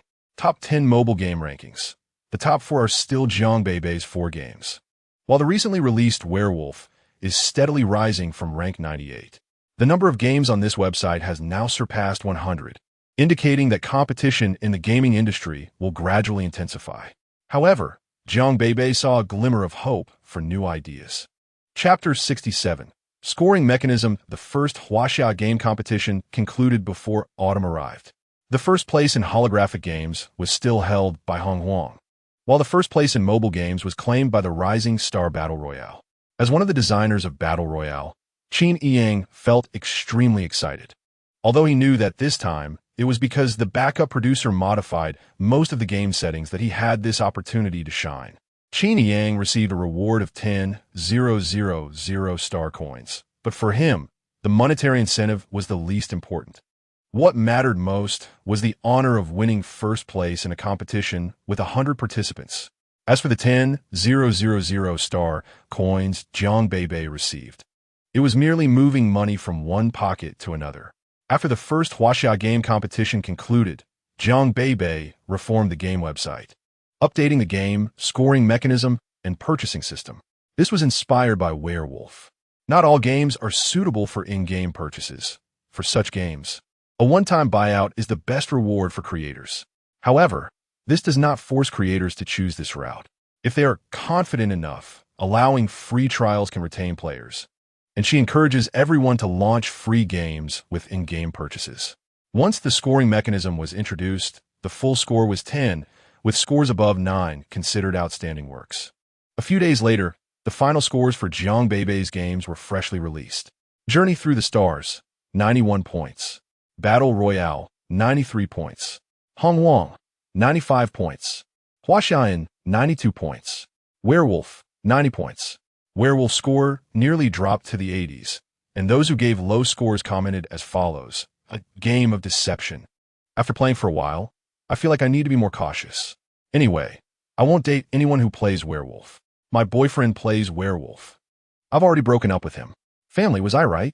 From these comments, it is not hard to see that the players in Star Citizen are becoming increasingly lively.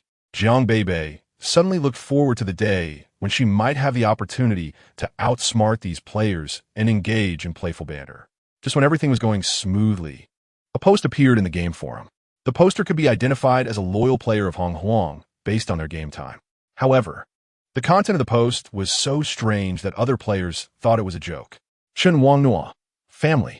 Is there a possibility that the method of cultivating spiritual power in Hong Huang is real? Shen Wang Nua is a patient with congenital amyotrophic lateral sclerosis and can only sit in a wheelchair every day, relying on an intelligent robot to take care of his daily life. Since the cultivation leaderboard for Hong Huang was released, he has consistently held the top position. He has now successfully entered the realm of Dongqi, becoming the first person in the entire server to reach this level. The game system even broadcasts Chen Wangnua's achievements, letting everyone know that someone has already far surpassed them. Are you envious? If you are, hurry up and complete tasks, gather materials, and improve your level. Many players who enjoy life in Hong Huang only like to mine and refine pills in the map, and are not interested in cultivation. Everyone thinks that being able to fly with a sword is already very enjoyable. However, when he learned that the neighbor next door had crossed several levels and become a powerful being in the Dongqi realm, he was momentarily torn between admiring the neighbor's dedication to cultivation and envying their high level of achievement. This temporarily sparked a craze for cultivation, but it was short-lived, until Chen Wanhua once again checked his body in real life and found that compared to the last check, his condition had greatly improved. If his physical damage level had initially reached 80, and the last check showed it was below 80, this time he discovered that the damage level was only 70. Although it was just a reduction of a little over 10 points for a patient with congenital amyotrophic lateral sclerosis who had no feeling in his legs, Being able to feel pain when forcefully tapping and being able to wash his face by himself was a significant improvement. Shen Wangnuo was taken aback. If it weren't for the fact that the medicine he had been taking recently was the same as before, he might have thought he had consumed some divine elixir from Hong Wang. Wait, divine elixir? He suddenly realized that as his cultivation level gradually increased, his body was also improving. Shen Wangnuo suddenly had a bold and strange thought. What if the method of cultivating mental strength could also be used in real life? With this idea, he began to recall how he had awakened his mental strength. In the game world, it was because he went to the Zixiao Palace to listen to teachings that he automatically embarked on the path of cultivation. After which the system provided a cultivation booklet that stated, "Sit cross-legged, focus your mind, relax naturally. Lips lightly touch, breathe slowly, hands must hold firmly, eyes must look straight. Gather your spirit light. Reach the heavenly heart." Other players didn't pay much attention to this booklet, as the wording was awkward and hard to understand. And they found it troublesome to comprehend and practice, preferring instead to gain experience through repeated battles. Only Chan Wangnuo, due to his clumsiness, rarely participated in combat instances. When he saw the long incantation in the booklet, he had tried to sit quietly and understand it. Because of this, he advanced in cultivation without participating in instances, following a path of self-cultivation and body refinement. The paths of other players were more like those forged through experience. He would think about the content of the booklet and, with the help of intelligent robots, adopt a cross-legged sitting posture in real life, beginning to focus and recite the incantation. When he managed to recite the contents of the booklet smoothly, he suddenly felt a cool sensation at the back of his head, as if someone had enlightened him, and his mind became exceptionally clear. Is it really true? Shen Wangnuo couldn't help but open his eyes, look at his hands, and touch his head. Just now, that feeling of a celestial being touching his head was exactly the same as when he leveled up in the game. If he was in the Donchi realm in the game, then in real life, he must have just stepped onto the path of cultivation. Maybe at the initial stage of the three-nature realm? Shen Wangnuo felt a bit uneasy. He had talked to his companion system about the dangers of reckless cultivation, warning that it could lead to madness and result in a brain injury. His body was already paralyzed. If he practiced recklessly, his mind could also become incapacitated, leaving him only able to upload his consciousness to a holographic world. He felt that would be no different from being a living dead person. Shen Wangnuo stared blankly at his legs, feeling confused, and decided to post question. Chapter 68. Ryan's attempt, a post titled Family. Is there a possibility that the method of cultivating mental strength in Hong Wang is real? Appeared on the game forum, initially drawing little attention, until a player left a sharp comment. Are you obsessed with the game? Since I started playing Hong Wang, I've become obsessed. I don't play StarNet. I don't reply to messages. I don't watch the news. I have to grind instances. I have to leech character cards. I ignore anti-addiction measures. I sleep for 6 hours and my mind is muddled. I play Hong Wang, and I can prove that some players are like this, grinding to death, spending money to death. Those who are completely devoted are indeed very obsessed. After getting 2 in Hong Wang, I went back to school, and when the teacher asked me where people come from, I blurted out that it was created by Nuwa, and I got the chance to listen from outside the door. These people can't distinguish between the real world and the online world, easily immersing themselves in their imagined virtual world. So anti-addiction measures in the holographic world are very necessary. Anti-addiction doesn't work for me. I directly use my grandpa's heart emoji. Shen Wangnuo didn't expect that his sincere question would receive such ridicule from many netizens. He eagerly replied, "No, I'm serious. I used that mental cultivation incantation in real life, and my mind really became much clearer for a moment. Sweetheart, if you close your eyes and rest for a while, your mind will also clear up. Everyone originally didn't want to directly mock you, but since you said that, I'm going to start mocking." Ha ha ha, my 8-year-old child also follows along to recite that incantation, babbling away. Disclaimer, this post is not related to Hong Wang. Players initially came in to tease, but who would have known that the poster would still be undeterred by such remarks, insisting that the incantation could cultivate. Ha ha ha, it's hilarious. That incantation, I don't even recite it in Hong Wang, and I'm supposed to recite it in real life? The sentences in it are so confusing that reading them gives me a headache. Many players simply tossed the booklet into their storage. However, some players, like Ryan, who had previously seen the fire-starting technique in Hongwang, were curious and attempted it in real life. He even recorded a video and posted it online, garnering a bit of attention. In Ryan's mind, he felt that perhaps what the poster Chenwang Nua said was indeed true. Although this seemed far more absurd than the fire-starting technique, at least for the fire-starting technique, wood and fire existed in real life. The tools for starting a fire could also exist in reality. So when he saw these ordinary things could create flames, he tried it out with a sense of exploration. Now, hearing that mental strength could also be cultivated in real life by reciting that incantation, mental strength doesn't exist in real life. This term was created by the backup lord, but Ryan still private messaged Chenwang Nua. The emergence of new things comes from imaginative thinking, and in Ryan's view, if he had doubts, he should just try it out. Ryan, may I ask, how can I recite that incantation in real life? I've seen the booklet in Hongwang, but I still don't understand some parts.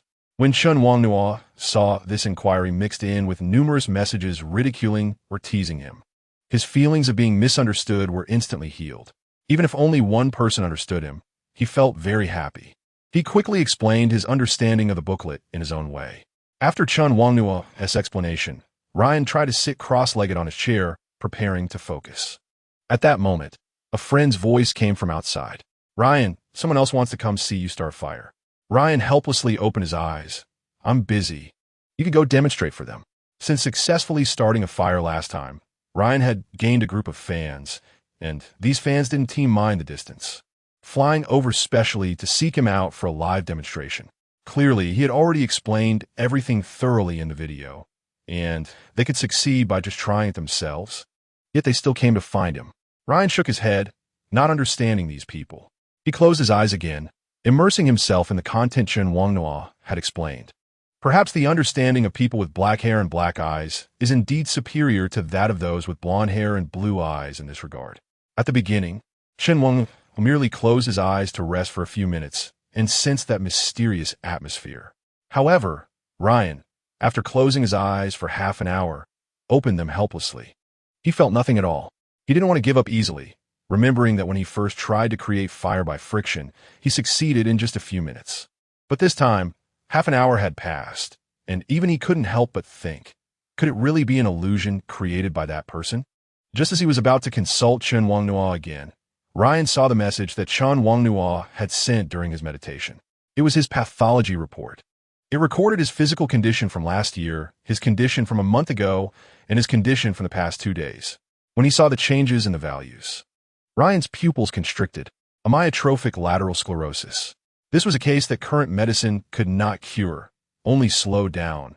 Yet in Chenwang Nua's report, his condition was improving. Ryan took a deep breath.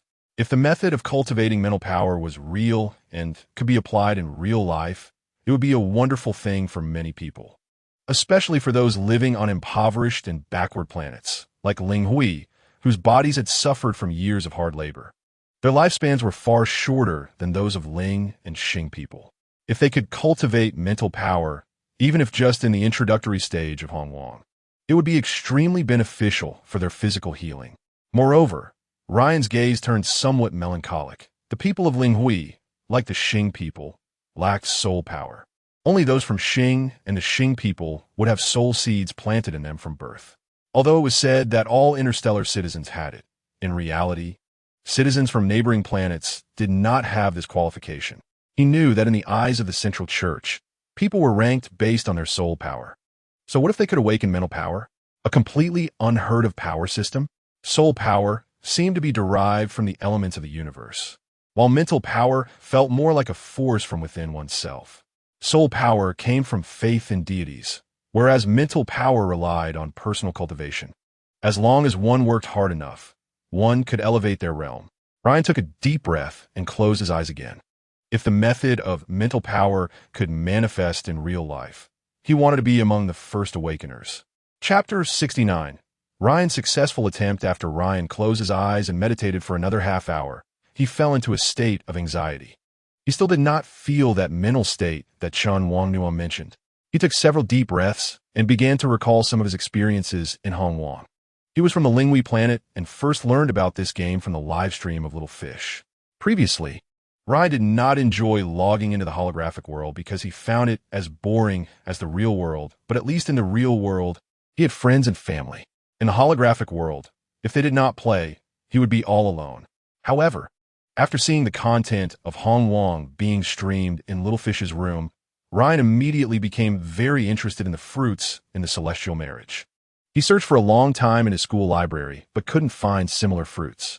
So, were those fruits really just imagined by the game developers? When Ryan saw the human tribe in Hong Huang successfully create fire by friction, a thought immediately popped in his mind. What if I tried it in real life? After all, the principle of creating fire by friction was clearly demonstrated. It wasn't difficult to imitate. Ryan went ahead and tried it. He was always a person willing to experiment, but he never expected that just following the steps to create fire would lead to immediate success. At that moment, a thought buried deep in his heart emerged. Could those fruits really exist in real life? But this question remained unanswered for a long time. Later, the game developers finally bought servers for the Lingui planet, and they could play the game together. Ryan immersed himself in the game world, forgetting previous concerns. Until Chen Wangnua's post came out, the questions that had been lingering in his mind resurfaced. Ryan didn't know how to articulate or describe that thought. He always felt there should be a universal theorem in the world, just like the laws of the universe.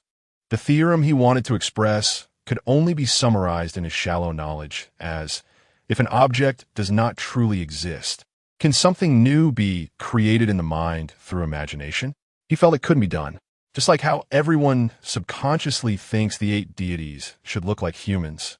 Because humans are the most familiar species to everyone. But if they don't look human, could they look like beastmen? Or like the sun, moon, flowers, trees, or steel robots? In short, they couldn't use non-existent things to imagine and describe the 8 deities. Ryan believed the game developer must have been the same. He must have seen the world of Hong Huang somewhere to imagine so many unique deities and the hidden rules of the Hong Wong world. When he saw Chen Wangnua's reply and the medical report, Ryan believed he would succeed. He just didn't expect this success to come so slowly. Unknowingly, in the pitch-black world behind his closed eyes, it seemed that a glimmer of light appeared, and a cool sensation spread from the back of his head to his eyeballs. It was as if a drowsy person had been awakened. Ryan immediately opened his eyes. Have I succeeded? Jiang Beibei was unaware that her game would have such a magical effect. She was preparing for the first Huaxia game interview. The contestants of the first Huaxia game competition couldn't just receive a few star coins as rewards without any follow-up. Jiang Beibei really thought the prize she set was too low. The first place would get 10,000 star coins. And she had also taken care of the holographic game side. On the mobile game side, Shen Xian and she shared the 10,000 star coins. The next 10 places would start from 5,000 star coins and decrease. One should know that in Blue Star, what game competition only rewards 10,000? If players found out about this, they would definitely criticize the organizers for being stingy. But who made this the first case in the stars? Interstellar players not only didn't think the prize was low, but even thought, I actually have money to take.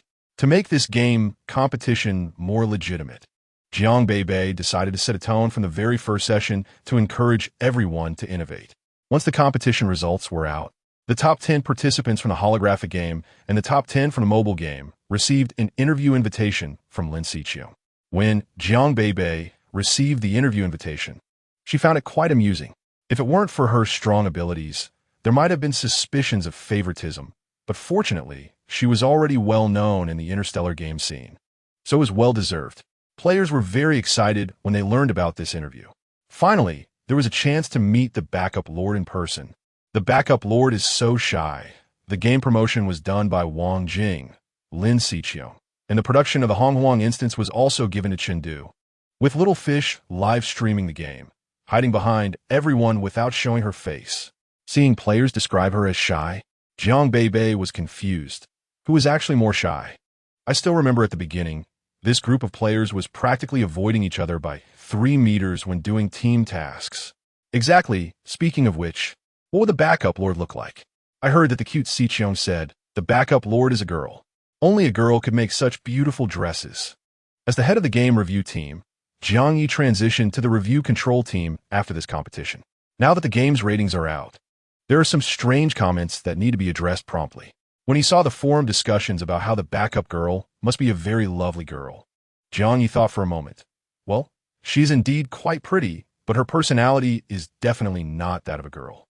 To be honest, sometimes Jiang Yi would really overlook Jiang Beibei's gender, because when she appears in front of everyone, she is either assigning work or instructing others, presenting an image of a strong woman focused on her career. Jiang Yi had only interacted with the private side of Jiang Beibei when they were at the wasteland. It was easy to see that she is a very stubborn girl. Girls like her will succeed in whatever they do as long as they have the opportunity.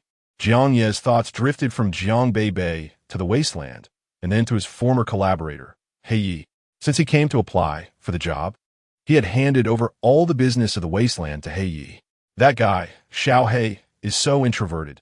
He wonders how the wasteland is doing now. The number of people scavenging for trash must have greatly decreased. Jiang Yi chuckled to himself, recalling how he and He Yi were once the big shots in the district, only to have their partnership completely dismantled by Jiang Beibei. The key point is that he was more than willing to let it happen. After all, this game is indeed fun. He feels younger the more he plays, and sometimes he sees players who even claim to be elementary school students. Chapter 70. Interview in progress this time. All of Jiang Beibei's games were in the top 10, so there were actually 20 slots, but aside from Jiang Beibei, there were 7 participants in the holographic games and 9 in mobile games, all of whom had replied to participate. If it were 6 months ago, let alone accepting an interview, even meeting these people would have been a challenge.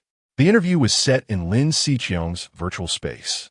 Anyone could enter the interview site by inputting Lin Xiqiong's virtual room number, and the host would naturally be Lin Xiqiong. The reason for conducting it in holographic world was that Jiang Beibei thought some people might not want their true appearance exposed to the public, like herself. Therefore, in the holographic world, one could change their appearance according to their imagination. However, Jiang Beibei was indeed overthinking. Netizens believed that if they entered the holographic world and had to spend effort changing their appearance, consuming their already limited consciousness, they would end up with headaches from playing too much. They didn't care about exposing their true faces.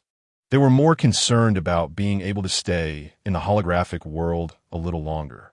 So when Jiang Beibei appeared in the interview room with a round yellow head, the other game planners, who were initially engaged in polite conversation, turned to her with strange yet eager gazes. They had just learned in their previous chat that the backup girl had not yet appeared, so the last person to show up must be her. But how did the backup girl end up looking like this? What kind of style is this? Haha, how does it look so much like my vitality? This is the backup girl. From her figure, she really looks like a girl.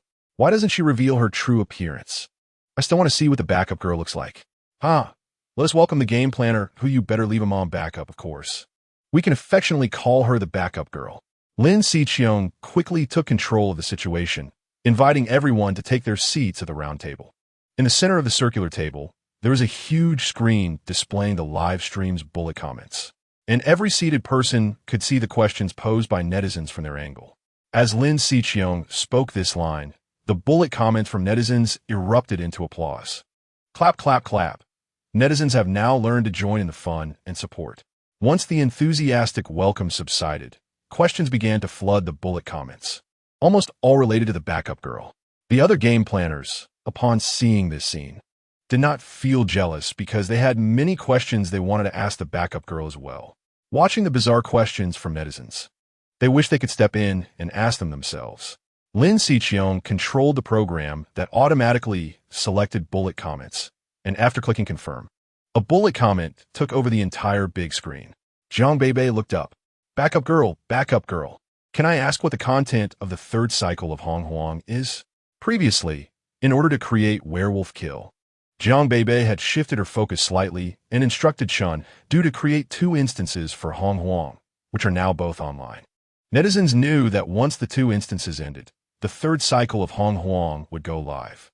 This netizen was a storyline player of Hong Huang, who loved following the plot, which is why he couldn't wait to ask. Jiang Beibei's face turned into that yellow expression pack, and her raised eyebrow action was automatically captured by the expression pack as a wink.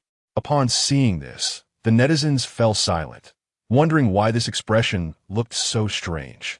As if she were mocking them. Jiang Beibei didn't notice her oddness at all and sincerely replied, once this interview is over, she would start working on it. And it would probably be online the day after tomorrow, with the content being the Battle of the Gods. After Nuwa mended the sky, the human race flourished. From the 3 sovereigns and 5 emperors to the Shang and Zhou dynasties. King Zhou of Shang was tyrannical, composing erotic poems to tease Nuwa, who became enraged and signed the list of deities with the 3 pure ones. The Battle of the Gods thus commenced. This segment mainly revolves around the first instance of the Battle of the Gods, focusing more on the storyline. Players learned that there would soon be new content to play, and they expressed their excitement in the bullet comments, with some players continuously showering Jiang Beibei with compliments. The backup girl's mind is incredible. How did she come up with these storylines? The Battle of the Gods sounds really interesting. Alright, the first question has ended. Now, let's draw the second question. Lin Xiqiong is young, but the interstellar world has no intention of hiring child labor. Otherwise, so many starving children would have to fend for themselves in garbage dumps every day. At 13, Lin Xiqiong already has the ability to host a little, and Jiang Beibei plans to leave the district later, taking Chengdu and Lin Xiqiong to a wealthier area to find them a teacher to learn from. Currently, their learning comes mostly from the internet, purely self-taught. Jiang Beibei can accept them not going to school. After all, the content taught in schools in this world is often filled with empty, grandiose theories. However, learning useful knowledge is still necessary. Speaking of which, should she create a game specifically for learning? This way, she could subtly set the content she wants in that game. But that is a massive project. The previous Huaxia and also aimed to increase everyone's knowledge through interaction, but it was too fragmented. Many people just listened out of interest without deep thinking. Jiang Beibei is indeed considering the possibility of establishing a holographic school. The second question is also about the backup girl. Jiang Beibei came back to her senses, hearing Lin Xiqiong say this, and looked at the bright red bullet comments. I want to ask, why doesn't the backup girl show her face? This was a question unrelated to the game, and Jiang Beibei could actually choose not to answer. But she figured that since this group of people was asking such questions, they probably meant no harm. So she casually said, I prefer to be low-key and don't like to be recognized. It can be quite inconvenient in real life. Hearing this, the other game planners all looked at her with admiration. The game planner who produced Dress Up Bunny, Xie Xiumin, who also made it into the top 10 this time, couldn't help but think that every time he goes out, someone wants to take a photo with him. Although he is happy about it, indeed brings some inconvenience. Game planners with the same idea as Xie Xiumin touched their faces. After becoming popular, if it's this troublesome, they would have to disguise themselves to go out. Chapter 71. Grandpa, your question was drawn. After 2 questions, netizens still left some phase for other game planners. This time the drawn question was for one of the planners of Planet Battle Royale, Qin Yang. When asked how he came up with the idea for Planet Battle Royale, Qin Yang felt quite embarrassed. To be honest, my game was initially called Planet Run, and the game mechanics are quite different from Planet Battle Royale. Qin Yang smiled. Sorry. I've been playing Huaxia a lot lately and have learned a lot of phrases from travelers. I understand. I also feel eloquent now. Me too. What is a hero in the world without me? How inferior would the spring and autumn annals be? What about the heroes of the world fighting for their pride? What about us rising again? I've noted everything the travelers said. Haha. I seriously suspect that your traveler and my traveler are from the same era. The black-haired, black-eyed, yellow-skinned race has an innate love for classical Chinese, idioms, and poetry, so even if they don't understand, they find such phrases particularly rhythmic. Therefore, when Qin Yang mentioned the term quite different, those who understood its meaning enthusiastically explained in the bullet screen. Seeing this, Qin Yang continued. So, I feel that rather than saying Planet Battle Royale was made by me and Yubing Kun together, it's more accurate to say it was primarily made by Yubing Kun and I played a supportive role. I believe that with Yubing Kun's ability, even without me, he could create a similar game. However, if I didn't have Yubing Kun, I might still be struggling with parkour games. Jiang Beibei noticed how the other party started to express gratitude towards himself as the conversation went on. Your planet run has excellent modeling and mechanics. I just gave you a bit of advice. I'm really sorry. Now unfamiliar netizens think Planet Battle Royale was made by Yubin Kun, but in reality, the true creator is Qin Yang, and he is at most just an order issuer. Lin Xiqiong timely stepped in to stop the mutual flattery between the two, quickly clicking on the next question. After a long wait, Jiang Feng saw his question appear on the big screen. He hurriedly asked his grandson, "Did I get drawn?" Jiang Yin looked. Yes, Grandpa, your question was drawn." Jiang Feng, great. I've been asking you to contact this game planner, and you didn't make a move at all. It had to be me to step in. Jiang Yin was choked. He wanted to refute his grandfather. Yubin Kun must be very busy and didn't see his private message. Plus, the chance of your bullet screen being drawn is a matter of probability. Looking closely at the question Jiang Feng raised, it was naturally about Yubin Kun. May I ask, do the foods in the game exist in real life? Hearing Lin Xiqiong read this question, Jiang Beibei was stunned.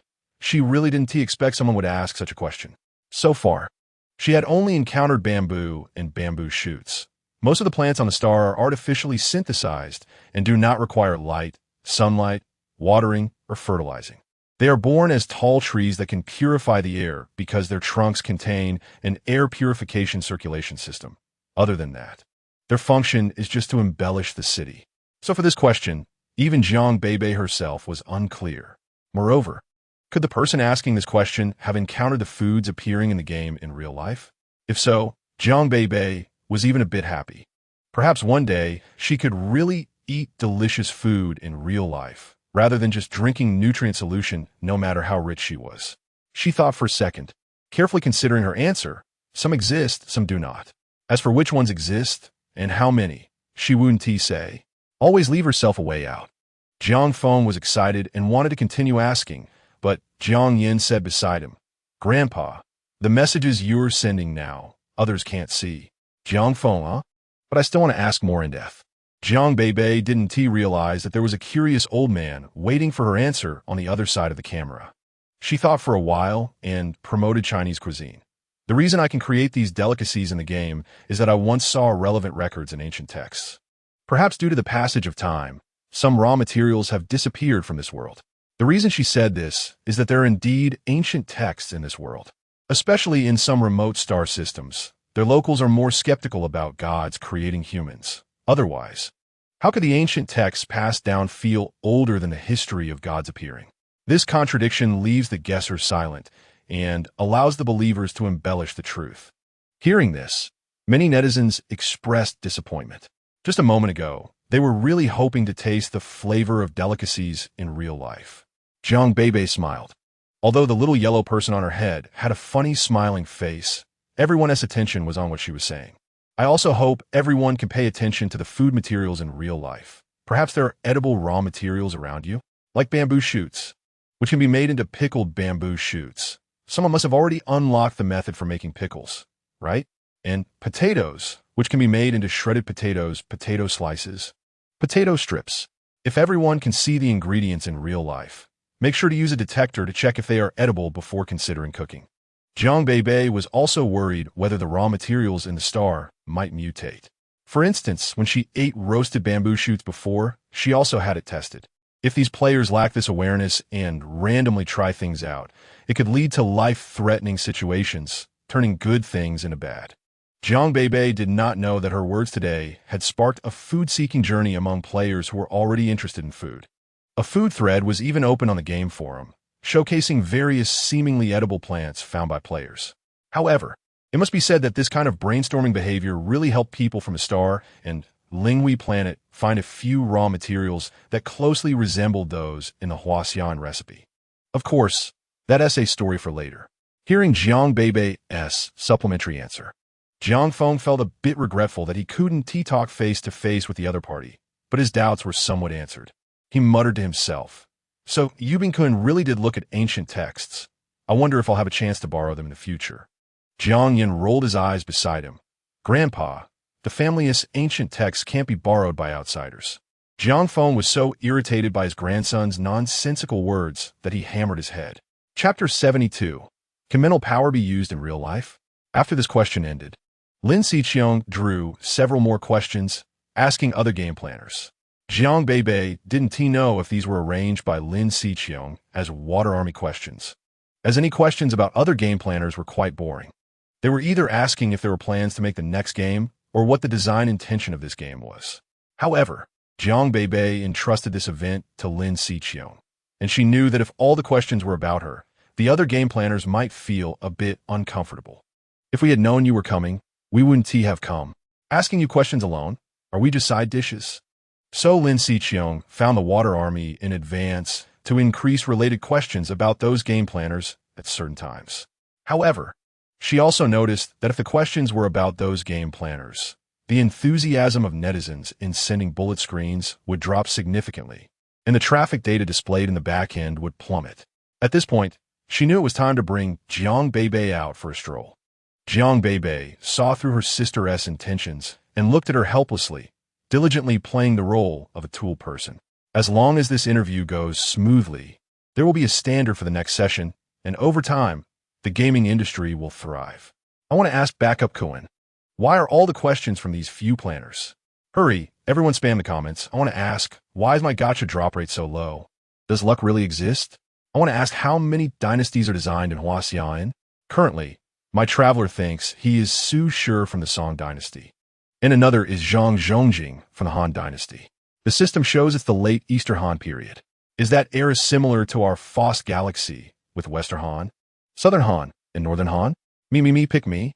I want to ask about Star River Journey. Is Backup Cohen really not managing it at all? The comments asking about Jiang Beibei are particularly diverse, with players inquiring about every game. Some comments are clever, asking 2 questions in 1 sentence. Jiang Beibei can also see some comments flashing by. Although she doesn't say it out loud, she remembers them. Star River Journey has not been managed for a long time. Its model type is like this, and it doesn't have much novelty. However, Jiang Beibei wants to add a home system to it later, which is different from Huaxia's gameplay. She wants to set up a real home with a bed, chairs, a tea table, and a TV. Yes, the key point is that she plans to produce some film and television content, but she still needs to plan the content related to the film and television. In this world, there are no dedicated film and television shows. Although there are recording tools, it seems that everyone hasn't unlocked their acting skills, and all the live broadcasts are more like reality shows. Without a script, sincere performances will have fewer conflicts and dramatic elements. Jiang Beibei thinks, if she puts film and television content up, should she create the films based on her imagination, or should she hire someone to shoot them? The former would mean she would have to work harder, building a holographic world with her imagination, which can be mentally exhausting, and if overused, Jiang Beibei might suffer from headaches and dizziness. The latter means that without an acting industry, the initial filming would be more troublesome, but once such an industry forms, many people can participate. She sees someone in the comments asking about the follow-up of Star River Journey and silently notes it down. Then she sees someone asking how many dynasties Huaxian spans. Jiang Beibei holds back a laugh. Naturally, it's 5,000 years of Chinese history. This huge number, with its long history, is even longer than the legendary lifespan of the Foss Galaxy. Jiang Beibei rummages through her memories. She previously studied theological history in seminary and vaguely remembers the Foss Galaxy has existed for 2,000 years, or was it 3,000 years? In any case, it hasn't been around for 5,000 years. If this data comes out, most people will definitely find it increasingly implausible. Backup Cohen's storytelling is too exaggerated. Such remarks might protect Jiang Beibei and her game in the early stages. Alright, it's drawn. This netizen named Ryan asked a question, and Lin Xiqiong suddenly couldn't read it out loud. Is this person here to disrupt? But the wording is so sincere it doesn't seem like it. Although she hasn't finished reading, everyone present isn't blind and can clearly see what Ryan's asking. Heasks, extosme, tekapkun, is a method of cultivating spiritual power in Hong Huang applicable in reality? Is there anything to pay attention to? Lin Xiqiong looks at Jiang Beibei. Backup Cohen this. Jiang Beibei's expression is puzzled. She's wearing a minion hat, so to others, she appears inscrutable. Other game planners nod. Although this question is absurd, it was raised by a netizen, and if they want to laugh, they can laugh at that netizen. They can't laugh at Backup Cohen. Under the hat, Jiang Beibei is confused. She recalls her previous QA with Tian Dao. From Tian Dao's vague attitude, Jiang Beibei vaguely feels that the consciousness people speak of in this world might be spiritual power. But can spiritual power be used in real life? The fact that a netizen raised this question likely means he has already tried it, and the result might be possible. Of course, there's another possibility. The person might have confused the difference between spiritual power and food, thinking that materials can be found in real life. What worries her is the former possibility. If she pretends not to know, wouldn't that be embarrassing? Upon careful thought, even the blue star huaxia, which has been said could not become refined after the founding of the nation, has netizens speculating that there are indeed cultivators in the world. But such individuals merely have longer lifespans than ordinary people. Cough. What you said, Jiang Beibei lightly coughs, starting a brainstorming session. Some people's physiques may be special, allowing them to step into the realm of cultivation, but such people are too rare. I previously always thought such people did not exist. Rare? Ryan thinks of himself and Chun Wangnuo and suddenly realizes. So they are cultivation prodigies. Therefore, the situation you mentioned, I need to discuss with you privately.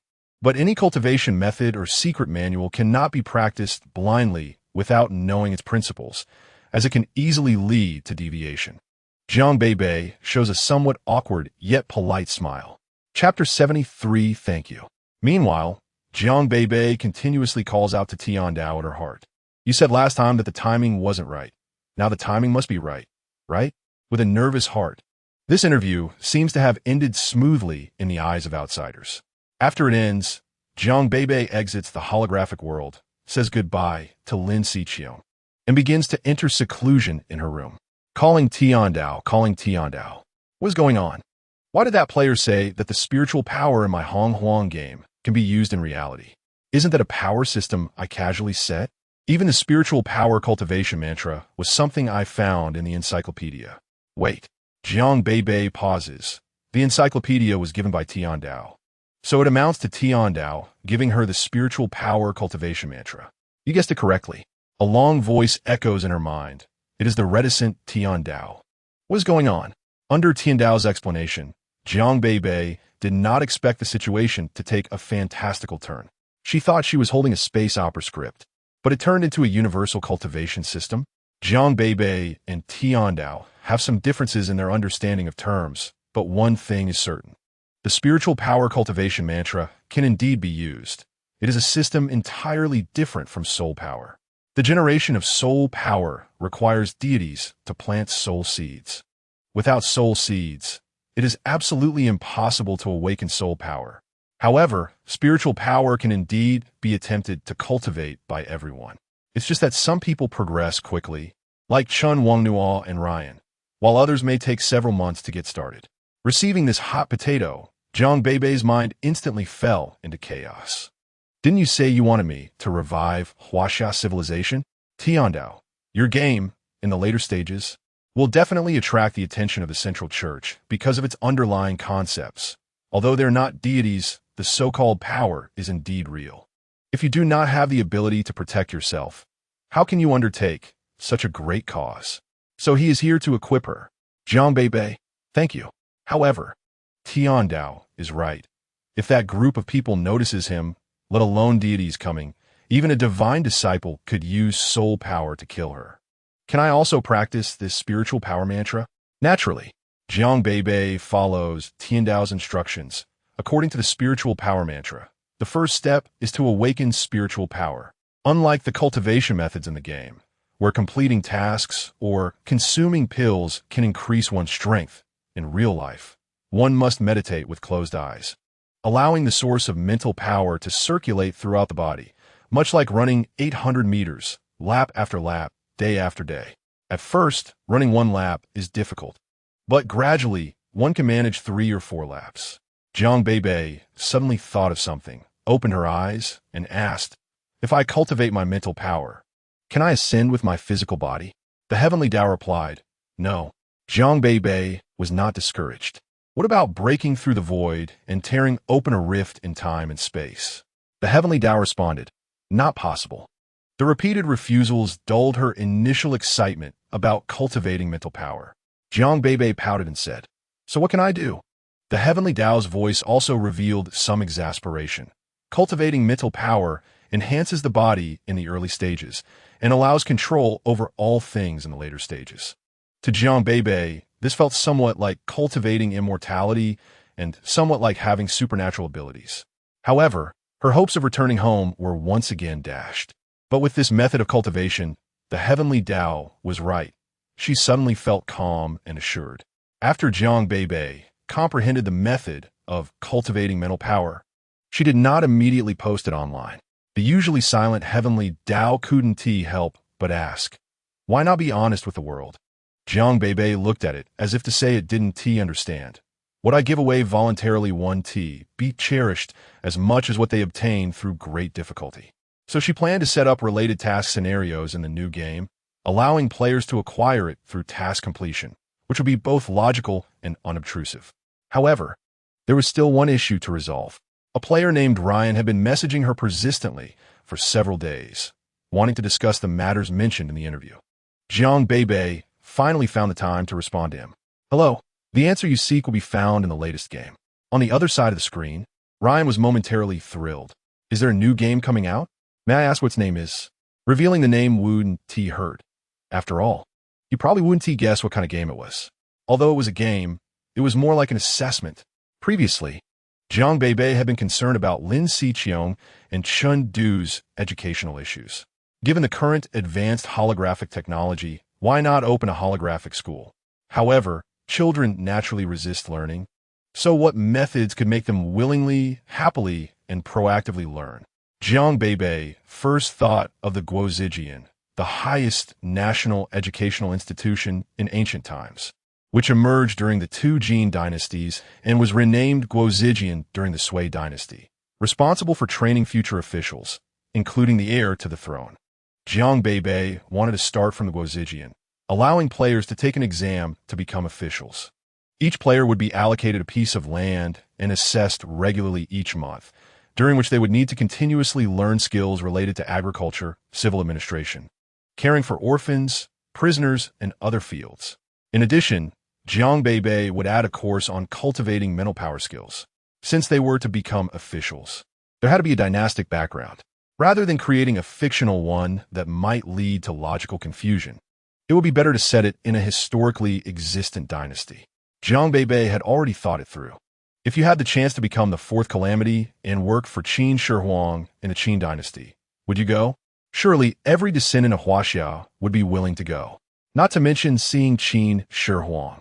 Just being able to save the Qin dynasty from its demise would be a monumental achievement. Because of Huaxia, many people pieced together various dynasties from scattered stories. They knew there was a dynasty that established the concept of a unified Huaxia nation, and that there was a legendary emperor who conquered 6 states and established imperial rule. Unprecedented in history. Although players were in the stars, through their ongoing familiarity with Jiang Beibei's various games, they developed a sense of national sentiment. Jiang Beibei replied to Ryan, "This game is a learning, infrastructure, and political strategy game called Working for Zhengge." Chapter 74. Public recruitment of actors. While Jiang Beibei was focused on her career, Zhu Feng, who was supposed to return to the star with Lan Feng and other star staff from the Star Administrative Center, experienced a violent shaking of the spacecraft as it passed through a purplish-red nebula. Others were startled and exclaimed, "What happened?" Under the mask, Zhu Feng smirked. This group of people already had the sole power of divine disciples, but panicked in the face of such situations due to lack of real combat experience. It was absolutely pointless to fight against such cowards in the revolutionary army. How could the gods hidden behind the divine disciples and envoys be forced out? Zhu Feng thought of the game planner. Perhaps once her game spread through the stars, those beings would be unable to hold back. He really wanted the world to see what kind of monsters the gods they worshipped were. Zhu Feng tapped his knee with his finger and silently said, "Don't be anxious. I've endured for over a decade." Just then, a subordinate rushed in and reported to Zhu Feng, "Divine disciple, there is a revolutionary army ahead." Hearing this, everyone in the spacecraft instantly tensed up. Lan Feng stammered, "Revolutionary army." Zhu Feng furrowed his brow and asked seriously, "Have you found out how many people there are?" "Based on the number of spacecraft, there are no less than 100. 100 people." Lan Feng was so frightened that cold sweat broke out on his face. There were only 20 people on their spacecraft. How could they possibly fight back? It was said that the Revolutionary Army was very bold, flying their spacecraft into the Divine Army as if it were an unoccupied territory. Why would the Revolutionary Army come here, where the stars travel to other stars? Zhu Feng glanced at Lan Feng and said to everyone, given the current situation, fear is useless. If the other side is coming for us, I ask you all to fight bravely. You are all awakened souls. And the Revolutionary Army doesn't have soul power. So what if they have a numerical advantage? Zhu Feng's calm demeanor silenced the others on the spacecraft. The divine disciple is right. We are favored by the gods. The gods will protect us. The speaker was a man over 30, tall and strong, with a booming voice like thunder. Perhaps his confident words ignited more people's spirits. Lan Feng was still afraid, but said nothing more. Zhu Feng curved his lips and told his subordinate, in that case, prepare for battle. In his mind, this group of people who came out from the star could not return. Once they went back, they would be sealed as divine disciples and have the opportunity to meet the gods. Zhu Feng had found out that this person named Lan Feng had previously detested Jiang Beibei's game. He absolutely would not allow Jiang Beibei's game to be known by the gods. As for the others, they also knew about the game. If they inadvertently leaked something, it would cause a lot of trouble. If they were lucky, they would be captured by the Revolutionary Army. If they were unlucky, they would all die in this surprise attack by the Revolutionary Army, including himself. He just didn't know how that game planner would react upon learning of his death. A hint of amusement flashed across Zhu Feng's face. He was eager to meet her again. This battle broke out in a place unknown to anyone. The universe is vast and boundless, and the purplish-red nebula concealed the flames produced by the explosion of the spacecraft. What did you say? The group returning to the star has all died? Died in the surprise attack of the Revolutionary Army? On that day, Jiang Beibei had just finished creating several new game scenes when she heard Lin Xiqiong discussing the matter with Chun Du. Her expression one of shock. What about the officer who brought them back? Lin Xiqiong, knowing that Jiang Beibei was acquainted with the masked officer, displayed a hint of consolation on her face. Sister, the news says everyone was killed. How is that possible? That guy doesn't look like someone who would die easily. Jiang Beibei always felt that the other party was still hiding something big. She looked at the overwhelming news trending on StarNet. Among this group, there was a divine disciple and over a dozen quasi-divine disciples, which dealt a heavy blow to the divine camp. Everyone's attention was focused on the Revolutionary Army of the Stars, and no one was paying attention to the stars anymore. Even the Central Holy See issued a notice to go to war with the Revolutionary Army. Jiang Beibei sarcastically remarked, haven't you always been at war? Thinking of that person being dead, her gaze turned heavier. But that person was just a divine disciple. It was impossible for him to survive under the attack of more than a dozen flying vehicles. It was rare to meet an officer I liked, and we had just signed a contract. After a moment of quiet mourning, she thought about how if someone wanted to target her game in the future, there would be no one to protect her.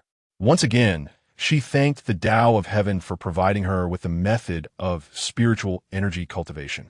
It seemed she had to speed up the launch of new games. Recent news was all about this small-scale battle. On the 10th day after the interview ended, the Huaxia Game website released 2 new announcements. The first was an open recruitment for actors. The second was the launch of the new game, Working for Brother Zhang. When the first announcement came out, netizens were still unsure what an actor was, but upon seeing the second announcement, they didn't care what an actor was. The Backup Lord was launching a new game. Clicking on a new link, they found it was yet another holographic game. Thus, the holographic fans started to boast again. I told you, the Backup Lord prefers holographic games. So far, there are 4 holographic games: Primordial, Huaxia, Werewolf, and Working for Brother Zhang. What do you mobile game fans have to compare with us? Exactly, aside from occupying one first place, you mobile games have nothing else to say. From the frustrated shouts of mobile game fans. After seeing these comments, Jiang Beibei could only smile. Regarding holographic games, she indeed spent more time and effort. Take Huaxia, which had been out for quite a while. Everyone was still exploring this game. As for Primordial, every new cycle launched would pull a large batch of fans back from other games. Other games could wait, but the dungeons in Primordial needed to be tackled first. As for Werewolf, it had become a favorite among players who liked intellectual games, and after Jiang Beibei launched several new boards, players became familiar with it, even creating posts for self-made boards on the forum. Therefore, when a link for working for Brother Zheng appeared, the number of reservations exceeded 1 billion in just one day. Chapter 75, Live Introduction of the New Game. That's right, it was reservations. As the game website became more standardized, Jiang Beibei naturally also standardized her game launch process. Promotion, reservations, finding Lu Qiyu for a live stream, and finally opening the server to all. Now, the game streamer industry had become a new industry on the Linghui planet of the Star River. As long as you excelled at a game, you could stream it, or even multiple games, as long as you could retain viewers. The streamers' rooms were not restricted by service networks. If the heat was high enough, it could reach surrounding planets. Nowadays, besides Linghui planet, several nearby planets were reaching out to Jiang Beibei for collaboration, hoping the other party would purchase the planet server so that these interesting games could also be played by aliens. One server costs 1 billion star coins. Back then, the servers for Star and Linghui planet were crowdfunded. Hearing these shameless demands from the planets, Jiang Beibei directly refused. This time, she held the initiative.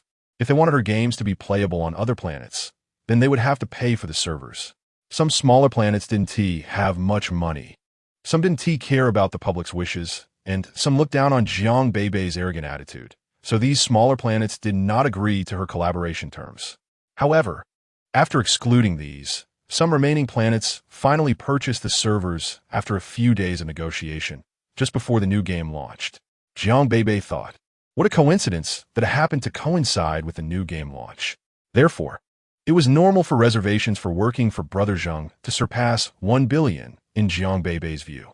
On the day of Lu Qiyu's livestream, his stream's heat also surpassed 1 billion, transmitting this live stream from the eastern region to the northern region. Hello everyone, I'm Xiaoyu. The people in the northern region discovered that there was actually a live stream from Star in today's broadcast. What kind of heat must it have to reach their northern planet?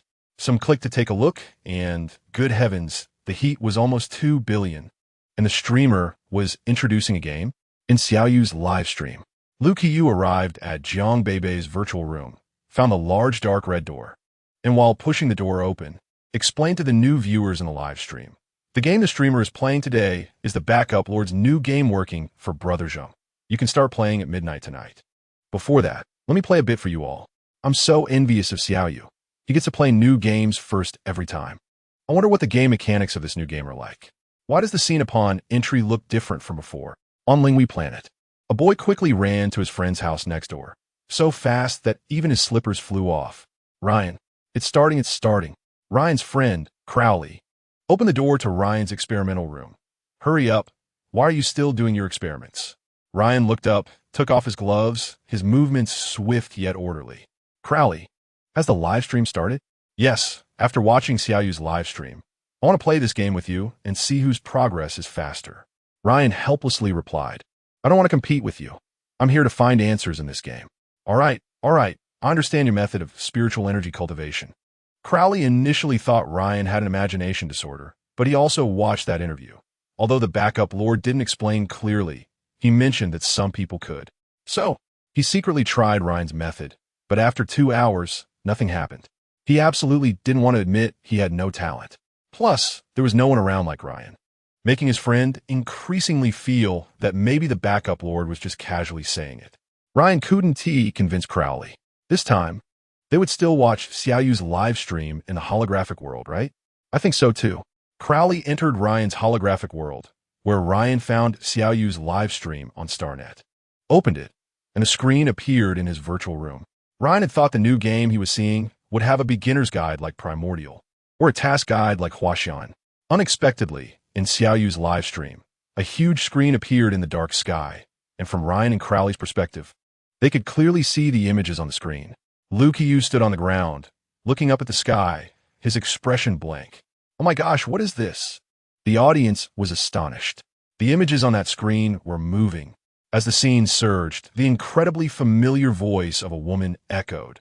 5,000 years ago, we faced floods just like the ancient Egyptians, The overflowing waters occupied 3/4 of the screen, with countless people struggling in the water, reminding the audience of the great flood that fell from the heavens after Gong Gong's anger touched Mount Buzhou in the flood of the wilderness. 4,000 years ago, we played with bronze wares just like the ancient Babylonians. The oddly shaped turquoise vessels, some square and some round, had clear patterns on them, seemingly imbued with a wonderful charm. 3,000 years ago, we pondered philosophy just like the ancient Greeks. The dignified figures of different people constantly appeared, some seated across from each other, others debating, with one player exclaiming, "Ah, isn't that Xuanzi? He once visited my Huaxian." 2,000 years ago, we waged wars just like the ancient Romans. The next moment, a grand scene unfolded, with countless horses forming an army, red flags flying, armored soldiers with shields marching in unison, and mounted soldiers battling across the land. 1,000 years ago, we were as affluent as the Arabs, in a magnificent hall.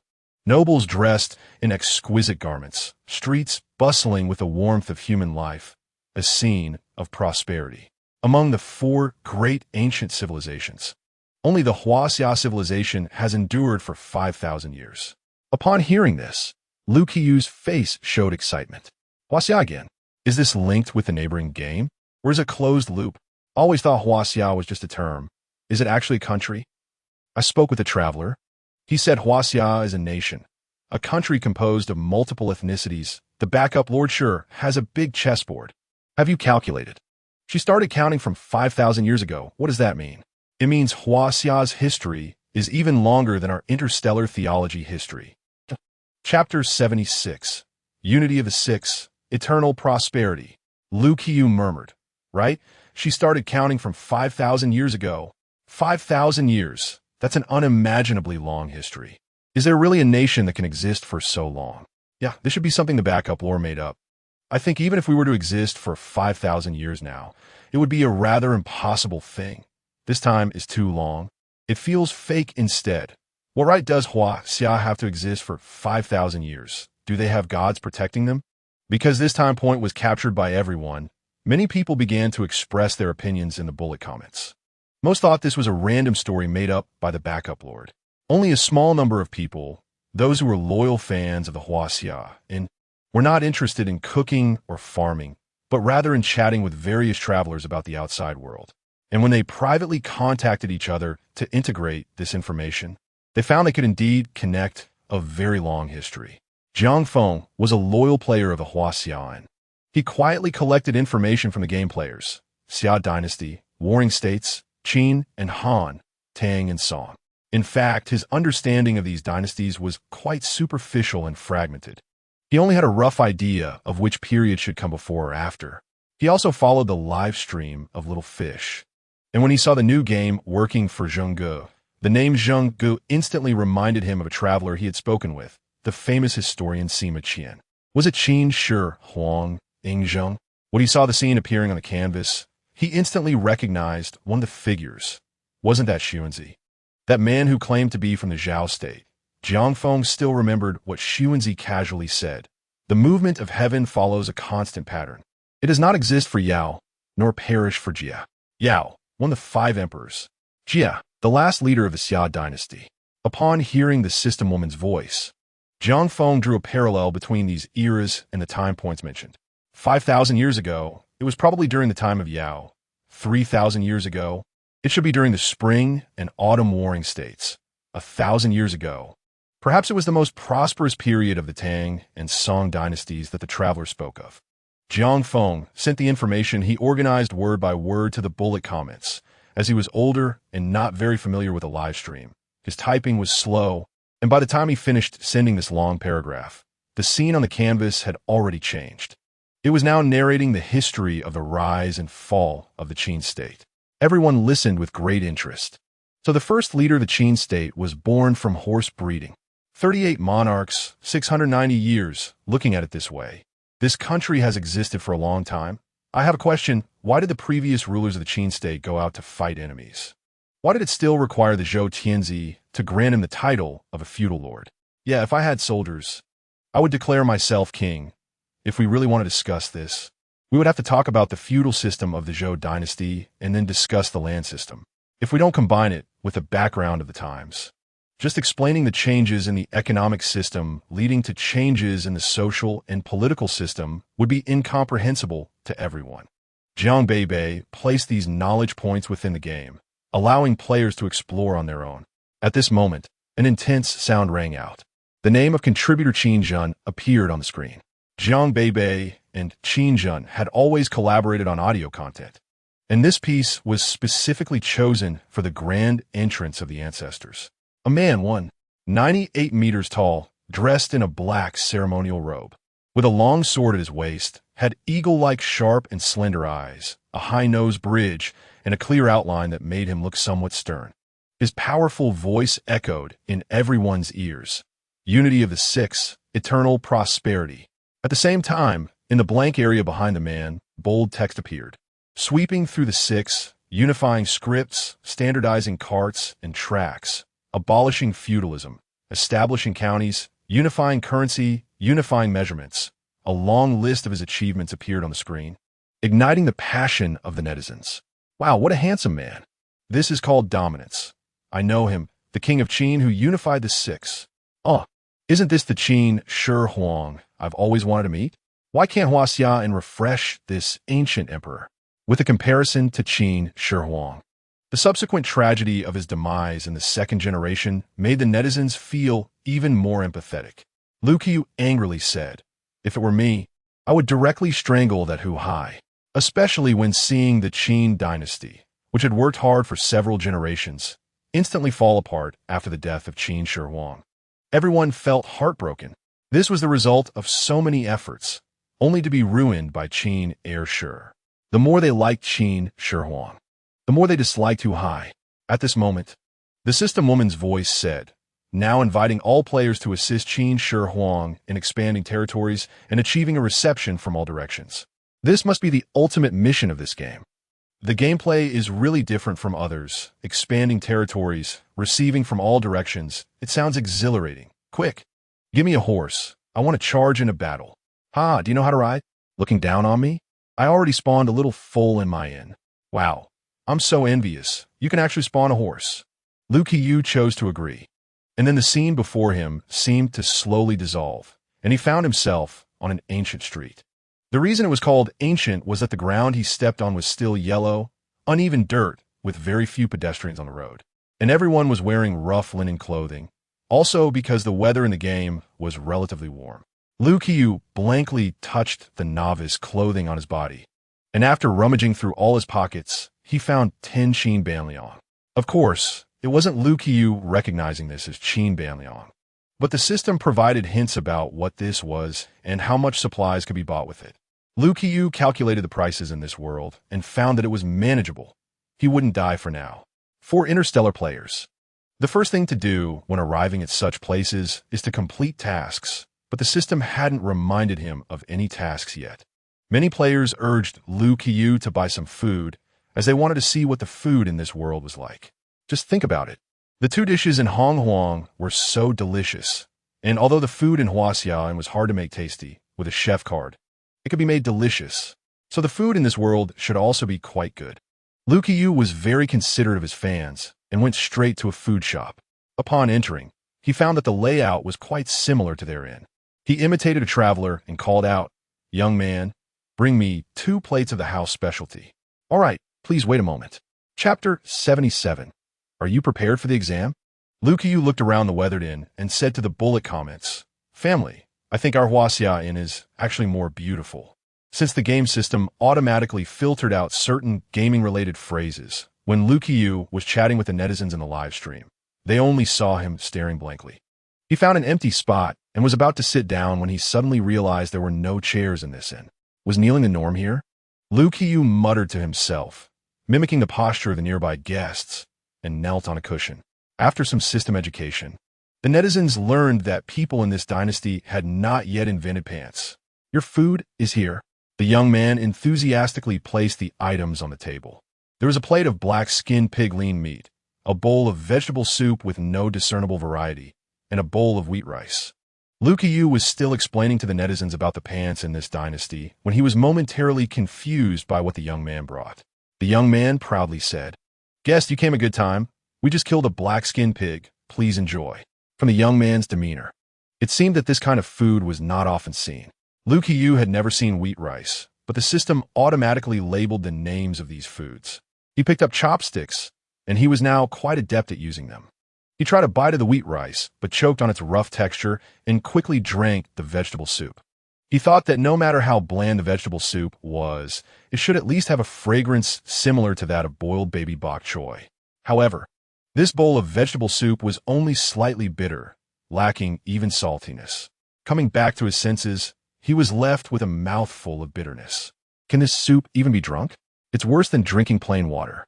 Not giving up, Liu Qiyu picked up a piece of the sliced pig meat and put it in his mouth, almost gagging. There was a strong, fishy smell. Ugh. Why is the food so terrible this time? I could smell it from afar. I just want to say, thank goodness it's not going into my mouth. Streamer, you're suffering? I didn't expect the food in this game to be so bad. If all the food is like this, I wouldn't mind drinking nutritional liquid. Perhaps Liu Qiyu's reaction was too intense. A passerby nearby couldn't help but comment, "Why did you almost throw up? This delicious black pork is something we usually can't even get. And this wheat rice, if you were from a poor family, you'd only be able to eat bean rice."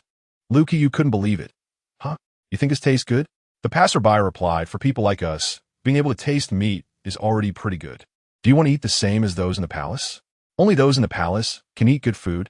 Of course, they eat better than us commoners." Liu Qiyu grimaced.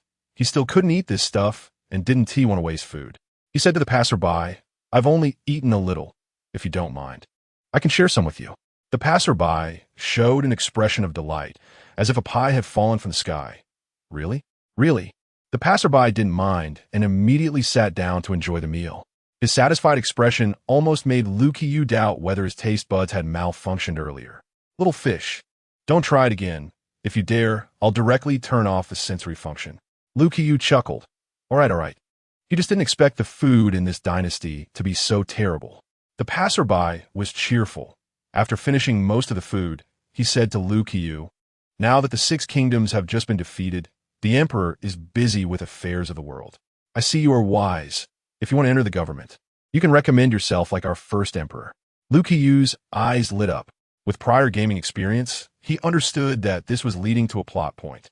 If he could become an official, he might be able to eat some good food. At that moment, the system popped up a message. Go to the Guozijian, successfully enroll, and receive 10 Qin Banliang as a reward. Receive new player item, Guozijian entrance examination qualification card. Historically, the Guozijian did not appear at this time. The Qin dynasty's academy should have been called Jixia Academy, a public university. But Jiang Beibei wanted to design a level where players would naturally become officials after passing it. So, let's bring the Guozijian out earlier. Liu Qiyu suddenly understood. It seems that this Qin Banliang is very useful. Family, I'm going to the Guozijian now to take the exam. Realizing his task, Liu Qiyu wasn't worried about the exam, bid farewell to the passerby, asked for directions to the Guozijian, and headed straight there. When he arrived at the Guozijian, Liu Qiyu handed the examination card to the doorman at the entrance. He was familiar with this process. It was the same when he entered the Zixia Palace. The doorman smiled and began to recite his lines.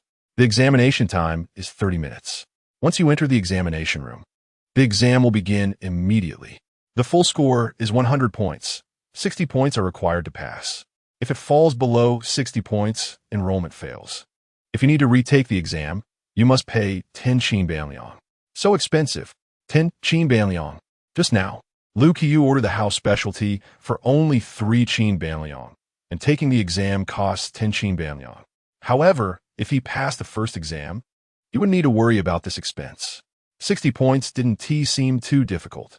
There were even 40 points he could afford to lose. The doorman asked, "Are you ready for the exam, sir?" Liu Qiyu confidently replied, "Yes." "Little fish, don't worry. We're here for you." "Yes, you're not alone in the exam. We will fight alongside you. If Little Fish doesn't understand anything, you can ask us in the bullet comments. This is called brainstorming." Liu Qiyu was very grateful to his fans, saying as he walked, "Thank you all for your support." When he reached the examination room, the doorman mentioned, As soon as Lu Qiyu stepped in, the live stream was automatically filtered. The system displayed, "Cheating is not allowed during the exam. Please start answering immediately." The hourglass on the wall began to leak sand. Once it was empty, it would indicate that the half-hour examination time was up. I blacked out. Where is everyone? Just now, a voice said, "Cheating is not allowed, so we can't help the streamer now." The live stream was blocked. This ruthless announcement made Lu Qiyu unusually nervous. He quickly found the seat mentioned by the system, sat down, and in front of him was an examination paper with 10 questions. Upon seeing the first question, which system should the Qin dynasty adopt? The county system or the feudal system? Lu Qiyu was dumbfounded. Chapter 78. The feeling of being wrapped in knowledge this dynasty was indeed the Qin dynasty. Wait, what is this? We're the county system and the feudal system. Lu Qiyu read this sentence 3 times but still couldn't understand it, mainly because he had no knowledge of the county and feudal systems. This question was probably asking him to choose one of them, right? Forget it. Just pick one at random. Feudalism, does it mean dividing things? Let's go with this. Next question. Next question. Lu Qiyu looked at the next question. There is a circular mountain road. One round is 325 miles long. 3 people are walking around the mountain, with each person walking 150 and 120 miles a day. If they walk continuously, how many days will it take for them to meet again at the starting point? After reading the question, Lu Qiyu's eyes started to spin. What kind of question is this? How come I can't even understand the question? When 30 minutes were up, the paper was automatically collected. Lu Qiyu walked out of the exam room, looking haggard. Once outside, the live stream returned to normal. After waiting for half an hour, the fans were notified that the live stream of Xiaoyu had started again. They hurried back to check. "Xiaoyu, what's wrong? It's only been half an hour, and you look like you've aged 10 years. Did someone beat you in there? I can tell you were hit hard. Look at those vacant eyes." Lu Qiyu's eyes were filled with tears. "Family, this exam is really not something humans can take. Did you finish? How many points did you get? Right, how many points did he get?" Lu Qiyu only knew the paper was collected and forgot to check when the results would come out. The doorman came over and said, "Sir, your results are out. Please collect your report card over here." There was a device similar to a bank machine at the entrance. After pressing a button, a paper covered in scribbles was dispensed. If I were the teacher grading this paper, I would deduct 10 points for presentation. Lu Qiyu awkwardly scratched his head. He hadn't taken an exam in a long time, so by the time he realized he had scribbled too much, the paper was already dirty. Looking at his score, 20 points. Lu Qiyu started to doubt his life. Your laughter upstairs is so loud it's disturbing my eyes. 20 points of Xiaoyu. How did you manage to get such a low score? Lu Qiyu felt wronged and spread the paper for everyone to see the questions. Don't just talk about me. Take a look at this question. Who can score high on such a difficult question? The live stream focused on the questions on the paper. Some netizens immediately expressed understanding. "If it were me, I might score 0. I can't even understand the questions," some netizens started to think as they looked at some familiar words. "I feel like I've heard a few terms while talking with travelers in Huaxia, and me too. It all feels very familiar. Especially the term Analects. What I'm familiar with is the term legal code. It seems that the Qin law was established based on the legal code. So that means legal code is very important for the Qin dynasty?" Seeing the replies from the netizens, Lu Qiyu felt much better. The paper also displayed, "Do you want to unlock the answers? 1 Qin half a tael unlocks 1 question. No. He currently has less than 10 Qin half a tael. And the exchange rate for Qin half a tael and star coins is 1. Although Lu Qiyu wanted to directly recharge money, the backup function had not yet launched the recharge channel, saying it would be opened after going live. The next problem he faced was whether to spend money to buy another exam opportunity.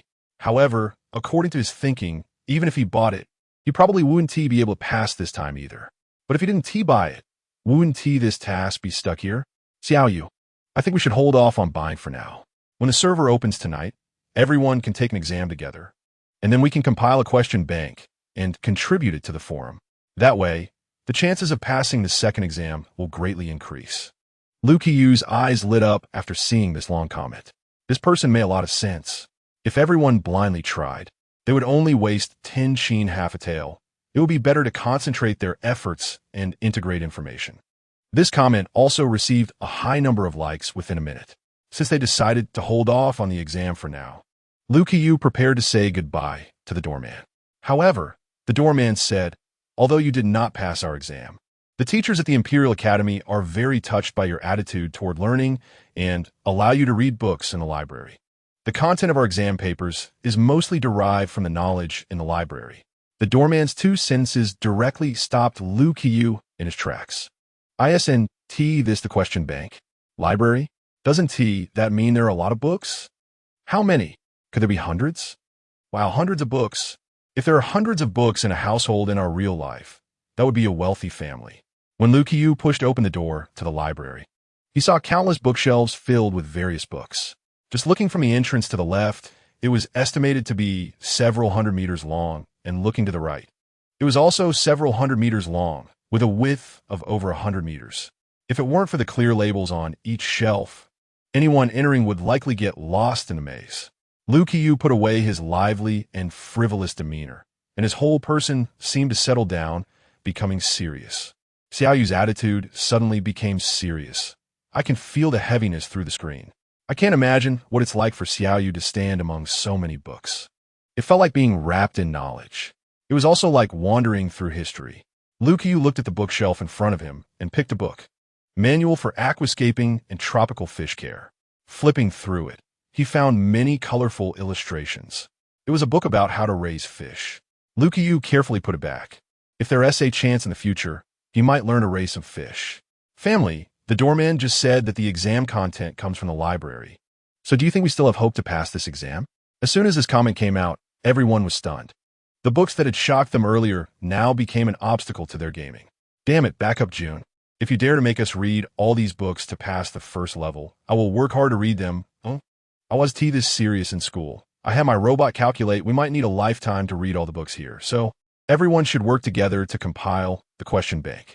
Chapter 79 Game Experience Post Jiang Beibei didn't expect that just for the sake of letting everyone understand more about Huaxia culture, it would lead the players to unite. Before the new game officially launched, a game experience post titled Working for Zhenggu appeared on the forum. Now, due to Jiang Beibei's intervention, the once lifeless Interstellar game had a game website, which even included a forum. Various experience posts, discussion threads, and creative posts flooded in, making it hard to imagine that half a year ago, the Star Network was stagnant. It turns out this is a grind to the max, healing simulation management game. Multiplayer online. Managing a farming Huaxiaoan guide for new players in the wilderness. How to complete all the side quests. Analysis of werewolf killing terminology. Let you quickly become the #1 wolf king in the national server. The new game is a huge library of the days working for Brother Zheng. Collecting the question bank for the National Academy entrance exam. Most of the posts discussed in the forum are about holographic games, especially the latest ones. Since Lu Qiyu played it, many people have posted to express their opinions. Even though Lu Qiyu didn't bring the questions from the exam paper to the forum, some players who enjoy exploring and solving puzzles have copied the questions to related posts on the forum, leading to various analyses from a group of people. As for where to find the standard answers, it is naturally in that huge library. Therefore, when the days working for Brother Zheng went online at midnight, a large number of players rushed to the library to start collaborating. Jiang Beibei, with a god's perspective, saw this and helplessly tugged at her mouth. Did you forget that you can spend Qin Banliang to unlock the answers? Searching for answers aimlessly like this, who knows when they will find them? Although one question requires 1 Qin Banliang, 10 questions only cost 10 Qin Banliang, and the initial 15 Qin Banliang that come with the game are meant to encourage them to spend money here, right? Once this money is spent, if they still haven't found a way to make money in the game, they will have to dig into their own pockets. However, spending money does not guarantee that they will pass the next exam. Some people are immersed in the sea of knowledge, while others are diving headfirst into the temptation of money. Recruitment. His Majesty wants to open up a farmland in the suburbs, needing to find 20 farmers who understand farming. The time is 10 days, with food and accommodation provided, and 5 Qin Banliang per day. First come, first served. Under the brick and tile city wall, a soldier-like man placed a bamboo slip on a table by the wall and shouted the content of the slip. Before long, many passers-by gathered around. Bai Chan said to Shun Qian, Let us go over there and take a look. There are so many people gathered. These two had met Jiang Beibei once, and Xian had become a streamer after playing Jiang Beibei's Primal Chaos. However, his streaming content was sharper, seemingly criticizing the game content. But criticism aside, playing is still necessary. This unique streaming style soon attracted a group of fans after he became a streamer. At this moment, Xian was streaming live, watching the crowd ahead and listening to the soldiers' key information. He said to Bai Chun, he said he wants to recruit people who can farm. Can you farm? Bai Chun excitedly nodded. I can. I'm a loyal player of Huaxian. I might not be as good at cooking, but I can farm. Xian raised his eyebrows. He played every game, so he didn't excel at any one in particular. Perhaps his ideal game had yet to be created.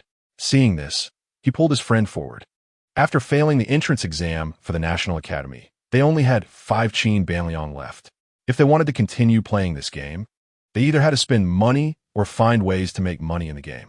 As for spending money, it was uncertain whether the backup Lord considered game balance, as each person could only recharge a maximum of 100 star coins per day.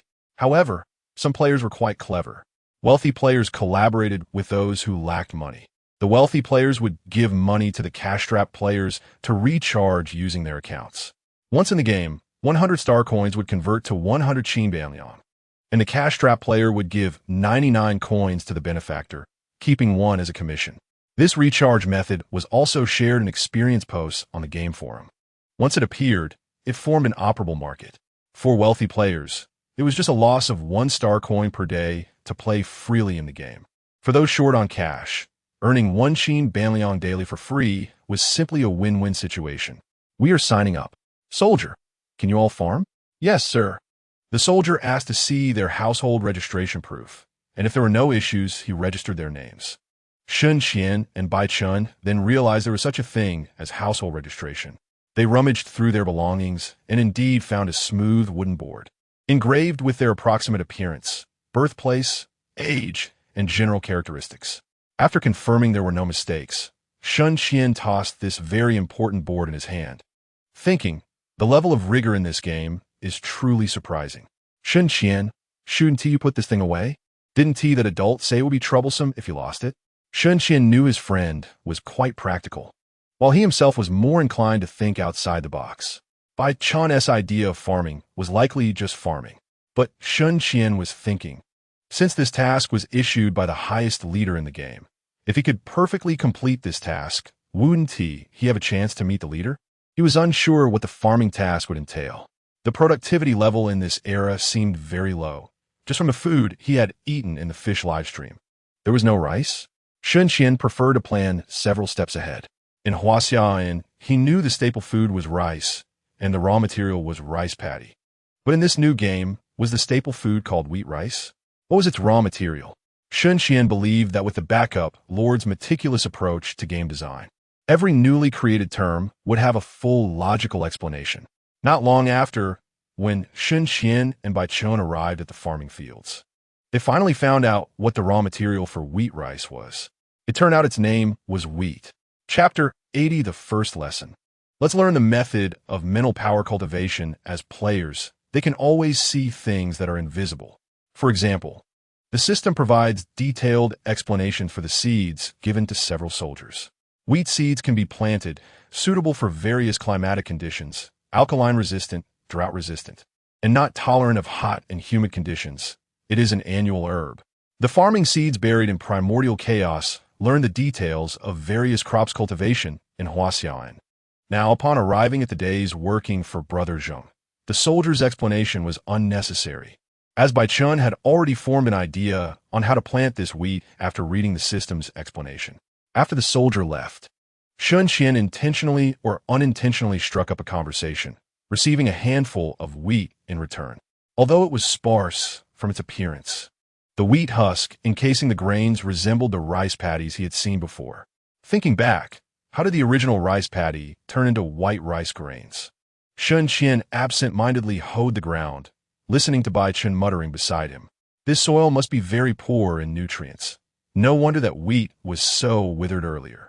We want to end up growing such poor wheat, right? Xian casually said. What do you suggest to improve the soil? Bai Chun replied, Add fertilizer. Fertilizer is sold in Huaxian, but this new game probably doesn't have it. Bai Chun, Sai, if the fertilizer from there could be brought here, I would be rich in Huaxian, but now here I'm just a poor guy. Shun Qian suddenly thought of something. Do you know how to make fertilizer? Bai Chun put down the hoe in surprise. Fertilizer can still be made? Isn't it just produced out of thin air? Isn't it just produced out of thin air? Bai Chun was puzzled. Isn't this just a string of data? Does Shun Qian really think the game designer would go to such lengths? Would they even set a process for producing fertilizer? Shun Qian shook his head. No. Go back to Huaxian and check. At worst, by the method to make fertilizer from a system. I feel like something is off here. Bai Chen's expression was strange. Shun Qian, you don't really think that the data from two different games can be interlinked, do you? Even if I got the recipe for fertilizer from Huaxian, I might not be able to use it in this game. Shun Qian glanced at him and said, just go and do it. A single look made Bai Chen nod. Okay. As for why Shun Qian didn't do it himself, it was because Huaxian was a game where grinding was more important than spending money. He hadn't unlocked any fertilizers, so according to his progress in the game, he couldn't know the crafting process for fertilizers. However, he knew about another thing, the machine that turns rice grains into rice. Jiang Beibei copied most of the useful books from the encyclopedia into the library of working for Zhengge, and this new game was officially completed. If there were any issues later, they could just patch it up. Today was moving day for Jiang Beibei, Lin Xiqiong, and Chengdu. They planned to move to a more affluent area near Commercial Street, making shopping more convenient. The studio where the game reviewers led by Jiang Yi were located had previously occupied Chengdu's house, but now it officially became one of their studios. With more and more games appearing on the Huaxia game website, the workload for these reviewers increased daily, and Jiang Beibei expanded the team, handing it all over to Jiang Yi. It was unknown how Jiang Yi communicated with He Yi, but He Yi had now also become a game reviewer, and the once desolate job of picking up trash had no one willing to do it anymore. Chengdu, pack up the things you want to take from your house. We're heading out. Moving from this old and small house to a bigger one made Lin Xiqiong both happy and a little sentimental. However, the future was looking brighter, and one must always look forward. From what she knew, Beibei had already earned billions, and it might not be long before she became the first person to leave the star. That day, the three of them didn't pay attention to the game. They were all busy moving. This house, worth 10 million star coins, had 4 rooms and a living room, with each of them getting 1 room, and 1 room used as a temporary studio, just right. When Jiang Beibei finished everything and sat on the new sofa to rest, she opened the game forum to find a post that was trending with the word explosion. I accidentally passed the entrance exam for the Guozi Academy, and unexpectedly, the first class is teaching me how to cultivate mental power? I thought I was in the wrong channel. Isn't this a scene from Hong Huang? Wow, the first person to pass the Guozi Academy entrance exam has emerged. Big shot. Please share your exam experience. Jiang Yin said, I don't have much experience either. I memorized several questions I'd seen before, and I barely passed with a score of 60. The person who posted this was named Jiang Yin. Yes. He was the grandson of the old man Jiang Feng. Originally, he was forced by his grandfather to study in the game's library, as his grandfather had gone mad. Now living in a library every day until the login time for the holographic world ran out before he would log off. He had previously said he was going crazy playing games, but Jiang Yin felt that his grandfather was the real crazy one, unable to bear his grandfather's oppressive rule. Jiang Yin decided to try the entrance exam for the Guozi Academy when his grandfather wasn't around. Unexpectedly, when he saw the first question on the exam paper, he thought, hey, isn't this the content my grandfather wanted me to memorize yesterday? He seemed to have done this math problem before. Oh, this question was something his grandfather tested him on a few days ago. This question was almost identical to the one he saw on the forum. It seemed he had come across the same questions. Under such circumstances, Jiang Yin finished the exam smoothly with a score of 60, becoming the first person on the internet to pass the Guozi Academy entrance exam. Jiang Yin, I made it. He quickly took his exam results to find his grandfather. Jiang Feng didn't expect his grandson had gone to take the exam, but it was nothing. It was just a review of knowledge points. Looking back at the incorrect answers on the exam paper, Jiang Feng shook his head. How did you get this question wrong? Didn't I just tell you about it a few days ago? Jiang Yin was lectured by his grandfather to the point of despair. He seriously suspected that if his grandfather had taken the exam, he might have scored 90 or even full marks. Unfortunately, his grandfather had no interest in the task. Meanwhile, he managed to escape the torment under the pretext of going to school. When Jiang Yin excitedly arrived at the Guozi Academy classroom, the teacher, sporting a beard and wearing a long gown, made him feel like he was looking at another grandfather. When the teacher began to speak in the first class, "We will learn the methods of cultivating mental power," Jiang Yin was left speechless. Chapter 81 Tang, you the game working for Zheng Gu had taken the eastern and northern regions by storm in just 7 days since its launch. This time, Jiang Beibei didn't need to say anything. A bunch of requests for cooperation flooded in, with planets hoping to install connecting servers on their own planets. Some offered money to help expand her popularity, which Jiang Beibei was more than happy to accept. As for the questions players kept asking on the game website, is the method of cultivating mental power real? Jiang Beibei specifically issued a statement on the official website. You might as well keep a backup. Didn't I say during the interview? Some people indeed have extraordinary talent. Everyone's memories return to the day of the interview. Huh, I thought backup coin and that netizen were just joking, and you're telling me it's real? So, does this mean I also have extraordinary talent? I've successfully stepped into the 3 condensation realm under my teacher's guidance. But the problem is my whole family is practicing too. Backup coin. You said the probability is low. Isn't that not quite accurate? In a certain area of the star, there was a person named Tang Yu, who was also a blasphemer exiled to the star a few years ago. On his 18th birthday, when his soul power did not awaken, he became the blasphemer despised by everyone. After being exiled to the star, he initially thought about ending it all, but the human instinct for survival made him inherently fear death. Tang Yu narrowly escaped death several times, living numbly, until one day, he noticed that the former coworkers who had mined with him gradually stopped going to the mines, leaving the vast mining area with only him. The supervisor managing the mining area asked him, seeing him dazed and standing still, "Why aren't you playing the game?" "Game?" Tang Yu murmured softly, "What game?" The supervisor replied, "You're so out of touch. Recently, Backup Kuin's game is so popular that the whole star knows about it. Everyone is playing her game now and not coming to mine anymore." The supervisor also wanted to quit this job to focus on playing games, as even if these criminals didn't come to work, the administrative district would send eliminated robots to do the job. The reason for assigning these criminals to work was also to prevent them from causing trouble due to idleness. After the supervisor left, Tang Yu followed his words, opened the Star Network, and searched for the game website. Huaxia game website. He looked at the latest game displayed on the interface, the cover featuring a powerful man with arms wide open, as if to embrace the entire world. Lost in thought, Tang Yu had already entered Backup Kuin's virtual room, and as he opened the door, he was greeted by Yellow Land. Players with names above their heads were flocking forward. "Why haven't you passed the exam yet? The forum is filled with question banks. You should memorize them privately." "Wah, my memory isn't good, and every time I memorize, it's never on the exam. It's always the stuff I Haven team memorized." "Ha ha, I'm dying of laughter. Your luck is just too bad. But in the end, it's still because your knowledge isn't solid enough. I've already started splitting classes. The teacher said that as long as I pass the college entrance exam, I will be assigned a job by the state.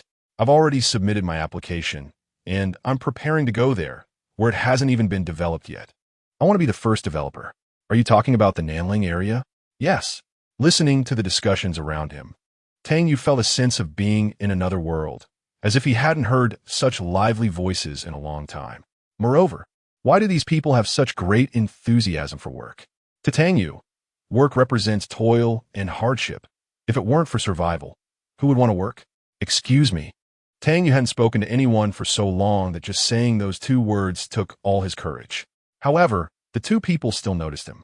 One player, dressed in a blue long shirt, said, "Hey, it's a rookie, right?"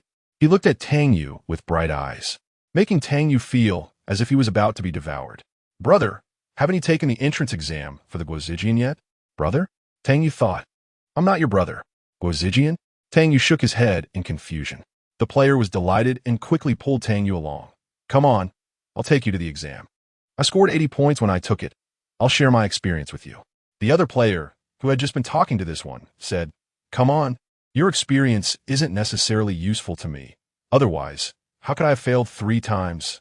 You're so unlucky and still not studying hard. I can't help you." The player replied, "Oomph, aren't you just after that referral fee?" Tang Yu looked at the hand that the other was holding, and such an intimate gesture was something no one had ever done to him, not even back in Xing. The warmth from his wrist made Tang Yu turn to look at that player, who was still bantering back and forth, completely unaware of how close they were. Tang Yu felt a bit uncomfortable and wanted to pull his hand back. The player turned his head and said to Tang Yu, "Brother, don't worry. I've compiled 1,001 past exam papers for the Guozijian entrance exam. As long as you study hard, you'll definitely be fine." Tang Yu asked, "Do I have to take the exam?" The player was shocked. Of course. How can you learn mental energy without taking the exam? Unless you have extraordinary talent in real life. But if you don't take the exam, how will you become an official later? But why do I want to be an official? Tang Yu still looked confused. The player pointed to the pedestrians on the street and said, "Look at them, toiling every day just to support themselves. The profits from the grains in the fields are too low. We need to change this poor society and help everyone live a good life. This is our way of being officials." What the player said was exactly what he had heard from the teacher in the Guozijian, and now he was merely repeating it to Tang Yu. But after hearing it, Tang Yu was greatly shocked. He even doubted whether he had heard it wrong and felt as if a lightning bolt had split the years of fog that hung over his head. "What did you just say?" The player replied, "Huh? The way of being officials? It means we should be leaders for the common people, manage them, and take care of them, providing them with better living conditions." Yes, the way of being officials. Tang Yu pondered this term, realizing that for those in power, they were the poor common people in real life, while those high above were the so-called officials, managing the poor. Why didn't they, as said in the game, take care of the poor and provide them with better living conditions? Instead, they continuously exploited them. Chapter 82. Can you really score 100? Full marks? Tang Yu suddenly saw clearly that this game seemed to want to plant a seed in everyone's hearts. That seed was telling everyone that the greater the ability, the greater the responsibility. In the past, Tang Yu, when he was in Xing, blindly believed in the deities, doing whatever the higher-ups commanded. If they said to go to the battlefield, he would go. If they said to pay money, he would pay. After arriving in Xing, he slowly stopped praying to the deities. He even maliciously thought in his heart, "If you gods can truly see into people's hearts, then just kill me, this ungrateful sinner." After all, he didn't want to live anymore. But after so many years, he was still living well, and his reverence for the deities was fading. Hearing such words today, Tang Yu suddenly understood. When those in power do not consider those beneath them, the lower ones will develop a sense of rebellion. Just like him. What I need to do to take the exam? After understanding the rules, Tang Yu became very interested in this game. After carefully consulting the player about the exam information, he didn't impulsively rush to take the exam. He wanted to cherish the first free exam opportunity. So after getting the player's exam questions, he studied hard for 3 days before going to take the exam. When the player saw Tang Yu's score fixed at 100 points, a loud wow drew the attention of many players. When those players came over to take a look, there were waves of wow echoing around. "Brother, is this your first exam? How did you do it? You actually scored 100? Full marks?" Tang Yu had already realized that the term brother did not mean blood relations, but was a friendly term among players. He went along with it, trying to smile, and said, "I have a good memory. Once I've seen something, I won't forget it. Isn't that photographic memory? Awesome, brother. I wish I had such a skill." The people around expressed their envy and congratulations to Tang Yu. After thanking everyone, he approached the player and asked, "Did you get your referral fee?" The player nodded, taking out half of the 10 Xin Banliang and handing it to Tang Yu. "The referral fee is a total of 10 Xin Banliang. Brother, I'll give you half. It's also because you did well." Tang Yu looked at the 5 Xin Banliang, smiled, and said, "Thanks to your exam questions, I was able to pass the first stage so quickly. I have a suggestion. Do you want to hear it?" The player eagerly nodded. After all, he was the first person to get full marks, and his suggestion must be very useful. "I think your exam questions are very useful.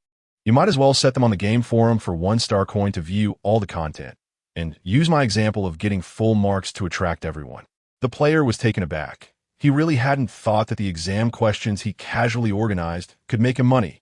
But But now many people have already passed the exam, and there are many such materials on the game forum. Can it really work? Tang Yu smiled slightly. This game has already become popular among the planets in the eastern region, while the planets in the northern region only have viewing rights, but no playing rights. Do you think the backup lord will buy the northern region's server later? Of course they will buy it, the player said without thinking. Tang Yu, exactly, they will definitely buy it, so, as long as you promote it well, the entire northern region will be your customers. Your exam materials have a few advantages compared to those on the game forum. The player's eyes lit up, quickly asking, what advantages? First, they're comprehensive. Some people might think that instead of wasting time searching on the forum, it's better to just buy the material directly. The player nodded. That's right, I update my question bank almost every day. Second, you can use me for promotion. Just like they say, I'm the first person to get full marks in this game. You can definitely use my name to tell everyone how good your exam questions are. The player understood and quickly noted down what Tang Yu said. There's also a third point. Nowadays, people in the northern region can only watch the live broadcast. You might as well take this opportunity to prepare them in advance, so that when the game server is ready, they won't have to spend 3 days like I did just to play the first level. A strange look flashed in the player's eyes. Bro, do you know how impressive it is that you can clear the first level in just 3 days, and even with full marks? The last person who scored 90 still studied for 5 days before passing. After Tang Yu made these points, the player, being a straightforward person, had just given Tang Yu 5 Qin half-tails, and now feeling indebted to him for such a great favor. And knowing he would later use Tang Yu's full score as a promotion, the player simply said, if I make money, you'll have a share too. Tang Yu wasn't helping out of kindness. He had already anticipated this step when he distributed the money earlier. So the two drafted a contract, with a 90-10 profit split, where Tang Yu only took 10 of the earnings. After all, he thought he was just talking, and the specifics still needed the player to implement. Thanks, bro, I'll go do as you said, the player said. At this time, the player didn't realize that the person casually discussing cooperation with him would soon be assigned by His Majesty to the eastern region, where he would establish the maritime shipping hub for the empire, bringing in heaps of gold, silver, and jewels for the treasury, transforming the entire southeastern area into the richest place in this game. At this moment, Tang Yu was still just an ordinary person. After bidding farewell to the player, he walked into the Imperial Academy, guided by the doorman to the classroom. Upon entering, he saw various books, papers, and desks flying around the room. Tang Yu dodged a chair that came rushing towards him. Bang! The chair fell to the ground. Liu Qiu looked over and exclaimed, "Oh no, I almost hit someone. Sorry. Dude, are you okay? I just started practicing not long ago, and my ability to control my mental power is still too weak. Really sorry." Dude was a term Tang Yu learned to use in this game when addressing others. He shook his head. I'm fine, but what are you all doing here? There were 10 people in this classroom. He had just heard from the doorman that everyone here had scored 90 or above, and since he had scored full marks, he was also placed in this classroom. Upon hearing this, Liu Qiu exclaimed, "Oh, this brother hasn't started practicing mental power yet? Qinjun, a new student has arrived, look. Great. Finally, he is not the one with the weakest mental power in this classroom." Chapter 83. Play? What is play? The man called Qinjun opened his eyes. From Tang Yu's perspective, he had just been resting his eyes. However, Liu Qiu knew that Qinjun was practicing mental power. Qinjun helplessly said, "You're here now, but you're not practicing properly. The teacher will come for a quiz soon, and this time don't think I'll help you." Upon hearing about the quiz, Liu Qiu felt his head spin. The so-called mental power quiz meant the teacher would select 2 students to compete with their mental powers. After each competition, the weaker party felt like their brain was being stirred by a stick, and unfortunately, Liu Qiu was the weakest in the classroom, even the youngest. Lin Xiqiong and Chun Du had stronger mental powers than him, sob sob. Last time, Liu Qiu was lucky. The teacher chose Qinjun as his opponent, and Qinjun went easy on him. But this time, there was no way the selected opponent would be Qinjun. Shun Qian laughed from the side. "Aren't you going to hurry up and practice? If you draw me, I want to go easy on you." As a sharp-tongued streamer with a completely different style from Liu Qiu, Shun Qian and Liu Qiu were naturally not compatible. Originally, given Liu Qiu's connections, he could completely isolate Shun Qian in the classroom.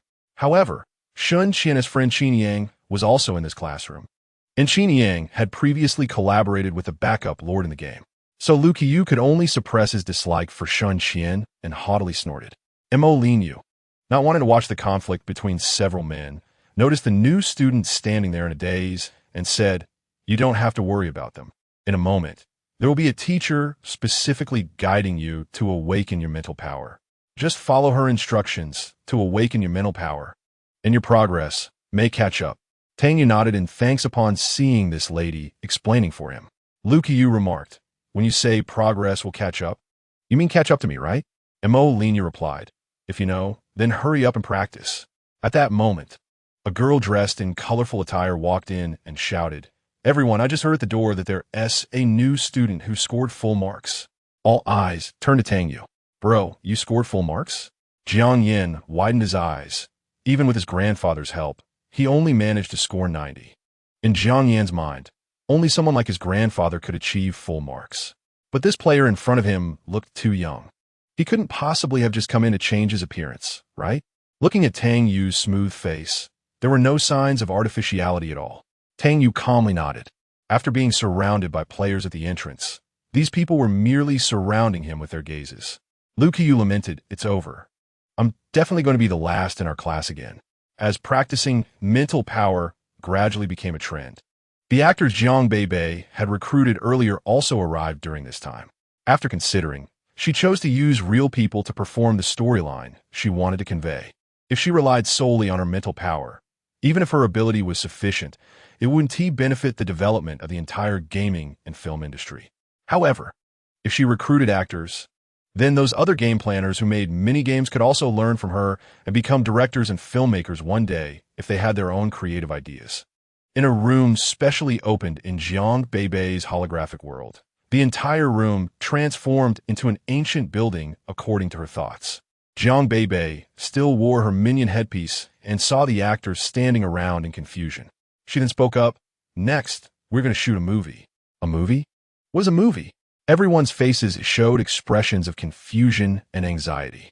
It was no wonder they were so nervous. They were all lower-class citizens in the Star Realm, and they had heard that the immensely capable backup lord was planning to shoot a movie. Moreover, the daily salary was 100 star coins, and if they performed well, they could become the lead, earning 500 star coins a day. Such high pay attracted those who didn't have strong skills in the game and could not make money from it. After signing up, each person needed to send a self-introduction and a performance imitation, mimicking anything, people, animals, or virtual things. The dozens of people here were selected through layers of screening and were deemed to have acting talent in Jiang Beibei's eyes. Facing their nervousness, Jiang Beibei reassured them. "I will arrange the plot for you. Just follow what I say to rehearse." One person tried to raise their hand, which Jiang Beibei noticed. "What's wrong? Is there a problem?" That person hadn't expected the backup lord to really pay attention to them and stammered, asking, "What if we don't perform well?"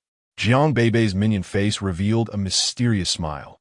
"It's okay if you don't perform well at first. I will teach you how to act. If I teach you and you still can't grasp the tricks, then I'll have no choice but to remove you from the actor lineup."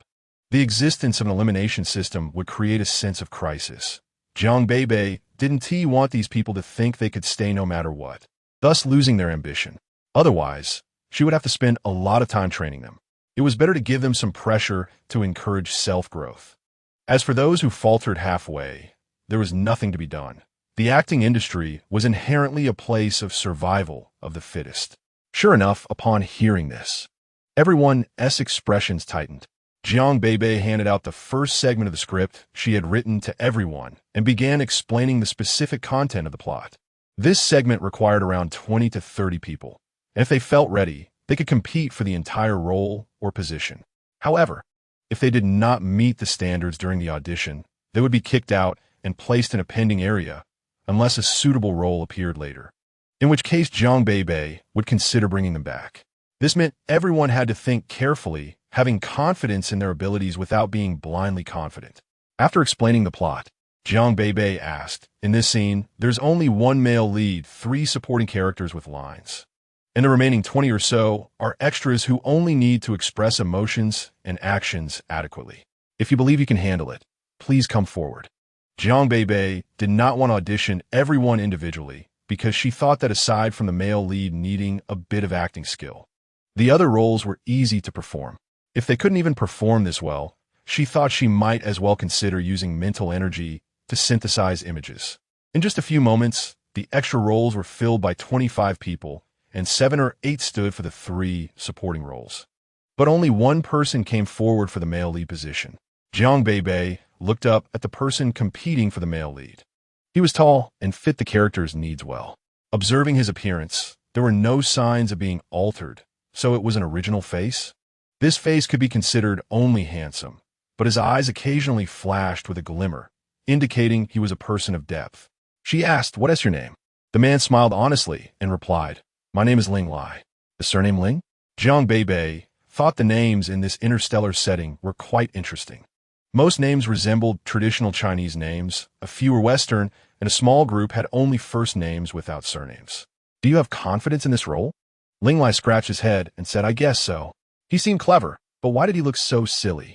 Jiang Beibei felt uncertain about her judgment. He seemed not very smart. Could he really convey the feeling she wanted? However, it was the first time, so even if he failed, it didn't matter. Jiang Beibei then asked the 7 people competing for the 3 supporting roles to read their lines on the spot, using the process of elimination to remove 4, leaving 3 to prepare for a shot. If these 3 didn't make it, they would select from the remaining 4 for a suitable replacement. All right, since there are no issues, let us start. They rehearsed the scene for an entire morning. The initial adjustment period was the hardest, but the male lead grasped it quickly, which relieved Jiang Beibei. After finishing the male lead scenes, the remaining individuals only needed to shoot a few angles. By the end, everyone understood what filming was about and grasped the essence of acting. Jiang Beibei handed over the remaining script to the dozens of actors who passed smoothly and told them to prepare for tomorrow's shoot. She also settled their wages for the day. Unexpectedly, they received a full day's pay for just half a day's work. The backup guy is too generous. The actors were moved to tears. Ling Lai took his pay and saw Jiang Beibei was already ushering them out of his holographic space. He casually asked, "Backup guy, can I still play the male lead tomorrow?" Jiang Beibei initially planned for him to continue in this role, but hearing him ask like that, she couldn't guarantee it. What if he slacked off tomorrow? It depended on how well tonight's performance was received. If everyone thought he acted well, then there would be no problem with him being the male lead tomorrow. It'll be released tonight? Ling Lai's voice rose slightly, and Jiang Beibei thought his tone sounded a bit strange, almost like a voice crack. But who would intentionally make their voice sound thick and deep? If anything, it should sound more like a weak voice, right? Jiang Beibei didn't dwell on it and said, "Yes. If you play Huaxian, you LLC tonight as performance appear there." This was also Jiang Beibei's intention. She planned to set up a home system in Huaxia and to watch television. Although it was a bit strange to have an ancient inn with a modern TV, it was her game, and she could do as she pleased. At midnight, Huaxian welcomed its first major update since its launch. The update took 30 minutes, and upon completion, the home system went live. Recently, players have been enamored with the newly released part-time job game, but when they saw Huaxia and had updated, even those who had planned to sleep rushed online to check it out. Not to mention loyal fans like Jiang Foam and Sullivan. Sullivan was waiting in his inn for Kelly, who had just said he needed to use the bathroom and would log in first. As soon as Sullivan logged in, he noticed his inn had a new room called the audiovisual room. Upon entering, he found a huge screen, somewhat like watching a live broadcast, with a countdown of 5 minutes to the film screening. The system displayed options to watch alone or with everyone in the server. After some thought, Sullivan decided to wait for Kelly to join him in watching with the online community.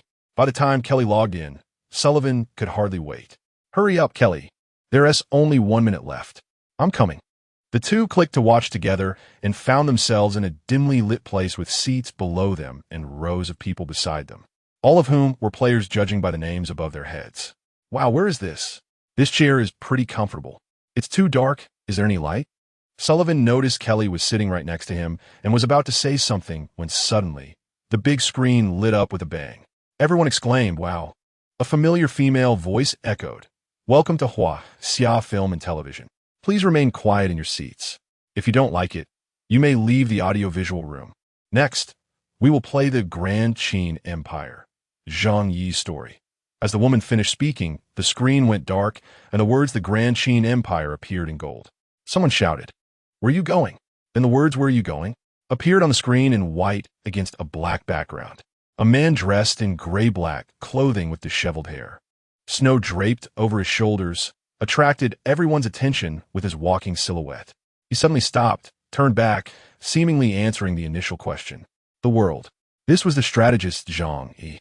In a bustling world, all seek profit. In the halls of power, all seek fame. Zhang Yi came for fame and profit. In just 2 short lines, the character's spiritedness and the dignity of scholar were vividly portrayed. In the subsequent plot, during a dialogue in the Grand Hall with Ying Si, aside from Zhang Yi, there were over 20 courtier roles that did not require speaking. The military strategist states, "The highest virtue is to conquer with strategy." Zhang Yi said, "The highest virtue is to conquer through connections." When players saw Zhang Yi being appointed as the Prime Minister of Qin, they were all excited beyond measure, as if they themselves had received that honor. If it weren't for the earlier rule to stay quiet, someone would definitely have shouted out. There was a part in the plot where someone accused Zhang Yi of stealing jade, and the players were all clenching their fists.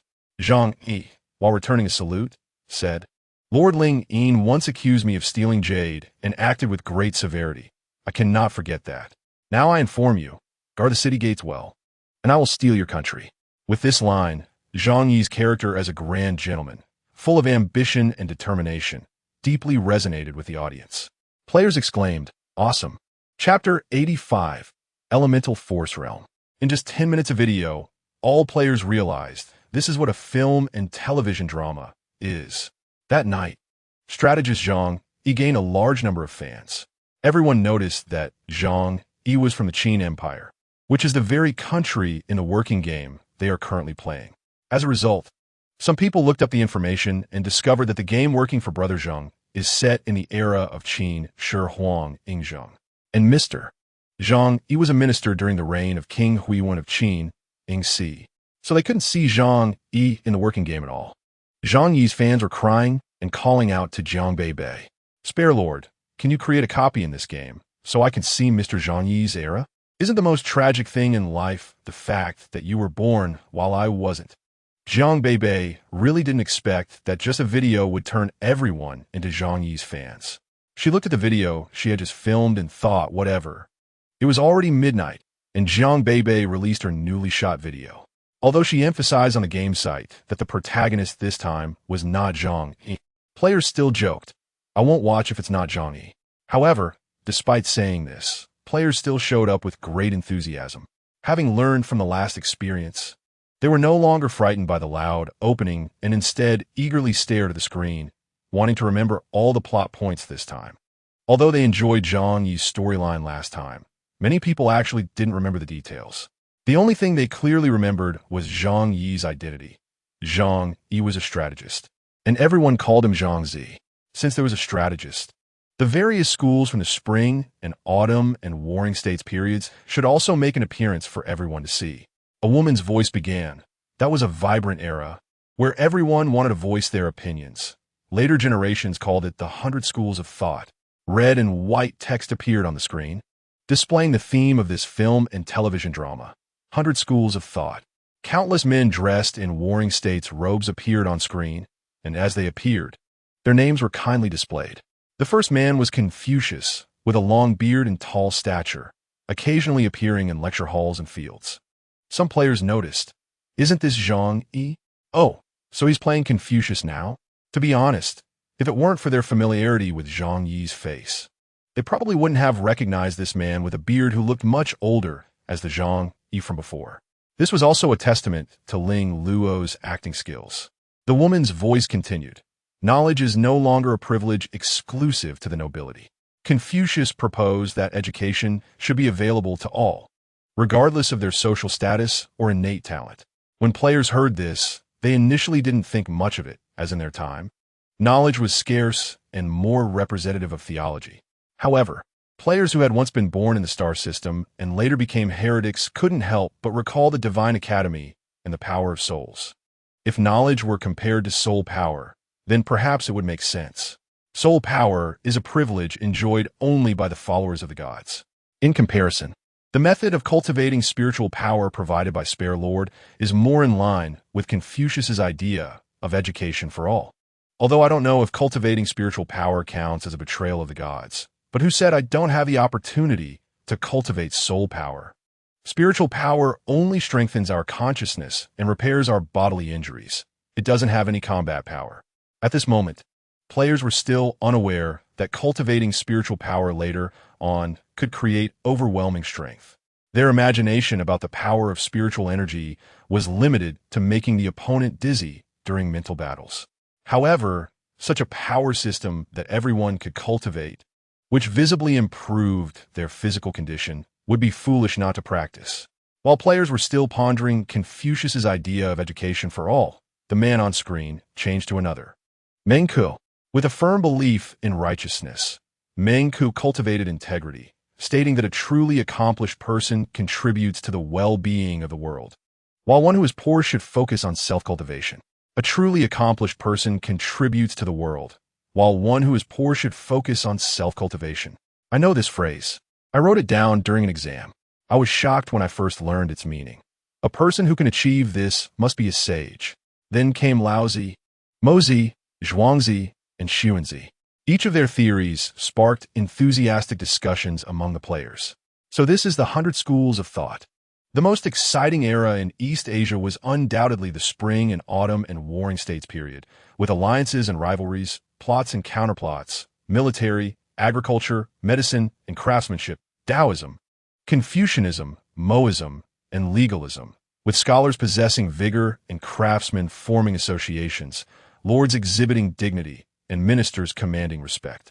In the desolate lands not illuminated by firelight, a group of great politicians, military strategists, natural scientists, and philosophers gathered like stars in the Huaxia sky. It's igniting 100 schools of thought, an exploration of ideas. For the first time, I felt the power of thought. It's obviously not a war. It's even more shocking. Thinking back to my previous life, where I lived in a daze, not even pondering why I lived, while these people were already contemplating the principles of heaven and earth. Is this Huaxia? I really want to see this era. It must be fascinating. Crying out loud. Remind me upstairs that this is written by Spare Lord. Is it really made up? Some players had long started to doubt the game world that Spare Lord had unfolded for them. From primordial chaos to Huaxia into working for Brother Zheng, the interconnected principles, the tightly linked logic, and the recurring characters. Some players had already felt that perhaps Spare Lord had seen such an era, so that era must have really existed. Then, what Spare Lord said about the 5,000 years of Chinese history is worth pondering. Even the history of theology does not span 5,000 years. Yet Huaxia has lasted for 5,000 years. What does that imply? It implies that before the gods arrived, did humanity already exist in the foci star system? Then the gods coming here to fabricate the lie of creating humans to confuse the truth becomes very questionable. Jiang Beibei didn't expect that due to a twist of fate, players began to doubt the origins of the gods. She originally thought of shooting more dramas later to influence everyone's thoughts, planting the seeds of knowledge for a true cultural renaissance. But players were thinking much more deeply than she expected. Of course, this was a good thing for her. She would also say, let the storm come even fiercer. After all, she was already in the elemental force realm, and her current strength could already match the divine messengers. Chapter 86. What is the regret of history? What is the regret of history? Previously, interstellar citizens had no feelings towards theological history, watching as the gods defeated the star beasts and chose strong and genetically superior humans to plant soul power. Those interstellar citizens far away in remote star systems felt nothing. Every week thereafter, Jiang Beibei would present a segment of film. Each time, players would arrive 5 minutes early at the audiovisual room. After watching the Huaxia history presented by Jiang Beibei and seeing the tragic endings of the travelers who had once visited in Huaxiaoan, they felt the pain of knowing something was impossible, yet still striving for it. Sullivan looked at the screen, where individuals appeared, some familiar and some unfamiliar. A thin sheet of paper represented their convoluted lives. When Sullivan saw his favorite traveler appear, he hurriedly said to Sullivan, "This is the Hua Xiubing I told you about. He's super handsome." For 70 years, the Han dynasty had repeatedly suffered defeats against the Xiongnu, leading to a decline in morale and national prestige. And this situation was completely reversed after Hua Xiubing grew up.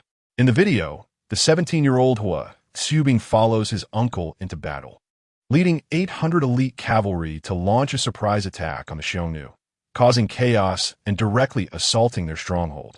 So cool. I would like to call Hua Xiubing and Xian Qiji the twin stars of Huaxia. One conquered the wolves but died young, while the other was talented, yet unappreciated, but became a dragon in poetry.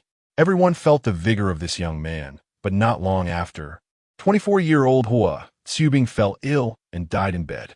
Sullivan's smile suddenly froze. What, Xiubing died? So young? His eyes turned red. Many shared Sullivan's feelings. They then realized that their revered Emperor Qin Shi Huang, who unified Huaxia, was slandered as a tyrant.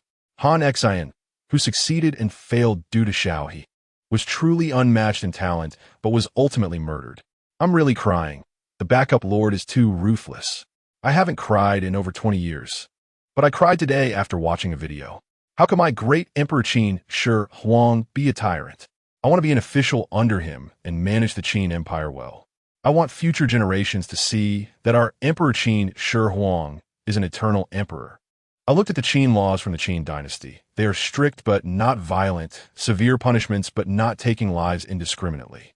As a nation that unified in chaos, Emperor Qin Shi Huang had no choice but to suppress the nobles of the 6 states. This country has just been born and has many issues. Brothers, we must change the ending where the Qin dynasty perishes in the game. Well said. I will study hard to become an official as soon as possible. I want to work for Emperor Qin Shi Huang. I don't care about leaving my name in history. I want future generations to be more lenient towards Emperor Qin Shi Huang. Players who were moved to tears by Jiang Beibei suppressed their sadness and remembered the large library. They hurried to the library, striving to learn all the knowledge within that could help the Qin dynasty. They were willing to read any books that could assist. They even forgot about their recent obsession with cultivating mental power, until the teacher from the Imperial Academy sent them the schedule for the mental power cultivation assessment. Everyone was stunned. I haven't even entered the 3 condensation realm yet. Please give me a method to succeed overnight. Go wash up and sleep. You'll dream about it. If you haven't passed the 3 condensation realm, are you untalented or just too lazy? Woo, don't scold me. The child made a mistake. Although Jiang Beibei was pleased that everyone was interested in Huaxia's history, she also hoped that their combat power could be improved, so they would naturally stand on her side when facing the gods. Given that the players now had maxed out their favorability towards the game, Jiang Beibei felt that if the gods wanted everyone to stop playing this game, they would definitely rebel this time. It was worth it for her to have added so many subtle hints in the game. She returned her thoughts to the present and looked at Ling Lai before saying, "Since you just started cultivating mental power, there's no need to rush for results to avoid harming your brain." Jiang Beibei also just realized that Ling Lai had never played her game before and only had a superficial understanding of mental power. After giving a few casual pointers, the next day, Ling Lai told her he felt the energy within him. Now, as a senior in the Yuanli realm, she was completely able to guide a novice in the 3 condensation realm. However, she did not expect that, as her mental power just detected his, she sensed another force within him. Jiang Beibei frowned and carefully felt it. There indeed existed another power system. In an instant, various conspiracy theories played out in her mind. The only power system in this world was soul power. So if Ling Lai had soul power, didn't that mean he was an alien? He disguised himself as an alien to approach her game. Was this the will of the gods? Why so sneaky? This was also a position Jiang Beibei couldn't understand. According to her knowledge of this world, if these gods knew what she was planning for a rebellion against them, they would either send someone to assassinate her directly or descend in person to kill her. Would they secretly send an advance team to check the situation? Ling Shi, under Jiang Beibei's scrutinizing gaze, felt confused. He touched his chin, wondering if he had been discovered. But this holographic face was borrowed from a friend from the stars and was said to look just like his real face. Jiang Beibei hadn't discovered him before. Jiang Beibei smirked and under his uncomfortable gaze, asked, "Which god sent you?" This was a bombshell question. She almost thought his true identity had been exposed. That identity was something he had even concealed from the gods. How could Jiang Beibei see through it? She carefully considered. Jiang Beibei had placed him in the enemy camp, thinking he was sent by the gods. The reason being, the only connection he had with these gods was his soul power. He didn't expect Jiang Beibei could sense the soul power within him with her mental power. Facing the increasingly unpleasant expression of the game planner, she pondered and decided to reveal a cover identity. "Hey, you found me out." Admitting it, Jiang Beibei's expression turned mysterious. Her current mental power was not without lethality. Why not leave this person as a brain-dead being here? "Wait, don't you think my name sounds familiar?" She sensed danger and quickly stopped Jiang Beibei's thoughts. Jiang Beibei frowned. A flash of light appearing in her mind. Wind? Chapter 87. Where did the corpse go? The wind has many aliases, such as Fu Yao, and Ling Lai is one among them. When hearing Ling Lai's hint, Jiang Beibei was a bit puzzled at first, but suddenly realized something the next second. You are Zhu Feng?" To know that the only name she associated with the word wind was this one. Ling Lai nodded and, in front of Jiang Beibei, restored his previously deep and pleasant voice, instead of the somewhat silly voice she had heard in recent days. Jiang Beibei had many questions in her heart, but directly asked. "Initially, the news stated that your group went missing on the way back after encountering revolutionary forces. How did you?" Zhu Feng coughed and slowly said, "I know you have doubts about my identity. I can only tell you that I am in the same camp as you, but I am entangled in many matters. Until it is absolutely certain, I cannot disclose my true identity." Jiang Beibei suddenly said, "You say you are in the same camp as me. Could it be that you are from the revolutionary forces?" Only this could explain why everyone said that group had been killed by the revolutionary forces, while Zhu Feng appeared alive in front of her. Zhu Feng's face stiffened, awkwardly replying, "That makes sense. I didn't expect you to be so perceptive." Jiang Beibei rolled her eyes. "In your view, my camp is opposed to the gods. In this world, only the revolutionary forces align with my goals." Zhu Feng pondered for a moment and said, "Do you truly want to overthrow the gods' rule? How did things suddenly escalate to the point of wanting to overthrow the gods' rule?" Jiang Beibei recalled her earlier words. "Oh, right. It was her claim that he shared the revolutionary forces' thoughts, and this person misunderstood. However, she currently only wanted to develop quietly and didn't want to confront the gods. It would be best to spread Huaxia civilization smoothly, without any bloodshed or tears." Zhu Feng suddenly stepped forward, looking down at Jiang Beibei with his honest face, and said, "To the outside world, the revolutionary forces are brutal and selfish, provoking interstellar wars for their own desires. But these people do not understand why we have fought against the gods for so many years." This was also something Jiang Beibei was curious about. Gods have soul power, and in the eyes of the public, they are invincible. If they want to deal with someone, it's quite simple. These revolutionaries are just ordinary people, at most able to buy military weapons from the stars. Interstellar wars have always been battles between the believers under the gods and various people from the West. One could even say it's a fight between people of the stars. The people of the stars claim to be righteous, while the people from the stars are labeled as rebels, even though they call themselves revolutionaries. Why have they been able to fight back and forth for so many years? Aren't you curious why our revolutionaries have survived for so long? Are we like cockroaches that can't be killed? This person just started playing games and has already learned these specialized terms from Huaxia. Jiang Beibei was speechless, her attention focused entirely on his face, and asked, "Did you wear a mask before? And is this your real face?" "Huh?" Zhu Feng's momentum was interrupted. He touched his face and honestly replied, "This is a face-altering system I bought from the stars. I can't show my real face, so I can only appear in front of people with a mask or a disguise." Jiang Beibei raised an eyebrow. It seemed this person held a high status in the Revolutionary Army. Was he afraid of being assassinated after being seen? This was quite similar to her. Up to now, Jiang Beibei had only shown her face in the real world, while in the holographic world, she always wore a minion headpiece. Zhu Feng continued, "We suspect that the gods are not truly gods. They're just a different kind of species from humans." Suddenly hearing such a big secret made Jiang Beibei feel a bit scared, and she continued to ask, "Is it just because of this that you want to oppose the gods?" Zhu Feng pursed his lips. Every year there are wars between the gods' army and the revolutionary army. Wars always result in deaths. But our revolutionary army values human life greatly.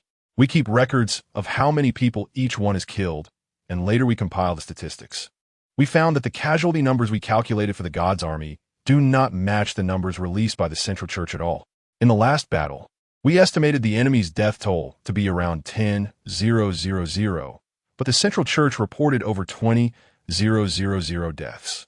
Where did this extra 10,000 come from? We couldn't figure out, so we wanted to investigate, and someone found that the bodies were being sent to the Central Church. Jiang Beibei blinked, feeling as if she had stepped into a conspiracy. Curiosity truly kills the cat. Maybe the gods just want to give a final prayer for those soldiers who died on the battlefield. Zhu Feng tightened his jaw and said, if that were the case, it would be good, but what if that large number of bodies were never sent out? Over 10,000 bodies went in and never came out. The thought of this scene made Jiang Beibei gasp. Where did the bodies go? Were they cremated in the Central Church? Jiang Beibei suddenly thought of the burial customs in this world. The Jiang family once had an elderly person who passed away. The body was taken to the Central Church and soon brought back out. Then it was taken to a designated cremation site for cremation and burial.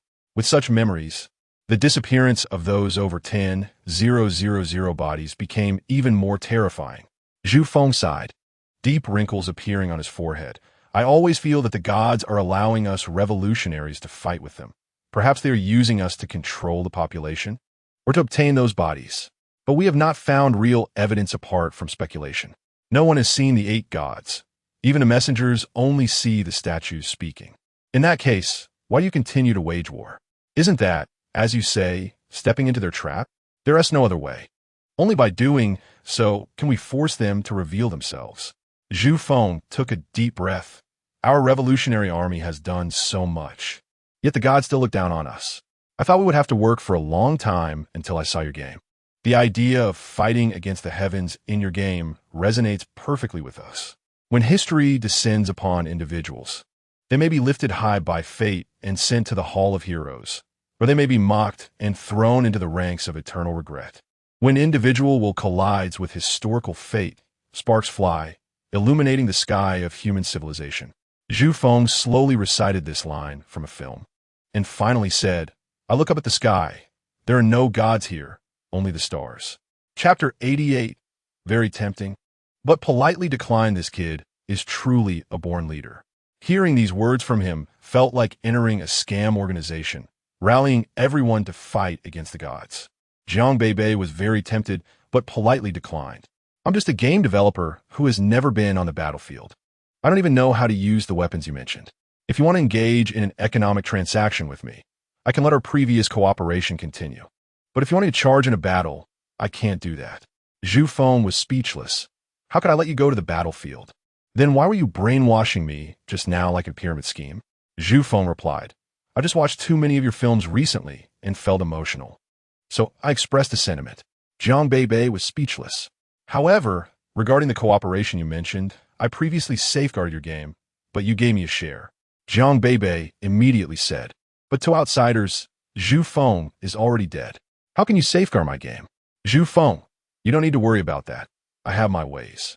I can guarantee that as long as it's not someone above the messenger level coming to trouble you, I can ensure your game S release won't be hindered. Jiang Beibei thought, could it be that there are undercover agents from their revolutionary army within the gods? The gods' army doesn't seem that impressive. They were invaded by the enemy and turned into a sieve. Jiang Beibei, your guarantee is just empty talk. Back then, Zhu Feng had a messenger identity that could be trusted, but now I don't even know who this Zhu Feng in front of me is, and I don't even know what he looks like.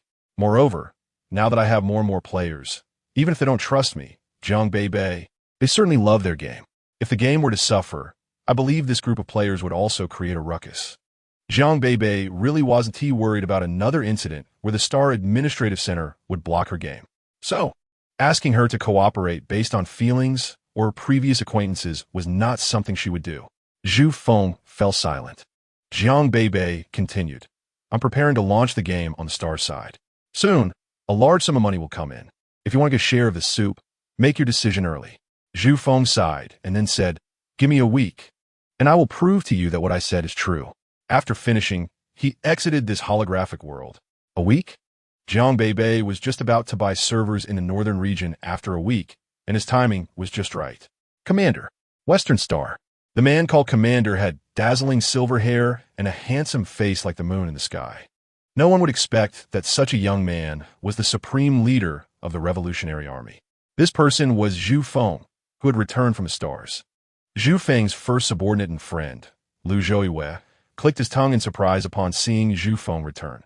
The star's defense system is practically transparent to you. Zhu Feng, how is the situation recently? Have the people we sent out returned? When it came to serious matters, Lu Zhouyue immediately stopped joking. Don't worry. The inspectors we sent out were not discovered. Your orders were timely. If we had been late, the Central Church would definitely have become suspicious. I thought you would go back to the stars. Why did you come to the star? Luo Zhouyue, as Zhu Feng's trusted friend, naturally knew the deepest secret of Zhu Feng's identity. He thought that this time Zhu Feng was going to return to his original identity, but instead, he received a message halfway, saying he was going to stay on star for a few days. Did he leave his heart there during his last visit? Luo Zhouyue's expression began to change. Zhu Feng glanced at him and coldly said, "You'd better stop your underdeveloped little brain from thinking. I'm going to negotiate a collaboration." Collaboration? Last time, I talked to that famous game planner on Star, and she was willing to give me 1% of the profits. Luo Zhouyue's eyes instantly lit up. This was like a fortune coming to his door. He knew that game planner. If it weren't for the fact that the West couldn't play her games, he would definitely be immersed in them, losing all desire to fight. Moreover, that game planner must be making a lot of money. The Revolutionary Army doesn't have a way to amass wealth, and they can't rob others in the universe like space pirates. At most, they rob space pirates. But even so, maintaining this private army incurs huge daily expenses. While food and drink aren't an issue, the main problem lies in the equipment. Star's weapons are good, but too expensive. Luo Zhouyue said, "Then can we talk to the last Star weapon dealer about that heavy laser cannon? If we have such equipment, we can severely damage the divine army from a distance." Zhu Feng sighed. But the promise I made back then was that I would use Zhu Feng's identity to ensure the smooth operation of her game. But now, in the eyes of the world, that identity is considered dead. Luo Zhouyue's expression changed as he instantly understood the problem. Does that mean she is unwilling to collaborate? Zhu Feng replied, "It's not so absolute. Later on, when her game spreads from the east to the north and then to the south, the Central Church will definitely send someone to investigate, and she will need a greater identity to guarantee her." Are you planning to use your identity? Luo Zhouyue was shocked. It's known that Zhu Feng's identity has been hidden for 20 years, originally intended as a last resort. But now it has to be revealed early for this game planner. Is this too much of a fuss? Zhu Feng slowly shook his head and said, "If you played her game, you would know how valuable it is, the ideologies, the power system, and its ability to awaken people's hearts." He extended his hand, clenched his fist, and with a movement of his fingers, a chair several meters away moved closer to him. Luo Zhouyue was taken aback and quickly stopped him. "Are you crazy? Be careful with your soul power. The others might notice." Zhu Feng smiled slyly. His face, which was originally bright and clear, became enchanting because of that smile, not to mention whether they could really detect the use of soul power. Moreover, this is not soul power. Luo Zhouyue was stunned. Being able to manipulate objects from a distance. What else could it be if not soul power? Zhu Feng looked at him and said, "Zhouyue, this is called mental power. It's a product of that game planner, and anyone can master it." The phrase "anyone can master it" left Luo Zhouyue completely bewildered. Chapter 89. Inviting all game planners to join the Star Game website. Luo Zhouyue, an orphan from the West, naturally had no soul power. In his understanding since childhood, in the eyes of the 8 gods, only the citizens of Star are the children of the gods. The gods planted soul seeds in them, allowing them to gain 1/10,000th of a god's power. As for people from other regions, those in the north, thanks to high technology, lived prosperous lives even without soul power, while those in the east were abandoned by the gods and were the poorest in the entire 8th universe. However, if we talk about the most chaotic place with the highest crime and death rates, that would undoubtedly be their western region. The West is called the land of wanderers because the people here have been wandering since birth, with no safe home. Unfortunately, the West lacks the high technology of the North, the compassion of the gods from the South, and even the Order of Star. When Luo Zhou learned from Zhu Feng that they could also cultivate that mental power, he murmured, "So it really is true." The hot situation in the Little Fish livestream had also reached the West from Star, but the information had a lag. When the netizens in the North learned that the mental power in the game could be cultivated in real life, the West only saw the birth of delicious food. Collaboration is a must. We need that game planner to launch the game in our Western region. Luo Zhou instantly understood the significance of this decision. Let his identity as a good brother and leader be exposed. Thousands of revolutionary soldiers would rise. Zhu Feng looked at him helplessly. As a general who goes to battle every time, Luo Zhou cherishes his soldiers greatly. Every soldier who sacrifices pains him for a long time, and if there is a way to save them, he would definitely do it. Zhu Feng said, "The game planner has already decided to purchase servers in the North. This time, the gods will definitely notice, and I also need to return a star. Once I go back, it won't be easy to communicate with you here. You still need to contact the game planner." Luo Zhou replied, "Understood. You also need to be careful. After all, compared to them, Zhu Feng is the one walking on the edge of a knife. If he makes a mistake, it will be disastrous." After their brief conversation, they made a decision that would change the future pattern of the Buddhist star system. Meanwhile, on Jiang Beibei's side, when she moved all her games to Star, she was surprised to find that Star had already developed a gaming industry and even simulated her Huaxia game website. However, the other party's name was called Star Game Website. This identical page layout, dozens of similar games, and a borrowed advertising promotions. Jiang Beibei complained, "Is this a repeat performance? The current Huaxia game website, under my influence, has seen these game planners innovate quite a bit. But I didn't expect Star's game planners to have just started." Seeing the message sent to her from the Star Game website, "We sincerely invite all game planners to join the Star Game website." Jiang Beibei clicked to reject, as she was from the Huaxia game website. As a result, at the moment the Star Game website staff received the rejection, they curiously opened it to see. Someone actually rejected? You better leave a backup? That name sounds a bit familiar. Oh my god, isn't this the game planner from Star? Boss, the backup planner from Star has come to us." The staff immediately jumped up from their seats, drawing the attention of other staff members in the office. The boss in the office heard his employee calling him from afar. "What did you say? The backup planner has come to us? Do we send her an invitation? Hurry and bring her to our Star Game website." The staff replied, "Boss, the robot had sent invitations to all accounts that had released games, but the backup planner, she rejected it." The boss exclaimed, "Why did she reject it? Our game website provides monthly salaries and allows robots to assist in game production. It's hard for others to join, so why did she decline? Give me her account. I'll ask." The boss, unable to comprehend, took the employee's account, found that familiar name, and sent a message. "Hello, backup planner. I'm the person in charge of the Star Game website, and we invite you to join our family." Jiang Beibei was online and saw this message with some confusion. Hadn't she just rejected it? However, she quickly replied, "Sorry, I'm the person in charge of the Huaxia game website, so I can't join you." The boss slapped his forehead. "I almost forgot, she also founded the Huaxia website." The staff standing nearby felt embarrassed.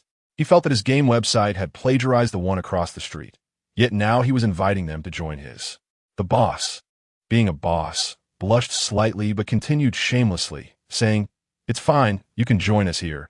It doesn't prevent you from being part of the Xing Huaxia game website. Xing is Xing, and Xing is Xing." In the boss's view, if this backup player could join their website, they would have a powerful ally, and traffic would naturally come. As a newly minted boss in the gaming industry, he was still quite naive and only wanted to collaborate with Jiang Beibei for a win-win situation. If it were the former group of unscrupulous merchants, they might have demanded cooperation through game revenue sharing. Jiang Beibei was initially worried that the other side might think that way, but upon seeing the response, it turned out that the boss at this time was quite naive and sweet. Wasn't this providing her a platform for free and even a fixed monthly salary? All she needed to do was act as a living advertisement to attract netizens to the website. As for whether they would play her game or the other games on the website, that was not something she could decide. Jiang Beibei smiled and replied, "Since your side is so sincere, I am also willing to become a part of your big family. But we still need to discuss the details of this contract carefully." Upon seeing that the backup player agreed, the boss said, "No problem at all." On this day, netizens from Bibu Xing discovered that the newly established Xing game website suddenly had several new games. Journey of the Star River, Primordial Chaos, Planet Battle Royale, Huaxia, and Werewolf Kill, working for Brother Zheng. Among them, Planet Battle Royale was successfully settled on the Xing game website after discussions between Jiang Beibei and Qin Yang. The netizens from Xing found these names increasingly familiar.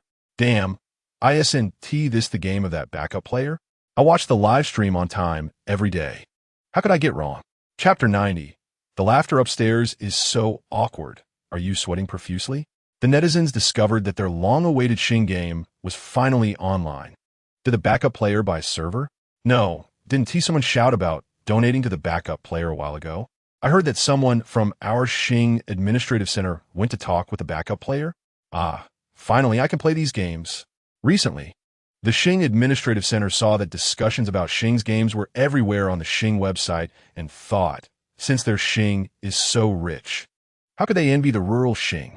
So, the Xing Administrative Center decided to create a game website imitating Xing, thinking they could also make their own games.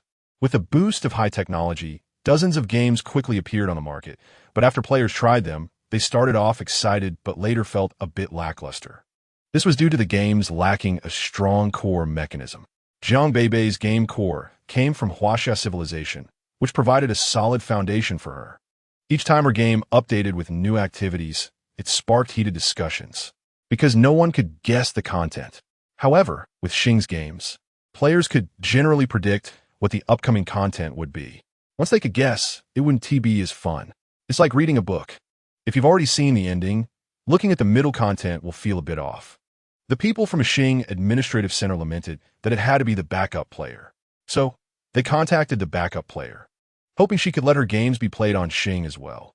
As for the server, 100 million Xing coins. What's the big deal? They could afford it. Both sides were quite satisfied with this outcome. After Jiang Beibei finished setting things up, it only took a week for her games to spread to Xing.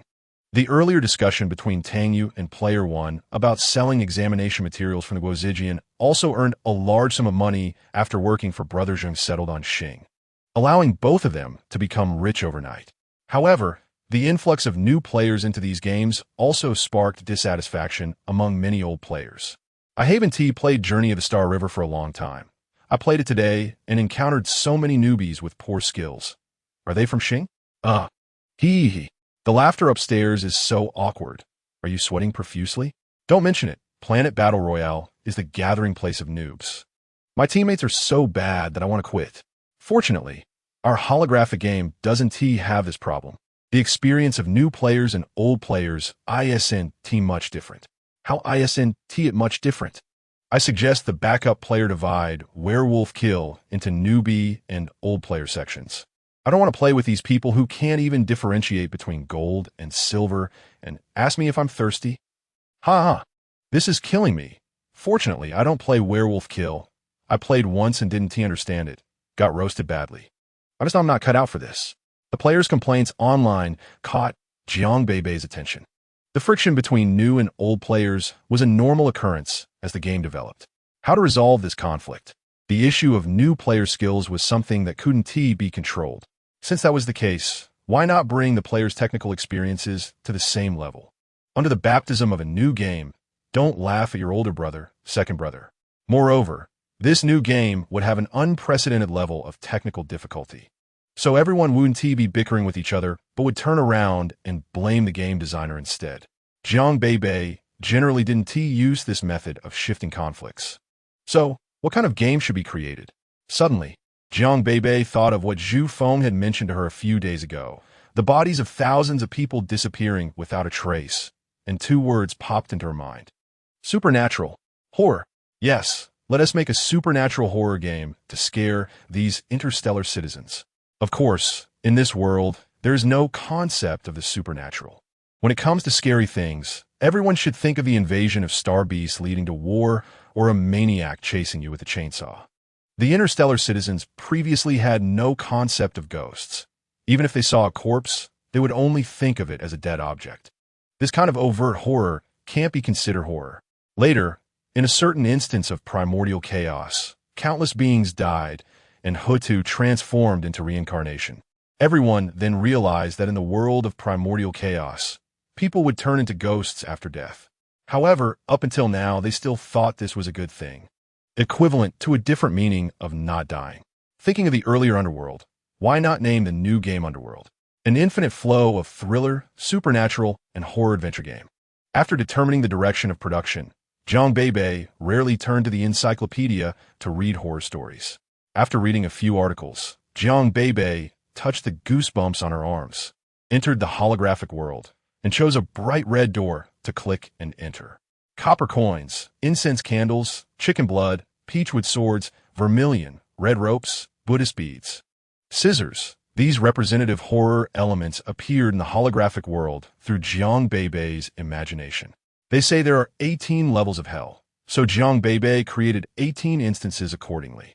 Instance locations were set: morgue, crematorium, cemetery, funeral home, restroom, school, hospital, haunted house, old house in the mountains, basement dormitory building, elevator, mass grave, etc.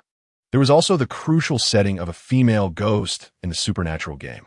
2 days later, Jiang Beibei announced the launch date of her new game on both the Huaxia game website and the Xin game website. At the same time, she selected 10 game streamers for internal testing. Although 10 spots seemed few, the previous internal test had only one person, Lu Qiu.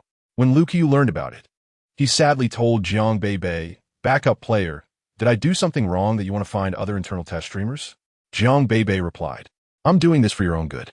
If you put just one person into such a game, Jiang Beibei really thinks that Lu Qiu would shatter." Lu Qiu, confused, asked, "Huh?" Jiang Beibei looked at this group of lab rats with pity and affection. "You'll know tomorrow." On the other side, out of 10 game streamer slots, 9 went to the eastern region, and only 1 was in the northern star. "Lian, you got picked.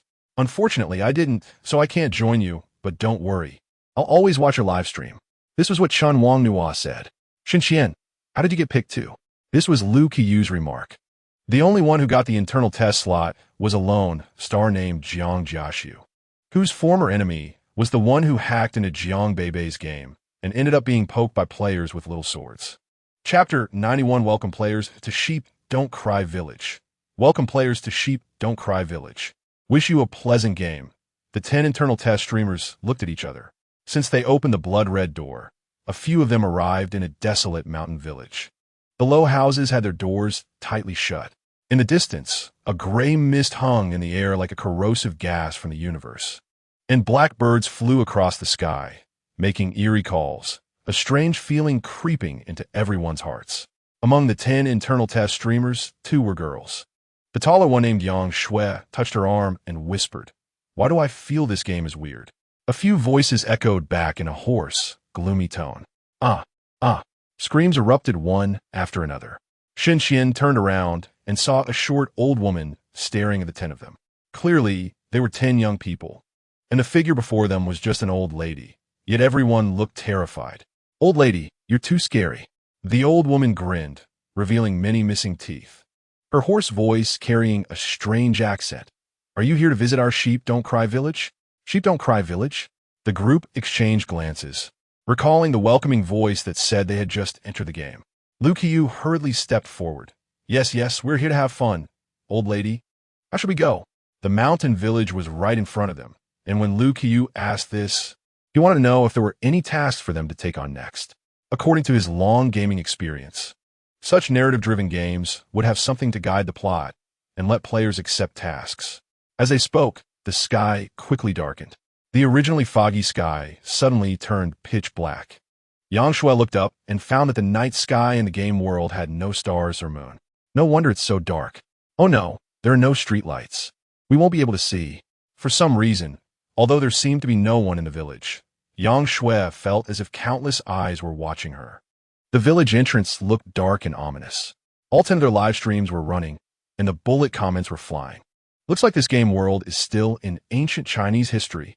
So dark I can hardly see." At this moment, the old woman said, "It's dark. It's not safe to walk at night. You should come into the village." After saying this, she turned around, hunched over, and walked into the village. The 10 internal test streamers followed one by one, arriving in a relatively spacious room where they saw the old woman take out a candle. After lighting it, they discovered that the room was actually red with square patterns on the walls. Jiang Yin stared at the pattern for a long time and said, "Do you guys feel like these 2 patterns are familiar?" Lu Qiyu replied, "Isn't this what we saw in the Hong Huang Tianhan dungeon? The walls and pillars were covered with this pattern." I asked Shengji, and this is the game world script called Hanzi, which seems to mean joy. Shen Qian, unusually not opposing Lu Qiyu, added, "Yes, this seems to be used during weddings. It represents a kind of festivity." The old woman, having lit 5 candles, turned around and said, "You are correct. This is the place for my grandson's wedding. Why do I feel so happy looking at the wedding in the Hong Huang world, but this world, this wedding room, looks so eerie?" I feel the same way. It gives me the creeps. I just got startled by that old woman's appearance and have been looking behind me ever since. I also keep feeling like someone is behind me. Upon hearing the old woman talk about the plot, Lu Qiyu quickly asked, "Old lady, what about your grandson?" The old woman raised her eyes. Due to her age, her face was completely sagging, and her eyelids were the same, making her look anything but a kind old lady. Lu Qiyu silently shrank back behind someone. To his surprise, he was hiding behind Shen Qian. He died. Originally wanting to come out from behind Shen Qian, Lu Qiyu, upon hearing this, shrank back again. Died? How'd he die? Yang Shui felt this triggered the plot and quickly pressed for more information. However, the old woman, reminded of her sad past, was unwilling to speak further. She coldly said, "You all should rest well here tonight. Our Sheep Don't Cry village has several taboos you should remember." Jiang Yin looked at his grandfather in the bullet comments and said, "This is very important. Write it down." This round of remote assistance was effective. Jiang Yin touched his pocket, recalling that this was a holographic world. And without the creator of this world that is, Jiang Beibei's permission, the visitors' players could not conjure up paper and pens with their minds. However, the remote assistant Jiang Feng had already taken out paper and pen to write it down. First, do not go out after midnight. Second, do not extinguish the candles. Third, do not look back. In the face of the old woman's warning, this group of players who had never played horror games were still giggling. As a gust of cold wind blew, threatening to extinguish the candlelight, Lu Qiyu immediately reacted. "Quick, shield the wind. Don't let the candle go out." Although the other streamers still didn't quite understand how to play this game, their bodies honestly followed Lu Qiyu's instructions, and 2 people surrounded the candlelight. Lu Qiyu found himself directly across from Shen Qian. The 2 exchanged glances. At this moment, neither brought personal emotions into it. What a coincidence, the 10 of us. And the old lady lit 5 candles. The speaker was the only player from the Northern Star, Jiang Jiaxiu, who just a second ago was smiling. But his expression changed the next moment, because the candlelight in front of him suddenly went out with a pop. His teammate, a passerby streamer, saw this and quickly threw the blame before the candle extinguished. "Was it you who spoke just now that blew the candle out? That's unfair. I didn't talk to the candle. I purposely turned my head away. How strange. Clearly the door was closed, and there are no windows. Where did the wind come from?" "Yeah, where did the wind come from?" Yang Shui and another girl, who was named Lu Qiyu, naturally form a pair as the only 2 girls. Yang Shui confidently said to Jiang Jiaxiu, "You 2 go bring the candles over and relight them." Other streamers chimed in. "Yeah, if it's out, we can just relight it." However, after talking for a while, Jiang Jiaxiu's voice still hadn't come through. And even the passerby streamer, who had complained earlier, had gone silent. Chapter 92, Is it too late for me to commit suicide now? Everyone noticed that they had been talking for so long, but there was still no sound from Jiang Jiaxiu's side. What was going on? Gradually, everyone fell silent. A stillness spread through the room. Lu Qiyu swallowed hard and cautiously called out, "Jiang Jiaxiu?" There was no response. Everyone looked toward Jiang Jiaxiu's direction. Actually, this room is not big. Overall, it looks like a square room of 55 square meters. Originally, there should have been a candle in each of the 4 corners. And there was also a candle lit on the table in the center. Each candle can illuminate a circular area with a diameter of 1 meter. Just now, with 5 candles lit, everyone could see each other's figures. But now, in the corner where Jiang Jiashu is located, the candle has gone out. So everyone looked towards that direction and could only see a dark mass. Someone whispered, "What the hell?" They were also startled by the sudden disappearance of Jiang Jiashu and another streamer. What is going on? How can players just vanish in this game? Unlike the previous game Hong Huang, where even if players died in combat dungeons, they would be teleported back to their palaces. And as long as they spent money to buy resurrection cards, they could revive, albeit with a level drop. The later game Huaxia was very peaceful. In the subsequent game, Working for Zhengge, there was a player who tried to commit suicide to see if they would lose a level. As a result, their account was directly cancelled, equivalent to being deleted and starting over. And now, facing an unknown fear, these players thought, is it too late for me to commit suicide now? Not just these few streamers on site, even the viewers with the streamer's perspective felt scared. What's going on, family? This game is so scary. Well, I don't want to watch anymore, but I want to watch. I went to Jiang Jiashu's livestream room, and it's all dark over there. In this situation, did Jiang Jiashu lose consciousness? Family, Jiang Jiashu's livestream room lit up. What the hell? So scary. 80% of the viewers flooded into Jiang Jiashu's livestream room due to the unique nature of horror and supernatural games. The streamers participating in the internal test cannot see the bullet screen content. So even if the viewers were shouting on the bullet screen, Jiang Jiashu, run? Jiang Jiashu was unaware and cheerfully heard someone say to come here to light candles. He said to his teammate, "Let's go warm ourselves by the fire." Okay. The teammate who had been very intense just a moment ago now spoke in a very stiff tone, but in the dark, Jiang Jiashu did not notice.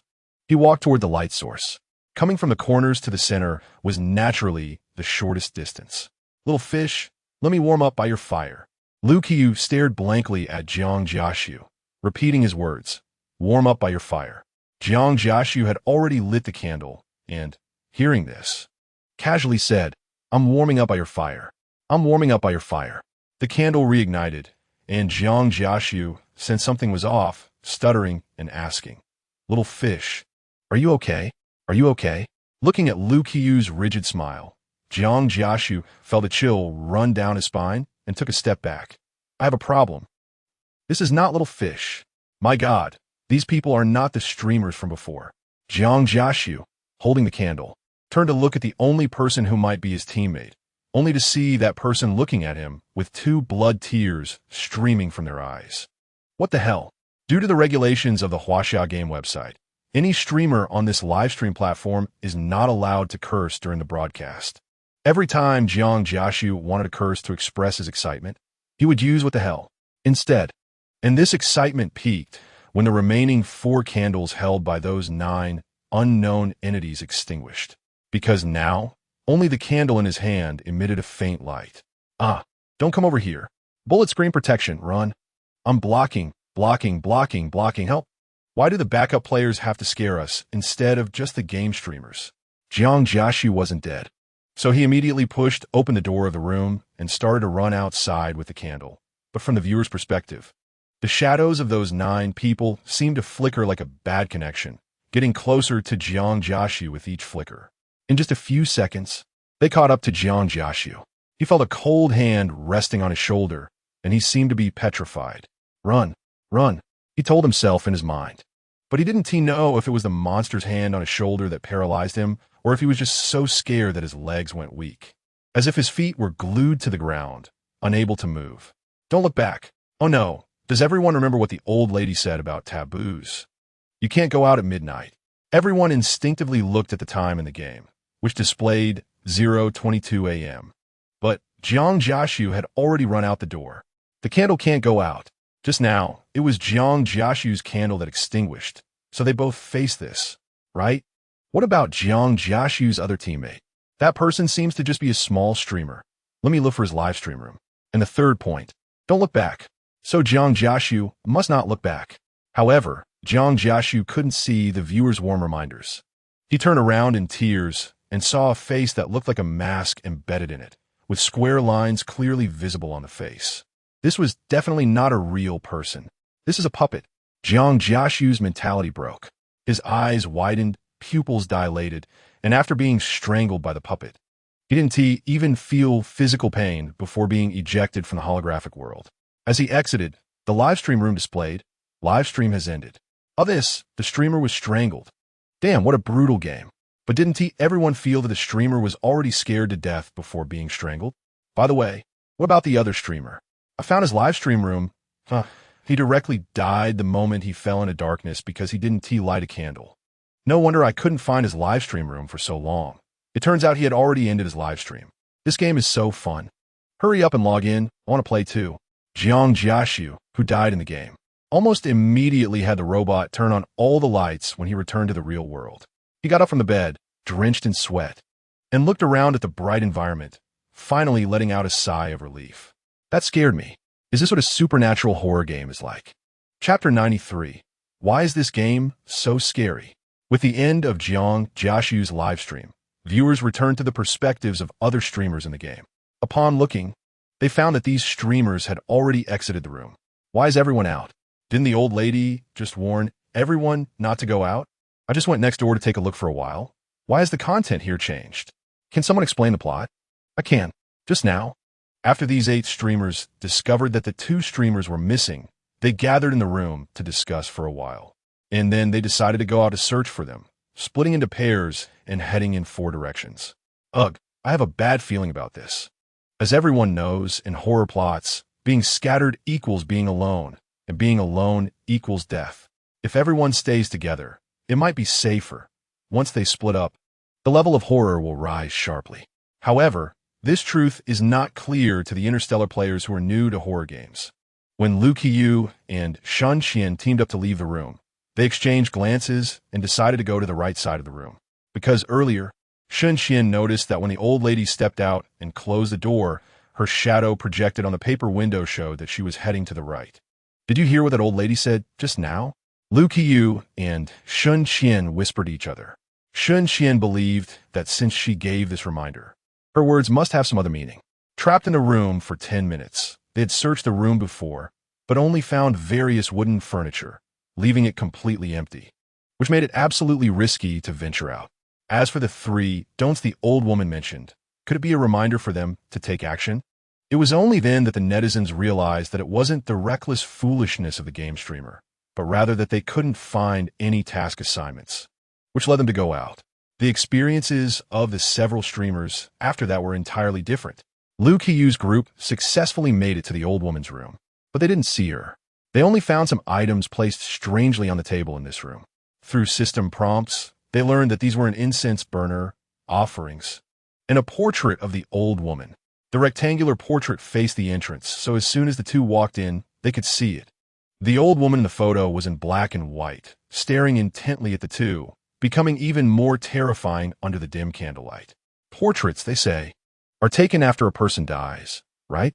Liu Qiyu was so scared that he was clinging tightly to Shun Xian, completely forgetting how displeased he used to be with Shun Xian. So, has that old woman already died? If she's dead, then who is the old woman we just saw? Is she a ghost? Thanks to Huang Wang, everyone already knew that when a person dies, their soul becomes a ghost, managed by the underworld.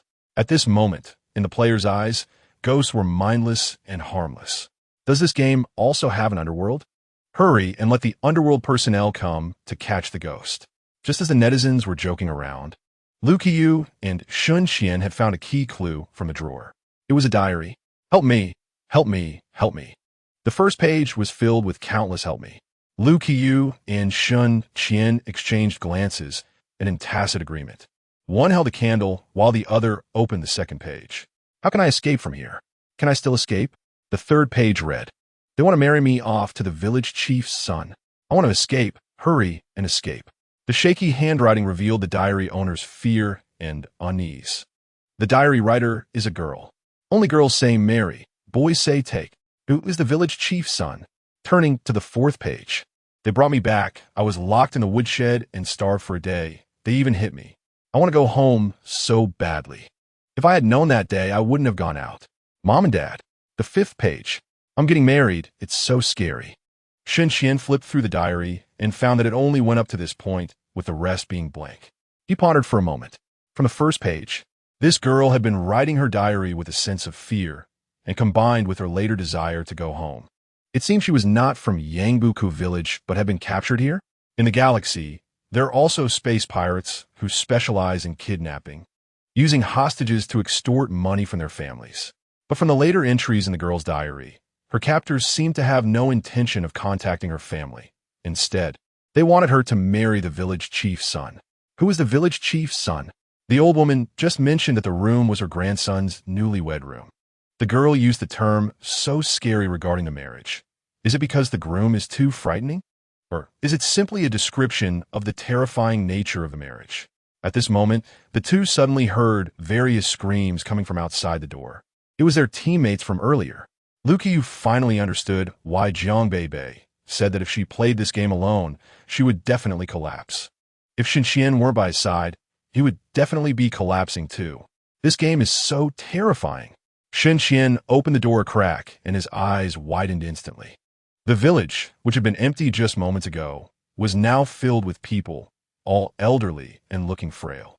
But the eerie part was that these elderly people were chasing after the 6 streamers, each with a grotesque expression and not moving slowly at all. No wonder they had screamed so tragically. Where did these people come from? Lukiyu also leaned closer to the door, secretly observing. As for whether to open the door to save their teammates, forget it. Even if they opened the door, this group would just join the two of them in fleeing. Shinxian stared at the ground. They have no shadows. Lukiyu instinctively looked down, realizing that such a large group of people had no shadows. Wait a minute. Lukiyu looked up at the sky, where a blood moon had appeared. He remembered there were no stars or moon in the sky when they entered the village, which is why the path was so dark. Shinxian also noticed, that's right, this moon is quite strange. Lukiyu sat on the ground and said, the experience of this game is truly unique, but how are we supposed to clear it? Always maintaining a god's eye view. Jiang Beibei noted this point. The purpose of the game's internal testing was to identify issues through the playtesting of several skilled players and make modifications before the game officially launched. Just like earlier, Jiang Beibei had realized that she needed to give the players a little hint, to allow players to immerse themselves in the horror game. She hadn't even set up the game panel or anything. If seasoned players of this type of game entered and found the village's oddities, they would generally know that the task was to uncover the truth or something similar. But these people are all new players. Chapter 94 Underworld. Yangbuku Village. Shinxian flipped through the diary again, his intuition telling him that this diary was a key clue. However, there were currently too few clues and too few teammates. He looked at Lukiyu and began searching the room's items.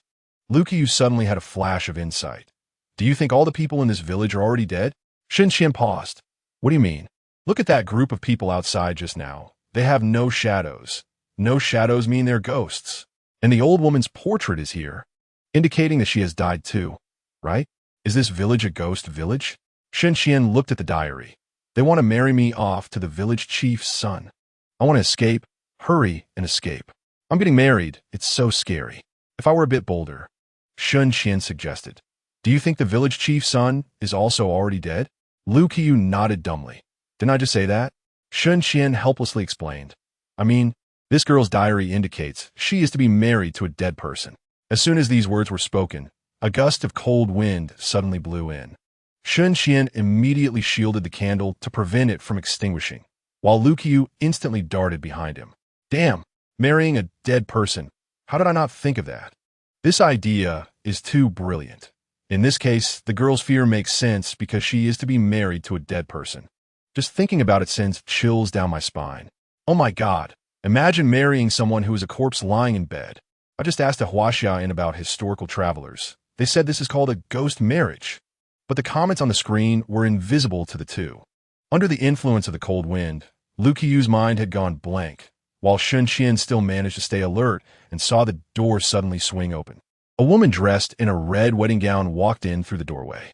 She wore a red veil over her head, red embroidered shoes on her feet, and the sleeves of her flowing red wedding gown were wide. At this moment, both of them felt that the most terrifying color in this life was red.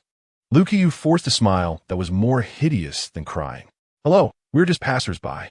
The bride remained silent, slowly approaching the two, extending her hand with red nails, as if she were a vengeful ghost coming to claim their lives.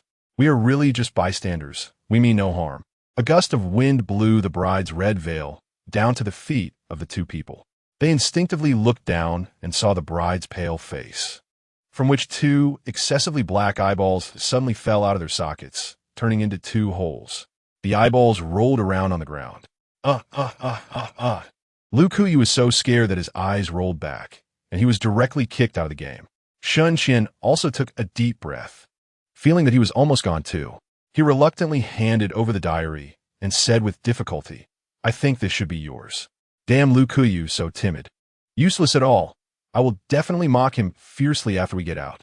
The ghost's hand touched the diary that Shun Qian was holding. Shun Qian was pleased that he had done the right thing, but felt that the touch in his hand was a bit off. The diary, which was supposed to be hard, had now turned soft and squishy. Looking down, he realized he was actually holding a piece of human skin. What the hell? Shun Qian was also scared out of the game. As the last player to be scared to death, once Shun Qian exited the game, all the live streams showed as closed. The last line of blood-red text that appeared on the screen read, "Tomorrow night at 2400 Underworld. Don't cry. Sheep Village officially launches." With a different decryption gameplay. Come and experience the horror and supernatural game in an immersive way. The child is scared to death. Silently pull my feet back under the covers. Ooh, I'm afraid to sleep tonight. I thought the horror game that Backup June mentioned was one where star beasts chase you. But this game doesn't follow the rules, with all sorts of scary scenes. The dark live stream continued to scroll the bullet comments, with all netizens discussing the plot of Don't Cry, Sheep Village. According to the results of the current game, streamers' internal testing, the secrets of Don't Cry, Sheep Village had not yet been uncovered, and the truth had not been revealed. After half an hour passed, their brains began to function again, and the already offline streamers also came back online. First, they complained that Backup June was too ruthless. Then they started to write about their gaming experiences in the posts. There's a saying that fear comes from the unknown. These players had never imagined that Backup June would create such scary things, which was why they were so frightened this time. Those who watched the entire live stream were bragging. I already know these scary things when I play. I definitely want to be scared. Jiang Yin heard his grandfather say that once this game was launched, he would also play it. "Grandpa, this game is really scary." "You're old. What if something happens when you play?" Jiang Feng snorted coldly. "Do you think I'm like you, getting chased offline by a bunch of villagers?" Jiang Yin mumbled. "How would I know I would go offline while running?" Even though at that moment he was indeed scared to death. In fact, Jiang Beibei had set a fear value in the game. Everyone's fear value was 10, and when emotions fluctuated too much, it would decrease a bit. If encountering a severe emotional fluctuation, it might drop by 3 or 4 points at once. If it dropped to 1, the player would be forcibly exited from the game. Lu Kuyu had just experienced this. However, before the game's streamers' internal testing, Jiang Beibei did not inform everyone about this game mechanism. After the internal testing ended, she worked overnight to modify the patch and announced this news on the Huaxia Gaming website and the Star Gaming website. The internal testers then suddenly realized, "So that's how I died." Jiang Jiyu touched his neck. "No wonder I didn't feel pain. It turns out I was scared to death." With such a fear value as an indicator, everyone felt that if they were scared, they would now know how long it would take before they died. The next day, after the game officially launched, netizens who were unclear about their own perceptions all chose to enter the link for Underworld and found they could choose a 10-person team mode or a solo matching mode. Naturally, the timid looked for teammates, while the bold matched alone. The blood-red gate appeared before them. I always feel that Backup June's choice of color for the game gate is also meaningful, agreed. This blood-red gate really looks like that ghost bride's wedding dress. Oh my, Chapter 95. Mental power, so this is mental power. Chun Wang Nuo arrived at the first medical center on the planet, preparing to undergo a comprehensive checkup of his body. All the doctors in the hospital were robots. After testing, the patient's body indicators were level, with a slight tendency for muscle hardening. Timely treatment is recommended. When this result came out, Chun Wang Nuo pursed his lips and explained to the robot doctor that several months ago, his body was still in a semi-paralyzed state. The robot, with its emotionless mechanical eyes, glanced at Chen Wang Nuo and made a judgment based on the data. Your body has improved. It may have been a misdiagnosis before, and a re-examination is recommended. All right. Chen Wang Nuo helplessly took back his test report. Indeed, robot doctors are different from human doctors. If Zhong Jing had seen the changes in his body, he would have asked many questions, hoping to understand what was going on.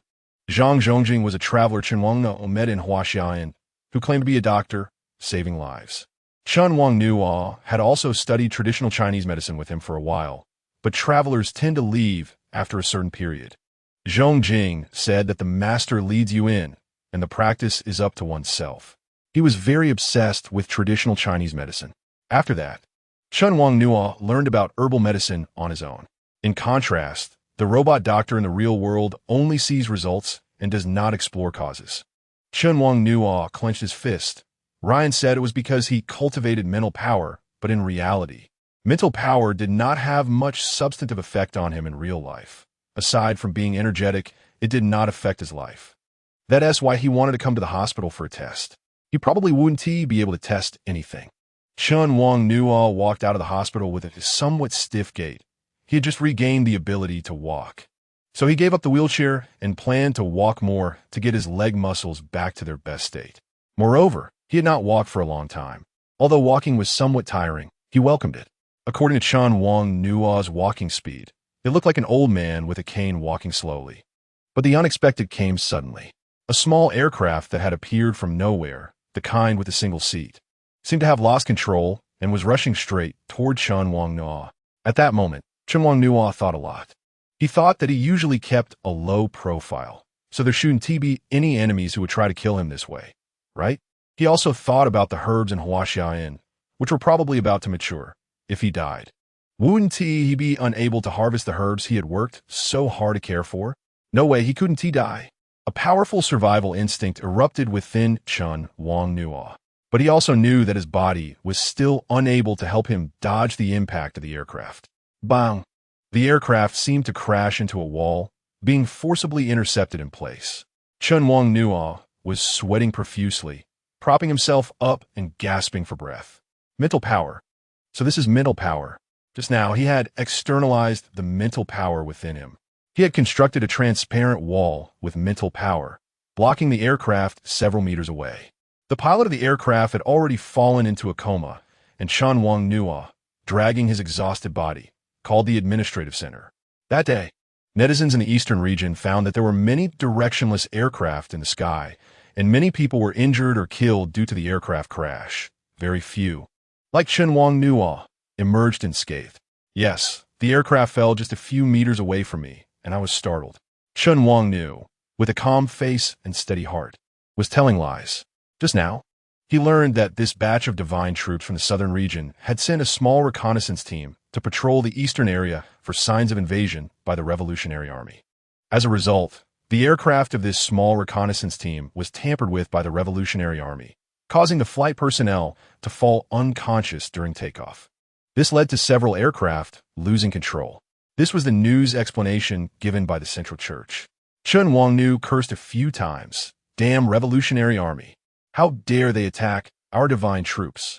Indeed, these revolutionary forces were like a tumor in the stars. They were afraid to confront the divine army directly. Wasn't it because they feared the sole power of the divine army? They were nothing but cowards. Chen Wang Nuo forced a smile in agreement. After leaving the administrative center, he fell into deep thought. How many people in the stars truly fear the divine? The people at the administrative center didn't even consider why they were locked up. He once thought he would become a useless person, but now, after awakening his mental power and experiencing today's events, Chen Wang Nuo saw another possibility. Just like what the backup lord said in the game, people do not survive by praying to the gods. They survive through their own courage, resilience, and hard work. The game world created by the backup lord presented disasters much greater than what humans faced, but humanity still thrived. Since humans can do it, so can they. The Central Church, uniquely located in the middle of the Fusey star system, surrounded by countless star seas forming planetary islands, stood a circular building. Are you saying that a game called Game has appeared on the stars, allowing these once laboring star criminals to survive without work? Exactly. 8 large pillars were inscribed with 8 distinctly different human faces, and voices emerged from the pillars. The one responding was one of the divine messengers, Jex, known as the divine Jex. With golden hair, Jex looked ahead with worship for the divine, his eyes fervently fixed forward, as if a fan had encountered a celebrity. In that case, let us check it out. The wind god, who had been quietly standing aside, stepped forward and saluted. Father God, I just finished my vacation. Let me go. Divine, little wind is meticulous in his work. You can handle this. Jex, your combat ability is strong. So lead the divine troops to eliminate the revolutionary army. Jex, initially feeling that his role was being stolen, glared at the wind god. But upon hearing that the Father God had assigned him an even better task, he instantly nodded in agreement. He preferred going to the battlefield to eliminate enemies over investigating the truth in the impoverished eastern region. He raised an eyebrow at the wind god, his eyes showing that the Father God valued him more. The wind god, wearing a platinum mask that only revealed his cherry-red lips, smiled slightly at Jex's response. In Jex's eyes, the wind god seemed embarrassed to acknowledge his inferiority. In the wind god's heart, thank you for the opportunity you provided. Chapter 96. Mobile game. When the Star Administrative District learned that the great divine messenger, the wind god, was coming to the stars, everyone began to tremble. When they heard that he was here to look for trouble regarding the game, the leadership of the administrative center began to blame each other. I said we should ban this game, but you didn't believe me. At first, it was just a divine disciple who asked us not to touch the game, but now it's a divine messenger. How should we resolve this? Does anyone have any ideas to remedy the situation? If the wind god finds out that our stars game promotes anti-divine ideology, even if it's just a little, we are done for. Why don't we just ban the game now? You say to ban it, but the game planner disagrees. What can we do? The holographic chips and personal wristbands in this world are all managed and arranged by individuals, meaning that all the data you upload to the wristband and chip can only be deleted by you. Others cannot alter what you create unless they take your wristband or chip. Then how about we limit the game as traffic? Traffic limit? They already have a Huaxia game website up and running. Even if we limit the traffic, won't everyone just search for this website? In the past, everything uploaded was individual posts scattered across the entire star network, like pieces here and there. It was possible for the first post to become popular while the second one flopped. This situation often occurred. However, Jiang Beibei had long planned and designed it as a Huaxia game website, promoting it effectively and embedding it in people's hearts. Anyone who had played one of her games would know that all of the backup Lord's games could be found on this website. Thus, everyone would consciously search for this website's name. Now, even the method of limiting traffic was useless. What should we do? The people in the Star Administrative Center were extremely anxious, fearing they would be dragged down by Jiang Beibei and that the entire star would suffer. They needed to know that all nutritional fluids currently came from a central church. If the central church stopped supplying nutritional fluids to the star, even reducing it by half would leave many unable to survive.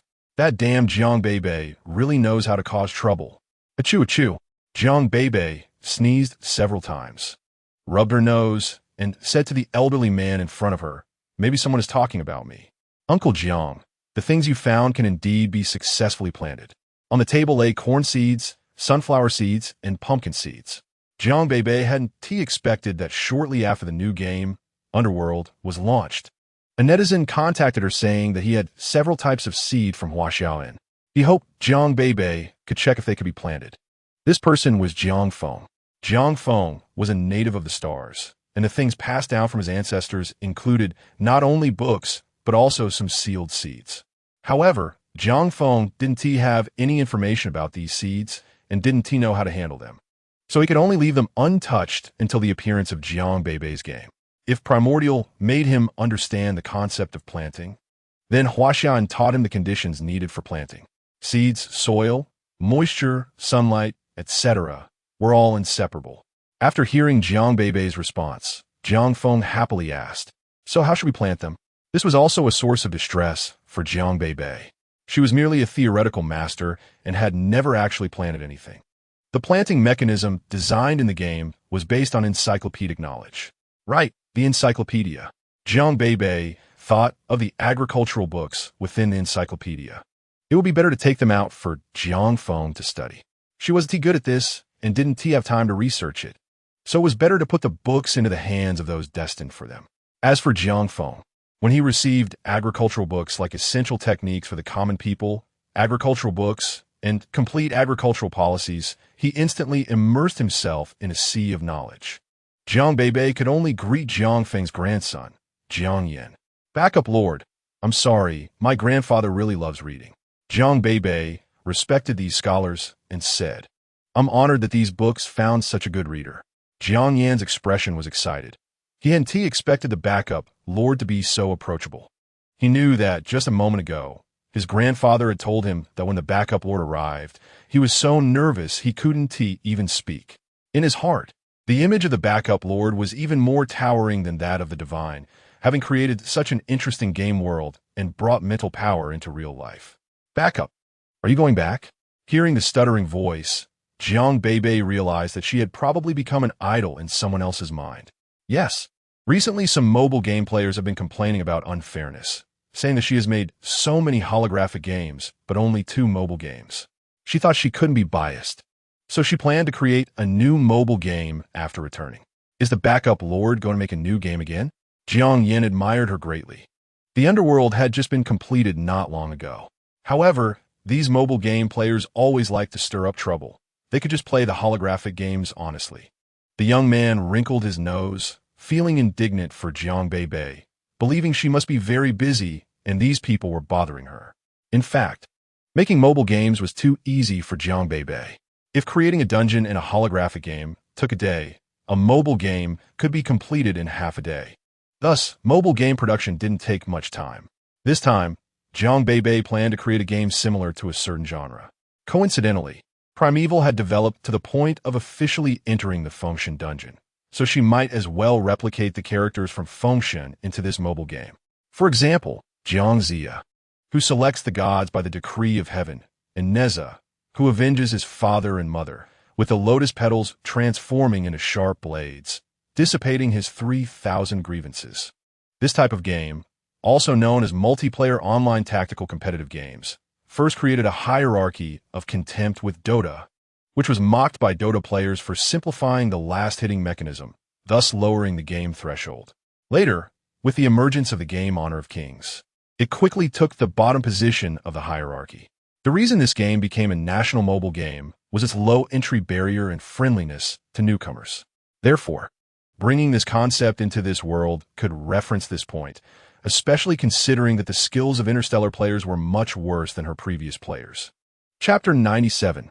Why can't the Huaxia game website be accessed? The backup Lord has released another mobile game. The spring of mobile game enthusiasts has arrived.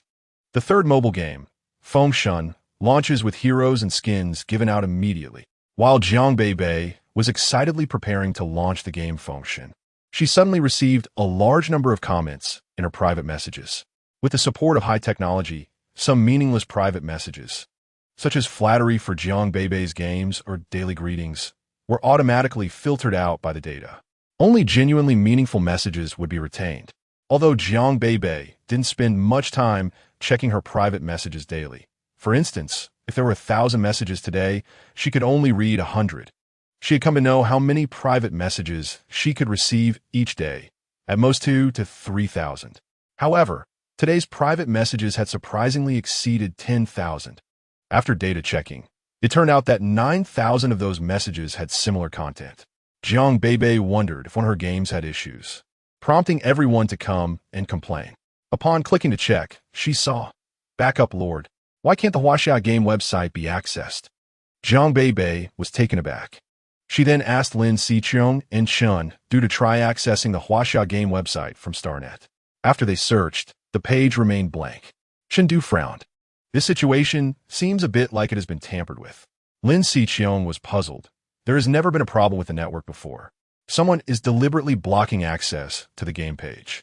Jiang Beibei pressed her lips together. So this was the way this world blocked games, causing the web page to crash directly. Suddenly, Jiang Beibei thought of something and found an old game post on her homepage that contained links to related games. Lin Xiqiong smiled and said, these links still work. We can access it through them. Shendu replied, but that would be somewhat inconvenient.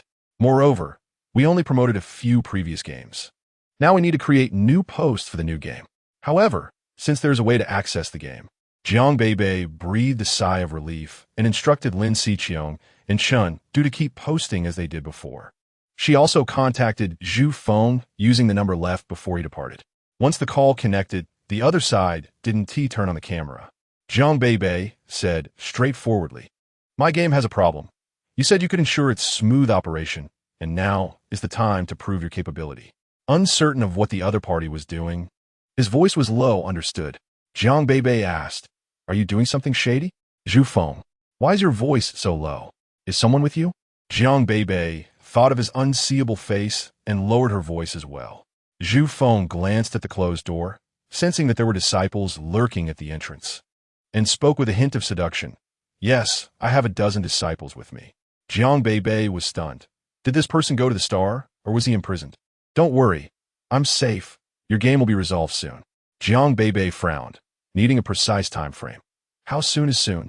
Zhu Feng thought for a second. Tomorrow. The two fell silent for a moment, and Jiang Beibei asked, "Is the issue with my game being blocked coming from above?" Zhu Feng, "Yes. They sent a divine envoy to the star. The administrative center probably wants to please the divine envoy and make the gods happy. So they contacted the north and found a way to block your game." Damn it. The sudden curse startled Zhu Feng. Jiang Beibei continued, "I wonder which foolish divine envoy came this time. Did my game provoke him?" Ahem. Zhu Feng seemed to choke suddenly and coughed violently. The disciples guarding outside asked, "My lord, are you all right?" "Nothing." Zhu Feng replied in a deep voice, signaling that they didn't need to come in. Jiang Beibei listened to this somewhat strange yet familiar voice and said, "Zhu Feng, your voice is quite versatile." Zhu Feng's heart tightened, not knowing if she recognized him. Jiang Beibei didn't think much of it. In her mind, Zhu Feng's identity was probably that of a high-ranking infiltrator in the Divine Army, and being able to change his face naturally meant he could change his voice. "In that case, I will wait for your good news." The two ended the conversation. To Jiang Beibei, although Zhu Feng was mysterious and somewhat dangerous, as long as he could genuinely solve a problem, he was a good helper. Moreover, his proactive revelation of his undercover identity gave Jiang Beibei a bit of reassurance, making her feel somewhat superior to him. Seeing that the number of her private messages was still increasing, Jiang Beibei quickly opened a new post stating, "The issue of the Huaxia game website being inaccessible will be resolved tomorrow. Today, everyone can access the game through my post. I apologize for the inconvenience caused to other game developers, so I've decided to waive this month's entry fee for everyone. Journey through the galaxy. Link planetary escape. Link primeval. Link Huaxian. Link days working for Zhenggu. Link werewolf kill. Link underworld. Link." Other game developers place their games on the Huaxia game website. And aside from the first month being free, they must pay an entry fee afterward. The promotional ability of the Huaxia game website is significantly greater than their individual posts. Therefore, game developers in this world tend to place their games on the Huaxia game website. After all, the wristband is not a phone. She wouldn't set anything up and can only follow the trend by using a web page. Now, the website crashing had some impact on her, a well-known game developer, but the effect was not as significant as it would be on those lesser-known developers. They couldn't just post about their games and make their post trend. The reduction of the onboarding fee this month can be considered a compensation for this group of game planners. Jiang Beibei did not upload the new game function, as the promotional method through posts was simply too limited. It would be better to wait until tomorrow when the website returns to normal and then launch the game. In order to make up for the players, Jiang Beibei also provided a lot of game benefits. For example, after the Fengshan dungeon in Hongwang ended, she initially wanted to delay the launch of the journey to the West dungeon for a while. The power of the Monkey King's son Wukong was indeed overwhelming. That spirit of rebellion against the heavenly court was like directly pointing at the deities, right? However, Jiang Beibei learned that it was those deities who, having nothing to do after being well-fed, came to Xing, causing such a huge impact on her game with the people from the Xing Administrative Center. She was very dissatisfied now. Therefore, she decided to advance the journey to the West storyline. Chapter 98. A stone monkey bounced out of the stone Lu Qiu walked on the continent of the Hongwang game. He had transitioned from being the main player of Hong Wong to being the main player of working for Brother Zheng, so he always felt a bit uneasy facing his ex-girlfriend, as if he had betrayed the game. Oh, it's not that I don't play this game. It's just that the infrastructure model in working for Brother Zheng is too addictive. Who doesn't like to see their own city flourishing under their wise decisions as an official? That sense of satisfaction is incomparable to winning dungeons in Hong Wong. If playing Hong Wong is external happiness, then playing working for Brother Zheng is internal happiness. However, Lu Qiyu never forgot to log into Hong Wong every day, at least to sign in. Now, if he signs in for 30 consecutive days, he can earn a bit of luck value. Even a mosquito is meat, right? He learned so many interesting words from the travelers in Huaxiayin, and now players among them are popularizing speaking in internet slang. If someone doesn't understand internet slang, they're considered outdated. After signing in on Hong Wong, Lu Qiyu opened the map and found that the Hong Wong map had undergone significant changes. After every major battle, the Hong Wong map would experience some small changes, as if the wars of the deities had corresponding effects on the land. Dongsheng Shenzhou. It turned out that he was currently in Dongsheng Shenzhou. Lu Qiyu looked up and found that he was on a mountain. He had to say that the scenery on the mountain was truly beautiful, with the sea and sky blending together and the afterglow of the sunset. The reason Hong Wong is so popular among life system players is that the scenery here is exceptionally beautiful. He initially wanted to log off to play another game, but after thinking about it, he realized he hadn't seen the scenery in a long time, so he slowly walked up the mountain. The mountaintop was also empty, with only a round stone that looked very clean.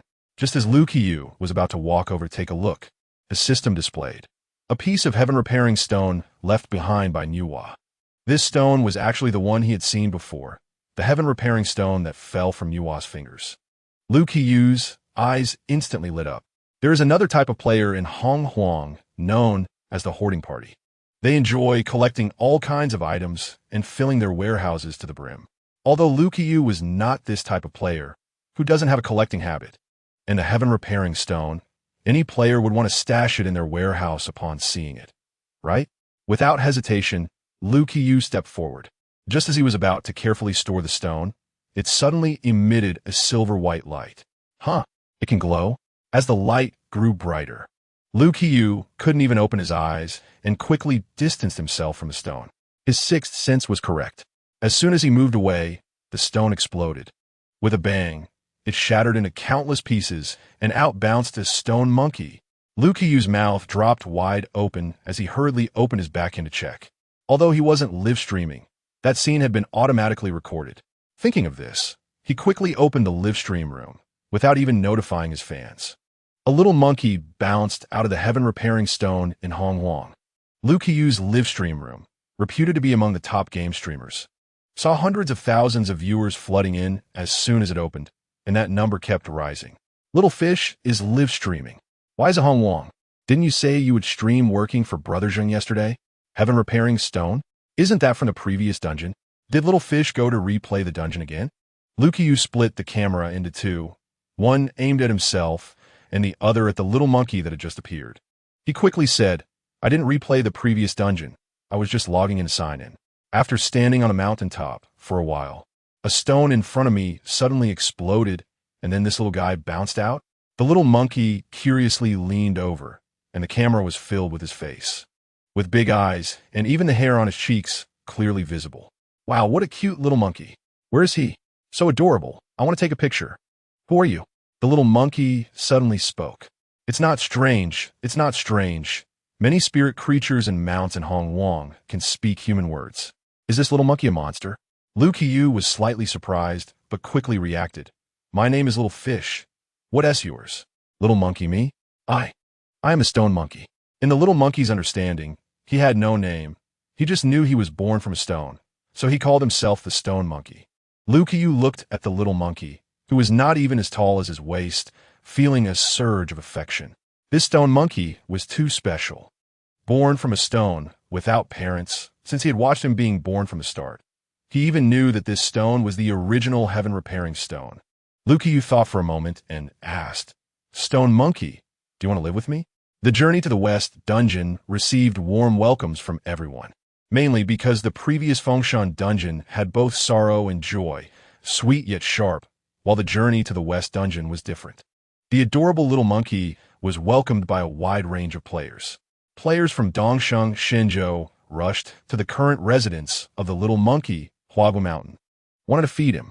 Meanwhile, players from other Shenzhous felt it was too far away and preferred to raise the little monkey in the livestream room. Raising the little monkey reminded many of the initial guidance in the game, where they raised Pangu. Lukiyu looked at the little monkey eating bananas and thought, the fate of the stone monkey will definitely not be like that of Pangu, who fell from grace. Then he realized with a smile, what was he thinking? The little monkey now was just an ordinary little monkey, without any skills at all. Little fish. I want to seek immortality and learn skills. The stone monkey suddenly said to Lukiyu. He had been envious every time he saw little fish flying with a sword. Plus, he had a strong intuition that he couldn't just be an ordinary little monkey. Lukiyu was taken aback. Just a moment ago, he had said the little monkey should be an ordinary little monkey, and then the stone monkey said he wanted to learn skills. Why? The little monkey wiped his mouth after finishing the banana. That old monkey only lived for over 30 years. I want to live a bit longer. Nowadays, players' lifespans are over 100 years. Upon hearing this, Lukiyu thought about the little monkey dying in front of him and couldn't accept it. Chapter 99. The stone monkey causes havoc in heaven this time. I want to tell everyone a story about a stone monkey causing havoc in heaven. In the screening room of Huaxiayan, a preview for today's film was shown. Countless logged-in netizens curiously watched the old man on the screen. Before long, as the old man disappeared, a beautiful monkey appeared on the screen. Huh, isn't that little stone? Hey, isn't that the little monkey from the beginning of the Honghuang journey to the West Dungeon? I remember he has already become a disciple of the Bodhi Patriarch. The progress of several games has not slowed down because the website was shut down today.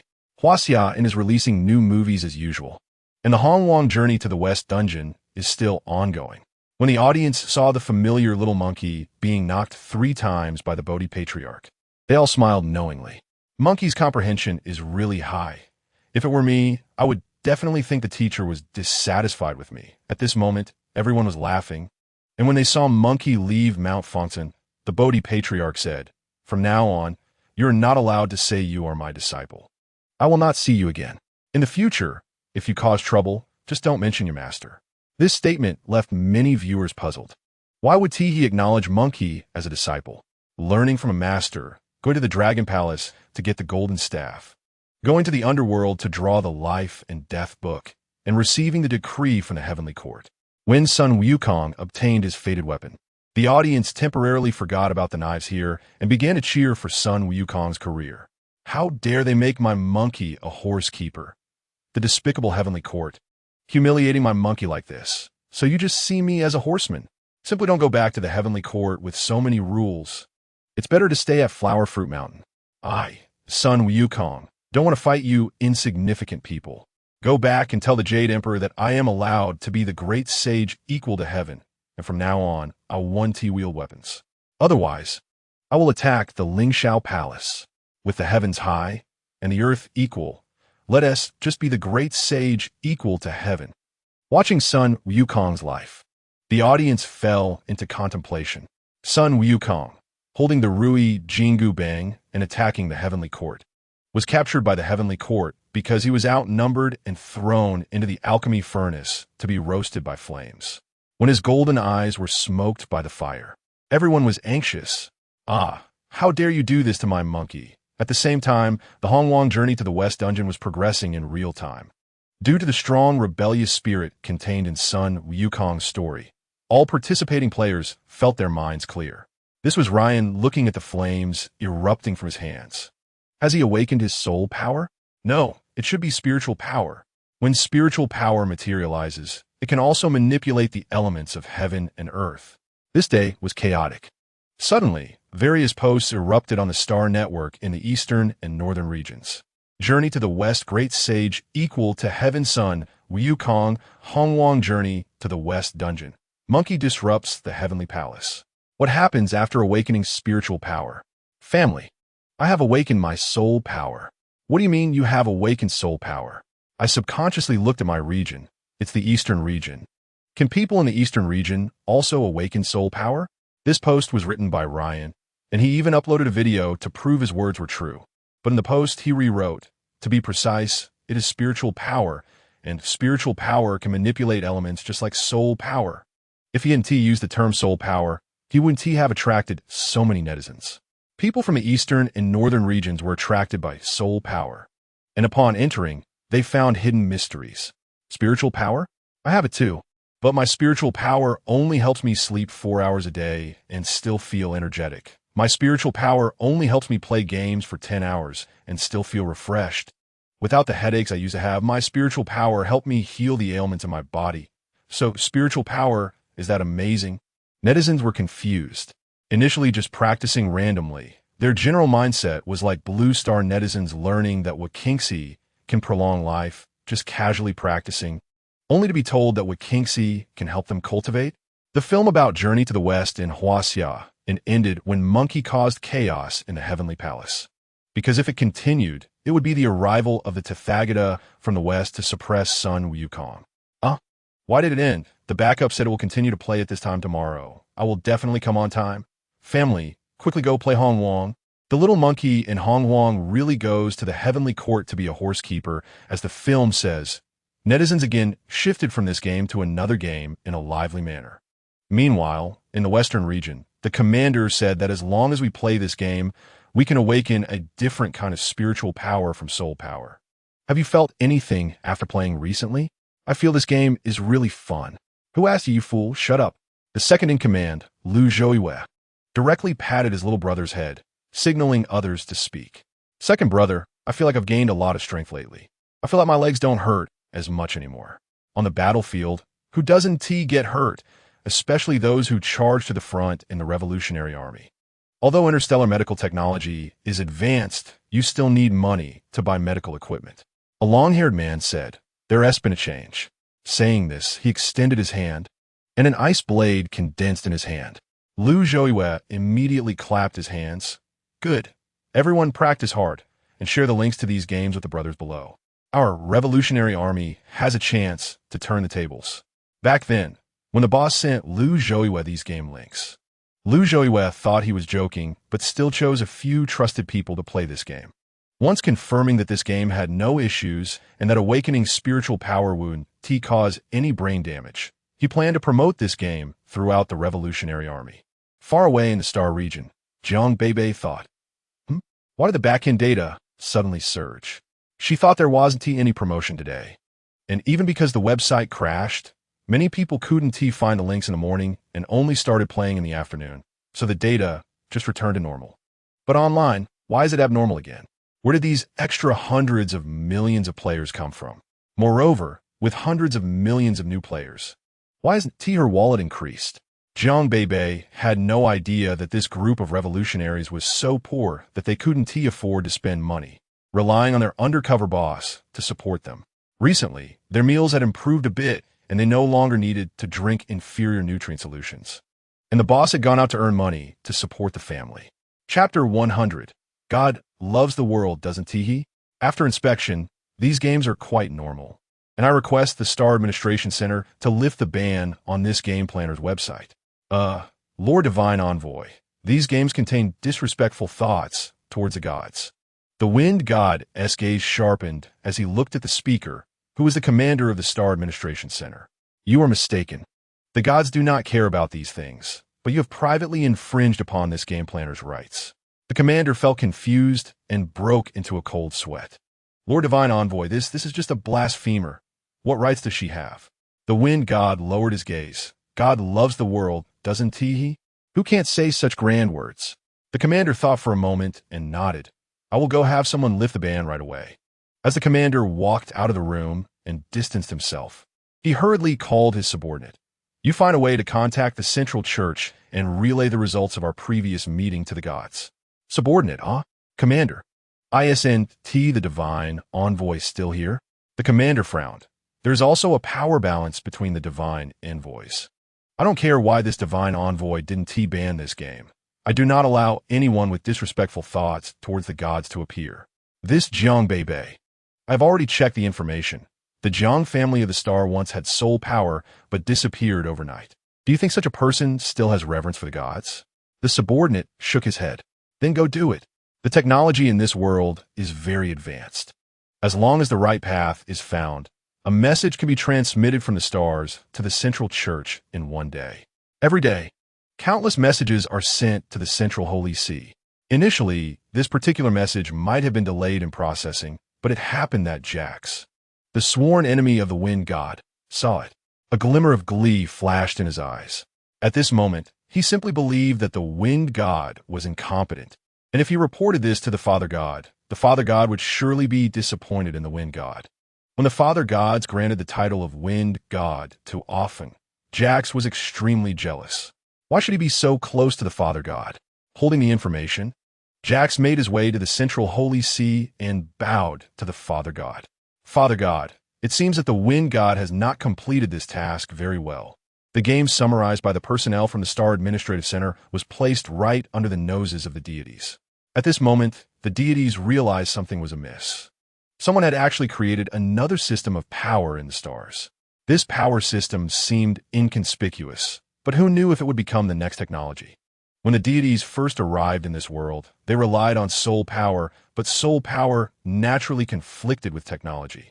In order to gain power, the deities had to notify the entire Fa-star system and negotiate cooperation with the then holders of technology. A delicate balance was achieved between the two.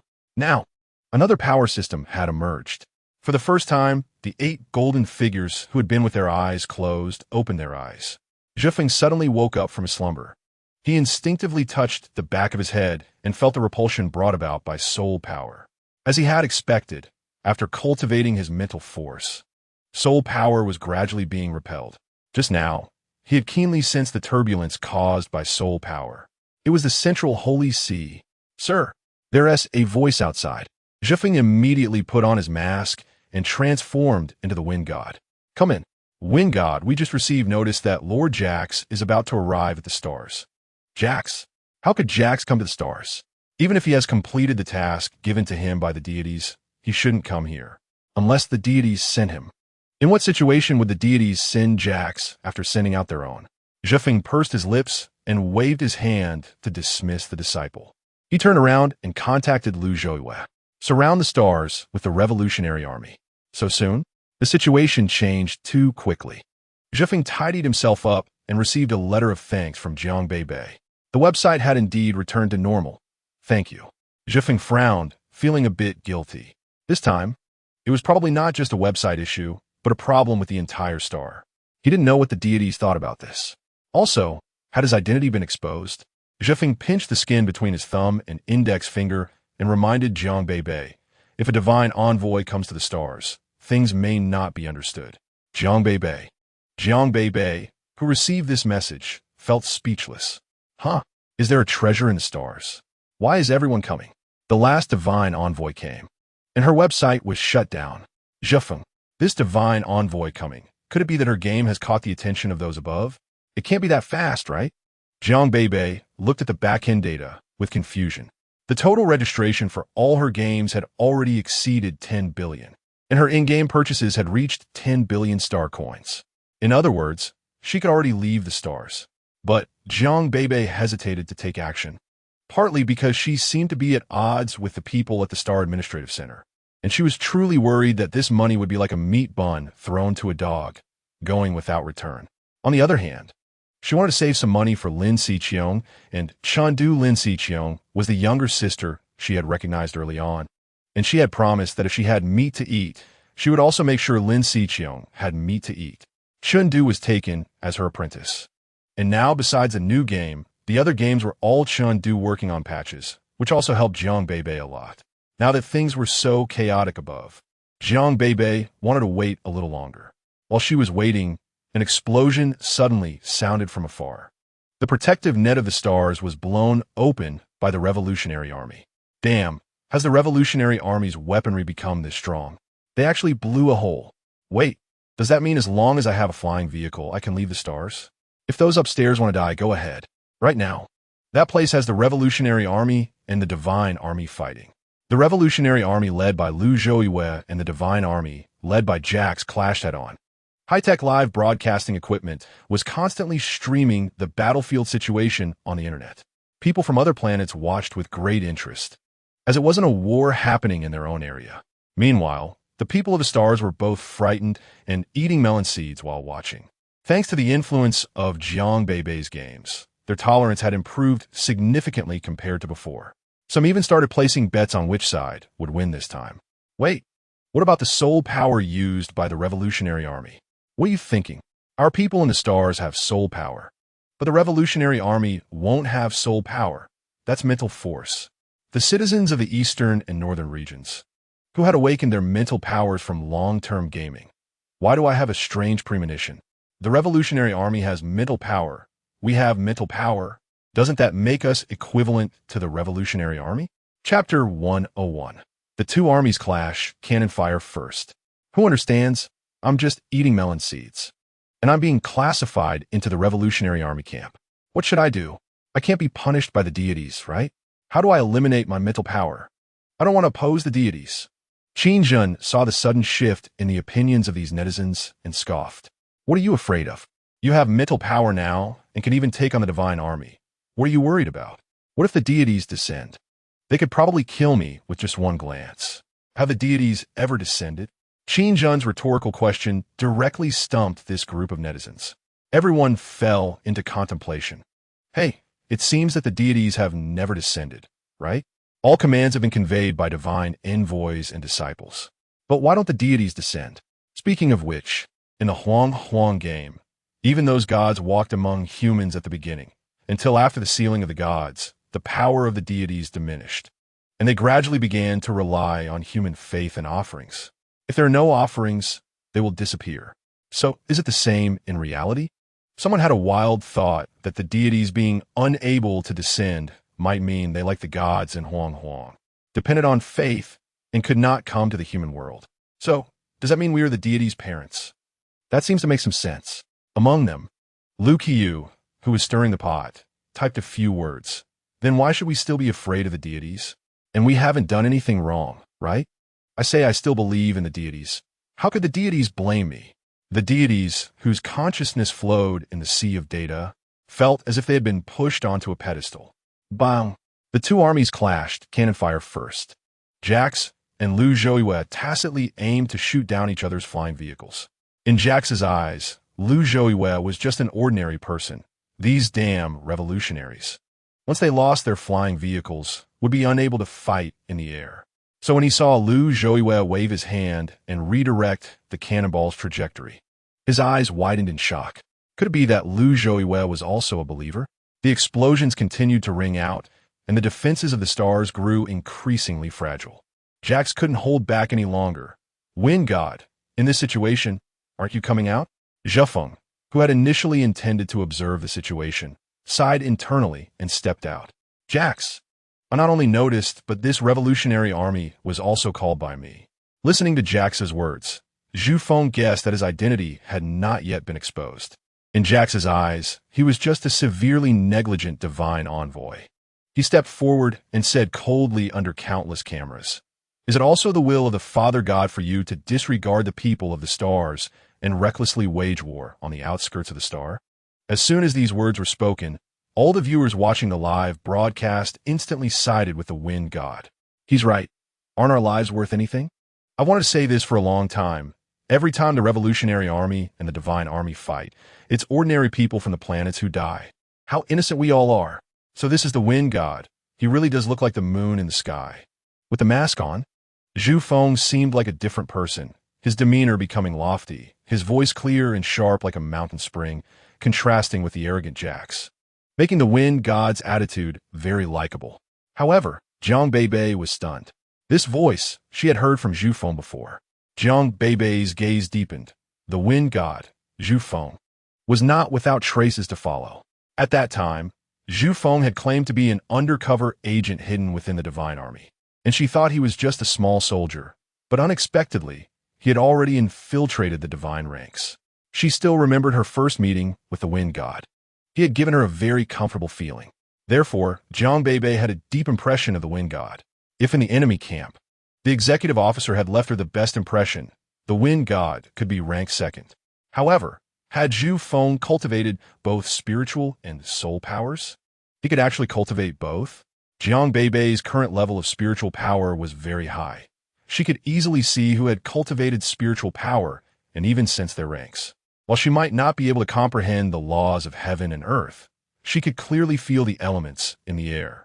If she could sense Zhu Feng's spiritual power, could those mysterious divine beings also sense the second type of power within Zhu Feng? Enough nonsense, Wind God. Hurry up and attack the revolutionary army. Jax did not want to hear the Wind God say anything strange. He didn't understand. He just wanted to drive back this group of revolutionaries and show off the Father God.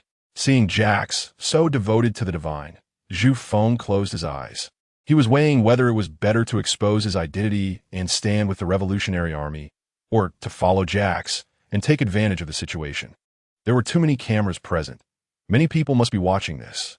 Before the Wind God could make a decision, the sky suddenly darkened. A voice like thunder rang out from the horizon. The entire star could hear it.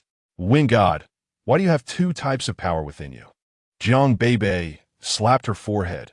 It was over. She had been discovered. The expression on Zhu Feng's face changed beneath his mask. Was this a divine being? A golden light shone through the dark sky, and a golden figure appeared in midair, so large that everyone in the world could see it. Many people immediately knelt down on the ground. It's a divine being. The divine being has come. My God, I actually saw a divine being. It's over. The divine being must be here to hold us accountable for cultivating spiritual power. That game planner is simply a disaster. The online sentiment changed rapidly. But Jiang Beibei was not concerned, as she felt that the divine being in the sky seemed fake. As someone whose spiritual power had reached such a level, she could definitely sense when another powerful aura approached. However, the divine being's descent felt empty to Jiang Beibei. She gritted her teeth and walked out of her room. Lin Xiqiong quickly grabbed her. Sister, the divine being has come. Why are you still going out? Let's hide. Jiang Beibei comfortingly patted her hand. Don't worry. I know what I'm doing. Lin Xiqiong, who still wanted to say something, was stopped by Chundu. Don't worry. Master is very powerful now. Among the three, Chundu's spiritual power cultivation was also quite good. Even he could sense that something was off about that power. It was as if it could burst with just a poke. Chapter 102. The Blasphemer. Jiang Beibei, I didn't expect you to awaken soul power. The battlefield was far from where Jiang Beibei was located. She could only temporarily buy a flying vehicle. Hey, my flying vehicle. I paid you. She was about to take the flying vehicle and leave the star when someone forcefully bought it from her. Although it was her first time flying, the driving tool at this time could fully operate automatically. After arriving below the battlefield, Jiang Beibei looked up, focusing to sense. Wind God, what is the power within you? Zhu Feng knew that he could no longer hide it. However, he also felt that this did not seem to be the true form of the divine being. Or perhaps, the divine being had no true form? Zhu Feng raised his head and looked at the golden figure. The power within me is a type of soul power and a type of spiritual power. As soon as he finished speaking, the live broadcast exploded with comments. What the hell? Even divine envoys play games. Huh? Divine envoys have spiritual power too? If divine envoys have spiritual power, and I have spiritual power, then I am equal to a divine envoy. Did no one notice? Spiritual power is something everyone can cultivate. Compared to soul power, it truly treats everyone equally. Jiang Yin was in a daze, looking at the small flame emerging from his palm. Originally, when the small flame appeared, he was a bit flustered, but now he was left in shock. Such a powerful ability. The substitute lord did not use it for power or profit, but instead taught all players through the game. What that Confucius said about teaching without distinction, is this what it means? In contrast to the divine beings, who spoke of divine love for all and equality among all beings, in reality, this society was filled with inequality. Comparing the stars and the stars. The gods favored the stars.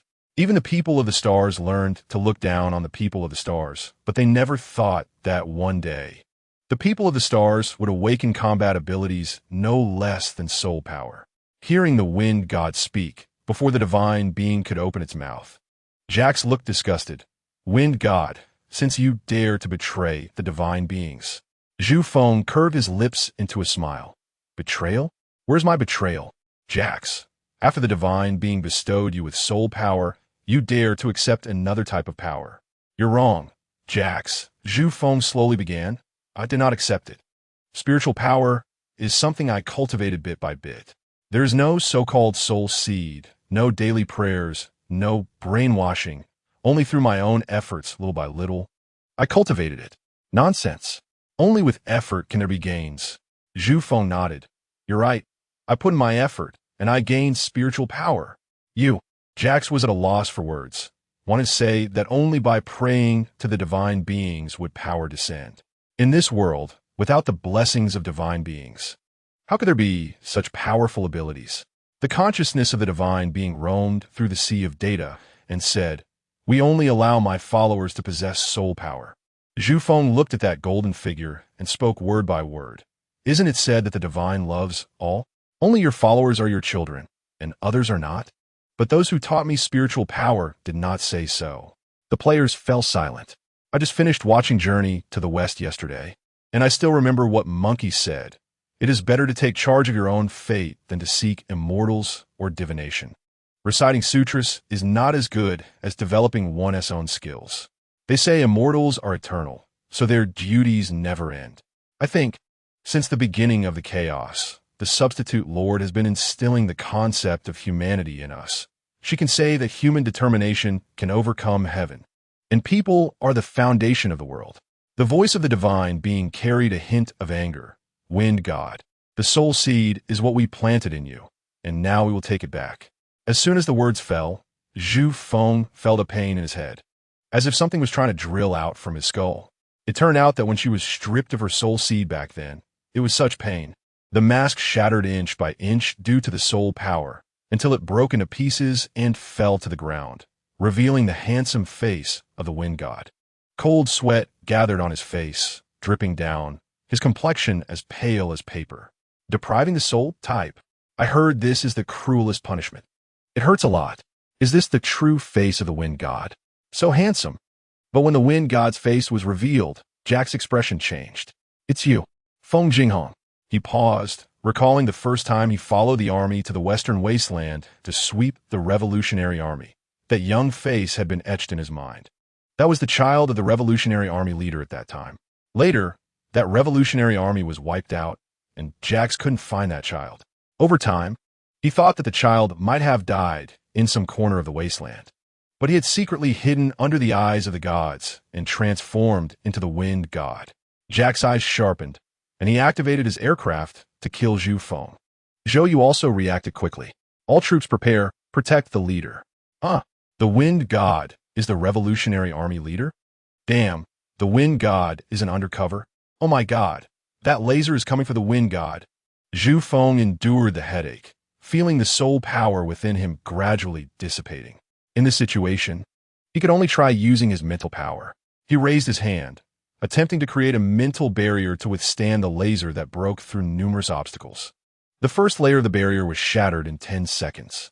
The second layer also broke in less than 5 seconds. Oh my god, I don't want the wind god to die. Jiang Beibei stood at a distance, watching this scene, and quickly stepped forward. When the third layer of the barrier was breached, she used her mental power to forcibly change the laser's trajectory, sending it straight toward the golden figure in the sky. Survived. Saving the hero. Zhu Feng looked at the woman holding his waist, stunned, and said, You.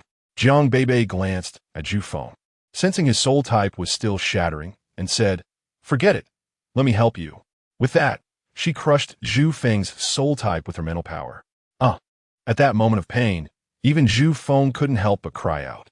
Jiang Beibei looked at him sympathetically. All right, now that it's shattered, it's fine. As if it wasn't her who crushed it. Jiang Beibei then looked at the golden figure in the sky. Hey, I say, how come it takes so long to crush a soul type? The golden figure silently looked at Jiang Beibei.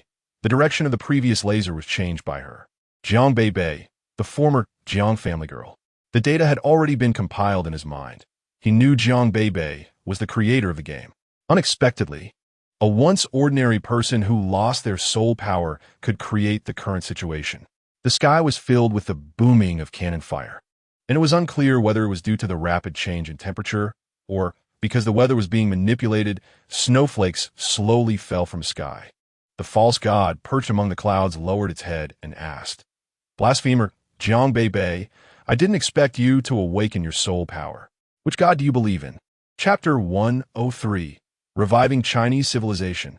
Jiang Beibei tugged at the corner of her mouth and directly pierced through his words. "You just recognized him as having mental power. How come you can't recognize me as having mental power? What? Want to recruit me?" This word recruit made the players reminisce about Journey to the West. Wasn't the Monkey King recruited by the Heavenly Court? At this moment, the players' minds began to align with Jiang Beibei's. However, the players had never seen the face of the Reserve Lord in person. Now seeing a strange woman save the Wind God, everyone breathed a sigh of relief, while also started to think wildly. If the gods were compared to the Heavenly Court, then this woman was likened to the Great Sage. When they watched Journey to the West, they were quite resentful of the Heavenly Court's actions, each one a fan of the Great Sage, wishing to fight against the Heavenly Court on his behalf. Moreover, the Wind God had just looked so pale, making people feel distressed. Not to mention the Wind God was so good-looking. Indeed, players were that superficial. The words spoken by the Wind God earlier brought them comfort, and they stood on the side of the Wind God, learning that he had also cultivated mental power like them. Isn't this one big family? Even if it was later revealed that the Wind God was a rebel, for most people who had not been affected by the war, it was hard for them to connect the Wind God with the war. The god realized that Jiang Beibei was not prepared to pretend to be deaf and mute anymore. To be honest, the god was quite wary of the so-called mental power. If it could be achieved peacefully without bloodshed, that would naturally be the best. As long as he could obtain their so-called mental cultivation method, let his followers practice it, and then confine this cultivation method to a certain scope, the god could still remain a high and mighty god. But Jiang Beibei refused. She wanted to announce to the world, to awaken the people's wisdom, to let the truth be revealed. After a long standoff, some citizens raised the question, why is this woman so disrespectful to the god? Yet the god does not punish her. Even Jax found it a bit strange. Why hadn't the father god acted? What they couldn't figure out, Jiang Beibei had already understood. If he couldn't act, it was naturally because he couldn't. So the so-called god was just a paper tiger, right? Sharing her speculation with Zhu Feng. Zhu Feng immediately reacted. Perhaps the so-called soul power is something the god doesn't even grasp. So what exactly is soul power? Why doesn't the god have it, but insists on having his followers possess it? As the flames receded, the sky gradually brightened. After a long silence, the god spoke. Jiang Beibei, do you truly wish to oppose us? It was only then that the players noticed that the god referred to this woman as Jiang Beibei. Wait, Jiang Beibei? Sounds a bit familiar? Isn't this the name of the game planner that little fish accidentally leaked in the live stream? The wavering players immediately took sides. My Reserve Lord? Is this my brilliant Reserve Lord? Don't say anything. I unconditionally support the Reserve Lord. As a direct beneficiary of mental power, I choose to believe in the Reserve Lord. The online sentiment shifted again and again. Up to now, only the followers of the god in the Fusey Galaxy were still stubbornly resisting, firmly believing that the other party was an enemy. Jiang Beibei raised a bright smile. Different from the people of this era, her smile was both arrogant and confident, the wind blowing her hair up. I have just been doing what I should do, reviving Chinese civilization. But the concept of Chinese civilization contradicts the ideas you have instilled in the stars. People can never be controlled. You can control their lives, their abilities, but there is one thing you cannot control. Jiang Beibei looked at the countless revolutionaries behind her, their eyes eagerly watching her and Zhu Feng. You cannot control human thoughts. As long as you give them a seed, that seed can grow into a towering tree. Not good at quarreling, debating, or reasoning, perhaps it is inherited from the gods.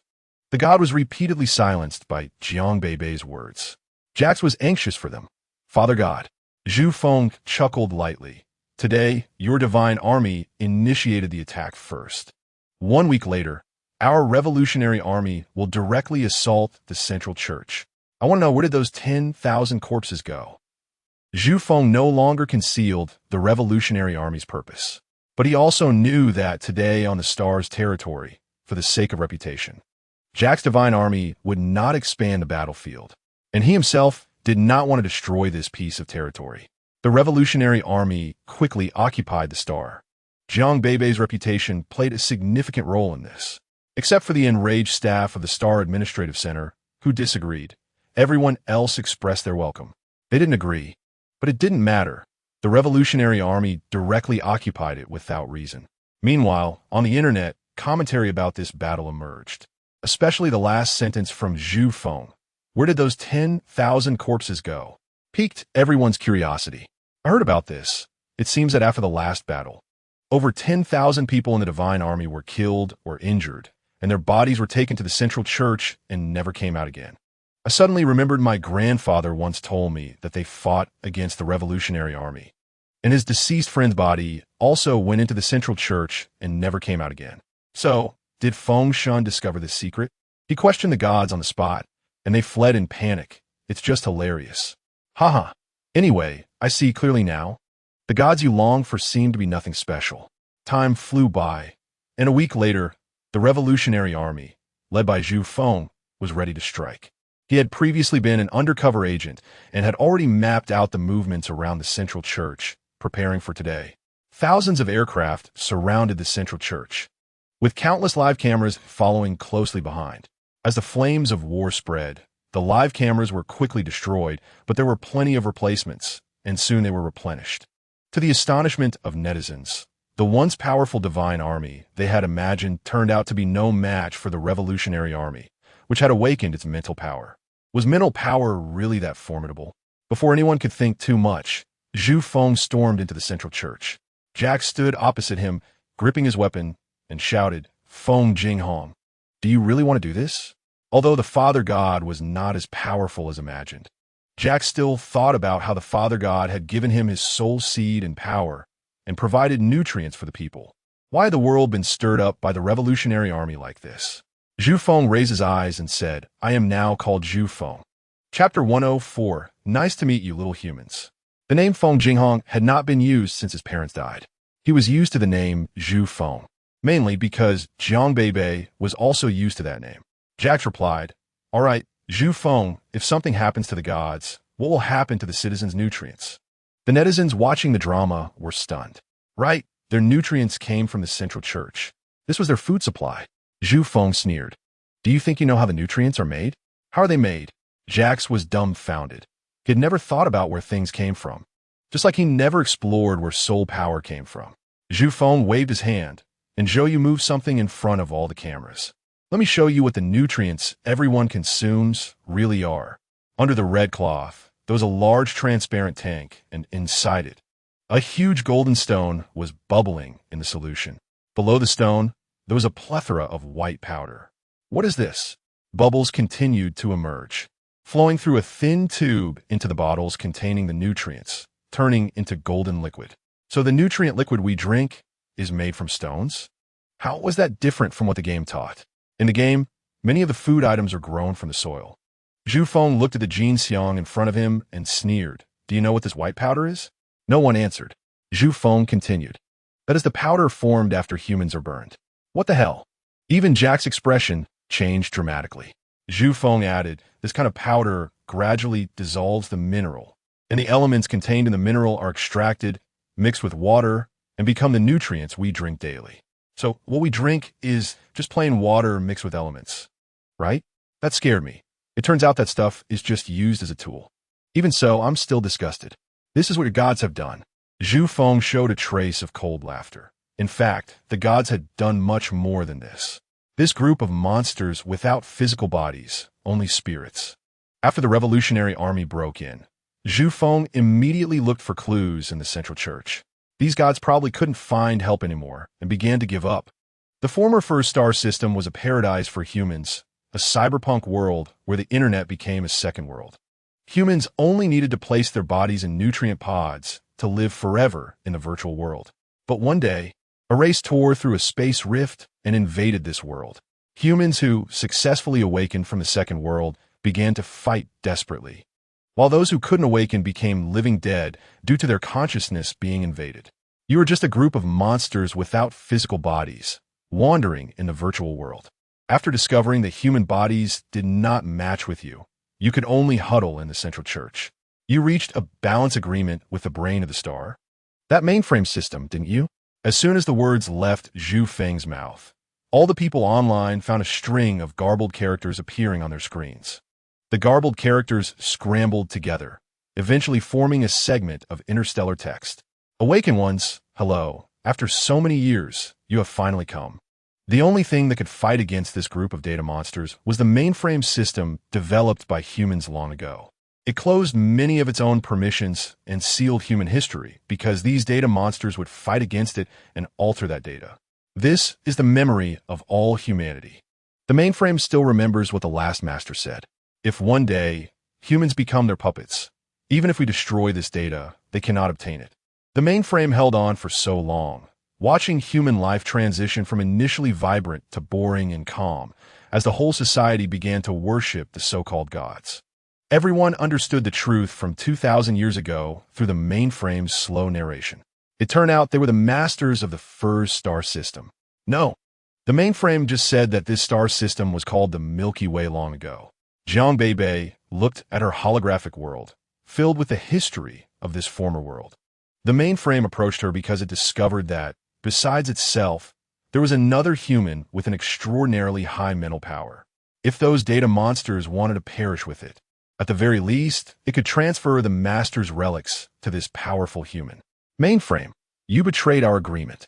The voice echoed in countless people's wristbands. It was the voice of the gods. But at this moment, the interstellar citizens would no longer buy it. Boom! The central church exploded. The Jinxiang, which served as the refuge for the data monsters, shattered into pieces. Jax looked at all this with despair. His faith had just collapsed. Zhu Feng walked to the camera and said, I actually have one more question. What is the soul seed? The monsters that were defeated in the real world sneered. It's just something we stole from the last universe, but unfortunately, we can't use it. With limited quantities, they could only recycle the soul seeds. Every dead divine soldier would have their soul seed taken back and implanted in the brain of the next baby. The star citizens with implanted soul seeds. Hiss. The monsters replied, even if you know so what. You can't catch us. In the data world, we are invincible. The monsters hidden in the internet warned that if everyone entered the holographic world, they might be invaded by their consciousness. The mainframe's emotionless voice echoed. Did you forget that I am the creator of the internet in this world? The monster chuckled, so what? Can you drive me away? The mainframe replied, the master once taught me the last lesson, called formatting. As soon as the voice fell, a series of data began to flash on everyone's screens, constantly appearing and disappearing. No, the monster shouted, feeling its consciousness being torn into pieces.